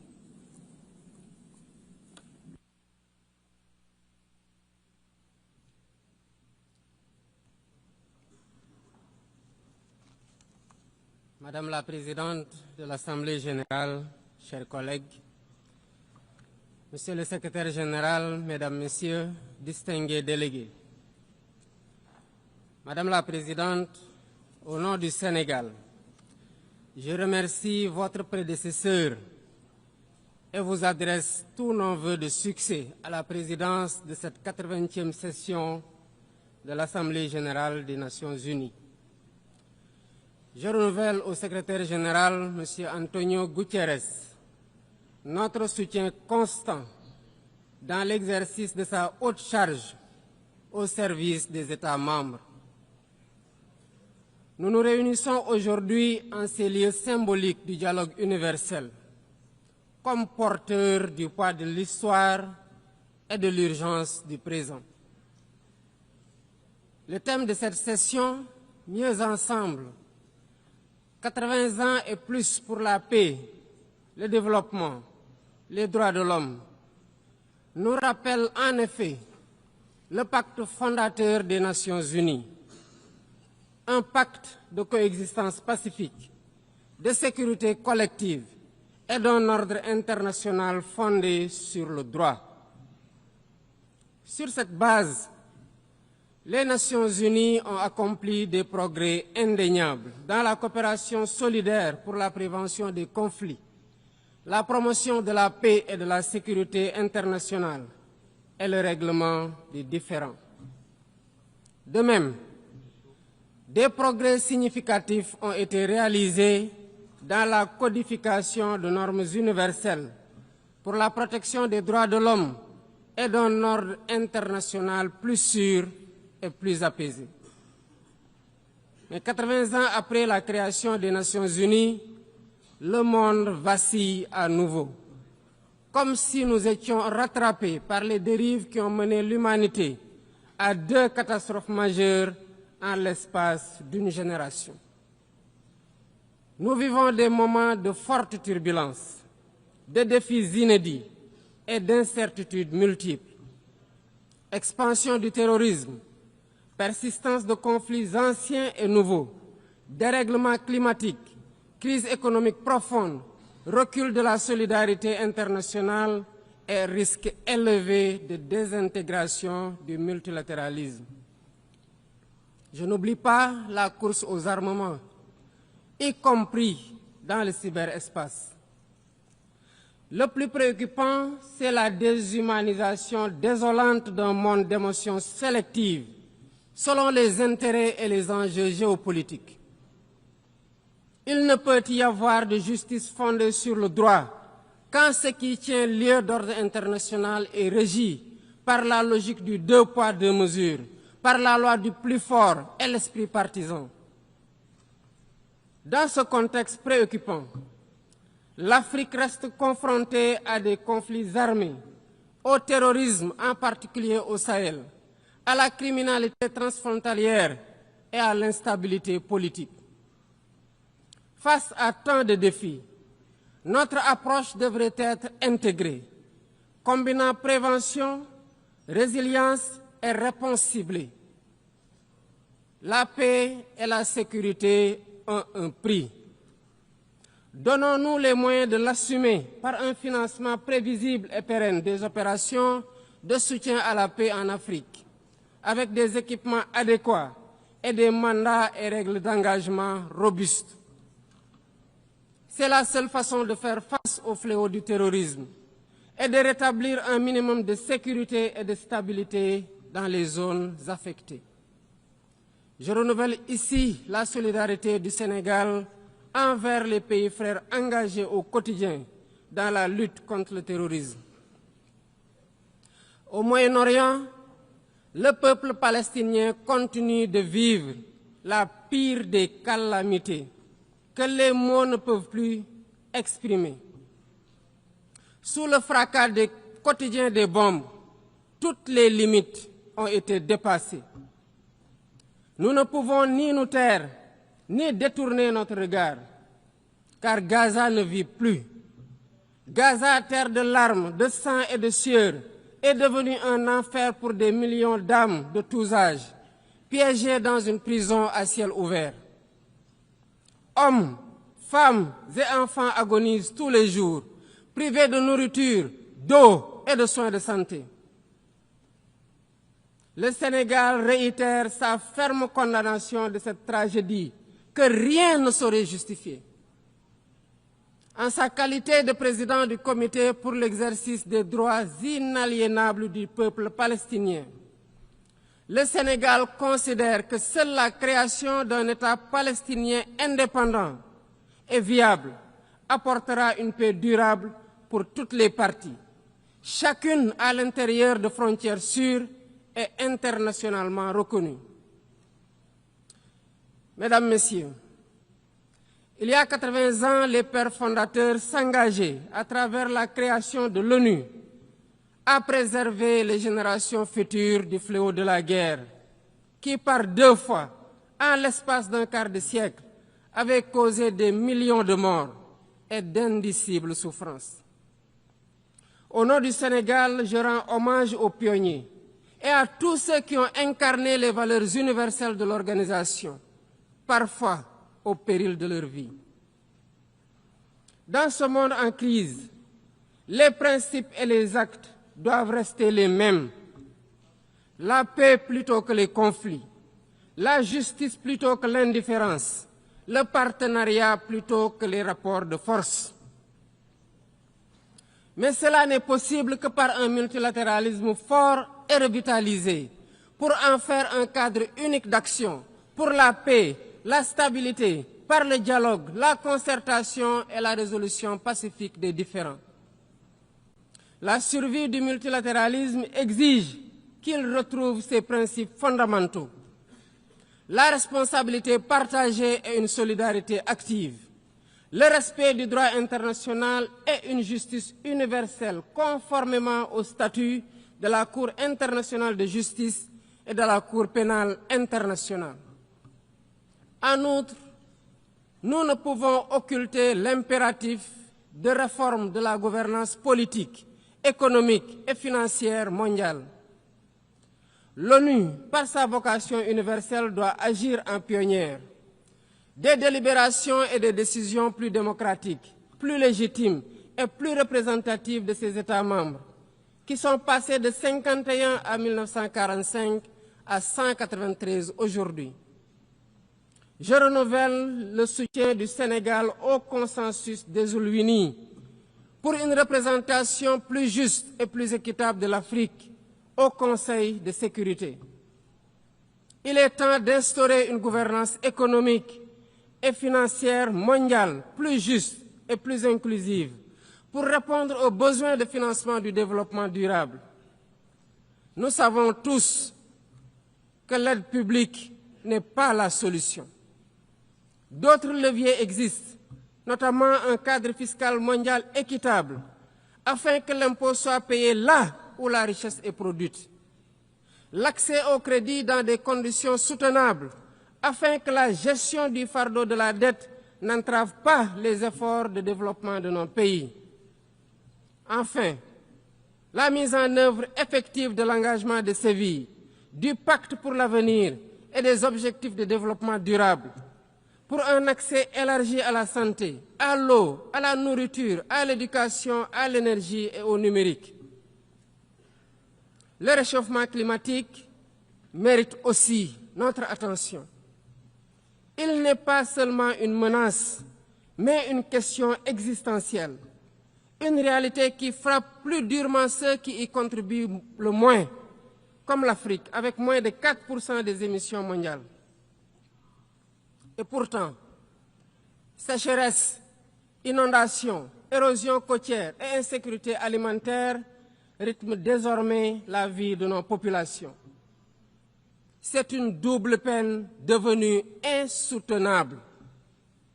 Le Sénégal renouvelle son attachement à l'accord de Paris sur le climat et appelle à une transition climatique juste et équitable par l'exploitation de nos ressources disponibles pour l'accès universel à l'électricité et l'amorce d'une industrialisation compétitive. La lutte contre le réchauffement climatique se fera indubitablement avec des financements conséquents pour l'adaptation, la simplification est l'accès aux fonds climatiques ainsi que la garantie de transfert de technologies. Le Sénégal salue la création du fonds pour répondre aux pertes et dommages et appelle à la mobilisation de la solidarité internationale pour la constitution de ces ressources afin de financer les opérations sur le terrain. Excellences, Mesdames et Messieurs, face aux urgences et aux défis nombreux et complexes, nous ne sommes pas démunis. Le monde dispose des moyens nécessaires pour nourrir ceux qui ont faim, éduquer nos enfants, soigner les malades et faire taire les armes. Le véritable obstacle n'est ni financier, ni technique, ni matériel. Il est dans la volonté politique de faire du multilatéralisme un instrument de solidarité collective, de coopération plutôt que de confrontation, pour un avenir où la dignité humaine sera au cœur de nos décisions. Alors, faisons de ce 80e anniversaire des Nations Unies, non pas le constat d'un ordre épuisé, mais le point de départ d'un nouvel espoir, celui d'une organisation rénovée et plus efficace, au service des peuples qu'elle incarne. Le Sénégal reste fidèle à son engagement de travailler dans ce sens avec tous les membres de l'organisation, prêt à jeter les ponts, prêt à porter les réformes, prêt à poursuivre notre œuvre commune pour un monde de paix, de justice et de solidarité. Je souhaite plein succès aux travaux de la 80e session de l'Assemblée générale et vous remercie de votre aimable attention. Au nom de l'Assemblée générale, je tiens à remercier le président de la République du Sénégal. L'Assemblée va entendre l'allocution de son Excellence M. Peter Pellegrini, président de la République slovaque. J'ai pris le protocole de bien vouloir accompagner son Excellence, que j'invite à prendre la parole devant l'Assemblée.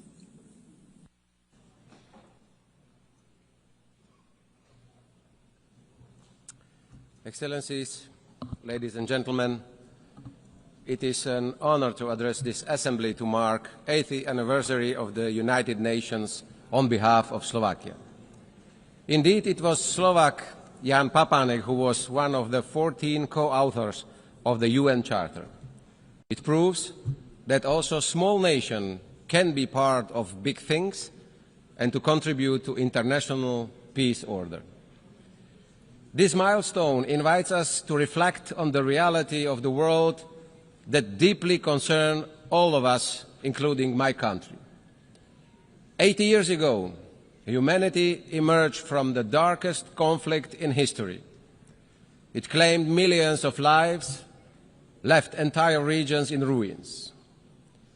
My country witnessed the Holocaust, but also the courage to stand up to evil.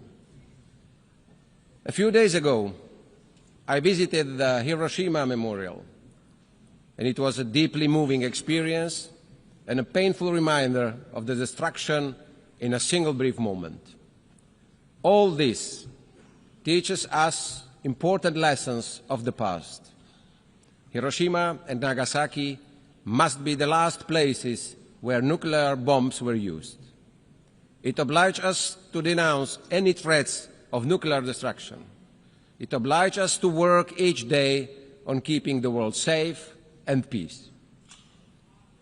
Peace has become the UN's defining mission, alongside the protection of human rights, sustainable development, and international law. To quote Slovak diplomat Jan Papanek, "The success of the UN was my life's goal because peace means progress for my nation and security for my homeland." This is the ambition that we, humanity, agreed to accomplish. The authors of the UN Charter saw the danger of unchecked hatred and extreme ideologies. They understood that the world needed a framework to ensure it wouldn't slip into chaos again.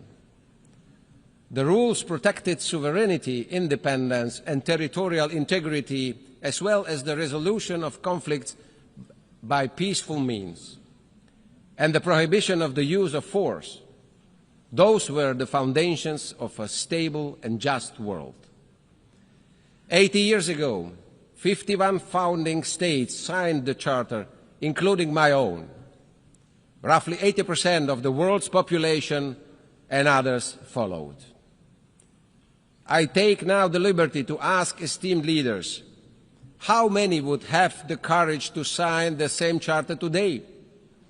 How many would truly live up to its rules and obligations? Would we be even able to write the Charter in current post-truth societies? And what's worse, the Charter is openly questioned. The rule of the powerful and the use of the military force are returning as tools of policy.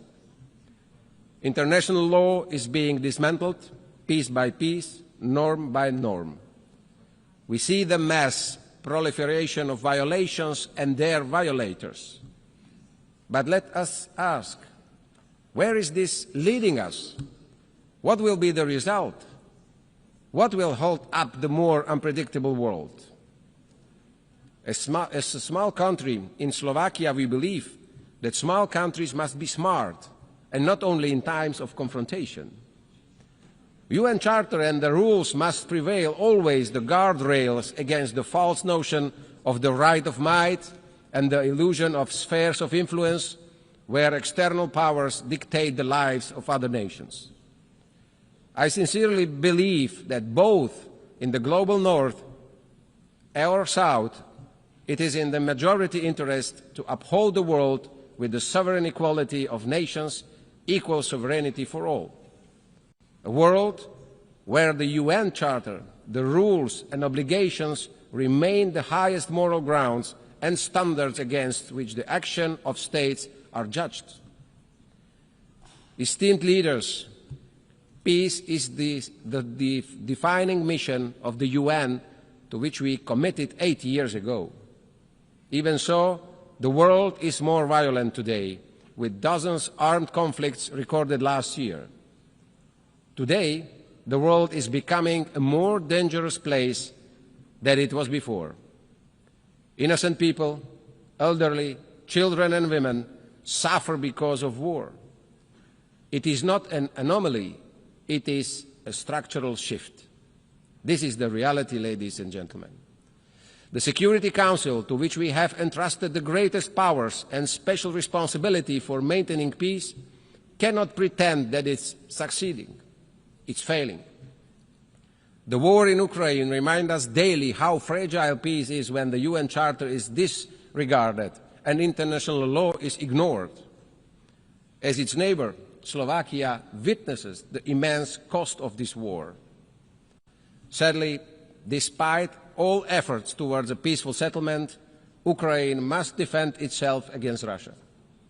This is despite the groundwork for diplomatic talks being set at the US-Russia summit in Alaska, despite the clear agreement that negotiations would soon continue with Ukraine being included.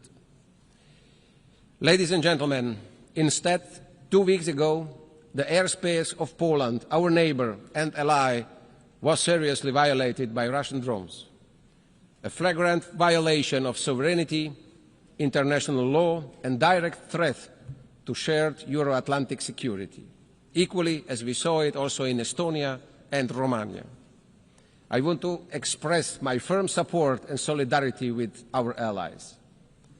The door open to negotiations should never be mistaken for weakness or an invitation to further violence. My country calls for too early peace. We call on commitment and concrete steps in line with the result of summit in Alaska. We continue to be ready to contribute to it and to support the guarantees ensuring the future peace that stands the test of time. In the Middle East, after the horrific act of terrorism, Israel has the right to defend itself. Hostages must return home. In Gaza, children and families do not feel safe anywhere, neither in hospitals nor in their temporary shelters. Esteemed leaders, the thin line between legitimate defense and unacceptable suffering is being painfully tested. We must allow access to humanitarian aid for those who need it. We hear the quest by Palestinians to have their own state. And I am proud that Slovakia does not need to make big gestures today, because for more than 3 decades, or 3 decades ago, we have recognized the right of Palestinian people to decide upon their fate. In Bratislava, we already have the embassy of the Palestine, and we believe in two-state solution. But this is achievable only at the table by diplomatic means based on the will to live side by side as Palestine and Israel. Ladies and gentlemen, the world is changing at unprecedented speed. The triple planetary crisis and quick progress in artificial intelligence are moving far faster than we are able to react. Slovakia has been an active voice in both global climate debates and discussions on the artificial intelligence. I don't want to sound doom and gloom. In fact, we must get ready for the new era, the unstoppable revolution. We need a responsible approach from all international institutions, the private sector, and also the governments. My country wants to contribute and to steer the debates and find solutions by hosting all the actors at the Summit on Education and AI in Bratislava, in our capital, in November this year. Finally, at the UN's 80, I want to return to the matter of how to make it fit for the next decades. To be diplomatic yet frank, in recent years, it has not always been in the best condition to meet its tasks. Its credibility has been reducing. Yet it would be unfair and incorrect to say it is irrelevant or incapable. Over the past 8 decades, the UN has provided us a space to speak on equal footing and to be listened to. Enemies can meet here, eye to eye. It has succeeded in a wide range of areas. There have been groundbreaking agreements in many fields, including human rights, disarmament, climate, and health. G7, G20, BRICS, and other regional organizations with their own goals will never be able to fully substitute UN. However, the UN's health cannot be a justification for disengagement. On the contrary, the situation calls upon us for reinvestment in its strength. It lies in our hands, member states, more than in the executive powers of the Secretary General. UN reforms is desirable and, in light of the current financial situation, also indispensable. Reform of the Security Council is long overdue, with representation of nations that better reflects the reality of the changed world. Slovakia welcomes the UN 80 initiative. It will be a difficult task, but we have a common goal. The UN must emerge from this as efficient and capable of having impact where it matters most in the field. Ladies and gentlemen, we have been called upon by our citizens to fulfill our duties in very difficult times. We can no longer sweep issues under the rug or pass the buck. We must respond. Our steps will be measured and we will be judged against it. Slovakia is ready to do its share, also as a candidate for non-permanent seat in the Security Council. Slovakia, a peaceful nation in Central Europe with multilateralism deeply in its DNA, we will always support international cooperation, a world based on rules with a strong UN in its heart. No child should be punished for being born in the wrong part of the world. Each child has the right to live in peace. Each child has the right for a decent life. It is our duty to make this real. Slovakia will do its part together with the nations that believe in peace and cooperation. We give this promise to the United Nations and we give this promise to the future generations. Thank you very much. Au nom de l'Assemblée générale, je tiens à remercier le président de la République slovaque.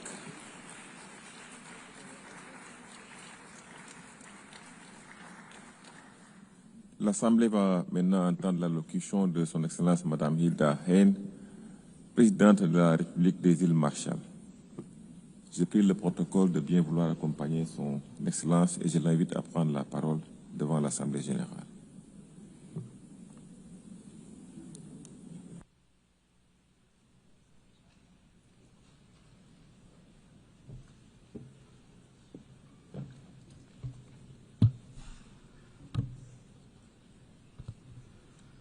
Madam President, Mr. Secretary General, Excellencies, the Republic of the Marshall Islands has a unique legacy with the United Nations, which reaches back to the creation of this organization 80 years ago.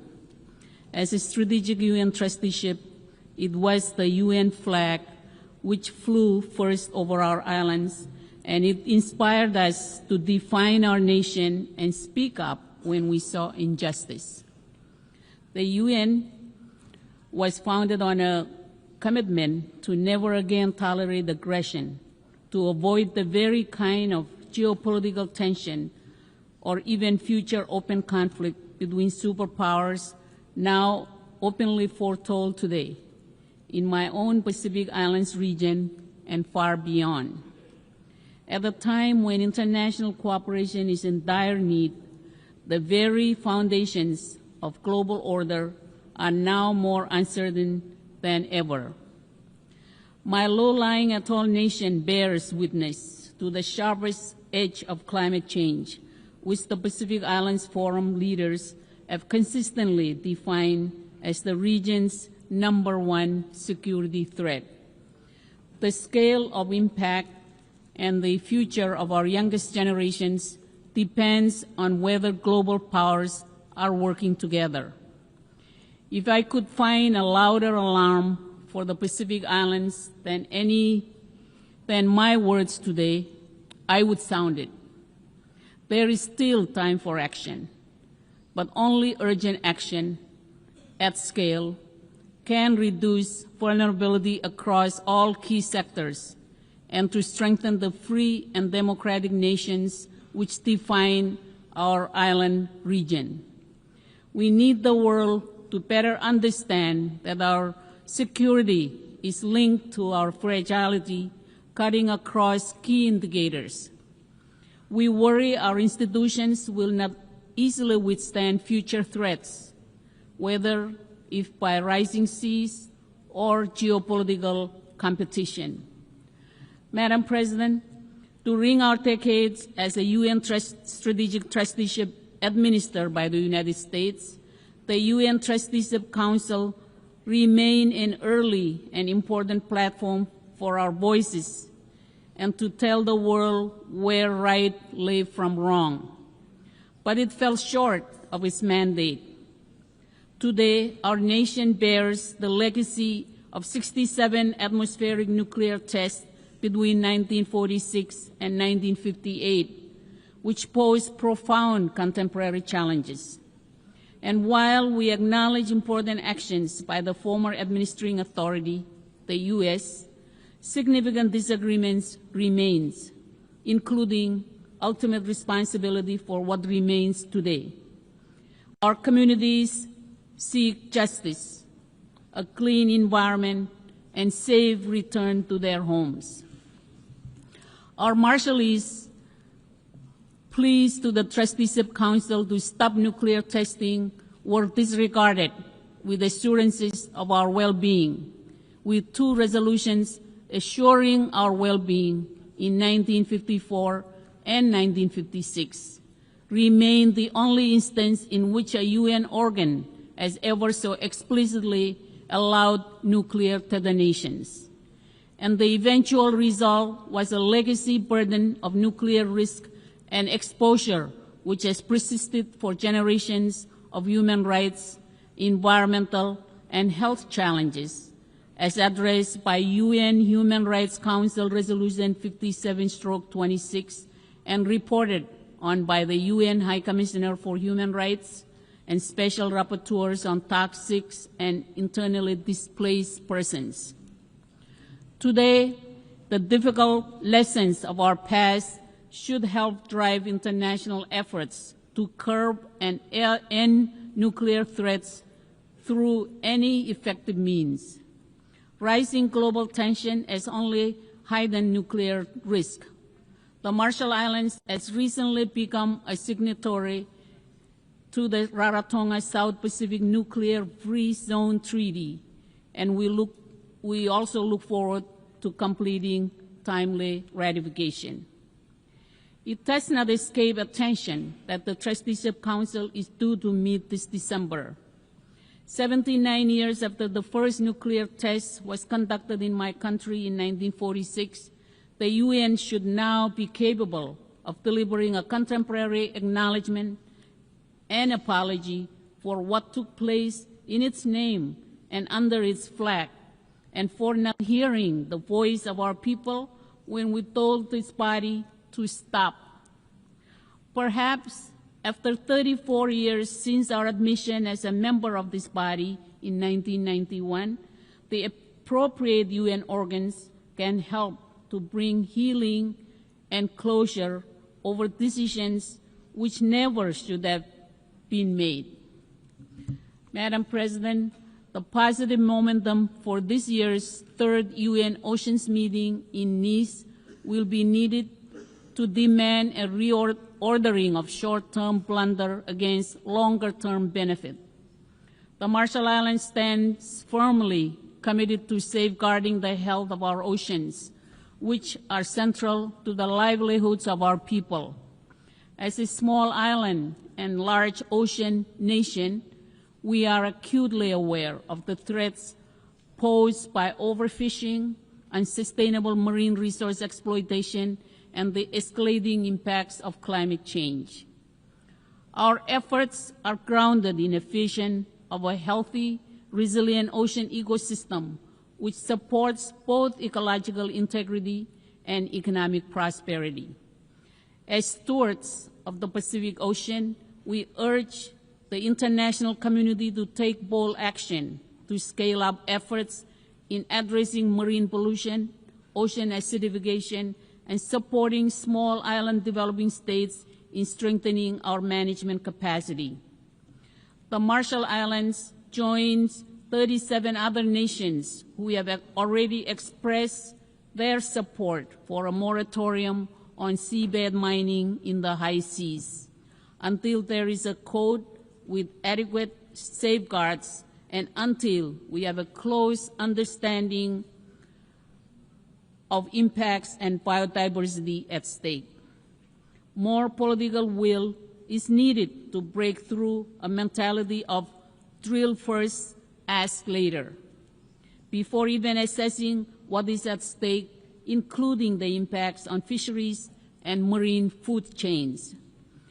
We have enacted our own national ban on deep seabed mining permits, and as we move to document and manage seamount biodiversity within our EEZ, to our immediate north, high seas mining exploration threatens to expand into exploitation. As important an opportunity as seabed mining may become, it cannot be at the irreversible expense of our Pacific waters and vast fisheries. The Marshall Islands welcomes this week's achievement of entry into force of the Biodiversity Beyond National Jurisdiction Agreement early next year and looks forward to building a robust early architecture. Madam President, this year is the 10th anniversary of the Paris Agreement and the creation of the High Ambition Coalition, which helped deliver the agreement's 1.5 degree Celsius warming limit. A decade on, we stand on the verge of that threshold. The International Court of Justice has confirmed that international law demands actions from all nations whether signatories to the Paris Agreement or not. Its ruling was clear. There are binding obligations to prevent exactly the type of significant harm that we see today, and that will only worsen as temperature rise. The vast majority of countries are failing to meet their obligations.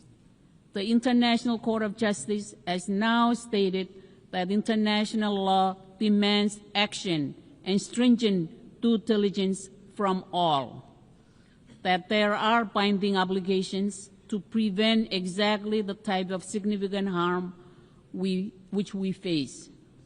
The ICJ also confirmed what the Pacific has always said. Once established, our maritime zones are fixed, and that our statehood will persist even as sea levels rise.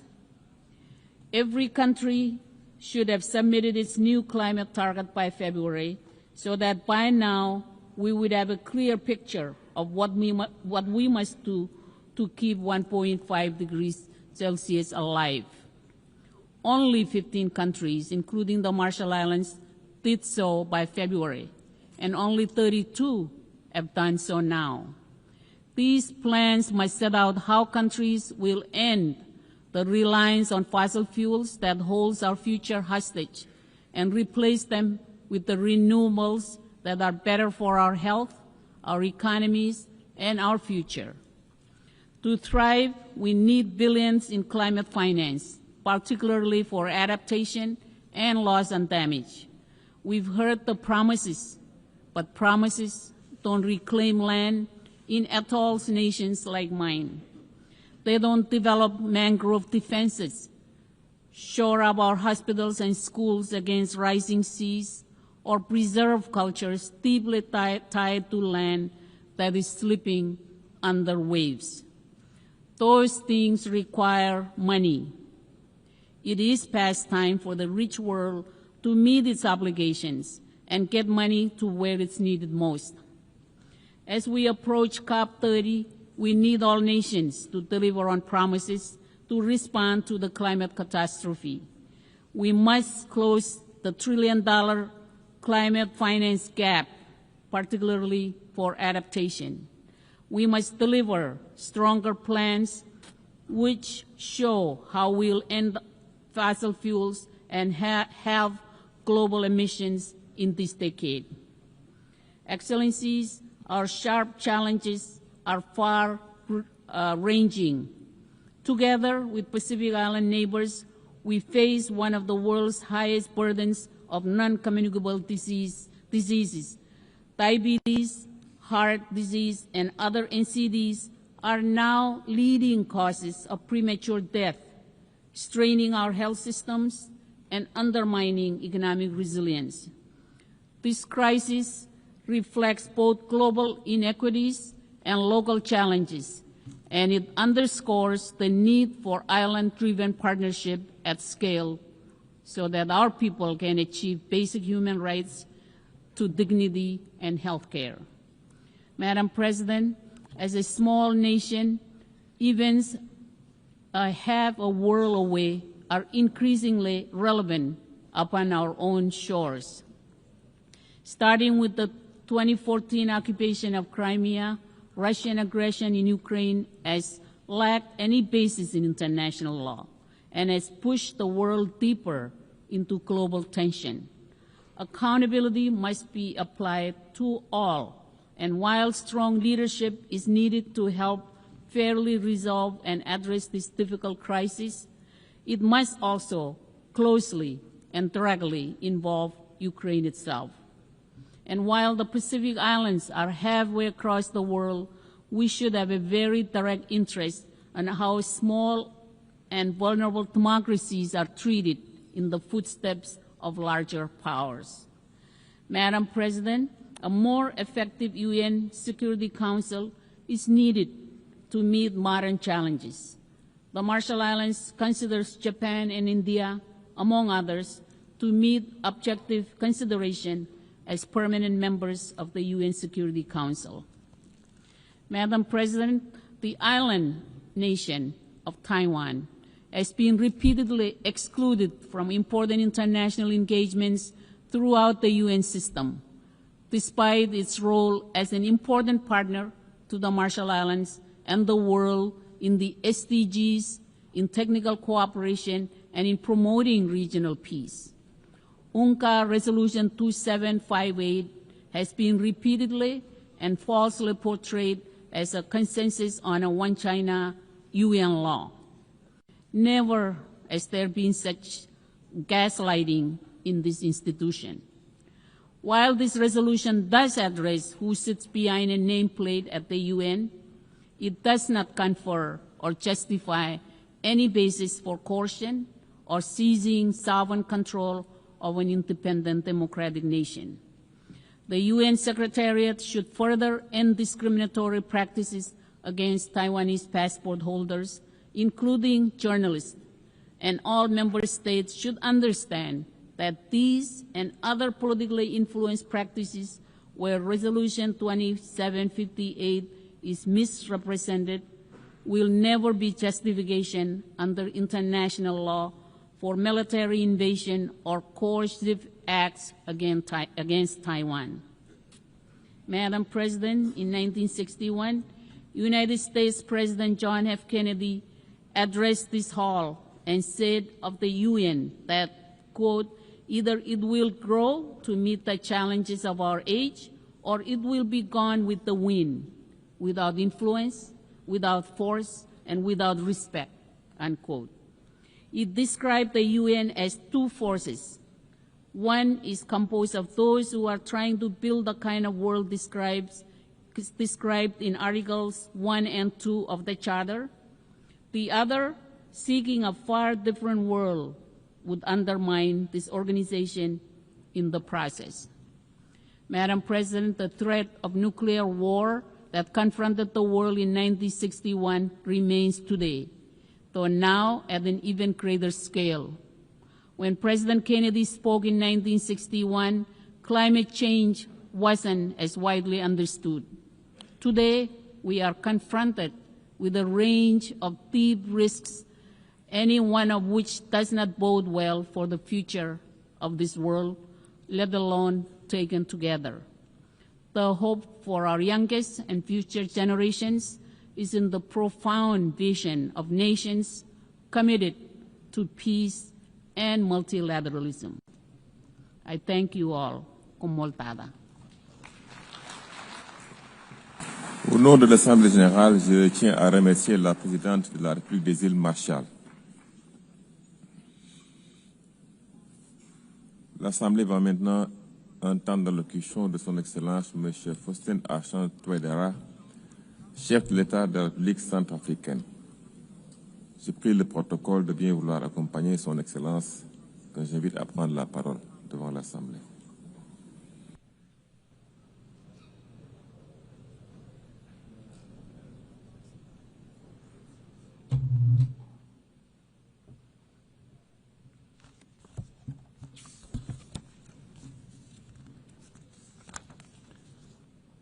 Madame la Présidente de l'Assemblée générale, Majesté, Excellences, Mesdames et Messieurs les chefs d'État et de gouvernement, Monsieur le Secrétaire général des Nations unies, distingués délégués, Mesdames et Messieurs, c'est avec un profond sentiment de responsabilité que je prends la parole au nom du peuple centrafricain, alors que notre organisation célèbre ses 80 ans d'existence.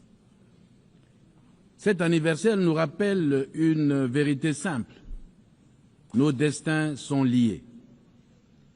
L'humanité est une et indivisible. Nos peuples ne peuvent prospérer que si la paix est assurée, si le développement est partagé et si la dignité humaine est garantie pour tous.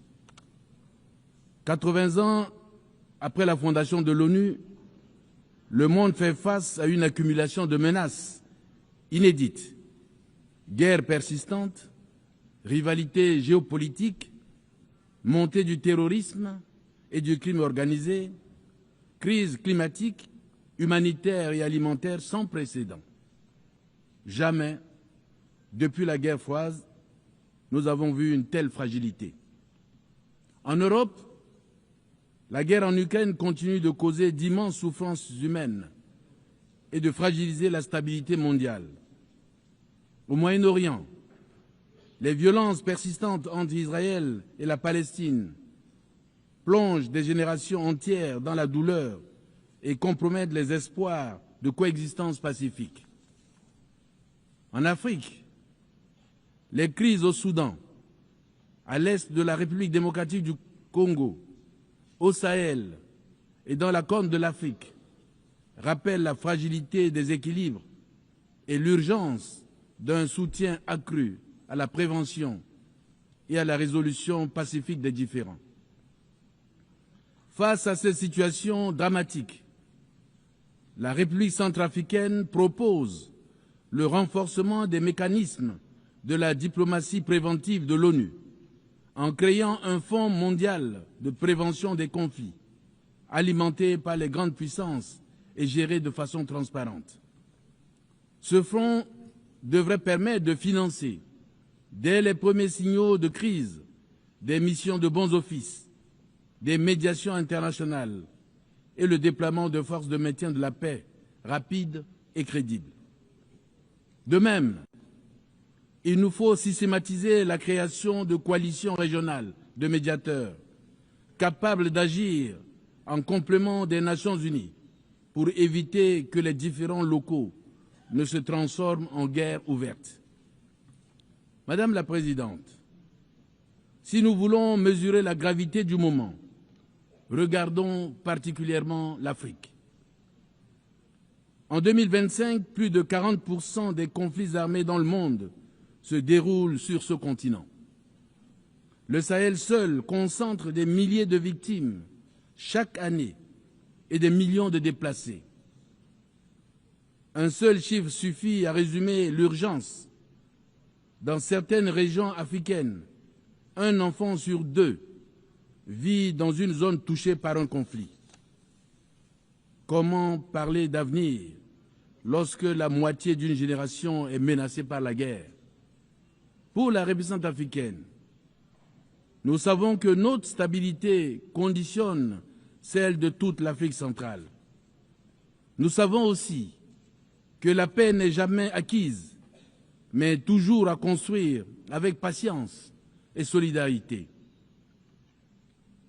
Pour mitiger les effets néfastes du changement climatique, nous appelons à un mécanisme africain intégré de sécurité alimentaire et climatique, soutenu par l'ONU, pour réduire le lien entre rareté des ressources et conflits. Nous demandons un financement structurel et pérenne des opérations de paix en Afrique, reposant sur des contributions obligatoires et non sur le volontariat.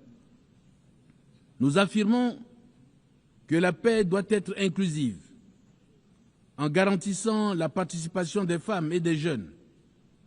Sans sécurité, il n'y a ni prospérité, ni droits humains effectifs. Face aux conflits et aux crises humanitaires qui ont mis à rude épreuve notre monde, nous devons collectivement rappeler la force normative de la Charte des Nations unies.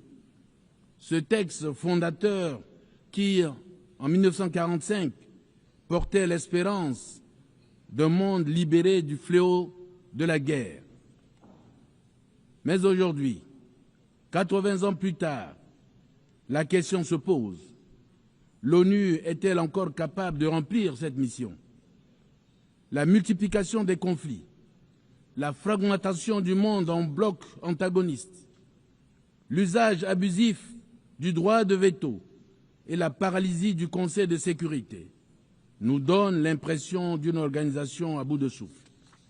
Pourtant, ce n'est pas l'ONU qui est fatiguée, ce sont les États membres qui, en manquant de volonté politique, bloquent son action.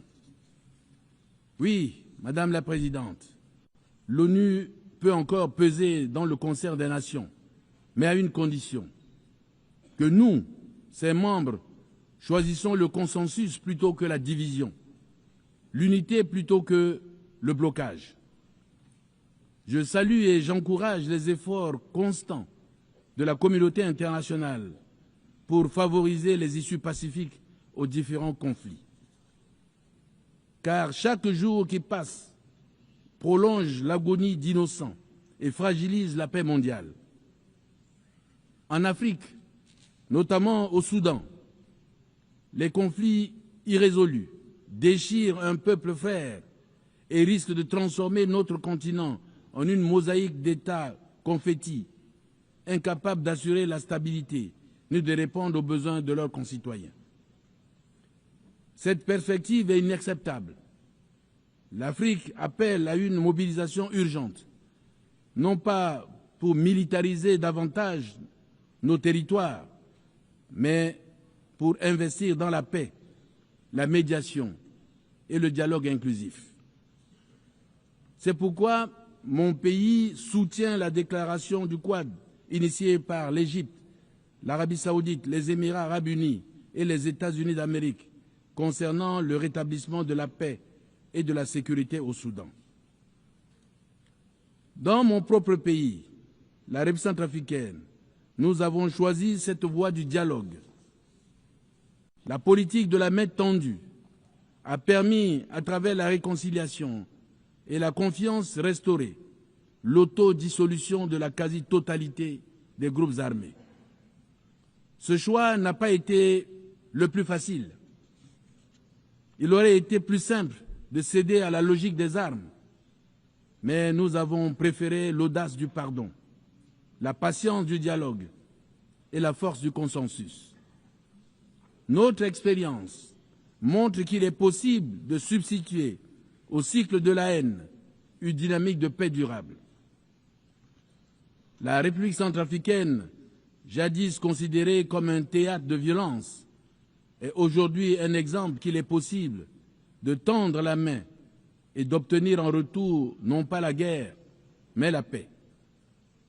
Grâce à la paix retrouvée, nous préparons aujourd'hui en toute sérénité les élections générales de décembre 2025 que nous voulons démocratiques, inclusives et transparentes pour consolider l'ancrage démocratique du pays amorcé depuis 2016.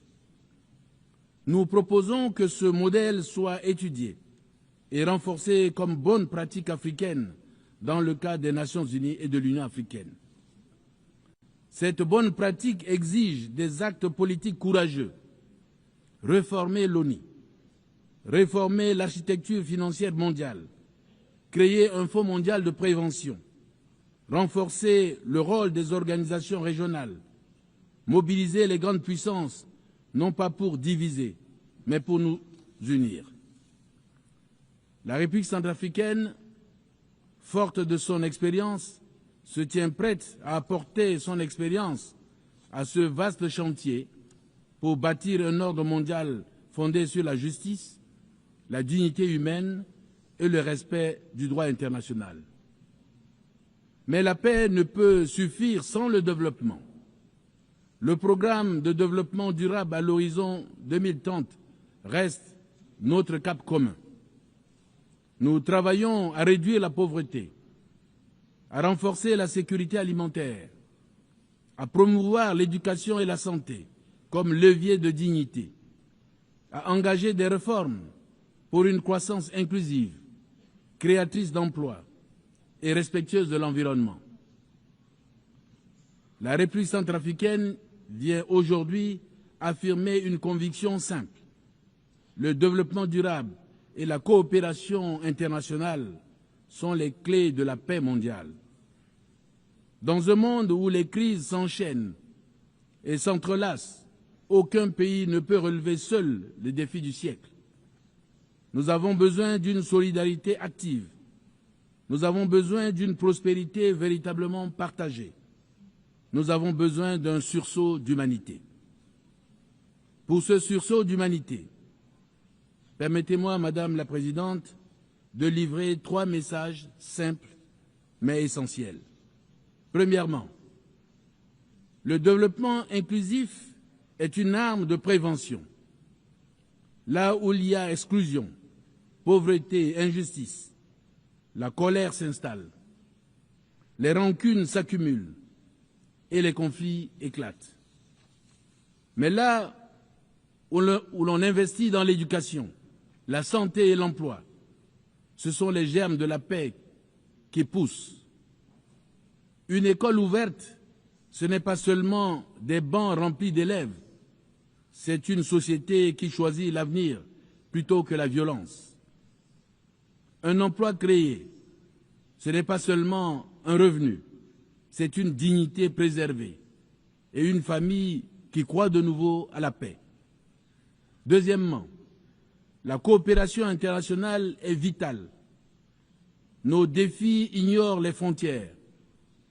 Le climat, les pandémies, les migrations, les marchés, tout cela dépasse les capacités de chaque État isolé. Aucun mur, aucun port fermé, aucune barrière ne protège durablement contre une tempête, un virus ou un désespoir migratoire. La seule protection, c'est l'action collective, c'est le multilatéralisme. Troisièmement, le développement durable est aussi une dette morale envers nos enfants. Leur laisserons-nous une planète exsangue, une dette écologique et sociale qui les condamnera avant même d'avoir commencé leur vie d'adulte? Ou leur transmettrons-nous un monde plus juste, plus vert, plus digne? Ce choix ne peut plus attendre. Madame la Présidente, pour un monde plus juste, la République centrafricaine souhaite aujourd'hui tracer des chemins d'avenir en partageant 3 pistes qui ne sont pas de simples propositions techniques, mais des choix de civilisation. D'abord, il nous faut imaginer une initiative mondiale pour la reconstruction des États fragiles, car dans un monde qui laisse certains de ses membres brisés, ne peut pas prétendre à la paix universelle. Les nations meurtries par les conflits ne doivent plus rester seules à panser leurs plaies. Elles ont besoin d'une communauté internationale qui les relève, les accompagne et leur redonne confiance. Investir dans la reconstruction institutionnelle, c'est refuser le cycle sans fin de la guerre et du désespoir. À cette reconstruction institutionnelle doit ensuite s'ajouter un engagement fort pour notre planète. C'est pourquoi nous appelons à un pacte des Nations Unies pour la protection des écosystèmes critiques, un pacte qui relie le climat, la biodiversité et les droits humains. Détruire une forêt, ce n'est pas seulement abattre des arbres, c'est effacer des cultures, menacer des vies et préparer les crises de demain. Protéger la nature, c'est protéger la paix. Enfin, il est temps de rêver grand pour l'Afrique. C'est le sens de l'idée d'un corridor vert de développement en Afrique centrale qui allie infrastructures modernes, énergie propre et intégration régionale. De Bangui à Kinshasa, de Douala à Libreville, ce corridor serait un trait d'union entre nos peuples et une promesse d'avenir pour toute l'humanité. Car l'Afrique n'est pas un continent à assister, elle est un continent à relever. Elle n'attend ni charité ni compassion, mais des partenariats justes et courageux. L'ère de la dépendance de l'Afrique est révolue. Le rôle de l'Afrique dans le concert des nations doit être respecté. Souveraineté et non subordination. Partenariat et non exploitation. Il est inadmissible de voir la pauvreté s'aggraver en Afrique, tandis que la richesse s'accumule dans les pays du Nord. Il est temps que les injustices causées à l'Afrique soient réparées. C'est pourquoi la République centrafricaine soutient l'initiative panafricaine sur les réparations, ainsi que les efforts du continent tendant à établir un dialogue respectueux et équitable avec les partenaires. Dans cette veine, mon pays soutient l'initiative pour la gouvernance mondiale lancée le 1er septembre 2025 par la Chine et qui s'inscrit dans le prolongement des initiatives mondiales pour le développement, la sécurité et la civilisation, mettant l'accent sur la construction d'un système de gouvernance internationale plus juste et plus équitable. Madame la Présidente, nous sommes tous d'accord sur le principe du développement durable. Mais deux obstacles demeurent, le financement et la répartition des responsabilités entre le Nord et le Sud. Sur ces deux points, il est temps de parler vrai. Chacun doit prendre sa part selon ses moyens et ses responsabilités historiques. Car la solidarité n'est pas une option morale, c'est une obligation politique. Cette obligation politique implique que le développement durable est la condition même de notre avenir commun. La République centrafricaine, en dépit de ses modestes moyens, mais forte d'une volonté politique inébranlable, prend toute sa place dans ce combat collectif.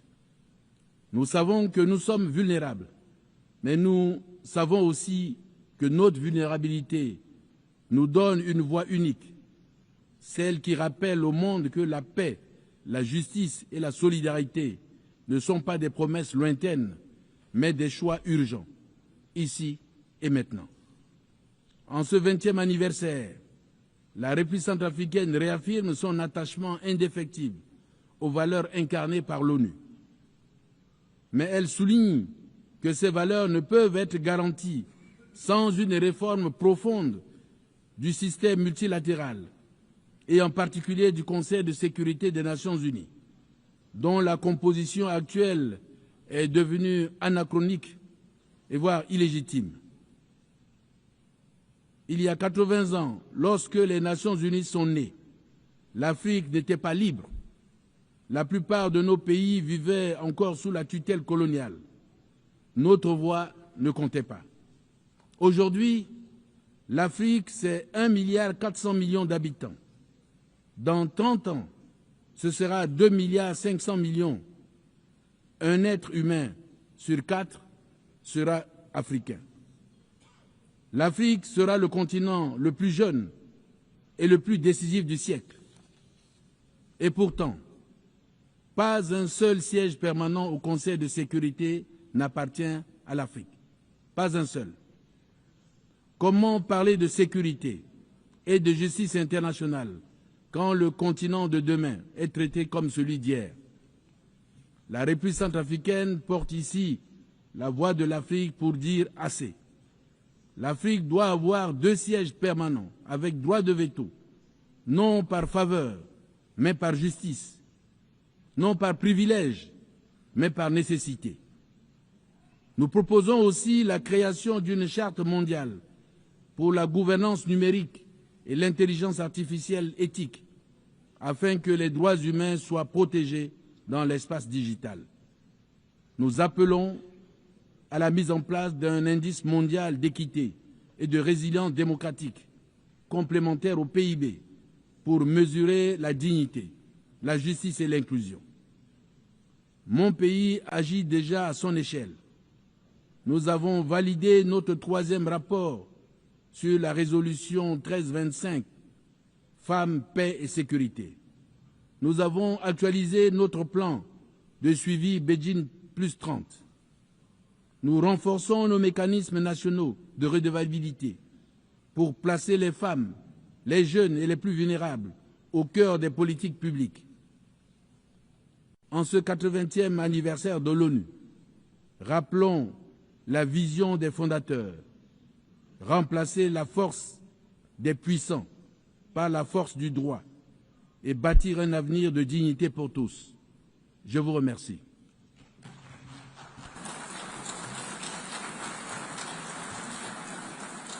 Je remercie le président de la République centrafricaine.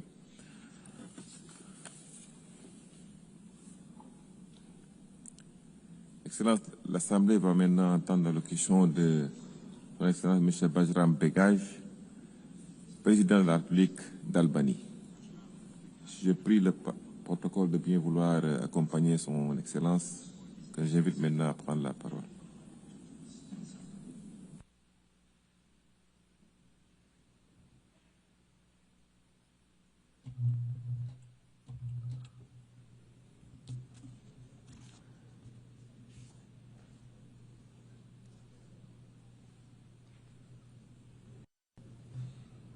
Nderuar zonja Presidente e Asamblesë, nderuar drejtues I seancës, të nderuar shkëlqësi. Është nder për mua t'i drejtohem sot kësaj asambleje në emër të Republikës së Shqipërisë, në këtë përvjetor të rëndësishëm të Organizatës së Kombeve të Bashkuara. Ky është njëkohësisht një moment me domethënie të veçantë për vendin tim, ndërsa shënojmë 70 vjetorin e antarësimit ton në Kombet e Bashkuara. Falenderoj Presidenten e Asamblesë Përgjithshme, shkëlqësinë e saj, zonjën Annalena Baerbock, për përzgjedhjen e kësaj teme kupti plot, Better Together, dhe I uroj suksese në detyrën e nderuar të Presidentes së sesionit të 80 të Asamblesë së Përgjithshme të Organizatës Kombeve të Bashkuara. Gjithashtu dëshiroj të shpreh mirënjohjen tonë për sekretarin e përgjithshëm, zotin Antonio Guterres, për udhëheqjen e tij, shërbimin ndaj Kombeve të Bashkuara dhe përkushtimin në mbrojtje të Kartës së Organizatës Kombeve të Bashkuara dhe vlerave të saj thelbësore. Zonja e Zotrinj, ky 80 vjetor I Kombeve të Bashkuara është një kujtesë e vizionit që frymëzoi krijimin e një bote ku kombet zgjedhin dialogun dhe bashkëpunimin. Është gjithashtu edhe një mundësi për të ripërtërir përkushtimin ton ndaj vlerave të mishëruara në Kartën e OKB-s për paqe, barazi dhe bashkëpunim midis kombeve. Të zgjedhin bashkëpunimin mbi kundërshtit, dialogun mbi ndarjen dhe solidaritetin ndaj indiferencës. Për Shqipërinë, Organizata e Kombeve të Bashkuara ka qenë dhe vijon të jetë platforma universale e dialogut, duke I dhënë çdo kombi të madh e të vogël një zë në formësimin e së ardhmes son të përbashkët. Arritjet janë të pamohueshme, parandalimi I konflikteve, avancimi I të drejtave të njerëzit dhe ofrimi I ndihmës humanitare për miliona njerëz. Por në kontekstin e krizave aktuale që kanë përfshirë botën, është e natyrshme që të kërkojmë më shumë nga kjo organizatë dhe më shumë nga vetja jonë. Ky është momenti kur ne duhet të ripërtërim përkushtimin ton për të siguruar që Organizata e Kombeve të Bashkuara të vazhdojë të shërbejë si themeli I paqes, drejtësisë dhe solidaritetit, jo vetëm për ne, por edhe për brezat që do të vijnë. Shqipëria beson se sfidat botërore, nga konfliktet dhe terrorizmi, ndryshimet klimatike, inteligjenca artificiale dhe pasiguria ekonomike, janë jo vetëm të ndërlikuara, por edhe të ndërthurura. Prandaj njerëzimi ka nevojë për më shumë bashkëpunim, shumë palësh. Si antare e Kombeve të Bashkuara, si antare e NATO-s dhe si një kom krenar europian, Shqipëria qëndron e gatshme të japë kontributin e saj për forcimin e paqes dhe sigurisë ndërkombëtare. Ne mbështesim një rend botëror ku konfliktet zgjidhen në mënyrë të qëndrueshme, ku shoqëritë forcohen nga solidariteti dhe ku paqja ndërtohet dhe konsolidohet mbi themelet e forta të besimit, bashkëpunimit dhe përparimit. Shqipëria qëndron e vendosur në mbështetje të Kartës së Organizatës Kombeve të Bashkuara dhe do të vazhdojë të kontribuojë në paqeruajtje, në përpjekje humanitare dhe në ndërtimin e një bote ku mosmarrëveshjet zgjidhen përmes dialogut dhe diplomacisë. Zonja Presidente, prej gati 4 vitesh, besueshmëria e organizatës sonë është vënë në provë nga agresioni I Rusisë ndaj Ukrainës.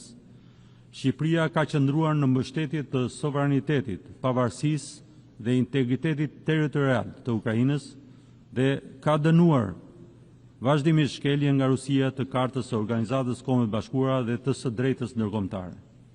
Ne dënojmë sulmet e vazhdueshme të Rusisë ndaj Ukrainës dhe incidentet e provokuara së fundmi ndaj aleatëve tanë të NATO-s dhe në të njëjtën kohë vlerësojmë përpjekjet diplomatike në udhëheqjen e presidentit Trump për një paqe të drejtë, të qëndrueshme dhe në respekt të plot të sovranitetit, pavarësisë, integritetit territorial të Ukrainës.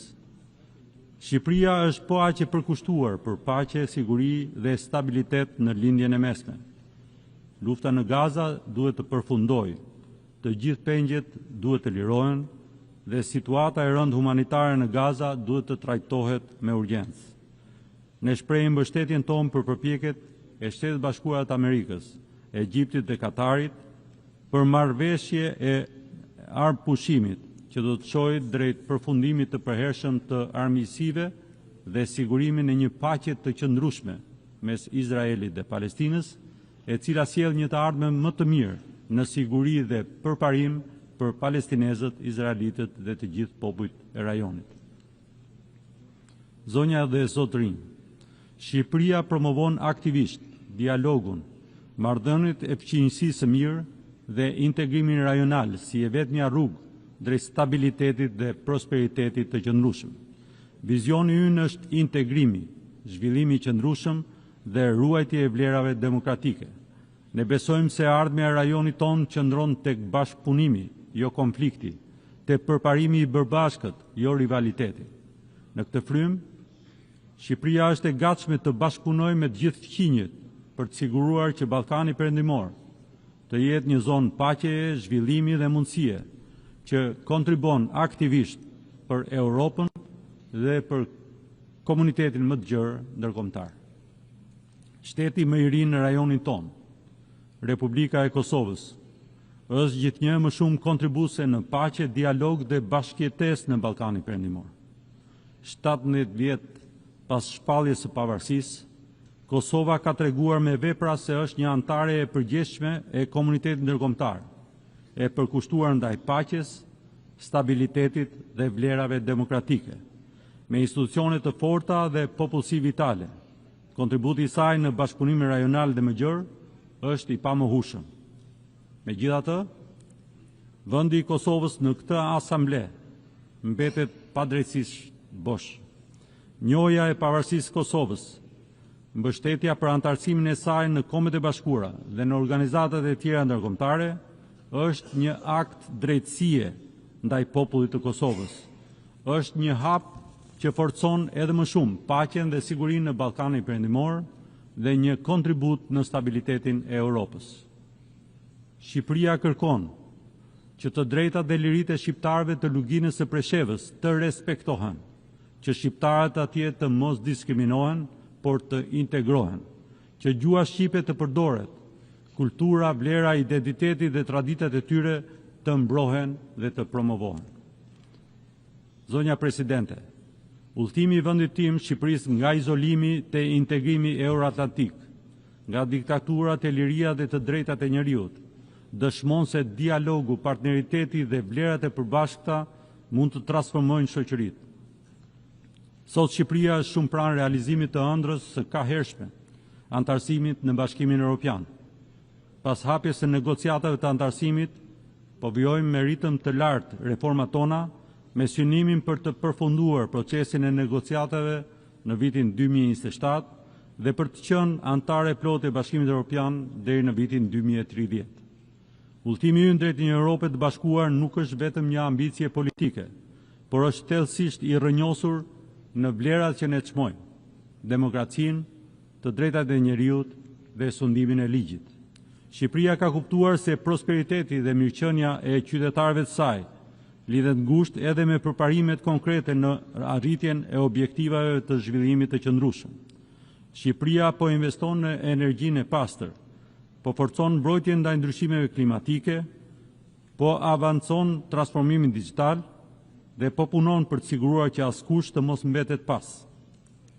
Përpjekjet tona janë përqendruar në arsim, shëndetësi, barazi gjinore dhe fuqizimin e rinisë, sepse gjithëpërfshirja është e vetmja rrugë drejt zhvillimit të qëndrueshëm. Vitin e kaluar, ne u angazhuam rreth paktit për të ardhmen, si një kornizë udhëzuese për ringjalljen e bashkëpunimit shumëpalësh. Tani, duhet t'i kthejmë fjalët në vepra, të përkthejmë angazhimet në përparime konkrete për paqen dhe sigurinë, zhvillimin e qëndrueshëm, klimën, bashkëpunimin digjital dhe mbrojtjen e të drejtave të njerëzit. Shqipëria është e gatshme të punojë me të gjitha shtetet anëtare për të siguruar që pakti për të ardhmen të bëhet një udhëzues drejt një bote më të drejtë, më të qëndrueshme dhe më të bashkuar.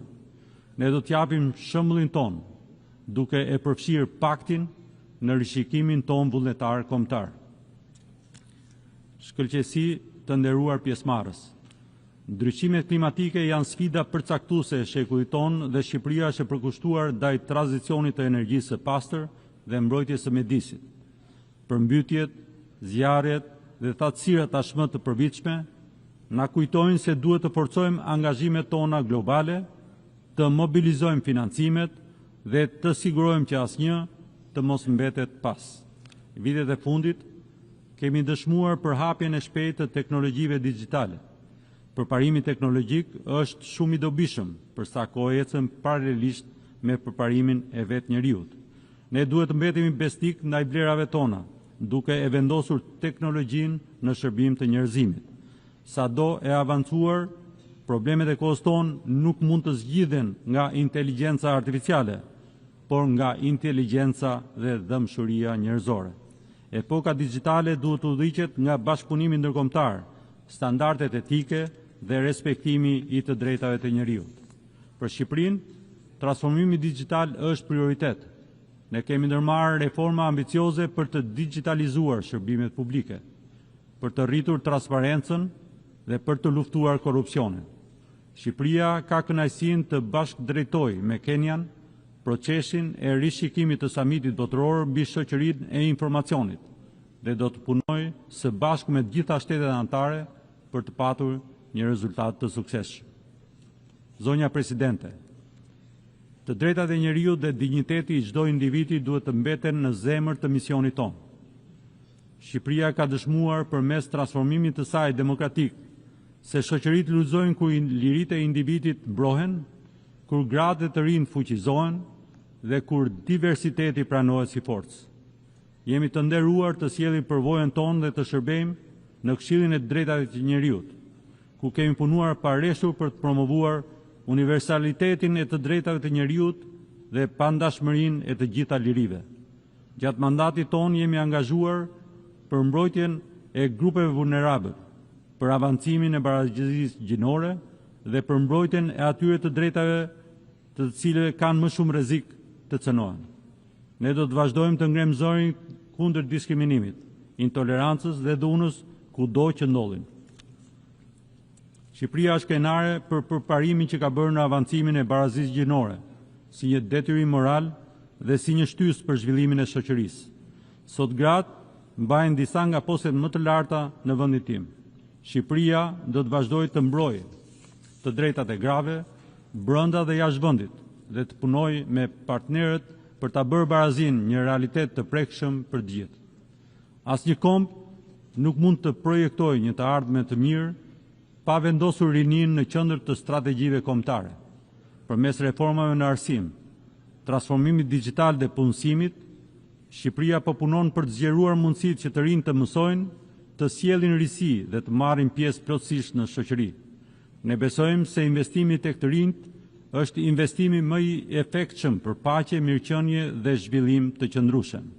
Sot kemi detyrimin që si gjenerata që trashëguam 80 vjet paqe dhe përparim, të jemi të aftë të krijojmë kushte fëmijëve tanë për një botë sigurt në paqe, me dinjitet, bashkëpunim dhe përparim. Së bashku, me kurajo dhe larg pamësi, të vendosim që ky sesion të jetë momenti kur zgjodhëm unitetin, që zgjodhëm përgjegjësinë dhe zgjodhëm guximin. Ju falenderoj. Au nom de l'Assemblée générale, je tiens à remercier le président de la République d'Albanie. L'Assemblée va maintenant entendre l'allocution de son Excellence M. Denis Sassou Nguesso, Président de la République du Congo, j'ai pris le protocole de bien vouloir l'accompagner et je l'invite à prendre la parole devant l'Assemblée générale.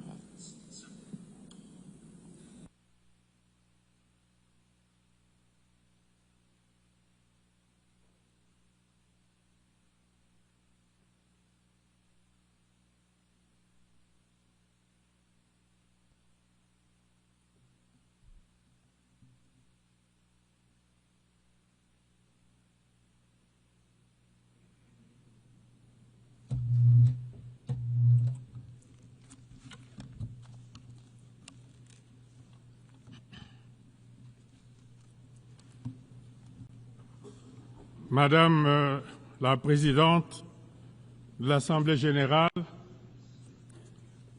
Monsieur le Secrétaire général de l'Organisation des Nations unies, Mesdames et Messieurs les chefs d'État et de gouvernement, distingués délégués, Mesdames et Messieurs, c'est avec gravité et aussi avec une foi intacte dans les idéaux de l'Organisation des Nations unies que je m'adresse à vous aujourd'hui. Nous sommes rassemblés à un moment de bascule,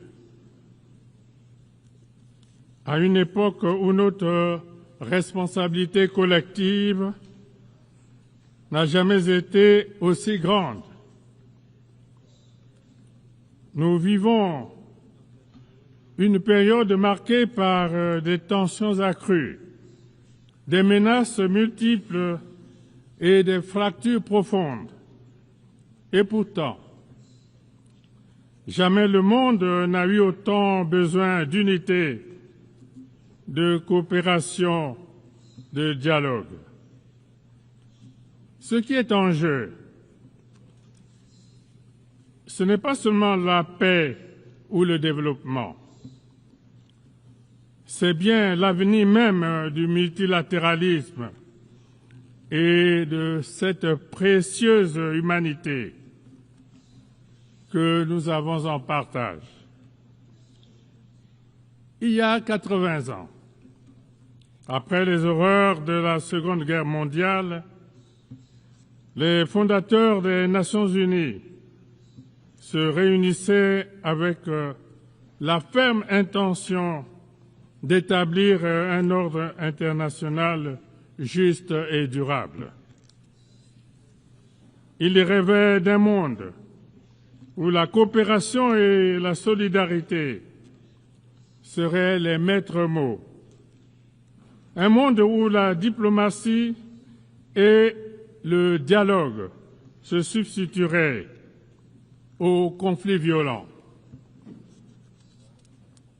Leur projet était ambitieux. Il demeure totalement d'actualité. L'Organisation des Nations unies a été fondée sur le socle de deux principes majeurs. La solidarité internationale, c'est-à-dire la conviction que le destin des nations est intrinsèquement lié et que seul un effort collectif peut permettre de relever les défis mondiaux. Le multipartisme, ou la reconnaissance de ce que chaque nation, grande ou petite, doit avoir voix au chapitre dans les affaires internationales et que seule une action collective peut garantir une paix durable. Malheureusement, 80 ans après sa création, notre organisation est confrontée à la résurgence inquiétante des conflits armés à travers le monde.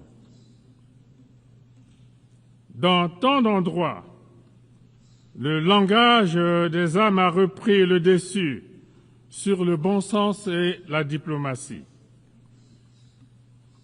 C'est l'échec de notre promesse collective. C'est de bâtir un monde libéré du fléau de la guerre.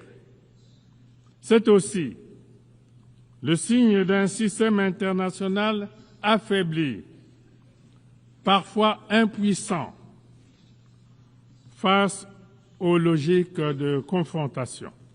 Aujourd'hui,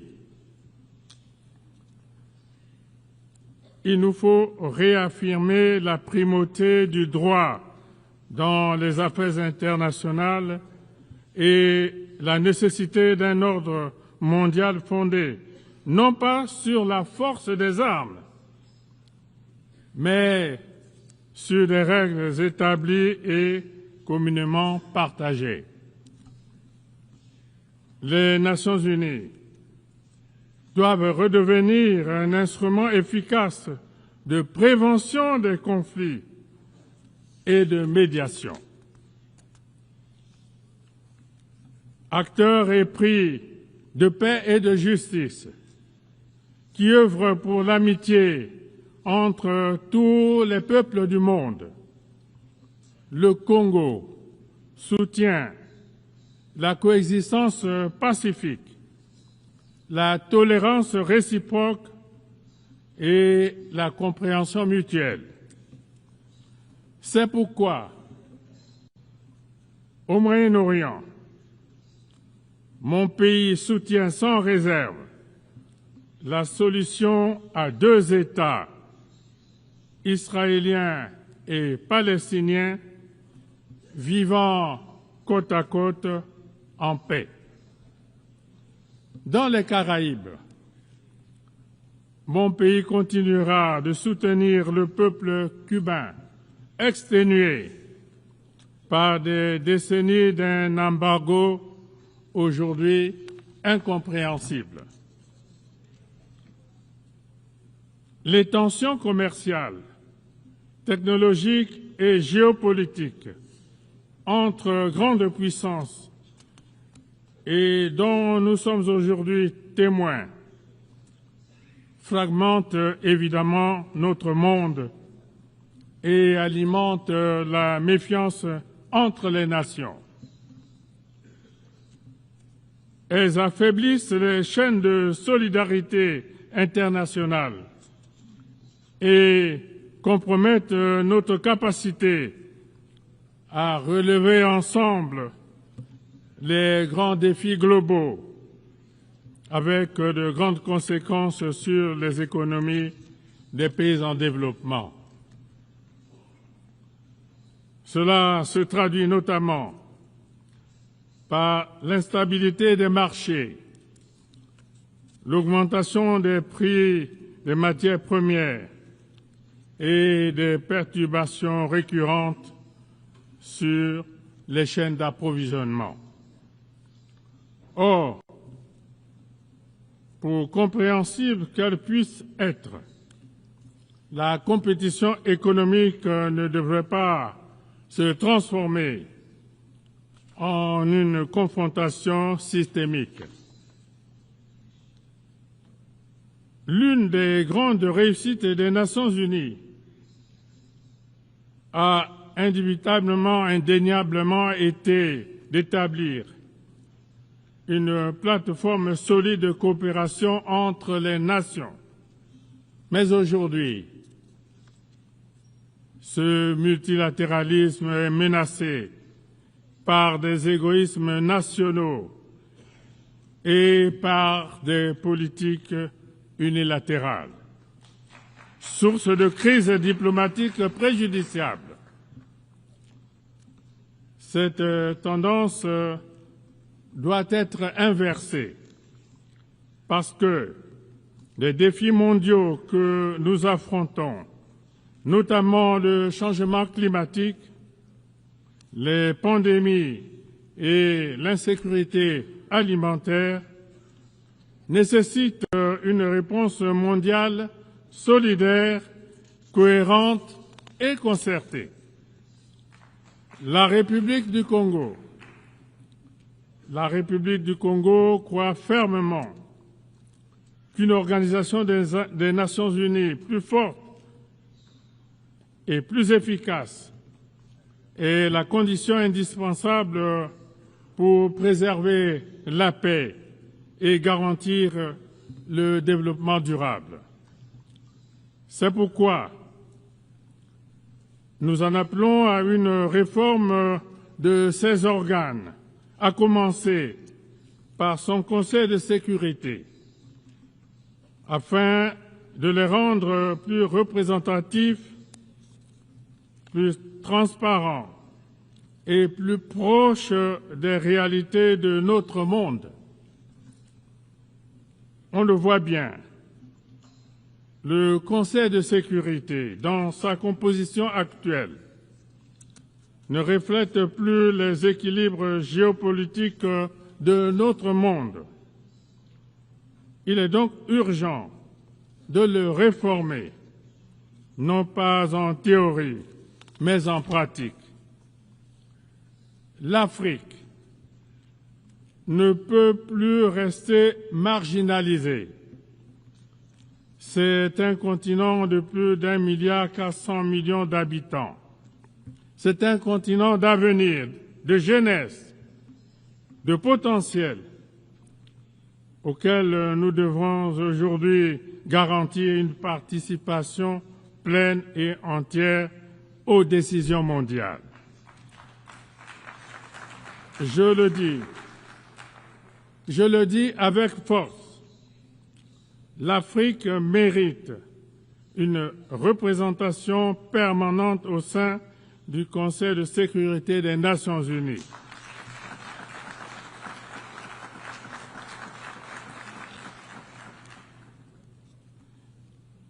Pas en tant que bénéficiaire d'une faveur, mais en tant que partenaire légitime. C'est l'appel solennel que la République du Congo lance du haut de cette tribune. Il nous faut inventer un multilatéralisme plus intelligent, plus efficace, plus proche des aspirations des peuples, plus représentatif des réalités du XXIe siècle.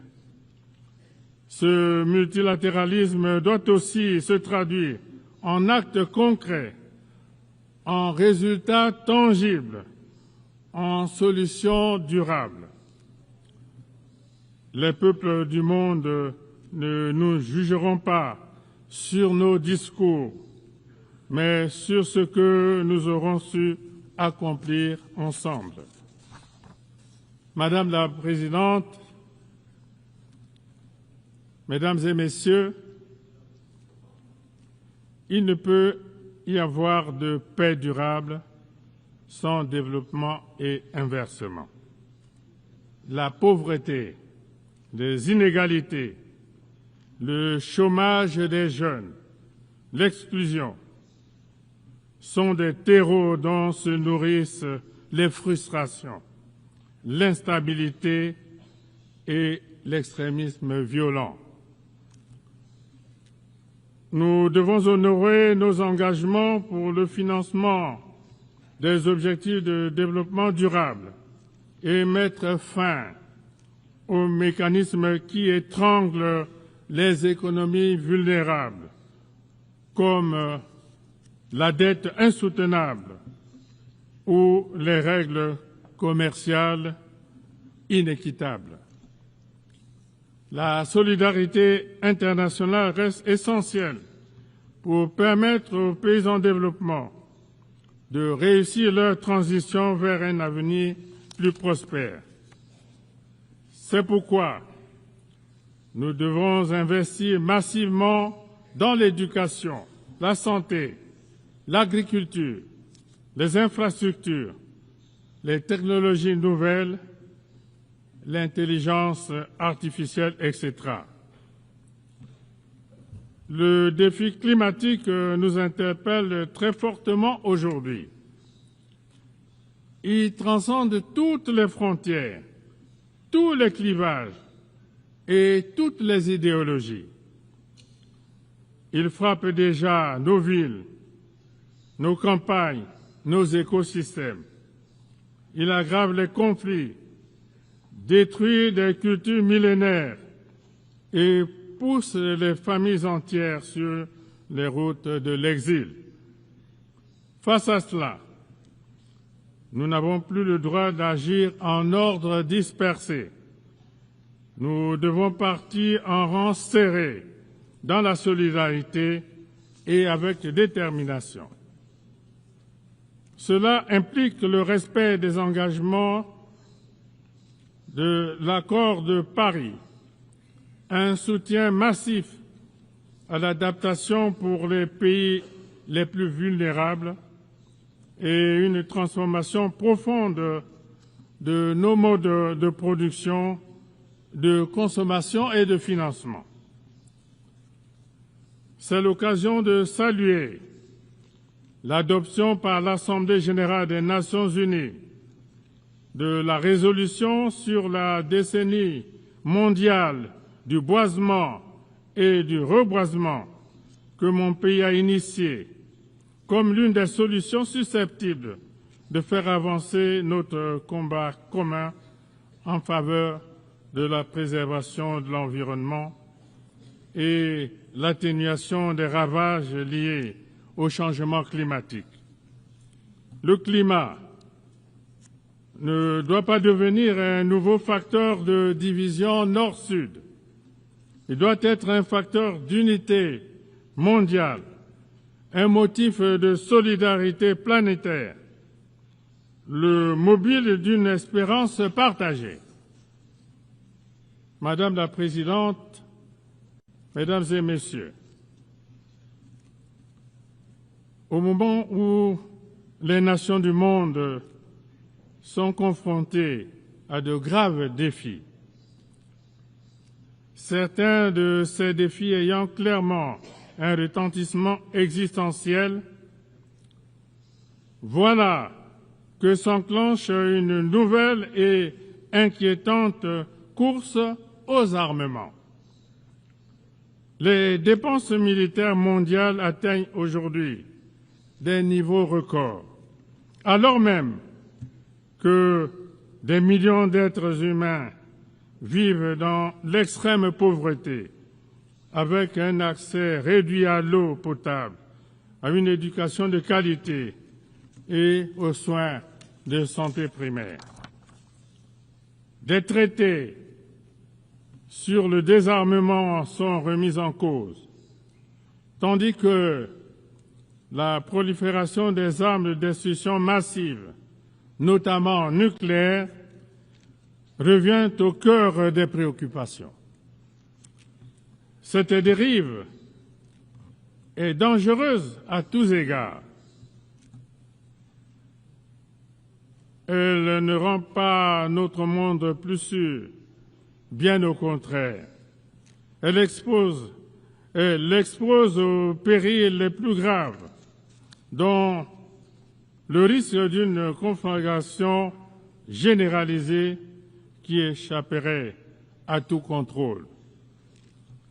Fidèle à son engagement en faveur de la paix et de la sécurité internationale, la République du Congo réitère son appel en faveur d'un désarmement mondial.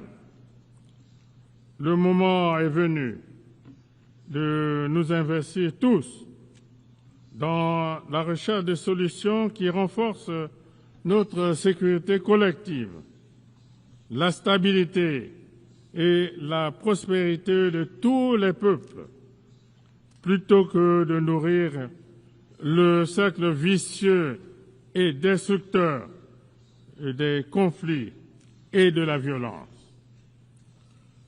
Madame la Présidente, Mesdames et Messieurs,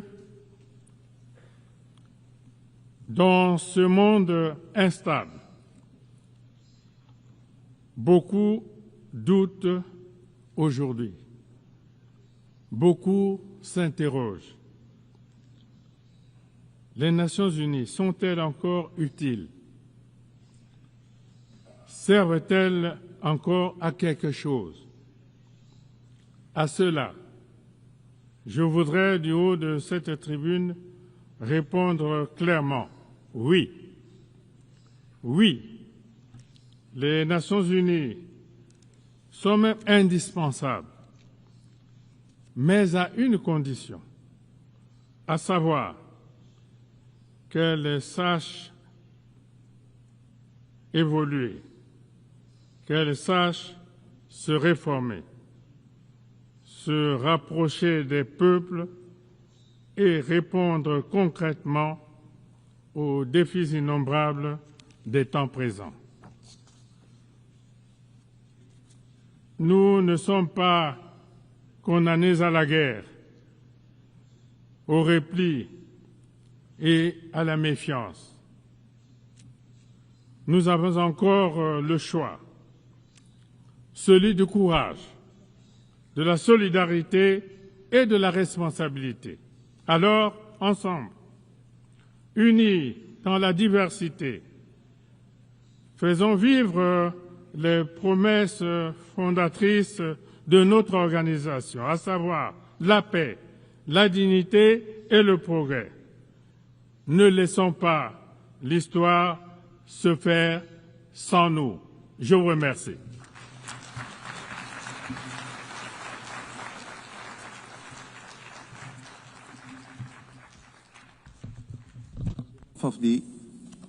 Of the Assembly, I wish to thank the President of the Republic of the Congo.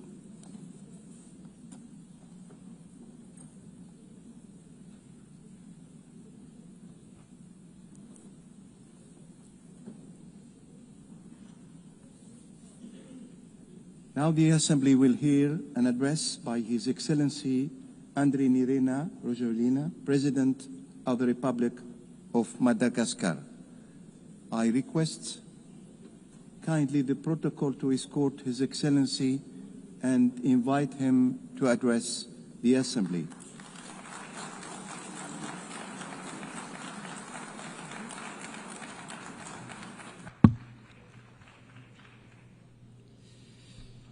Madame la Présidente de la 80e Assemblée générale des Nations unies, Excellences, Mesdames et Messieurs les chefs d'État et de gouvernement, Monsieur le Secrétaire général des Nations unies, honorable Assemblée, Mesdames et Messieurs, Tupklas et Tupkvavi.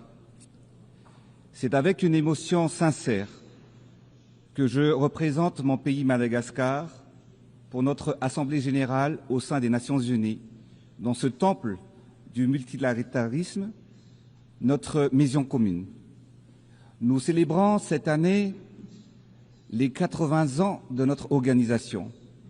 80 ans à maintenir la flamme de l'unité, à instaurer la paix pour bâtir un monde juste et solidaire.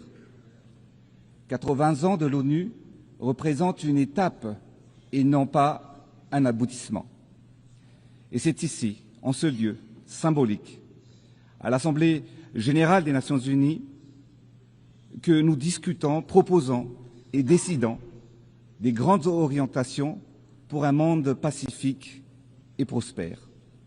Et c'est ici que nous cherchons et trouvons des solutions aux conflits et des réponses aux crises. C'est ici même que nous traçons le chemin de notre avenir commun. Permettez-moi tout d'abord d'adresser mes chaleureuses félicitations à Madame Annalena Baerbock pour son élection en tant que présidente de cette 80e Assemblée générale. Madame la Présidente, je vous souhaite plein succès dans l'exercice de votre mandat. Soyez assurés du plein soutien de Madagascar dans l'accomplissement de votre mission. Je voudrais également saluer le secrétaire général des Nations unies, dont l'engagement et le leadership nous rappellent notre mission, qui est de placer l'humain au cœur de nos actions. Mesdames et Messieurs, l'ONU a toujours porté un idéal, celui de bâtir ensemble un monde de paix, de justice et d'espérance. Le thème choisi cette année, Mieux ensemble, 80 ans et plus pour la paix, le développement et les droits humains et les droits de l'homme, nous rappelle que depuis plusieurs décennies, les Nations Unies rassemblent les peuples et les nations pour promouvoir la paix, favoriser le développement et défendre les droits humains. Aujourd'hui, plus que jamais, nous devons réaffirmer notre engagement collectif à bâtir un avenir de solidarité pour relever les défis, car c'est en conjuguant nos forces que nous pourrons transformer les espoirs de l'humanité en réalité pour tous. Ce thème est au cœur de nos priorités, et c'est d'ailleurs la raison pour laquelle, dès la proclamation de notre indépendance, il y a 65 ans de cela, Madagascar a adhéré à l'ONU. Cela traduit la conviction de mon pays envers les idéaux de paix, de solidarité et de coopération entre nos peuples, prônés par notre charte. Aujourd'hui, pour renforcer encore plus cette conviction et pour la continuité des actions des systèmes des Nations Unies à Madagascar, nous allons mettre à disposition plusieurs milliers de mètres carrés de bureaux afin d'accueillir un hub pour une présence élargie des Nations Unies sur le territoire malagasy. Les défis ont évolué, mais nous continuons de mesurer la force de cet héritage et la nécessité d'adapter les réalités quotidiennes. Pour ne citer que les fractures économiques, les inégalités et surtout les impacts du changement climatique. Ces menaces fragilisent la paix dans nos sociétés et nécessitent des mesures fortes et communes. Une des exigences de notre siècle est celle du développement tant attendu par nos populations. La mission des dirigeants est de créer les conditions permettant à chaque citoyen de contribuer au développement national. Cela exige une vision fondée sur la compréhension des réalités du pays, en valorisant ses atouts et en surmontant ses difficultés. Madagascar, comme de nombreux pays africains, possède des richesses naturelles abondantes et pourtant le développement a trop longtemps été retardé. Et c'est précisément ce retard que nous rattrapons aujourd'hui à travers les projets que nous menons pour transformer le pays. Nous devons prendre en main notre destin et être les artisans d'un changement historique. Refusant la fatalité, nous nous engageons à agir avec conviction et détermination. C'est dans cet esprit d'inclusivité et de partage que je m'adresse aujourd'hui à vous, non seulement au nom de Madagascar, mais également au nom d'un continent et de notre organisation, afin de porter la voix de la SADC qui regroupe 16 pays d'Afrique australe et que j'ai l'honneur de présider en tant que président de notre organisation régionale. Notre objectif est de promouvoir l'industrialisation, la transformation du système agricole et la transition énergétique afin de rendre nos pays et nos peuples plus résilients. Clair et tourné vers l'avenir, c'est l'objectif traduit notre ambition commune de renforcer nos économies, valoriser nos ressources et assurer le bien-être de nos populations.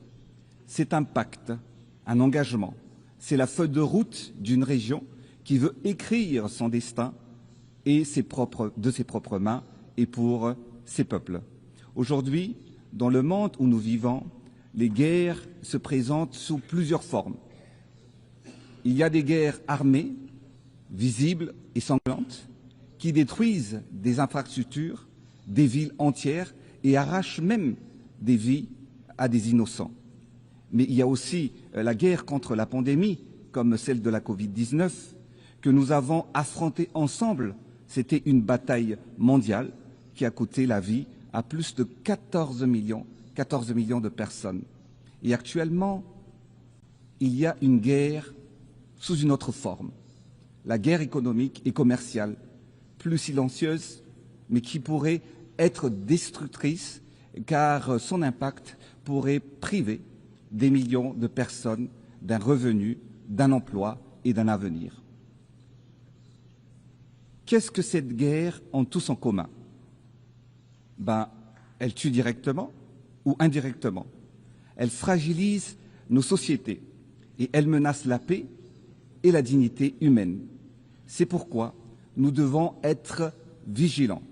Aujourd'hui, un sujet au cœur de l'actualité nous touche particulièrement, car parmi les 16 pays composant la communauté de la SADC, qui est la communauté de l'Afrique australe, 14 sont bénéficiaires du programme de l'AGOA. L'AGOA, je le rappelle, est une initiative américaine qui offre aux pays africains un accès préférentiel au marché des États-Unis en favorisant les exportations sans droit de douane et en stimulant les échanges commerciaux. Et seulement pour la région de la SADC, cela représente 358 000 emplois directs qui sont aujourd'hui menacés, dont 60% dans le secteur textile et le reste réparti dans divers secteurs. Le non-renouvellement de l'AGOA engendrait des conséquences sociales profondes. L'employabilité des milliers de jeunes et l'élan économique de nos nations seraient menacés. Car aujourd'hui, grâce à l'AGOA, les pays de la SADC exportent plus de 11 milliards de dollars par an vers les États-Unis. Derrière ces chiffres, plus de 1 700 000 de personnes sont touchées. Donc, si l'AGOA disparaît, ce sont plus de 700 000 emplois directs et indirects qui pourraient être perdus dans la région de l'Afrique australe uniquement. Alors que derrière chaque emploi, il y a une mère qui nourrit ses enfants, il y a un jeune qui poursuit ses études, il y a une famille qui garde espoir. Alors l'AGOA n'est pas une simple loi commerciale, ce sont des visages, des vies, des communautés entières qui se battent chaque jour pour leur dignité. C'est pourquoi, en tant que président en exercice de la SADC, je demande solennellement l'extension de l'AGOA afin d'éviter des conséquences économiques et sociales désastreuses. Je lance donc un appel à nos partenaires américains, faisant ensemble le choix de la stabilité, le choix de l'espoir et le choix de la dignité. Je plaide pour la poursuite d'un partenariat durable entre les États-Unis et le continent africain. Préserver l'AGOA, c'est préserver la paix sociale dans les pays qui en dépendent. C'est également protéger 20 années de progrès et garantir un avenir meilleur à nos familles et à notre jeunesse. Nous voulons des échanges justes, des partenariats équitables et une prospérité partagée. Nous évoquons ici, dans le concert des nations, la paix et la sécurité. Ainsi, la solidarité entre les nations ne devrait pas juste être des promesses et des discours, mais doit se traduire par des engagements qui garantissent le quotidien de millions de familles à travers le monde. Excellences, Mesdames et Messieurs, Madame la Présidente, notre vision est claire. Développer notre pays à travers la promotion de l'industrialisation, produire et transformer localement tout ce dont la population a besoin. Réduire les importations, innover, bâtir des usines et des chaînes de valeur capables de créer des emplois décents et durables. À Madagascar, depuis les 5 dernières années, nous avons emboîté le pas en installant des infrastructures et des parcs semi-industriels sur tous les territoires afin de stimuler la croissance. Je crois fermement que le développement passe par l'investissement en misant sur le potentiel de chaque pays, son capital humain et la volonté politique de ses dirigeants. Par ailleurs, la transformation agricole est la clé pour combattre la pauvreté, car notre souveraineté alimentaire est le socle de notre indépendance économique. Alors, plantons aujourd'hui les graines de la prospérité et de l'autonomie pour que demain nos peuples se nourrissent elles-mêmes. À Madagascar, dans le domaine de l'agriculture, nous avons soutenu la transformation et la valorisation des produits locaux. Nous avons initié le processus de mécanisation de notre agriculture et nous avons accompagné nos paysans en les dotant des semences et d'intrants améliorés. Notre objectif est de doubler, voire tripler, le rendement agricole, passant de 3 à 9 tonnes à l'hectare pour atteindre l'autosuffisance alimentaire. Enfin, il n'y a pas de développement sans une énergie fiable, accessible et abordable. À Madagascar, nous sommes en train d'accélérer la transition énergétique afin d'atteindre une production énergétique à 70% verte d'ici 2028. C'est pour ce faire, nous allons exploiter notre immense potentiel solaire, éolien et hydroélectrique. Comme vous le savez, aujourd'hui encore, dans de nombreux pays africains, comme à Madagascar, la production d'électricité repose principalement sur des centrales thermiques. Cette dépendance aux énergies fossiles a un coût économique énorme. Investir dans l'énergie renouvelable est donc non seulement une obligation, mais un devoir pour un avenir durable et inclusif. En seulement 6 ans, le taux d'accès à l'électricité dans mon pays est passé de 24% à 40%. Des progrès notables ont été donc réalisés, mais nous sommes conscients que beaucoup reste à faire. Nous allons encore intensifier les efforts afin d'augmenter la production d'énergie propre pour les populations rurales isolées ne soient pas laissées pour compte. Dans ce contexte, la collaboration avec les systèmes des Nations Unies joue un rôle essentiel en favorisant des projets impactants pour les communautés rurales. Ces initiatives illustrent une volonté de bâtir un avenir énergétique plus équitable, durable et innovant.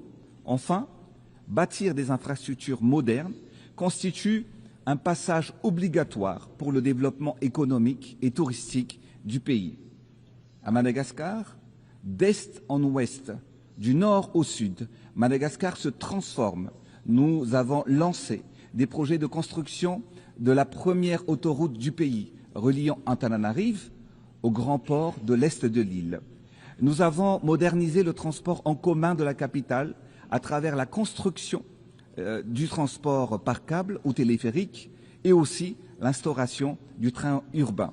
Cela permet de désengorger la ville en transportant plus de 40 000 passagers par jour à son plein potentiel et réduisant ainsi la circulation de 2000 véhicules quotidiennes.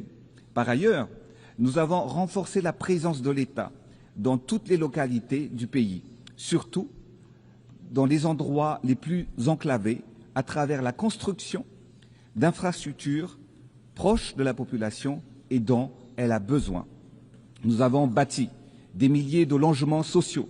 Nous avons modernisé les soins à travers la construction d'hôpitaux publics et des centres de santé de base sur tout le territoire national. Si le pays ne comptait que 16 centres hospitaliers seulement, centres hospitaliers universitaires jusqu'en 2018, nous avons triplé ce nombre en construisant 30 autres hôpitaux de référence en seulement 6 ans. Nous avons accompagné l'entrepreneuriat des jeunes et des femmes pour viser leur autonomisation. Nous avons érigé des stades et des terrains sportifs qui deviennent des lieux de cohésion, de fierté nationale et d'émancipation pour la jeunesse. D'ailleurs, la tenue du sommet Youth Connect à Madagascar au mois de novembre s'inscrit dans le cadre de cet engagement pour la jeunesse en faveur de l'égalité et de l'inclusion, et pour lesquels nous vous invitons déjà à participer massivement. Enfin, du point de vue de la protection sociale, plus de 250 millions de dollars ont été transférés directement aux familles les plus vulnérables pour améliorer leur quotidien. Ces réalisations traduisent notre volonté de bâtir un pays solidaire, connecté, tourné vers l'avenir, mais la dividende démographique reste une véritable et variable qui doit rentrer sur l'équation. Nous devons changer la structure de la population, car la croissance démographique actuelle n'est pas proportionnelle à la croissance économique. Dans certaines régions, de jeunes filles de moins de 18 ans sont déjà mères de famille et la majorité des femmes se retrouvent en moyenne avec 5, voire même 8 enfants à leur charge. Elles ont plus de difficultés à les nourrir, les élever, les soigner et les éduquer correctement. C'est pourquoi nous avons intensifié le programme de planning familial pour maîtriser la naissance et transformer la population actuelle dépendante en une population active, économiquement productive. La démographie deviendra pour Madagascar un atout et non plus un frein au développement. Excellences, Mesdames et Messieurs, Madame la Présidente, nous voulons offrir un avenir meilleur à nos enfants. Nous devons donc protéger la planète qui nous héberge. Madagascar, sanctuaire de la nature, avec ses 5% de biodiversité mondiale et des espèces à 80% endémiques, il faut absolument la protéger.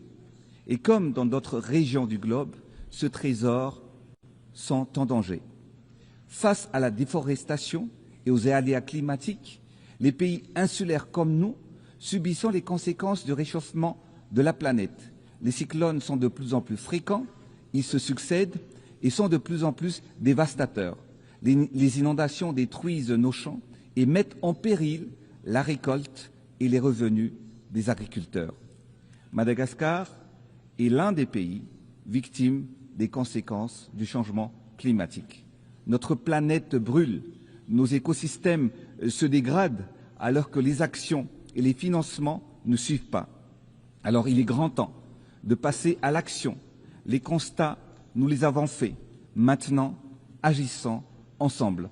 C'est pourquoi nous appelons encore une fois à une justice climatique pour que les pays pollueurs assument leurs responsabilités et que les financements promis par l'adaptation soient réellement tenus. Nous avons déjà affirmé notre engagement dans la préservation de cet héritage commun avec un programme de reboisement massif en plantant des millions d'arbres chaque année. Ainsi, Madagascar a rejoint la coalition des pays à neutralité carbone G0 et se positionne comme un acteur modèle. Nous avons également renforcé la protection de nos aires protégées. Nous ambitionnons de restaurer nos forêts, développer l'économie verte et bleue. Excellences, chers leaders, Mesdames et Messieurs, Madame la Présidente, ici et maintenant, à cette auguste tribune, j'appelle à l'unité et à l'action. L'heure n'est plus à la réflexion, mais aux stratégies concertées. L'heure n'est plus à la dépendance, mais à l'affirmation souveraine. L'heure n'est plus à la lenteur, mais à l'accélération, à l'audace et à l'efficacité. Notre mission, c'est notre raison d'être. Notre destinée, une destinée qui vise à améliorer le quotidien des citoyens et qui touche chaque vie, chaque enfant et chaque mère. Alors, posons-nous la question. Quel monde choisissons-nous pour nos enfants et pour l'avenir de la génération future? Pour mon peuple, pour le progrès, je ne cesserai jamais de déployer tous les voies et moyens pour accélérer la transformation de mon pays. Aller plus vite, aller plus loin, avec courage et avec espoir. Oui, la tâche est immense et l'attente de la population est grande. Mais nous savons une chose, la division n'est pas une solution. L'affrontement engendre l'instabilité. Alors, choisissons l'unité, choisissons la solidarité, choisissons de bâtir plutôt que détruire, car chaque enfant a le droit de rêver et que chaque peuple a le droit d'espérer. Alors, avançons unis, debout, ensemble, avançons vers le monde que nous voulons. Je rêve pour mon pays, pour Madagascar, pour l'Afrique australe, pour le continent africain et pour toutes les voix encore peu entendues d'un avenir où la paix l'emporte sur la guerre, où le développement profite à chaque être humain, où les droits fondamentaux ne soient jamais négociables et où la nature soit préservée comme notre héritage le plus sacré.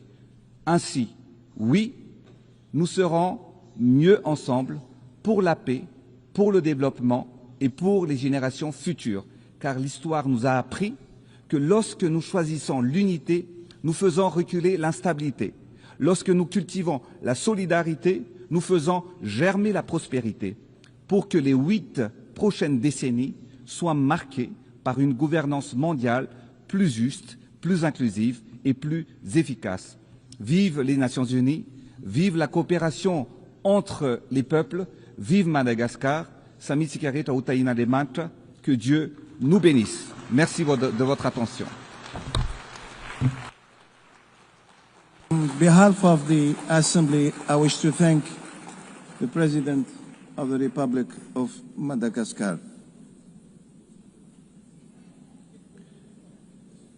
We shall now continue the general debate.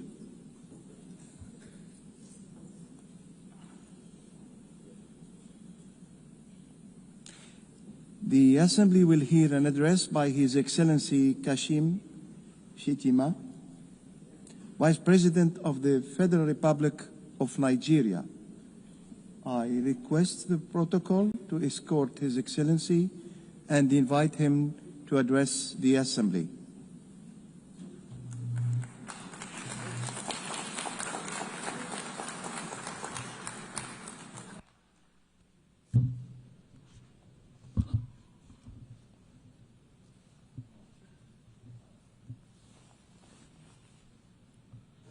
Madam President, Mr. Secretary General, Excellencies, Heads of State and Government, distinguished delegates. The chaos that shadows our world is a reminder that we cannot afford the luxury of inaction. We will have been consumed by our differences had there been no community such as this to remind us that we are one human family. Even in our darkest hours, we have refused to be broken. This community was born from the ashes of despair, a vehicle for order, and for the shared assurance that we could not afford to falter again. Our belief in this community is not a posture of moral superiority, but an undying faith in the redemption of humanity. It is, therefore, with profound humility that I stand before you today as Vice President of the Federal Republic of Nigeria on behalf of President Bola Ahmed Tinubu to renew this pledge on behalf of my country. Madam President, Nigeria joins the Committee of Nations in congratulating you on your election as the President of the General Assembly for the 80th session and assure you of our unalloyed support during your tenure. I commend your predecessor, my brother, His Excellency Philemon Yang, and the Secretary General, His Excellency Antonio Guterres, for their outstanding stewardship and unifying leadership during these extraordinary times. This anniversary must not be a sentimental retreat into nostalgia.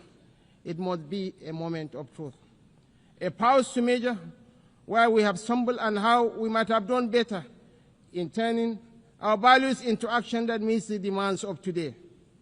We are here to deliver a world of peace and development where the respect for human rights is paramount. We must recalibrate the delicate balance between our roles as sovereign governments and our duties as collective partners to renew multilateralism in a world that has evolved far beyond what it was in 1945. The pace of change across borders is a force without pause. It manifests in the tools of technology, in the movements of information and finance, in the corrosive ideologies that preach violence and division, in the gathering storm of the climate emergency, and in the tide of irregular migration.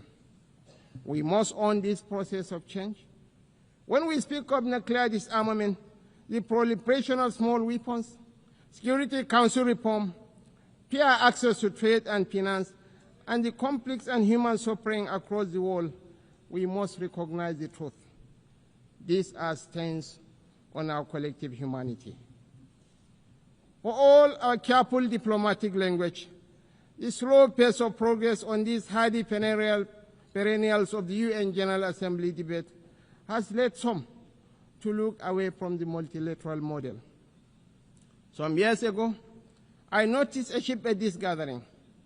Key events were beginning to take place outside this hall, and the most sought-after voices were no longer heads of state. These are indeed troubling times. Nigeria remains firmly convinced of the merits of multilateralism. But to sustain that conviction, we must show that existing structures are not set in stone. We must make real change, change that works, and change that is seen to work. If we fail, the direction of travel is already predictable. We are here to strengthen the prospect for peace, development, and human rights. Madam President, I want to make 4 points today to outline how we can do this. 1, Nigeria must have a permanent seat at the UN Security Council. This should take place. This should take place as part of a wider process of institutional reform. 2, we need urgent action to promote sovereign debt relief and access to trade and financing. 3, countries that host minerals must benefit from those minerals. And 4th, the digital divide must close. As our friend the Secretary General has said, AI must stand for Africa included. On my first point, the United Nations will recover its relevance only when it reflects the world as it is, not as it was. Nigeria's journey tells this story with clarity. When the UN was founded, we were a colony of 20 million people, absent from the tables where decisions about our fate were taken. Today, we are a sovereign nation of 236 million people, projected to be the third most populous country in the world, with one of the youngest and most dynamic populations on earth, a stabilizing force in regional security, and a consistent partner in global peacemaking. Our case for permanent seat at the Security Council is a demand for fairness, for representation, and for reform that restores credibility to the very institution upon which the hope of multilateralism rests. This is why Nigeria stands firmly behind the UN 80 initiative of the UN Secretary General and the resolution adopted by this Assembly on 18 July 2025, a bold step to reform the wider United Nations system for greater relevance, efficiency, and effectiveness in the face of unprecedented financial strain. We support the drive to rationalize structures and end the duplication of responsibilities and programs, so that this institution may speak with one voice and act with greater coherence. Madam President, Africa, none of us in this world can function peacefully in isolation. This is the heavy burden of sovereignty. Sovereignty is a covenant of shared responsibility, a recognition that our survival is bound to the survival of others. To live up to this charge, we must work hand in hand with our neighbors and partners. We must follow the trails of weapons, of money, and of people. For these forces, too often driven by pestilent non-state actors, ignite the fires of conflict across our region. Madam President, Nigeria's soldiers and civilians carry a proud legacy. They have participated in 51 out of 60 United Nations peacekeeping operations since our independence in 1960. We have stood with our partners in Africa to resolve conflicts, and we continue that commitment today through the Multinational Joint Task Force. At home, we confront the scourge of insurgency we resolve. From this long and difficult struggle with violent extremism, one truth stands clear. Military tactics may win battles measured in months and years, but in wars that span generations, it is values and ideas that deliver the ultimate victory. We are despised by terrorists because we choose tolerance over tyranny.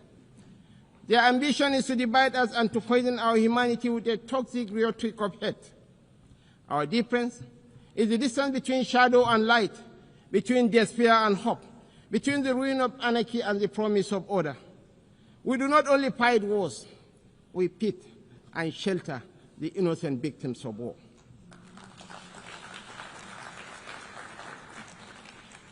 This is why we are not indifferent to the devastations of our neighbors near and distant. This is why we speak of the violence and aggression visited upon innocent civilians in Gaza, the illegal attack on Qatar, and the tensions that scar the wider region. It is not only because of the culture of impunity that makes such acts intolerable, but because our own bitter experience has taught us that such violence never ends where it begins. We do not believe that the sanctity of human life should be trapped in the corridors of endless debate. That is why we say, without stuttering and without doubt, that a two-state solution remains the most dignified path to lasting peace for the people of Palestine.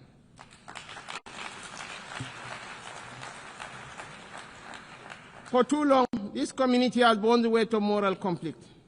For too long, we have been caught in the crossfire of violence that offends the conscience of humanity.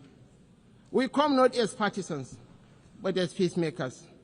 We come as brothers and sisters of a shared wall, a wall that must never reduce the right to live into the currency of devious politics.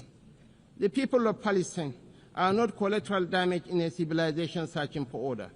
They are human beings, equal in worth, entitled to the same freedoms and dignities that the rest of us take for granted.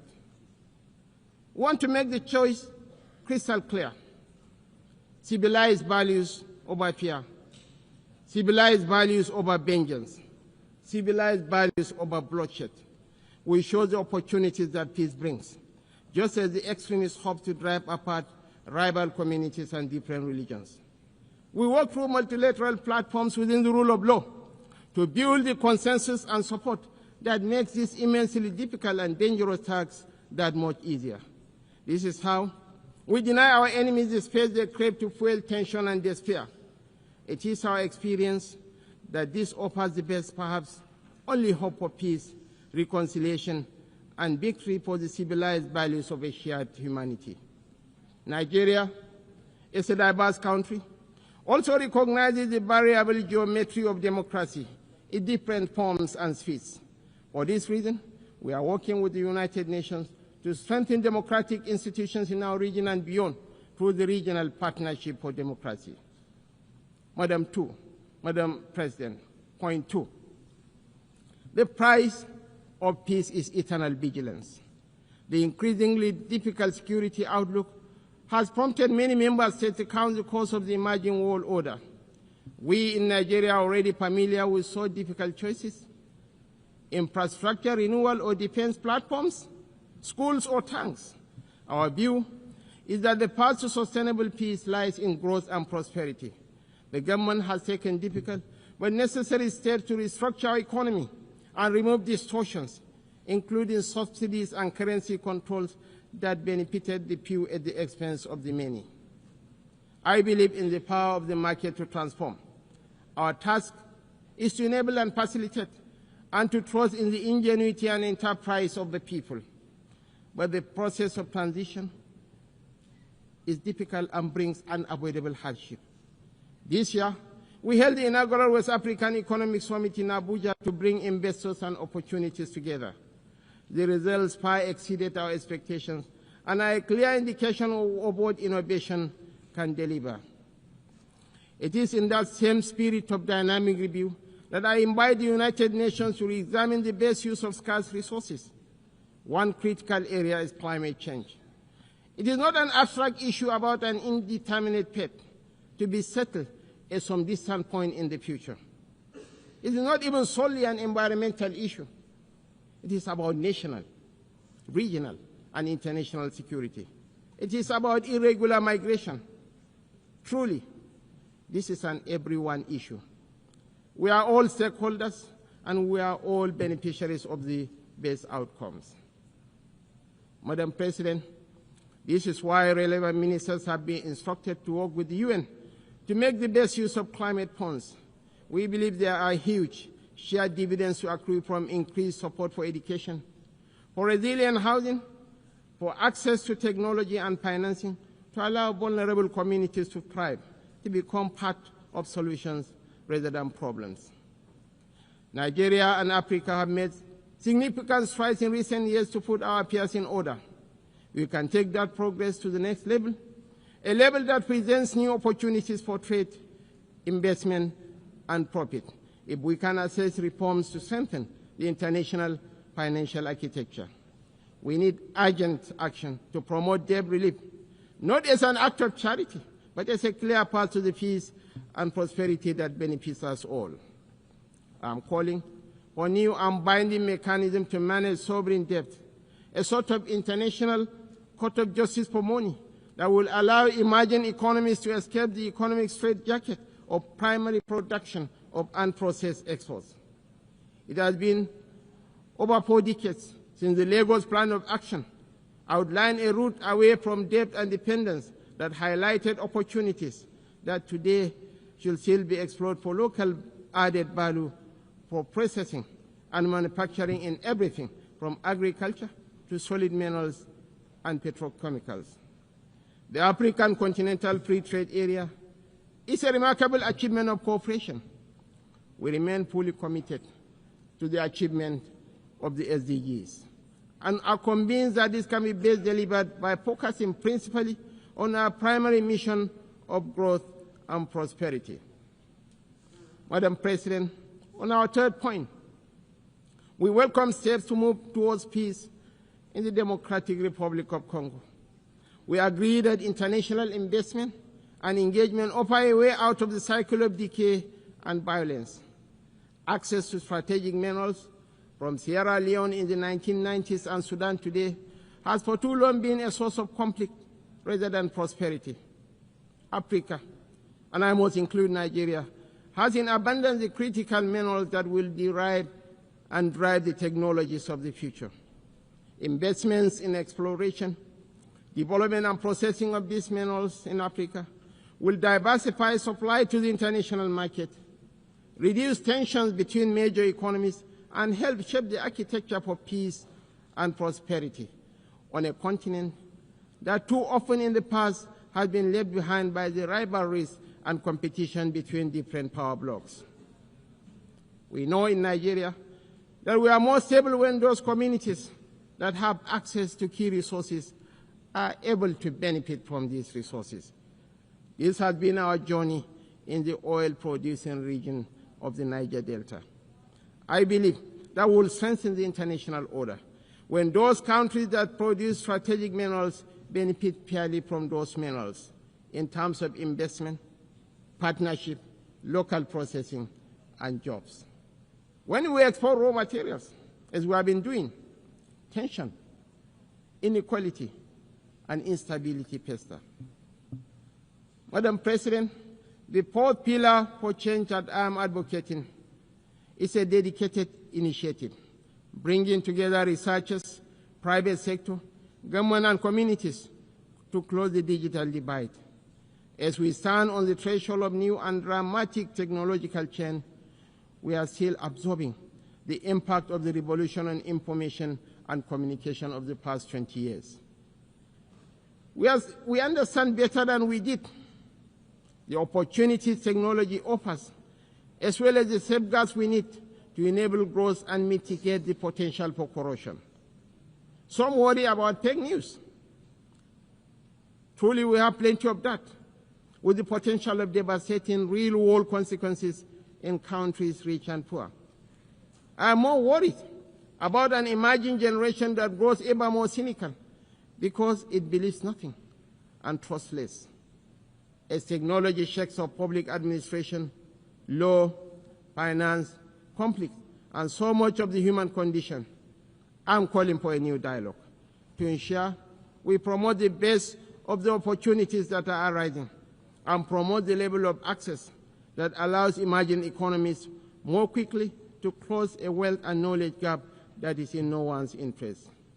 I join you today to reassert Nigeria's commitment to peace, to development, to unity, to multilateralism, and to the defense of human rights is beyond compromise. For none of us is safe until all of us are safe. The road ahead will not be easy, and we know there are no quick fixes to the trials that test the human spirit. Yet history reminds us that bold action in pursuit of noble ideals has always defined the story of the United Nations. Time and again, we have found the wisdom to balance sovereign rights with collective responsibility. That balance is once again in question. But I believe, quite passionately, that a renewed commitment to multilateralism, not as a slogan, but as an article of faith, remains our surest path forward. Nigeria dedicates itself fully and without reservation to that noble cause. I thank you all for listening.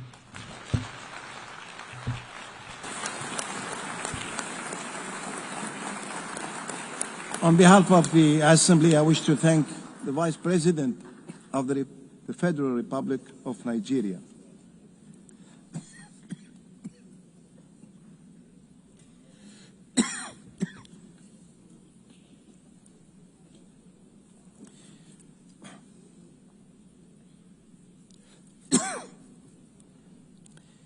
The Assembly will hear an address by His Highness Sabah al-Khalid al-Sabah,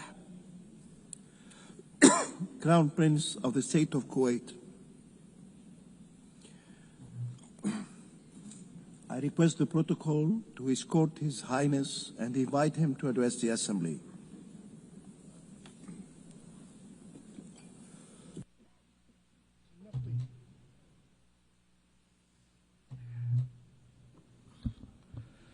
بسم الله الرحمن الرحيم.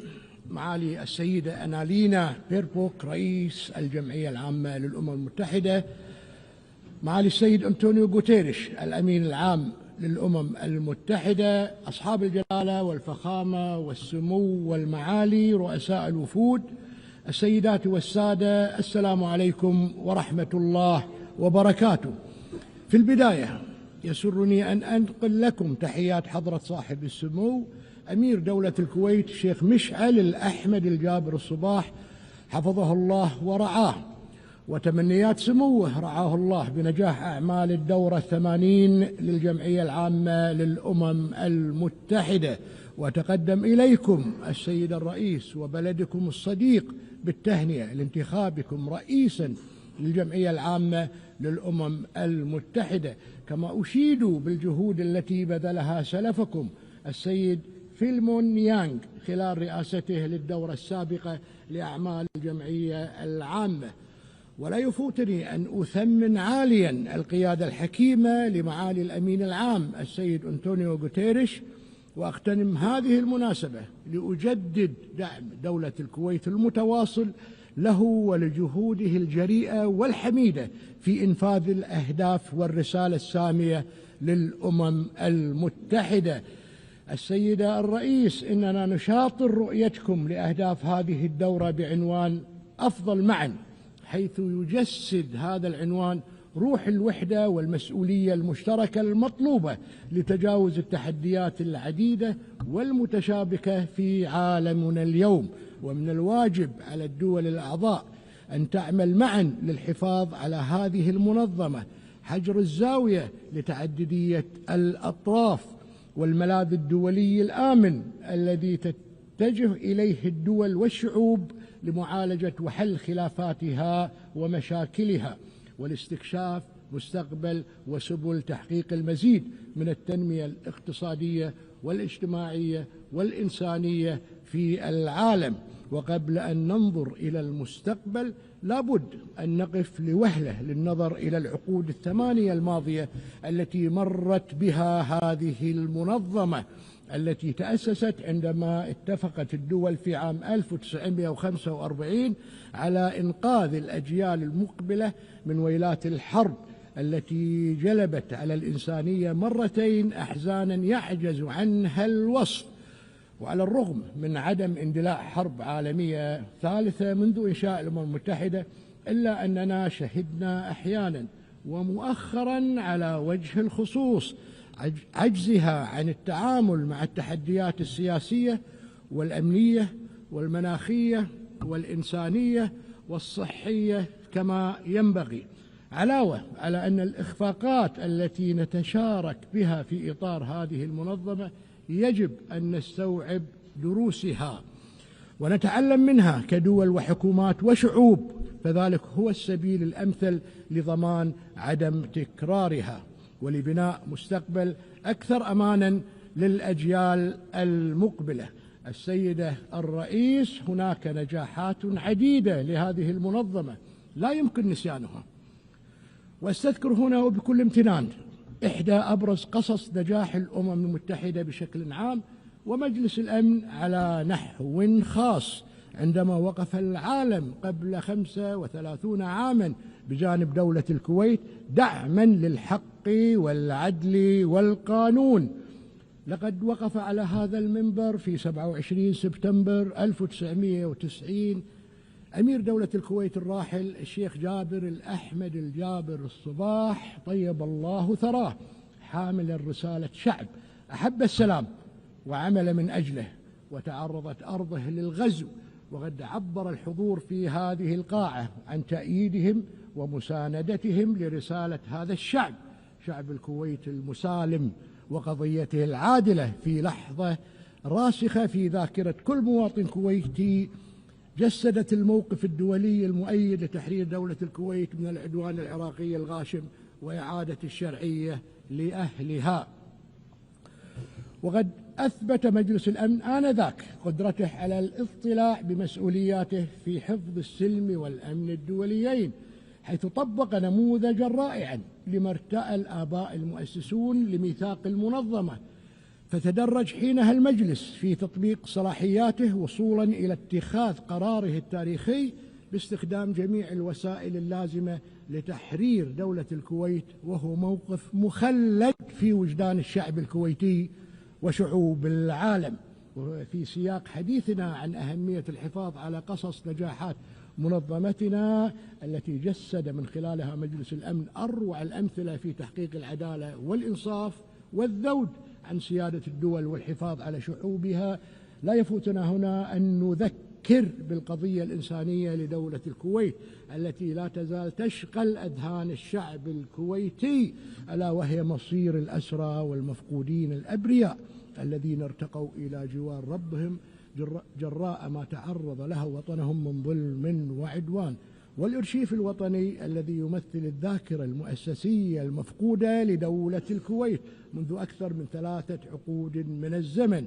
هذه القضية ذات الأبعاد المتعددة الإنسانية والأخلاقية والأممية تتطلب توافر النوايا الصادقة والإرادة الصلبة لمعالجتها على النحو الأمثل بمتابعة حثيثة من قبل مجلس الأمن، ونأمل في تضميد جراح ذوي الأسرى والمفقودين الذين لا تزال أفئدتهم تعتصر ألما لغيابهم وقلوبهم تمتلئ أملا بدفن رفات أحبتهم على أرض الوطن. ونرحب في هذا الصدد باعتماد مجلس الأمن القرار 2792 لعام 2025 بالإجماع، والذي نص على تعيين ممثل أممي رفيع المستوى لمتابعة تلك الملفات على وجه الخصوص، وعليه ونظرا لعمق تأثيرها وأبعادها الإنسانية والوطنية فلا بد أن تسخر ولاية هذا الممثل الأممي رفيع المستوى لإنهاء هذه الملفات العالقة بشكل عادل ونهائي بما يتسق مع التطلعات المشروعة لدولة الكويت والمجتمع الدولي، وهو الأمر الذي سيسهم بلا أدنى شك في تعزيز مناخ التعاون المشترك بين دولة الكويت وجمهورية العراق الشقيق. السيد الرئيس، لقد أطلق معالي الأمين العام مبادرة الأمم المتحدة UNAT Initiative، والتي تأتي متوافقة مع الجهود الإصلاحية التي تسعى إلى تعزيز فاعلية الأمم المتحدة وكفاءتها لجعلها قادرة على مواجهة التهديدات والتحديات المستقبلية. وعندما نتحدث عن الإصلاحات في إطار النظام الدولي المتعدد الأطراف، فلا بد أن يكون إصلاح جهاز مجلس الأمن على سلم الأولويات، وإننا على قناعة تامة بأن هناك حاجة ملحة لإجراء إصلاحات ترسخ مبادئ العدالة والشفافية والمصداقية وعدم الازدواجية في المعايير، لجعل مجلس الأمن أكثر قدرة على التصدي للتهديدات المعاصرة، ولتكون تركيبته أكثر انعكاسا للعالم الذي نعيشه اليوم. السيد الرئيس، تتشرف دولة الكويت برئاسة الدورة الحالية 45 للمجلس الأعلى لمجلس التعاون لدول الخليج العربية، وعبر مرور الزمن أثبت هذا المجلس أنه بات ركيزة أساسية للاستقرار والازدهار في منطقتنا. وقد دأبت بلادي من خلال رئاستها لهذا المجلس على مواصلة مسيرة العمل الخليجي المشترك وتعزيز الشراكة الاستراتيجية مع المنظمات الإقليمية والدولية. وتعتز دولة الكويت بتقديمها نيابة عن كافة الأشقاء في دول المجلس القرار الذي اعتمد بتوافق الآراء في هذه الجمعية المعني بالتعاون بين مجلس التعاون لدول الخليج العربية ومنظمة الأمم المتحدة. ويتطلع هذا الكيان المبارك والدول الأعضاء فيه إلى أخذ زمام الريادة والقيادة في مختلف المجالات، فنحن شعوب الخليج لا نعرف المستحيل، وسنبحر في خضم أمواج المستقبل بعزيمة لا تلين، ومؤمنين قولا وفعلا بوحدة المصير. السيد الرئيس، لقد شهدت منطقتنا في الآونة الأخيرة تصعيدا عسكريا خطيرا واتساعا لرقة النزاع، وهو الأمر الذي سبق أن حذرنا من خطورته وتبعاته على أمن واستقرار المنطقة. وأن ندين في هذا الصدد بأشد العبارات العدوان الإسرائيلي الغاشم على دولة قطر الشقيقة، فإننا نعد ذلك انتهاجا صارخا للقوانين الدولية كافة وتعديا على سيادة وسيط يعمل بجهود صادقة من أجل السلام. وتجدد دولة الكويت تضامنها الكامل مع الأشقاء في دولة قطر، مؤكدة أن أي تهديد أو عدوان تتعرض له دولة عضو في مجلس التعاون لدول الخليج العربية يمثل تهديدا وعدوانا مباشرا على جميع دول المجلس. وقبل أيام معدودة عقدت قمتان استثنائيتان، الأولى للمجلس الأعلى لمجلس التعاون لدول الخليج العربية، والثانية القمة العربية الإسلامية الطارئة لبحث العدوان الإسرائيلي على دولة قطر الشقيقة. ونشدد على كافة المضامين التي وردت في البيانين الختاميين الصادرين عنهما. السيد الرئيس، تواصل دولة الكويت سعيها الدؤوب الممتد لأكثر من عقدين من الزمن لمساعدة العراق على تلبية آمال وتطلعات شعبه الشقيق وتمكينه من الإسهام في أمن واستقرار المنطقة في إطار تفاهمات ثنائية تمثل حجر الأساس محددة لمعالم التعاون والتنسيق والتكامل، وصولا إلى مستقبل أكثر إشراقا كفيلة بطي صفحات الماضي الأليم ومعالجة جراحه. وعليه تؤكد بلادي من هذا المنبر وللعام الثالث على التوالي التزامها بما نصت عليه اتفاقية تنظيم الملاحة البحرية في خور عبد الله وبروتوكول المبادلة الأمني المبرم مع جمهورية العراق الشقيق منذ عام 2009، وتجدد التزامها بتصحيح مسار العملية التفاوضية لترسيم الحدود البحرية مع جمهورية العراق الشقيق لما بعد العلامة 162 وفقا لمبادئ وقواعد القانون الدولي واتفاقية الأمم المتحدة لقانون البحار لعام 1982 ودون أي مساس بالأراضي والجزر والمرتفعات المائية الثابتة. ونجدد في الوقت ذاته دعوتنا للأشقاء في العراق باحترام ما نصت عليه الاتفاقيات والتفاهمات النافذة التي أسلفنا ذكرها، بحيث يرسلنا لنا الانطلاق نحو الارتقاء بمجالات التعاون التي بادرت بلادي بإرسائها مع العراق الشقيق إلى آفاق أرحب. السيد الرئيس، إن ما يحدث في قطاع غزة منذ ما يقرب عامين من عقاب جماعي وقتل لعشرات الآلاف من الأبرياء الفلسطينيين معظمهم من الأطفال والنساء، وانتهاج القوة القائمة بالاحتلال سياسة التجويع كأداة حرب،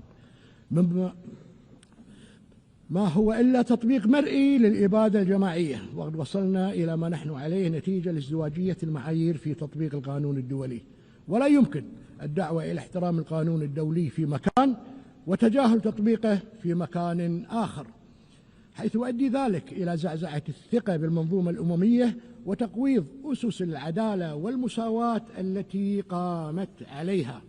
وتدين دولة الكويت مجددا العدوان الإسرائيلي على قطاع غزة وكافة الأراضي الفلسطينية المحتلة، وتدعو إلى إنهائه بشكل فوري والسماح بدخول المساعدات الإنسانية بشكل عاجل، مشيدة في ذات الصدد بجهود دولة قطر الشقيقة، جمهورية مصر العربية الشقيقة، والولايات المتحدة الأمريكية الصديقة ومساعيها المبذولة من أجل التوصل إلى وقف لإطلاق النار.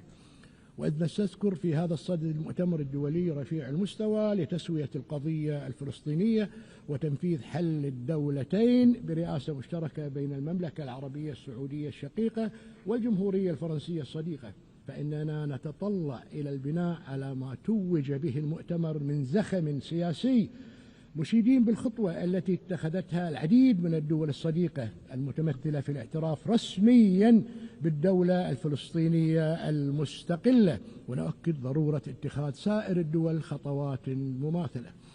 كما تؤكد دولة الكويت التزامها الثابت بدعم وكالة الأونروا إدراكا منها للدور المحوري والهام الذي تضطلع به لتأمين الاحتياجات الأساسية للملايين من اللاجئين الفلسطينيين، وتجدد رفضها القاطع لسياسة الاستيطان والتهجير القسري التي تنتهجها القوة القائمة بالاحتلال، مشيدين على ضرورة أخذ خطوات لتحمل إسرائيل القوة القائمة بالاحتلال المسؤولية القانونية تجاه ما قامت به من قتل ودمار. هذا وتجدد دولة الكويت موقفها التاريخي والثابت في دعم الشعب الفلسطيني الشقيق وقضيته العادلة وحقه المشروع في إقامة دولته المستقلة على حدود 4 يونيو لعام 1967 وعاصمتها القدس الشرقية وفقا لقرارات الشرعية الدولية ومبادرة السلام العربية لعام 2002. السيدة الرئيس، تقف دولة الكويت إلى جانب الجمهورية العربية السورية والجمهورية اللبنانية في مساعيهما لبناء مستقبل مزدهر وآمن يحقق تطلعات شعبيهما، مؤكدة ضرورة احترام سلامة وسيادة ووحدة أراضي البلدين الشقيقين. كما نتابع ببالغ القلق ما تشهده كل من الجمهورية اليمنية وجمهورية السودان وجمهورية الصومال الفيدرالية ودولة ليبيا، وندعو إلى تغليب صوت الحكمة والعقل والانخراط بالحوار السياسي لحل الخلافات وفقا لقرارات مجلس الأمن ذات الصلة وقواعد القانون الدولي، بما يضمن وحدة وسلامة واستقرار وسيادة هذه الدول الشقيقة. وانطلاقا من تمسكنا بمبادئ حسن الجوار الواردة في ميثاق الأمم المتحدة، نؤكد مجددا دعوتنا للجمهورية الإسلامية الإيرانية إلى تفعيل إجراءات جادة لبناء الثقة القائمة على احترام سيادة الدول وعدم التدخل في شؤونها الداخلية، ونؤمن بأن تأية الظروف الملائمة لاستئناف المفاوضات من شأنها أن تسهم في معالجة البرنامج النووي الإيراني وسائر القضايا العالقة. السيدة الرئيس، إننا في دولة الكويت وبفضل عزيمة أبنائها الأوفياء نمضي بخطى ثابتة نحو المستقبل وفق رؤية الكويت 2035 التي تهدف إلى ترسيخ الكويت كمركز مالي وتجاري وثقافي رائد في المنطقة، وكذلك وبشكل موازن نعمل على تحقيق أهداف التنمية المستدامة 2030 مستلهمين من الآباء والأجداد قيم العمل والإخلاص والعطاء التي قرسوها في الأجيال المتعاقبة من أجل بناء وطن آمن ومزدهر. ونؤكد في ذات الصدد على أهمية الدور الفاعل للمرأة الكويتية والشباب الكويتي في مختلف المجالات مشيدين بمساهماتهم القيمة في مسيرة التنمية ونهضة المجتمع وازدهاره. ومع بقاء 5 أعوام فقط على تحقيق أهداف التنمية المستدامة 2030 نشدد على ضرورة مواصلة العمل حتى تستطيع الدول تحقيق تلك الأهداف النبيلة لضمان عدم ترك أي أحد يتخلف عن الركب.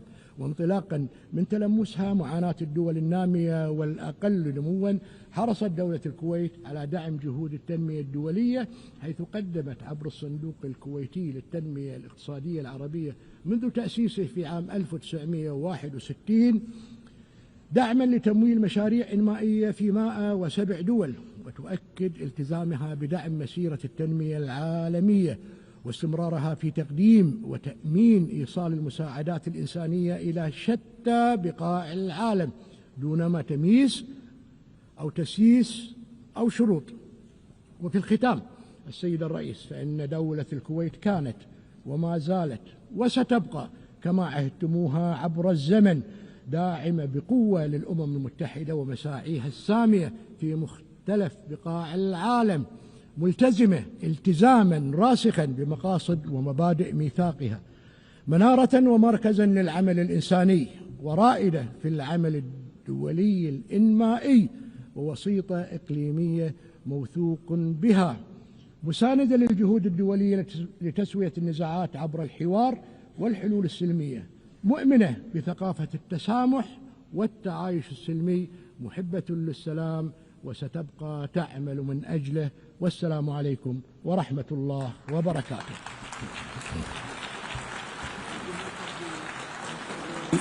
I wish to thank the Crown Prince of the State of Kuwait, Sheikh Sabah Al-Khalid Al-Sabah.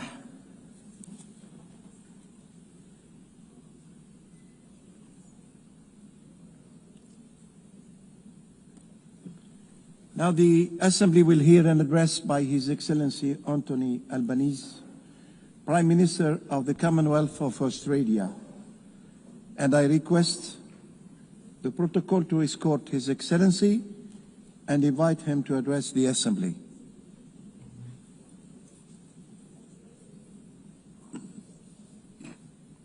Years ago, the people of our nations came together and put their trust in each other's humanity. An act of faith all the more extraordinary when we recall the devastation that still gripped the world. Yet, out of the grief and ruin of war, that generation found the courage, the wisdom and the compassion to work together for a better peace, to build a world governed by rights and rules, not fear or force, where the sovereignty of every nation is respected, the essential dignity and equality of every man, woman and child upheld, and where the shared mission and purpose of the United Nations is not merely to contain the threat of war, it is to create the conditions for peace, to provide a framework for settling our disputes, to foster the dialogue that enables us to manage our differences and deepen our understanding, and to nourish the opportunity, build the prosperity and deliver the economic justice on which true and enduring security always depends. If 80 years ago this task had been entrusted to the great powers alone, then in all likelihood we would not be gathering here today. Instead, history would note the United Nations as little more than a noble experiment. The reason this institution has endured is because it belongs to all of us, because it has been built and shaped by all of us.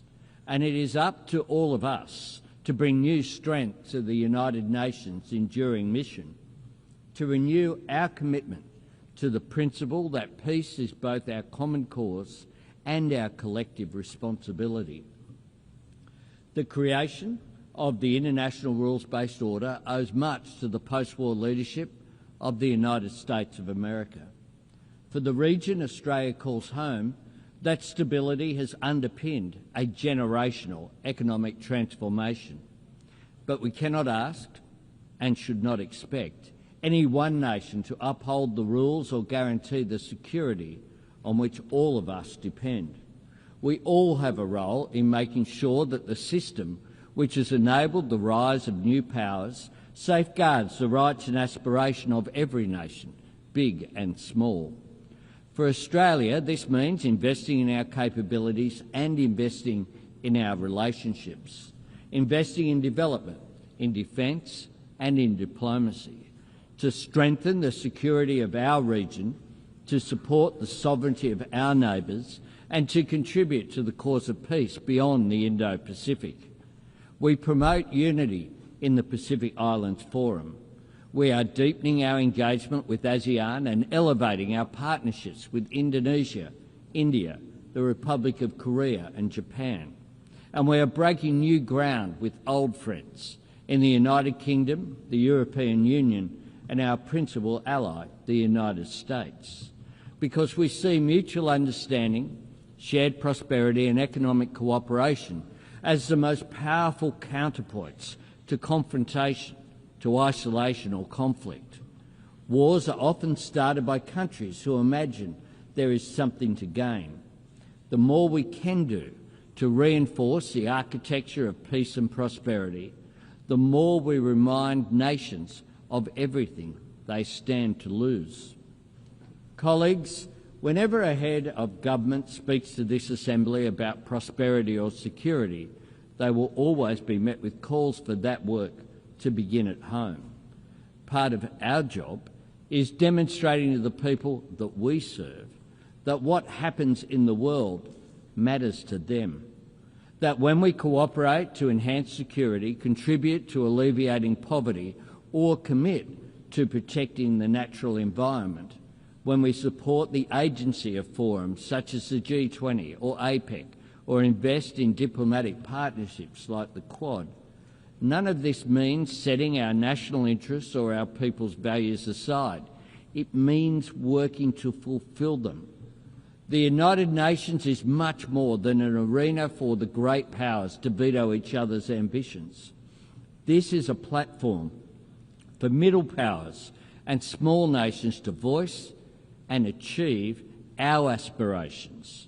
And that is why Australia is seeking a place on the UN Security Council in 2029-30.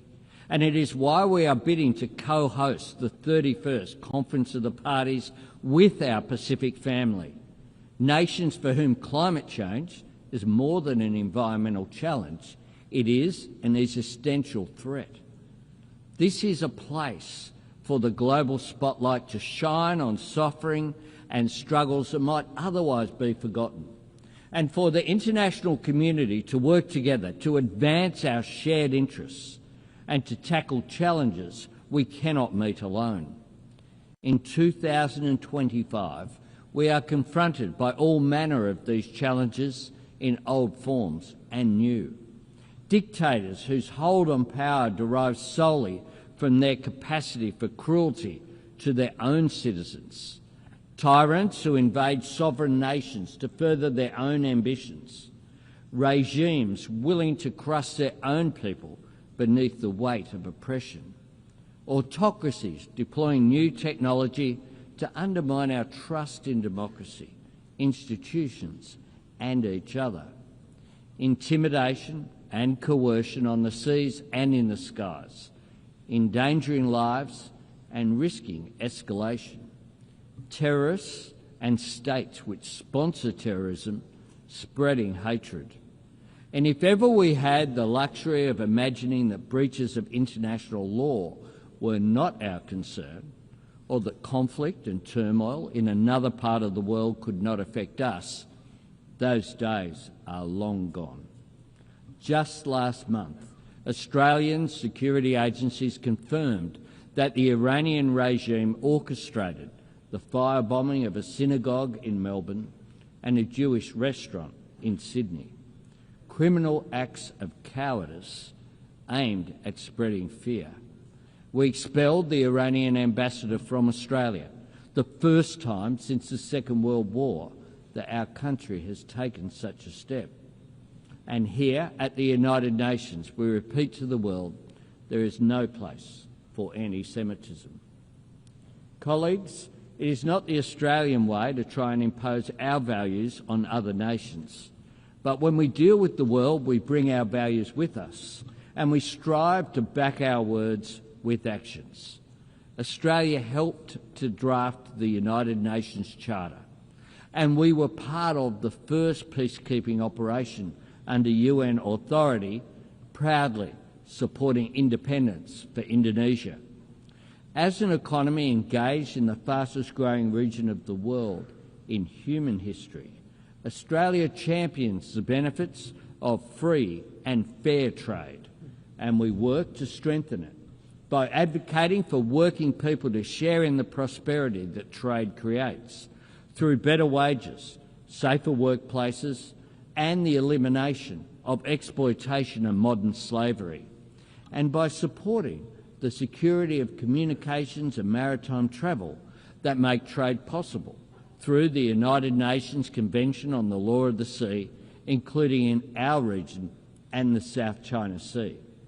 And as a proud member of the Pacific family, as a continent home to some of the greatest natural treasures on the planet, and as a nation blessed with the traditional resources, critical minerals, skills and sunlight and space to power the global shift to net zero, Australia is acting to meet the environmental challenge of climate change while working to seize and share the economic opportunities of renewable energy. We will meet our 2030 target of 43% emissions reduction on 2005 levels. And last week, we set our target for 2035, cutting emissions by 62 to 70%. We are honouring our commitment to the Paris Agreement and its goal of keeping global temperatures below dangerous levels. Our target is ambitious, but importantly, it is achievable. And more than anything else, Australia's embrace of clean, renewable energy will get us there. Clean energy can carry the world beyond the false choice between economic growth and environmental responsibility, because clean energy enables the rapidly growing economies of the Indo-Pacific to industrialise and decarbonise at the same time, and to continue lifting their people's living standards while lowering their nation's emissions. Colleagues, as one of the world's oldest democracies, and one of the first where women could vote in elections and stand for Parliament, Australia knows societies and economies are stronger when they draw on the talents of all of their citizens. Indeed, it was a great Australian, Jessie Street, one of just 8 women among the 850 delegates who gathered in San Francisco in 1945, who insisted that the UN Charter make specific mention of sexual discrimination. Because, she said, where the rules are silent, women are not usually considered. That is why Australia proudly works to promote education, economic opportunity and empowerment for women and girls around the world. As the home of the world's oldest continuous culture, we honour the knowledge and resilience of Indigenous people everywhere. And as a country strengthened and enriched by the hard work and aspiration of people drawn from every faith and tradition on earth, we stand against discrimination and prejudice everywhere. As a people who believe that kindness is an act of courage, we want to see aid workers delivering food, water and medicine to conflict zones protected. And this week, Australia and our partners launched the Declaration for the Protection of Humanitarian Personnel. And I thank the more than 100 nations that have already endorsed the Declaration. And as a nation that knows security depends on sovereignty, Australia stands with the courageous people of Ukraine in their struggle against Russia's illegal and immoral invasion. We share the resolve of every member of the Coalition of the Willing to secure peace on Ukraine's terms. It is the nature of the world the United Nations serves that this institution is constantly tested. In times of global uncertainty, there are no easy days, but there are clear choices. If the United Nations steps back, we all lose ground. If we give people reason to doubt the value of cooperation, then the risk of conflict becomes the default option, which grows. If we allow any nation to imagine itself outside the rules or above them, then the sovereignty of every nation is eroded. If we resign ourselves to the idea that war is inevitable, or relegate ourselves to the status of disinterested bystanders, if our only response to every crisis is to insist that there is nothing we can do, then we risk being trusted with nothing.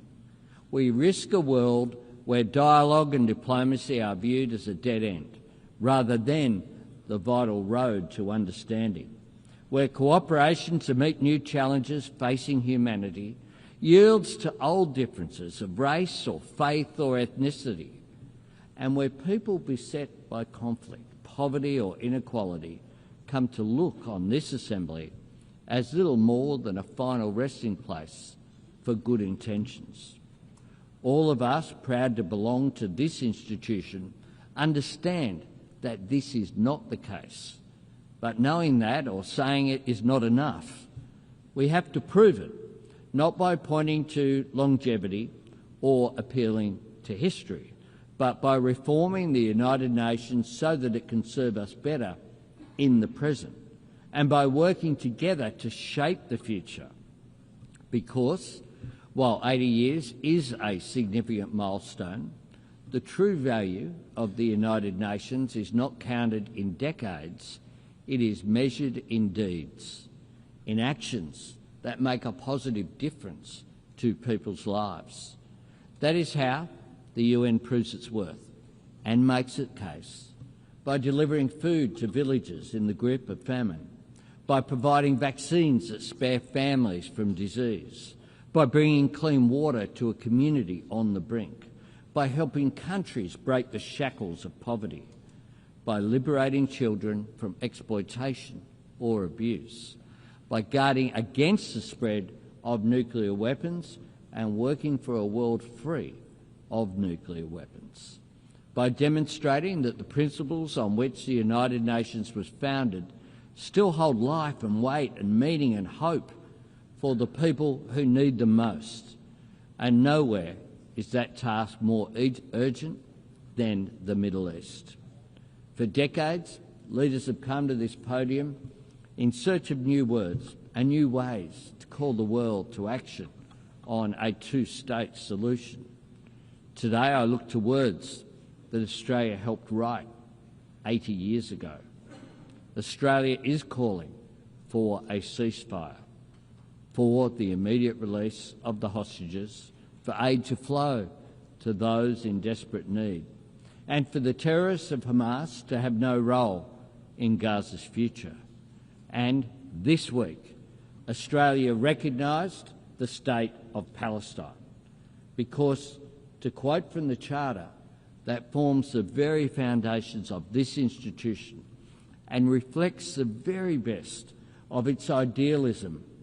We are determined, quote, to save succeeding generations from the scourge of war, to reaffirm faith in fundamental human rights, to promote social progress and better standards of life in larger freedom, and for these ends, to practice tolerance and live together in peace with one another as good neighbours. That was right 80 years ago and it's right today. Every nation that takes a seat in this room has put its name to those principles. Peacekeepers and aid workers from all over the world have risked and lost their lives in the service of those ideals. So we must ask ourselves, when can those words hold meaning if not now? Where can those words apply if they do not apply to the Middle East. And what can we, the members of the United Nations, say we stand for if we cannot say we stand for this? There is a moment of opportunity here. Let us seize it. Colleagues, in the early days of this Assembly, Papua New Guinea was considered an Australian territory. And last week, that proud nation celebrated the 50th anniversary of its independence. And soon, Australia's nearest neighbour will become our newest ally. Times change, nations and regions change with them, but the ideals and imperatives that built this place are timeless. More than ever, we must trust in each other's humanity. More than ever, we must choose to succeed together rather than risk failing alone. More than ever, we must work to see the promises of this place deliver real progress for the people that we serve. More than ever, we must work to build a future true to the United Nations' noble purpose and worthy of our people's greatest qualities. We all have a part to play, and Australia, just as we always have, will always play our part. I thank you very much.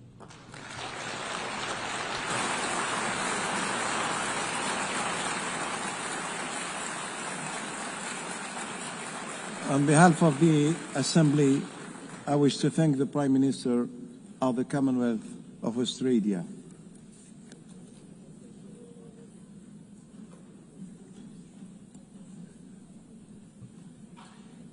The Assembly will hear now an address by Her Excellency Giorgia Meloni, President of the Council of Ministers of the Republic of Italy.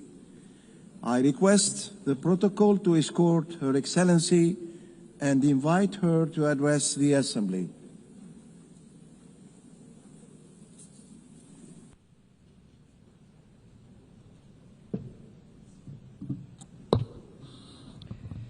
Presidente Baerbock, Segretario Generale Guterres, colleghi delegati, signore e signori.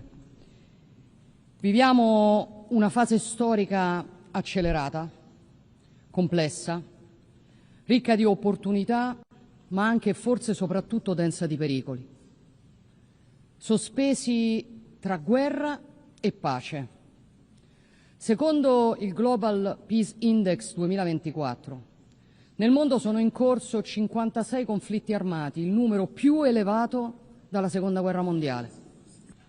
Viviamo cioè in un mondo profondamente diverso da quello in cui sono nate le Nazioni Unite, quando nel 1945 51 nazioni, che oggi sono diventate la quasi totalità, decisero di unirsi per fondare un'organizzazione internazionale che avesse come scopo principale quello di evitare la guerra.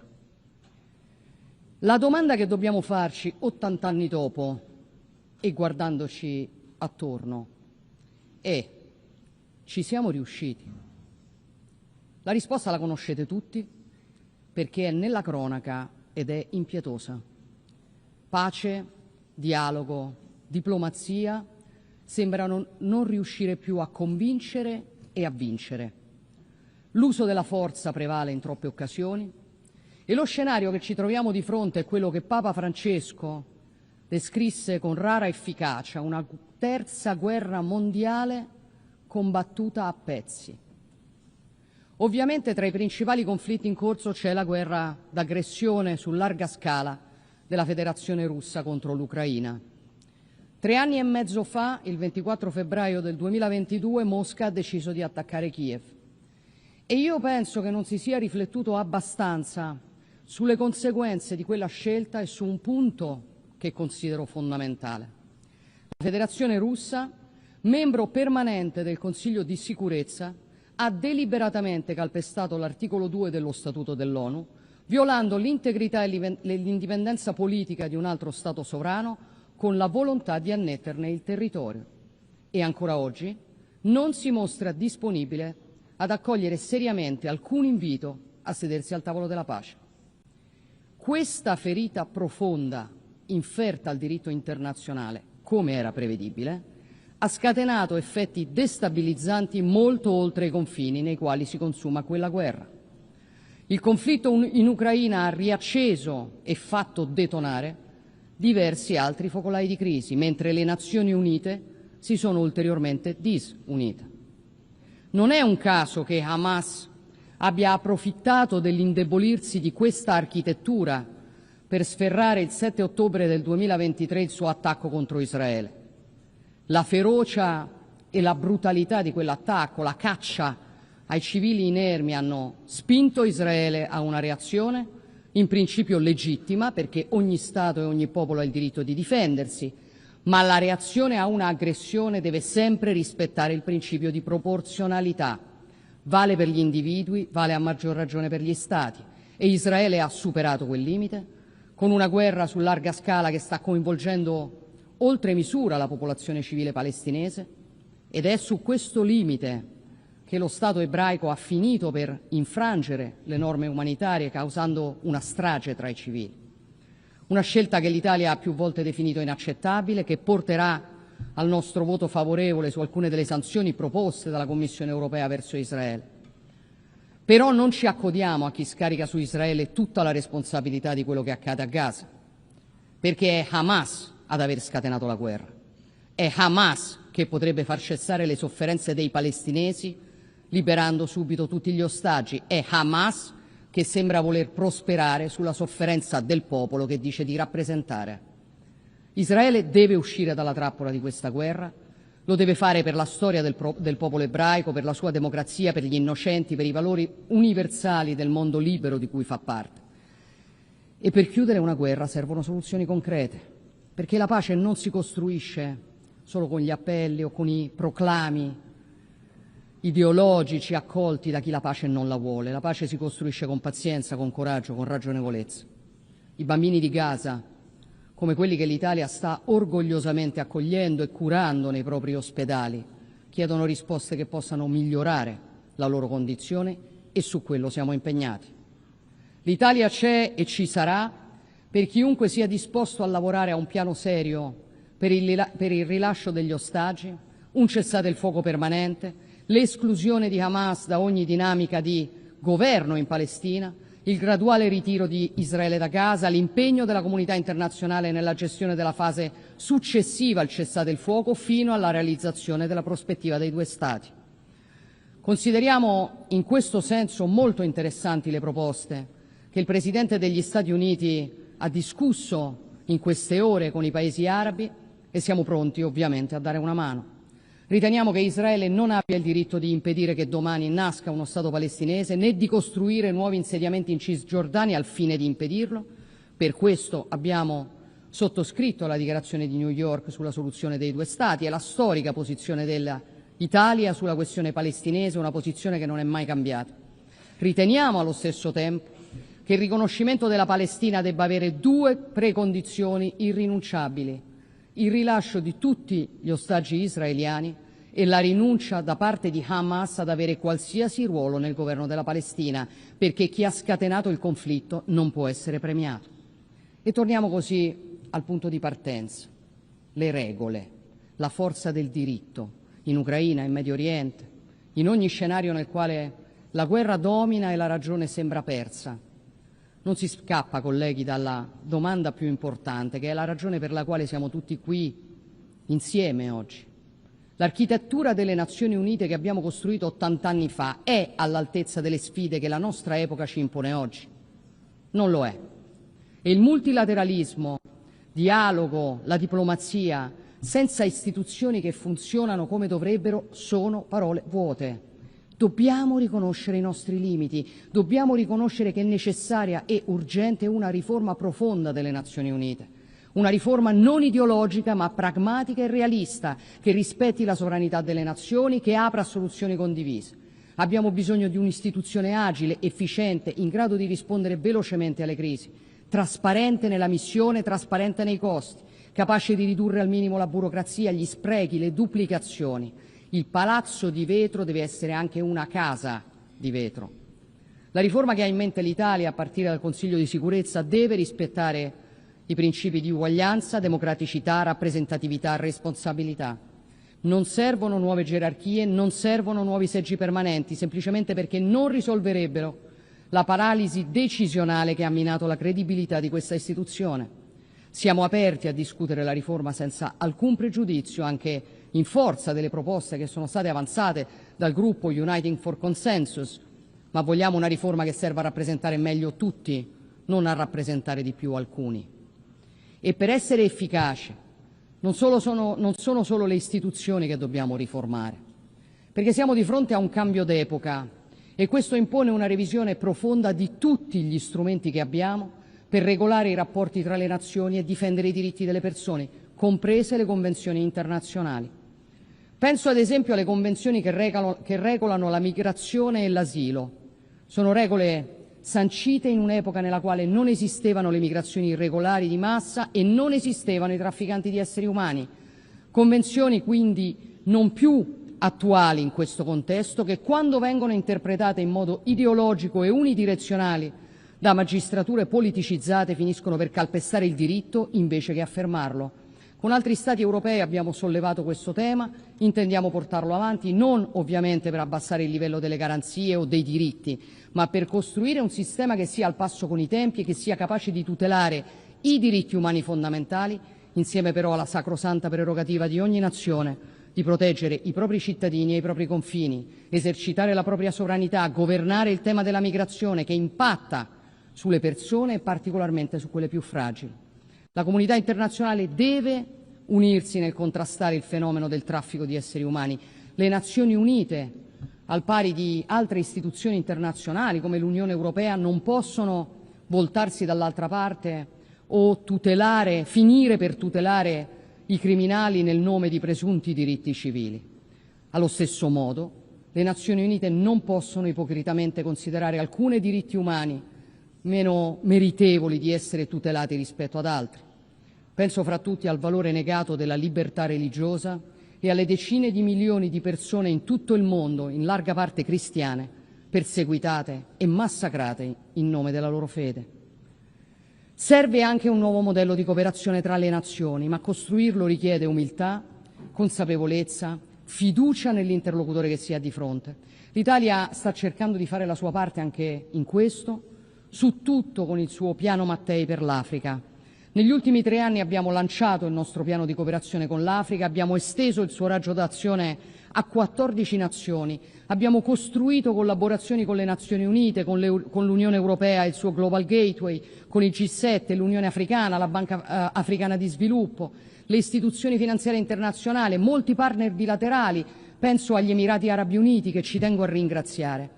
Questa complementarietà ci ha consegnato l'onore lo scorso luglio di coorganizzare con l'Etiopia il terzo vertice delle Nazioni Unite sui sistemi alimentari, la responsabilità di essere parte attiva dell'imponente progetto infrastrutturale del corridoio di Lobito tra Angola e Zambia, la possibilità di costruire partenariati pubblico-privati che attraggono investimenti e assicurano risultati concreti.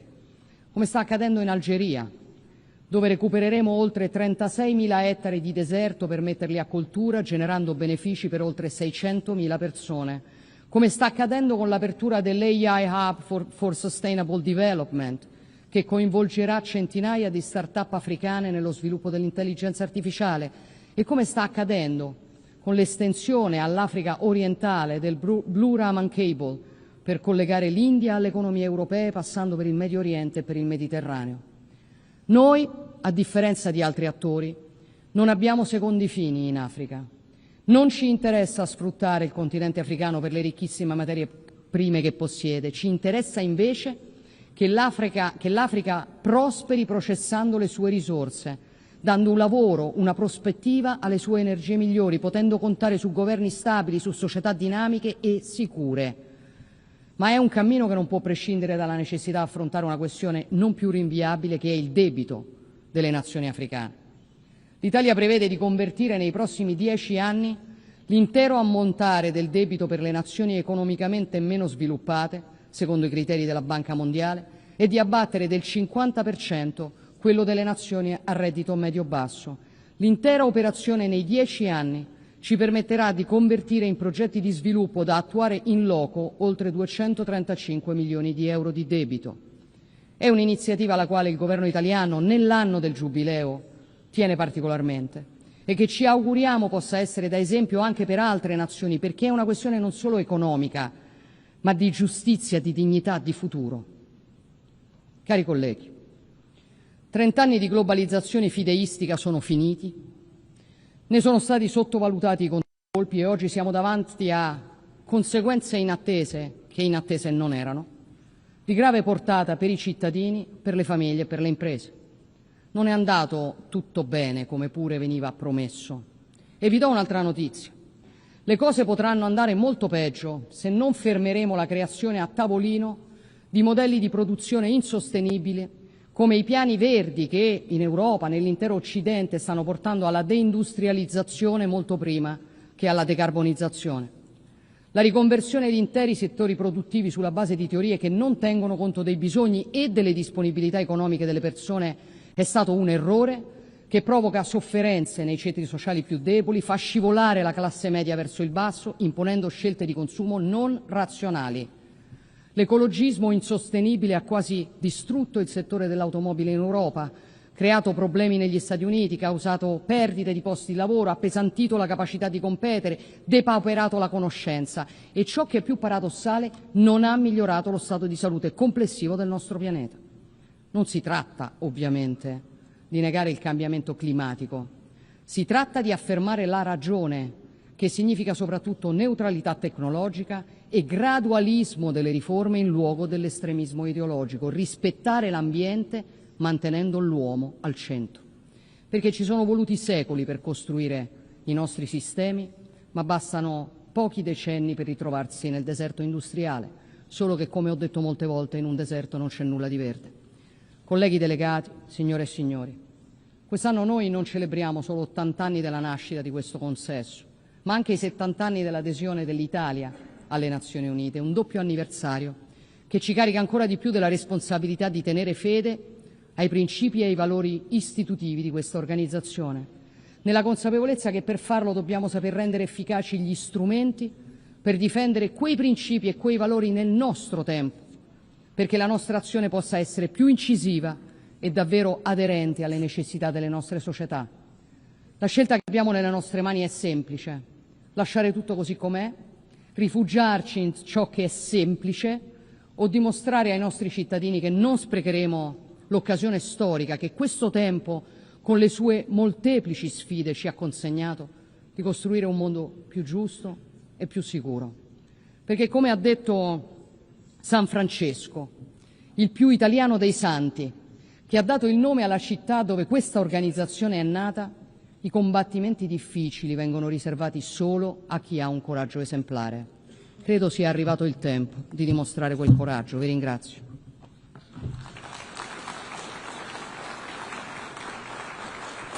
On behalf of the Assembly, I wish to thank the President of the Council of Ministers of the Republic of Italy.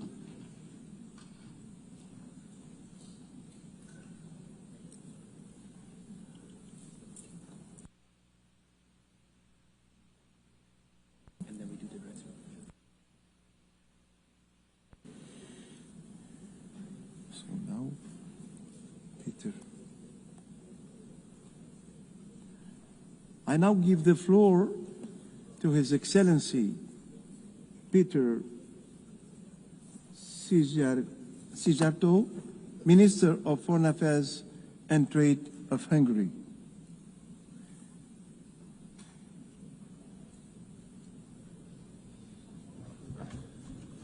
Mr. President, dear colleagues, unfortunately, it is not an exaggeration to state that we are now living in the age of dangers, and it's not an exaggeration either to say that since the conclusion of the Second World War, currently we are experiencing the global security being in its worst shape ever. Wars, an increasing threat of terrorism, ethnic-based conflicts, spreading of extreme ideologies, and open reference to the use of nuclear weapons. This is the age of dangers, a period when the world has been faced with the risk of the outbreak of the Third World War. All these conflicts, unfortunately, are pointing to the same direction. The direction that the world will be divided into blocks again. And this would be a very dangerous phenomenon. We Hungarians know it from our historic experience. We have lost 40 years of our lives in an age which was characterized by a world divided into blocks. This is against our national interest. But what is in line with our national interest? It is connectivity. Connectivity meaning that mutual respect should return as a basis of the operation of the system of international cooperation. Such a system would bring mutual benefits to all of us. Hungary's strategy has been to become a meeting point between East and West. A meeting point where a cooperation of the Eastern and Western economies can take place.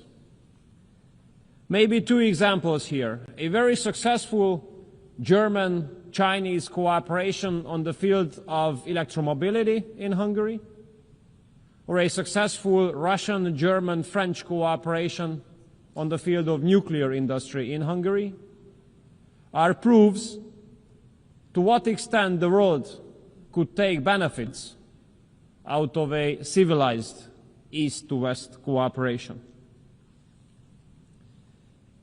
If I want to summarize the approach of Hungary nowadays, how we address the major challenges of the world, I would do it in the following way. No war, no migration, no gender. Let me emphasize these 3 points. No war. Hungary stands up for peace. We are proud members of the pro-peace majority of this organization. And we do hope that this year's General Assembly will help us to find solutions to bring peace to parts of the world which are suffering from wars. And we do hope that this time, this hope of ours will not be transformed into an illusion at the end of this week. Hungary has been living for more than 3.5 years now in the neighborhood of the war in Ukraine. We have been confronted with the consequences of this war on a daily basis. A huge wave of refugees, 1.3 million.